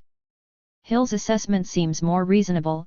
After Negro slaves, Ireland was the principal victim of the navigation system which gave England her world hegemony. 142 What we see then is a pattern whereby the British government actively used mercantilist measures in the period from 1650 to 1750, and especially after 1689, to expand Britain's share of world metallurgical and textile production. 143 Woolens and cottons were reserved for England, but Scotland and Ireland were allowed to share in linen production. 144 The question remains, how does this undoubted growth in British industrial production compare with what happened in France? Imbert says that French industrial capital made unquestioned progress in the 3 last centuries of the Ancien Régime, but less progress than English industrial capital made. 145 France had been ahead at the outset, and Mendels thinks that in the period from 1700 to 1750 it was still the first industrial power in the world. 146 Leon points out that although the percentage of French exports that were manufactures remained the same during the course of the 18th century, the absolute amount quadrupled, and he says that this export-oriented industry was the most technologically advanced sector. 147 Neff argues that the volume of French production grew at a more rapid rate between 1640 and 1740 than between 1540 and 1640, and that the English rate of growth slackened with the Civil War and only picked up again in the 1750s. He thus feels that the two rates of economic growth converged. 148 The quantitative data are weak, and the scholars contradict each other, which means we should proceed with caution. Perhaps it is best to make a qualitative or structural comparison of English and French production in this post-Restoration, post-Colbert period. Cunningham in 1892 made this comparison. During the greater part of the period from 1689 to 1776 a very remarkable policy, the system of bounties, was in force in England with regard to the export and import of corn. A great interest attaches to this masterful stroke of policy, since it appears to have occasioned the great advance in agricultural improvement which took place while it was maintained. This appears to have been the one point of the scheme known as the mercantile system, which was original to England. The French had fostered industry, and the Dutch shipping. The English took a line which promoted the development of agriculture. In the 18th century this measure was proving itself the cornerstone of English prosperity. 149. Two questions spring to mind. Is it correct to see the difference between English and French governmental policy in this period as a difference in emphasis on agriculture as opposed to industry? Does this account for Britain's later greater prosperity? A recent study by Markovich tends to confirm Cunningham's generalization by looking at the terms of trade of agriculture and industry in the two countries in the 18th century. He finds that in France industrial prices were high in relation to agricultural prices and that precisely the reverse was true in England. 150 Why should this have been so? Perhaps it was because the respective governments wanted it so, and if they did, may it not have had something to do with the size of the two countries in the context of the long-term stagnation of the world economy? Neither the domestic market of England nor the domestic market of the five great farms of France was large enough to sustain a major drive toward the mechanization of industry. For England, this meant conquering external markets; for France this meant achieving the economic integration of the state. 151.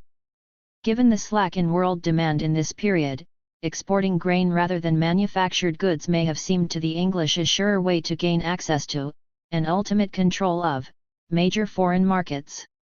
The government thus emphasized the corn bounty, although not to the exclusion of other tactics. The French situation was different. A good portion of French industry was in the Ponant, an area outside the five great farms and one that had the closest commercial ties to the Americas. Entrepreneurs of the Ponant found selling their goods in the rest of France more difficult than selling in Holland. In order to maintain commercial links with Holland, they began to renounce such industries as sugar refining and sell Holland West Indian unrefined sugar in return for printed cottons and hardwares. 152 This began to put the Ponant in a position vis-a-vis Holland that was analogous to the position of Portugal vis-a-vis England. The Colbertian policy did not succeed in incorporating the Ponant, but it did rescue France from Portugal's fate by picking up in other regions the industry the Ponant was dropping. In the beginning of the 17th century, the Ponant was the rich region, a region of cloths and linens. With Colbert this began to shift, and industry rose both in the northeast, within the five great farms, and in Languedoc. 153 In the period from 1700 to 1750, 55% of the wool industry was in the northeast, 28% was in the south, and the west was down to 4%. 154 The French emphasis on industry responded to an urgent need, and in the long run it was successful. When Colbert's policies were finally fully implemented in the Napoleonic era, the industrial base needed to make such policies feasible had been preserved. Laissez-faire, laissez-passer referred originally to the ideal of abolishing barriers within mercantilist France. 155. Can Britain's greater emphasis on agricultural exports in the period from 1700 to 1750 be what accounts for her economic triumphs in the century thereafter? 156 Perhaps, but only indirectly. It was the emphasis on foreign trade, which happened to be mostly grain trade at this moment, that led to Britain's emphasis on the navy and the colonies, which, in turn, permitted her the military triumphs of the long struggle with France. While the French state strained to overcome its internal obstacles, it was outmaneuvered by the British state. Far from being the triumph of liberalism, it was the triumph of the strong state, whose strength, however, was the result of necessity. The productive strength of Britain and France can best be appreciated in relation to that of the former hegemonic power, the Dutch Republic.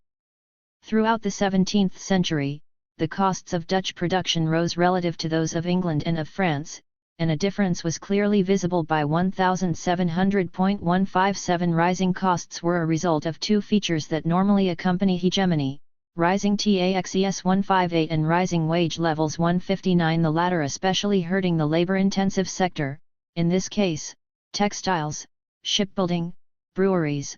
160 To the degree that Dutch products were less competitive in the world market, Dutch capitalism could still live off its income from foreign investments. Thus Dutch decline was not absolute, but only relative to England and France. 161. The slow shift in the production patterns of Britain and France, and the continued relative decline of the Netherlands, not to speak of that of Spain and Portugal, led to new commercial patterns, or at least to the accentuation of some previous tendencies.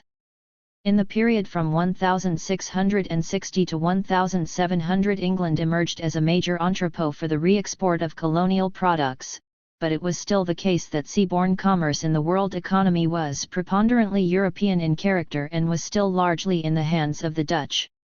However, the direction of economic expansion, especially after 1700, was markedly westward in the new colonial trades, and in this way England was seeking to be successful in supplanting the Dutch. 162 The period of the English-French Wars, from 1689 to 1713, marked the emergence of open debate in England on the benefits of mercantilist policies for trade. On the one hand, the English Navigation Act of 1696 and the establishment of the Board of Trade marked a new level of seriousness in government direction of the trade process. 163 On the other hand, demands were being made for freer trade and for modification of mercantilist policies. 164 Neither position was strong enough to prevail, reflecting precisely the fact that England was getting stronger in the world economy but was still far from hegemonic. 165 In the westward trade in the first half of the 18th century was first of all sugar. 166 And second of all the slaves who made the sugar possible. 167 Britain clearly dominated world commerce in sugar as of 1700, but by 1750 primacy had passed to France. 168 This change can probably best be explained by comparing Jamaican production, where there was an increase in costs because of the exhaustion of the coastal zones, and French-controlled production sites, which were relatively new. 169 Does this mean that France was outcompeting Britain? Not quite, for as Villard notes, while French foreign trade became Americanized in the 18th century, British foreign trade became globalized. 170 What Britain lost on the sugar trade, she made up elsewhere, and first of all, on the slave trade. In the 17th century scramble for the African slave trade, the Dutch were initially the most powerful contender. 171 As befit their role then, the key market was the Spanish colonies, hence the competition for the asiento, an institution revived in 1662. 172 In England, the Royal Africa Company had a monopoly of slave trading beginning in 1663. 173 At first, the profits were low because of the depression in world sugar, but this changed as a result of the war in 1689. 174 This English company had a monopoly for sales in English colonies and also an exemption from the Navigation Act that allowed them to sell slaves in English Caribbean ports to Spanish purchasers, Spanish ports being closed to the English slave traders, who took away their purchases in Spanish ships. This opened the company to attacks by English planters who saw Spanish sales as raising the price of slaves and increasing the Spanish ability to compete. 175 The planters called for free trade in slaves, and the company's monopoly was in fact ended in 1698 despite its claim that the African slave trade was in the nature of a public utility. 176 Still, the profits from slave trading seemed as legitimate a cause for the British government to defend as were profits from sugar growing. The only way the government could please both sides was by securing a separate contract for the supply of slaves to Spanish America. 177 In short, the asiento, which, as we have seen, was acquired in 1713. English planters got their free trade in slaves, but English slavers got their Spanish market.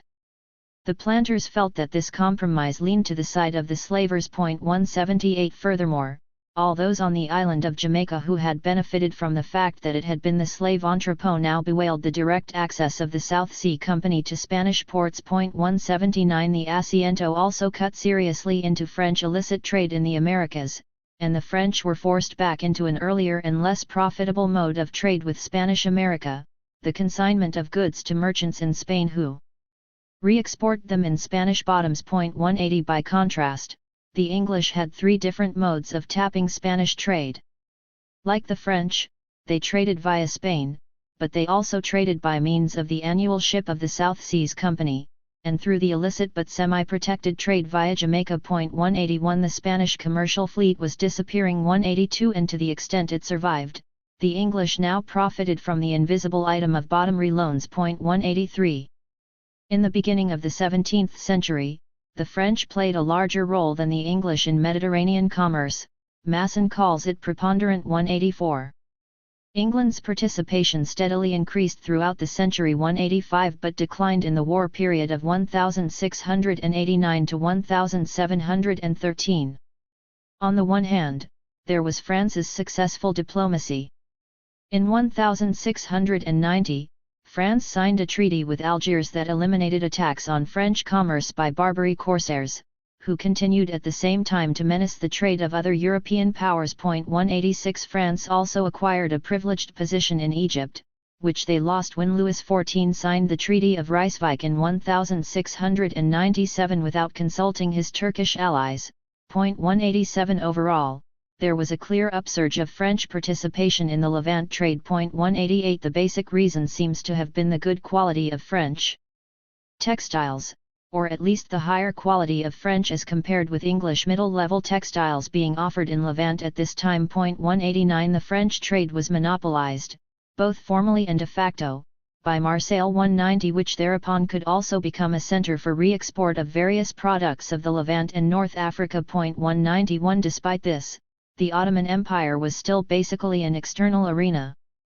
192 And its trade was therefore growing less rather than more important as a percentage of France's, and indeed Western Europe's, overall commercial activity. 193 In late 17th century Asian trade with Europe, a slow shift began from pepper and spices to other luxury products, Indian textiles, Chinese, Bengal and Persian silks, chinoiserie, lacquer, porcelain, etc.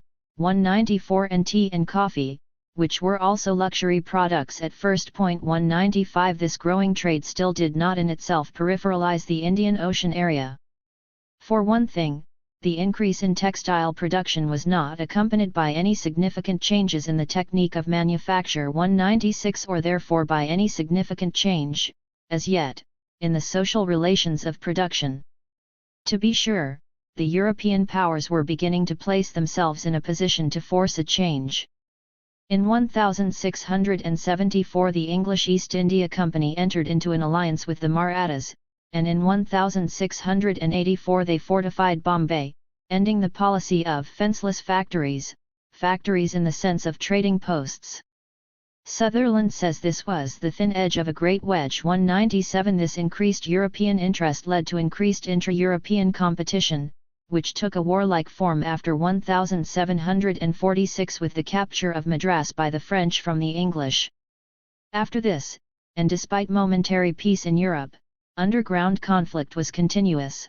198 It ended with definitive British supremacy only after the Treaty of Paris in 1763. Nonetheless, despite the growing European interest in Asian trade. 199 Asia remained an external arena. The core states were all dragged bit by bit into becoming colonial or semi-colonial powers in vast regions of the world from 1600 to 1750. While they were positive about North America, being able to expand their markets via settler colonies, 200 and about the West Indies, being able to obtain lucrative sugar supplies, they were most reluctant about the Indian Ocean area, the coasts of Africa, and the Muslim Mediterranean. Even in these latter areas, direct European political authority sometimes intruded, usually to preempt a rival's claim or threat. Slowly the produce exchanged became less of a luxury from the European perspective. It would not be, however, until the world economic upsurge of the mid-18th century that true peripheralization would begin, and even then it first occurred in the most economically promising areas such as India and Indonesia. 201 It is in the Baltic and White Sea trade that one sees most sharply what it means to speak of the end of Dutch commercial hegemony in the world economy in the period after 1689. To be sure, the Dutch position declined elsewhere as well, in the Caribbean and Atlantic, generally, and in the Asian trade. 202 But the northern trade was Holland's mother trade, and it was here that English and French rivalry hurt Holland most. As with India, trade with Russia was becoming more intense without yet peripheralizing Russia. 203 The bulk trade, items such as grain, hemp, and potash, was distinctive for its irregularity at this time, grain being imported to Western Europe from Archangel only when prices in the European market were particularly high, but the luxury items such as wax, caviar, and furs, in the selling price of which the cost of transport was of subordinate importance, were regularly shipped. 204 The Dutch, to be sure, retained an important segment of Russian trade. 205 But slowly, after 1700, the English took over the Dutch role. 206 Particularly as an importer of timber masts. 207 The English also began to dominate the import of Swedish iron. 208 France increased her trade in the north at this time, less than England did, but once again at the expense of Holland. 209 Wilson says that Holland's practical monopoly of European transport and commerce stood intact until about 1730-10, and that only after 1740 was there a serious attack on the Dutch entrepot function. 211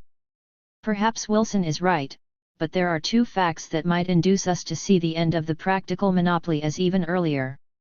First, in the 17th century, English goods were stapled in Amsterdam and Rotterdam and sold on commission, but by the 18th century the situation was reversed. London was the entrepot and Dutch linen was accepted in England only on commission. 212 Second, there is evidence that perceptive English people of the 18th century no longer thought of the Dutch as hegemonic. Rightfully, in our view, they saw the French as more serious competitors than the Dutch. 213 It was, of course, in the realm of finance that the Dutch lead still held. But even here, striking changes eventually occurred in the English and French positions. The Second Hundred Years' War, which began in 1689, posed great financial problems to both England and France, but especially to the latter. 214 As the continental power, France had to supply endless funds to sustain its mercenary forces and its diplomacy throughout Europe. The French state first sought to meet these growing costs by a series of devaluations. 215 effectuated between 1690 and 1725. 216 These devaluations aided the state in several ways in the short run. 217 But the cost was high in the medium run. 218 Since the nominal price rise papered over acute cyclical crises, a general reduction of production, and an increase of taxation. 219 The English were able to weather the financial pressures of these wars better, partly because their sheer military costs were lower and partly because their bullion situation was more favorable. In the late 17th century, all of Europe suffered a silver crisis. England, to be sure, was no exception, and in the 1690s they imposed a partial prohibition on exports, exemptions being permitted for trading with the East Indies and the Baltic. 220 We have already argued that since French production was largely sold on a French market and required the currency of internal commerce, silver, and since England, because of its size, was oriented significantly to an export market that required the currency of international clearance, gold, England moved toward de facto gold monometallism and France toward silver. 221 This was reinforced by the nature of the bullion trade links.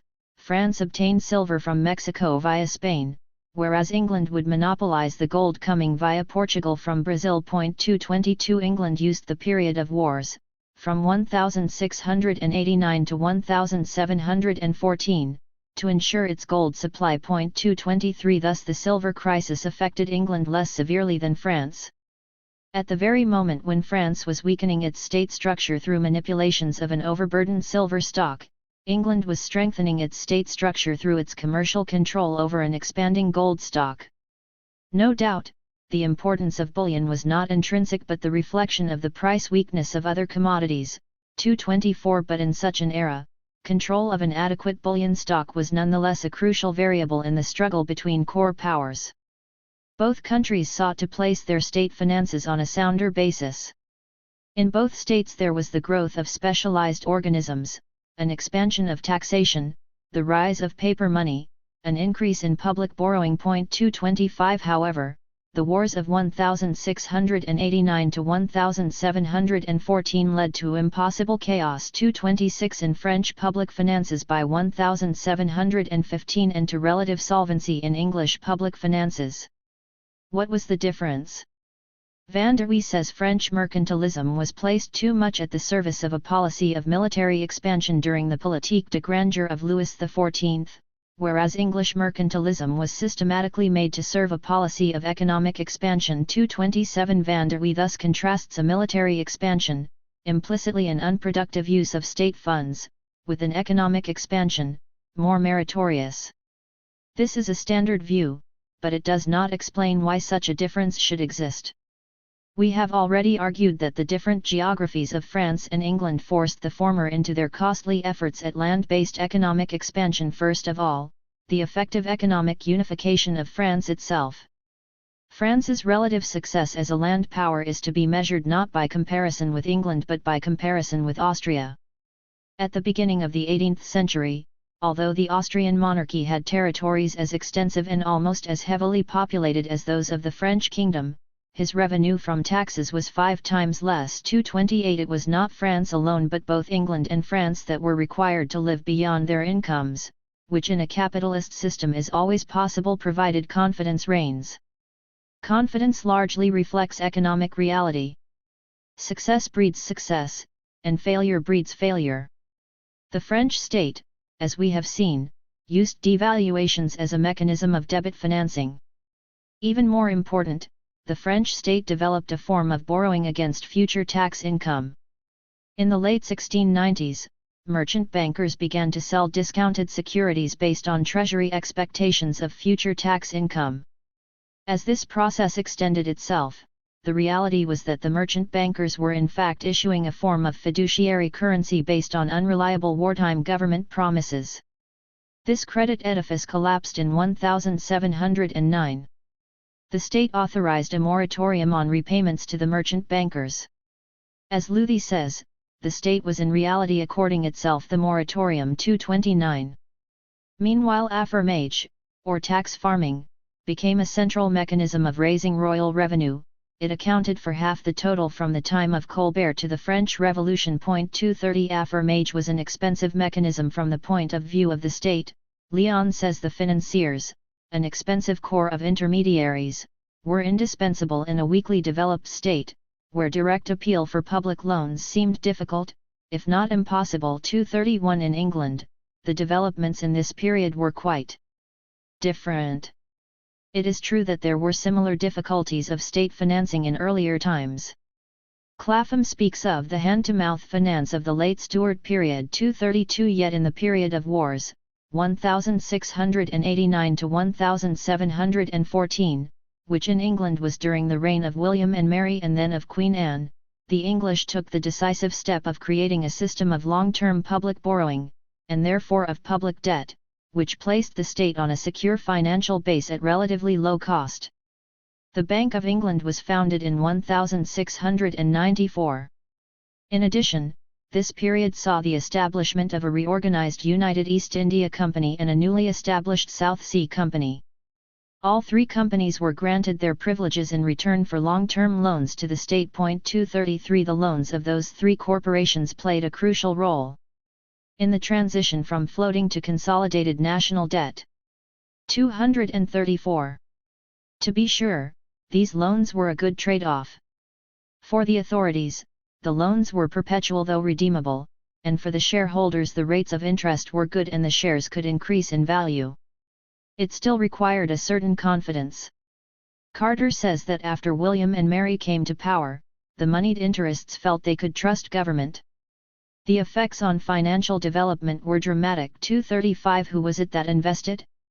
Besides city dwellers, and even a certain country element, Carter speaks of a foreign element, a Sephardic element, and a Huguenot element. 236 It seems quite clear on closer investigation that the crucial confidence on which the English national debt could be built was the confidence of Dutch bankers and their financial allies, including those who made up what has been called the Huguenot International. 237 It is obvious why Huguenots preferred to bank in England rather than in France in the immediate aftermath of the revocation of the Edict of Nantes. 238 And why the Dutch who were allied with England against France in wars would feel the same. But why not invest the money in Holland?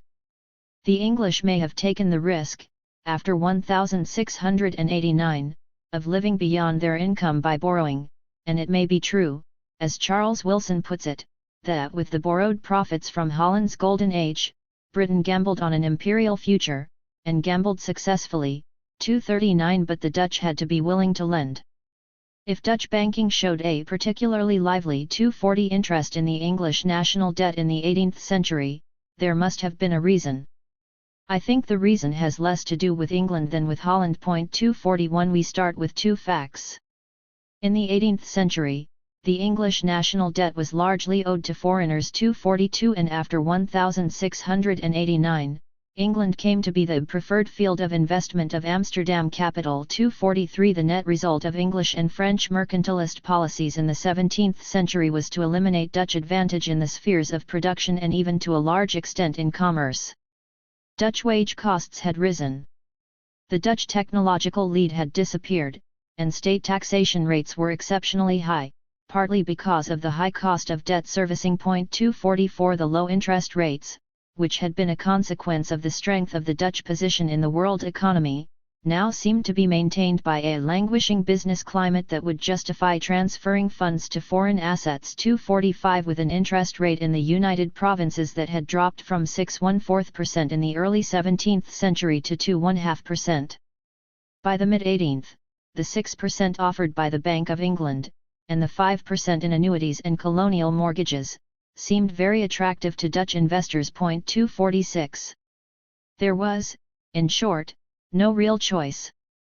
It was neither a feudal business mentality nor of a lack of patriotism that caused the Dutch placed their money in England. Comparative costs, comparative returns on capital, and fiscal policy all favored Dutch investment in rentier stocks, home and foreign, as against industry. 247 Sombart analyzed this shift as evidence that the bourgeois always degenerates, but the Dutch liberal historian, A. N. Klein, takes issue with this debatable expression of Sombart, preferring Marx's explanation that every capitalist is a fanatiker der Verwertung des Worts, a fanatic of the valorization or self-expansion of capital. Klein argues that this characterization fits the Dutch case perfectly. The Dutch merchant of the 17th century and his rentier descendant of the 18th century fit this conception, provided we realized that the economic possibilities of the latter had been limited to the much less spectacular terrain of financial investments. If one fanatic attains his objectives more rapidly and effectively than another, that is perhaps due to his greater possibilities, but certainly not to his greater determination. 248 The Dutch financial shift was neither sudden nor total. Rather, it was a gradual process. Dutch banks were still a solid conservative place in which others could place their bullion. 249 And the rate of minting continued to rise in the 18th century. 250 It would not be until 1763 that European confidence in Amsterdam as the financial center of the world would be shaken. 251 But already at the turn of the 18th century, the Dutch were moving their money to where it could be most remunerated, and this was England. It was a straightforward business arrangement, 252 in which the high return for the Dutch investor helped the English state keep down its cost of borrowing.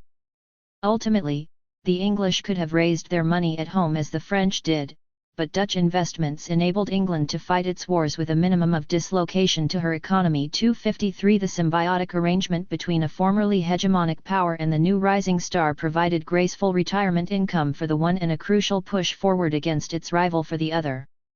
The pattern was repeated later, in the period from 1873 to 1945, with Great Britain playing the Dutch role and the United States in the English role.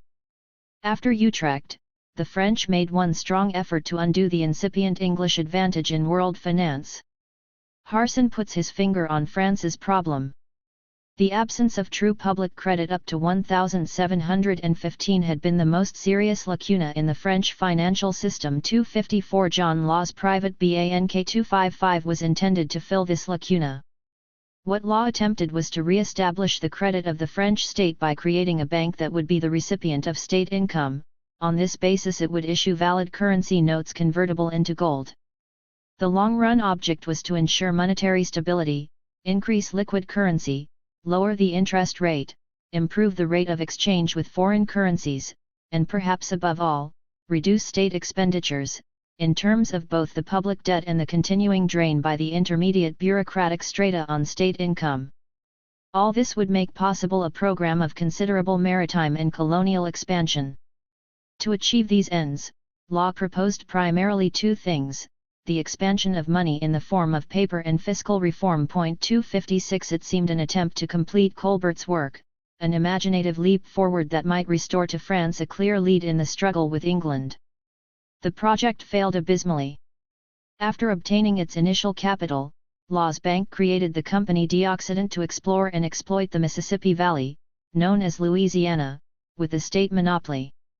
The bank proceeded to absorb other trading companies, Senegal, Inns Orientals, Chine, and to create in 1719 the Compagnie des Inns. At the same time, Law's bank took over the payment of public debts against repayment out of tax receipts. Law also sought to reorganize and rationalize the tax system, but was never able to carry out this program amidst the immense speculative fever the inflation of the stocks and paper money had aroused. Suddenly there was a crisis of confidence. Attempts to deflate the stock backfired, and the system collapsed in the so-called Mississippi Bubble. Why?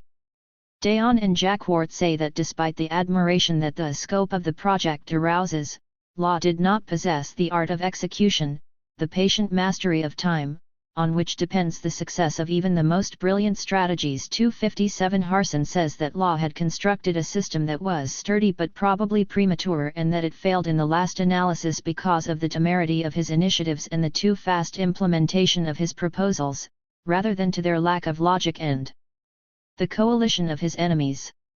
258 For Max Weber, however, Law's fall was inevitable simply because neither Louisiana nor the Chinese or East India trade had yielded sufficient profit to pay interest on even a fraction of his capital. 259.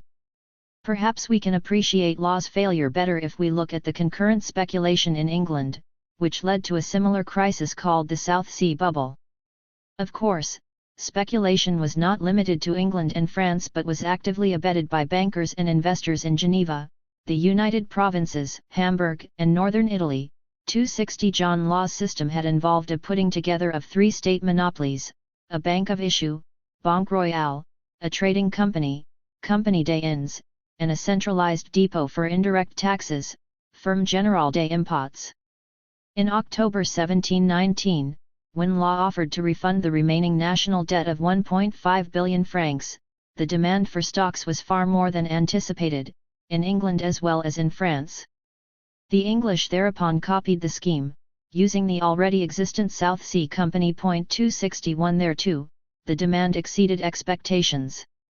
In both cases, the crucial element was that the individual government creditor was induced, not forced, to purchase the stock. 262 However, in France, after such inducement under pressure, the rules of the game were changed and the banknotes were reduced in terms of money of account by 50%. As Hamilton notes, inasmuch as both Law and the Regent had solemnly and repeatedly promised that banknotes would never be changed in terms of money of account, panic reigned. Since one stroke of a pen that the Crown was honour-bound not to make had taken away half the nominal value of banknotes, holders tried to spend or invest them before the second stroke. 263. The great crash spread from Paris to London. No doubt it provided a graphic demonstration of the fragility of the new financial edifice, but no doubt too it showed the resilience of the new financial techniques. 264 Both England and France then emerged into a period of long-term financial stability that continued right up to the French Revolution. 265 In this sense, the outcome was happy. However, the attempt by France to use the system of John Law to overcome the growing gap in the financial power of the two states had backfired. England's previously created central bank survived the South Sea Bubble, but the similar structure in France led to the Mississippi Bubble and therefore died with it. The reign of Law, extremely brief, had shook up everything without achieving anything. 266 In England, Parliament backed the bankrupt South Sea Company, it saved appearances, and thereby saved English credit. 267 This was not politically possible in France. The direct negative effects of John Law's system have been much exaggerated. 268 And there were even positive effects. 269 The true negative was the failure to succeed, and thereby to recoup the process of falling behind. As the 18th century proceeded, the financial centrality of England in the world economy increased while France's decreased. 270 Because the French state was not as strong as the English state. The question before us then is how the English state became so much stronger than the French state. For those who measure the strength of a state by the degree to which individuals are protected against arbitrary decisions of the government or by the size of the public bureaucracy, this may seem an absurd question. But we have already made clear our position that a state is strong to the extent that those who govern can make their will prevail against the will of others outside or inside the realm. Using such a criterion, we believe the English state had clearly outstripped the French state by the early 18th century. The truly strong state seldom has need to show its iron fist. Temporally notes that, if the age of Walpole was one of peace and uneventful, it was because of past prowess. The Methuen Treaty with Portugal in 1703, the commercial clauses of the Peace of Utrecht in 1713, were universally regarded as concessions to English trade which only arms, or the threat of arms, could have extorted. 271 Nor was strength of arms sufficient, there also had to be efficiency of administration. Plum says that by 1714, Britain probably enjoyed the most efficient government machinery in Europe. 272.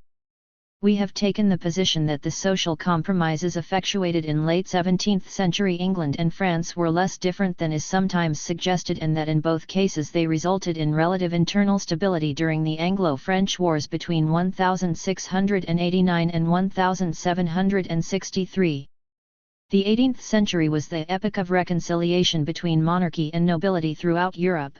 273 and this reconciliation was based on strong government support for the incomes of the landed classes.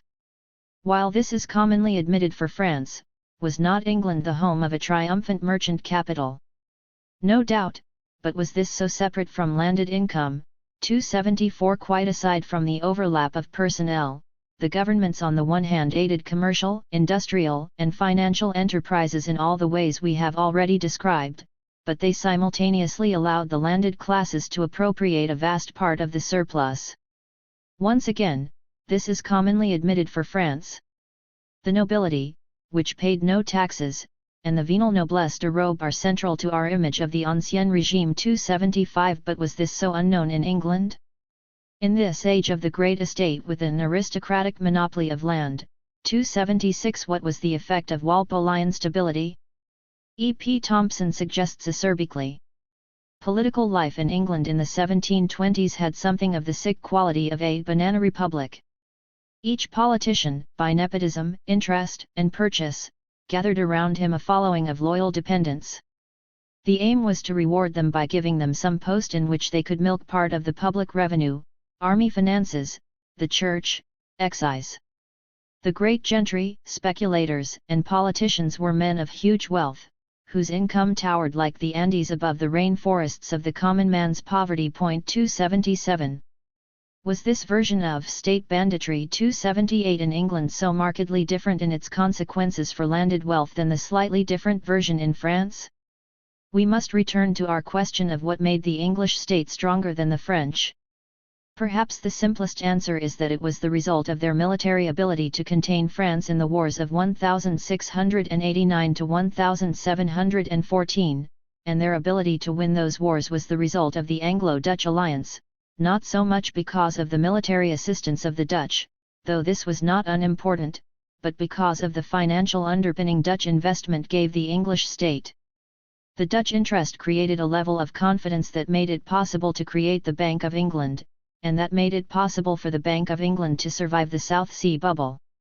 Above all, it was finally possible to resolve in the Walpolean one-party state the split in the English ruling classes that had begun in the period of the early Stuarts and had continued in a different form in the acute Tory-Whig party struggles of 1689 to 1715. 279 It was not because England was more democratic than France, but because in some sense it was LESS 280 that the English state waxed strong and the English entrepreneur went on to conquer the economic world. Overnight, the atmosphere changed from one of political violence to one of political stability. 281. The political reconciliation of the upper strata, the stuff of English 18th century stability, was accomplished only partly in France. Just as in England, the newer segments of the upper strata had gained droit de sight in the political structure and had ceased to be an oppositional force, 282. So had the comparable group, the noblesse de robe, in France. 283. Nonetheless, unlike in England, the executive never came to be in total control of the state. The gulf between theory and practice of absolutism remained extraordinarily wide. 284. To explain the incompleteness of the reconciliation of the upper strata in France, let us return to the question of the Huguenots and the revocation of the Edict of Nantes. The Protestant party in the 16th century had the support of half the French nobility, especially its medium and lower ranks.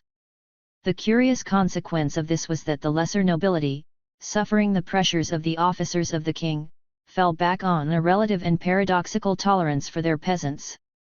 When the political compromise of 1598 was turned into the royal victory of 1629, however, the social consequences were immense. The defeat of the Protestant party was first of all the defeat of the nobility. 285. Slowly after 1598 and precipitately after 1630, the nobility abandoned Protestantism. This is what made possible the revocation in 1685.286. With the revocation, there was a dispersion, largely of urban burgher elements. 287. But this amounted to only 10% of the French Protestants.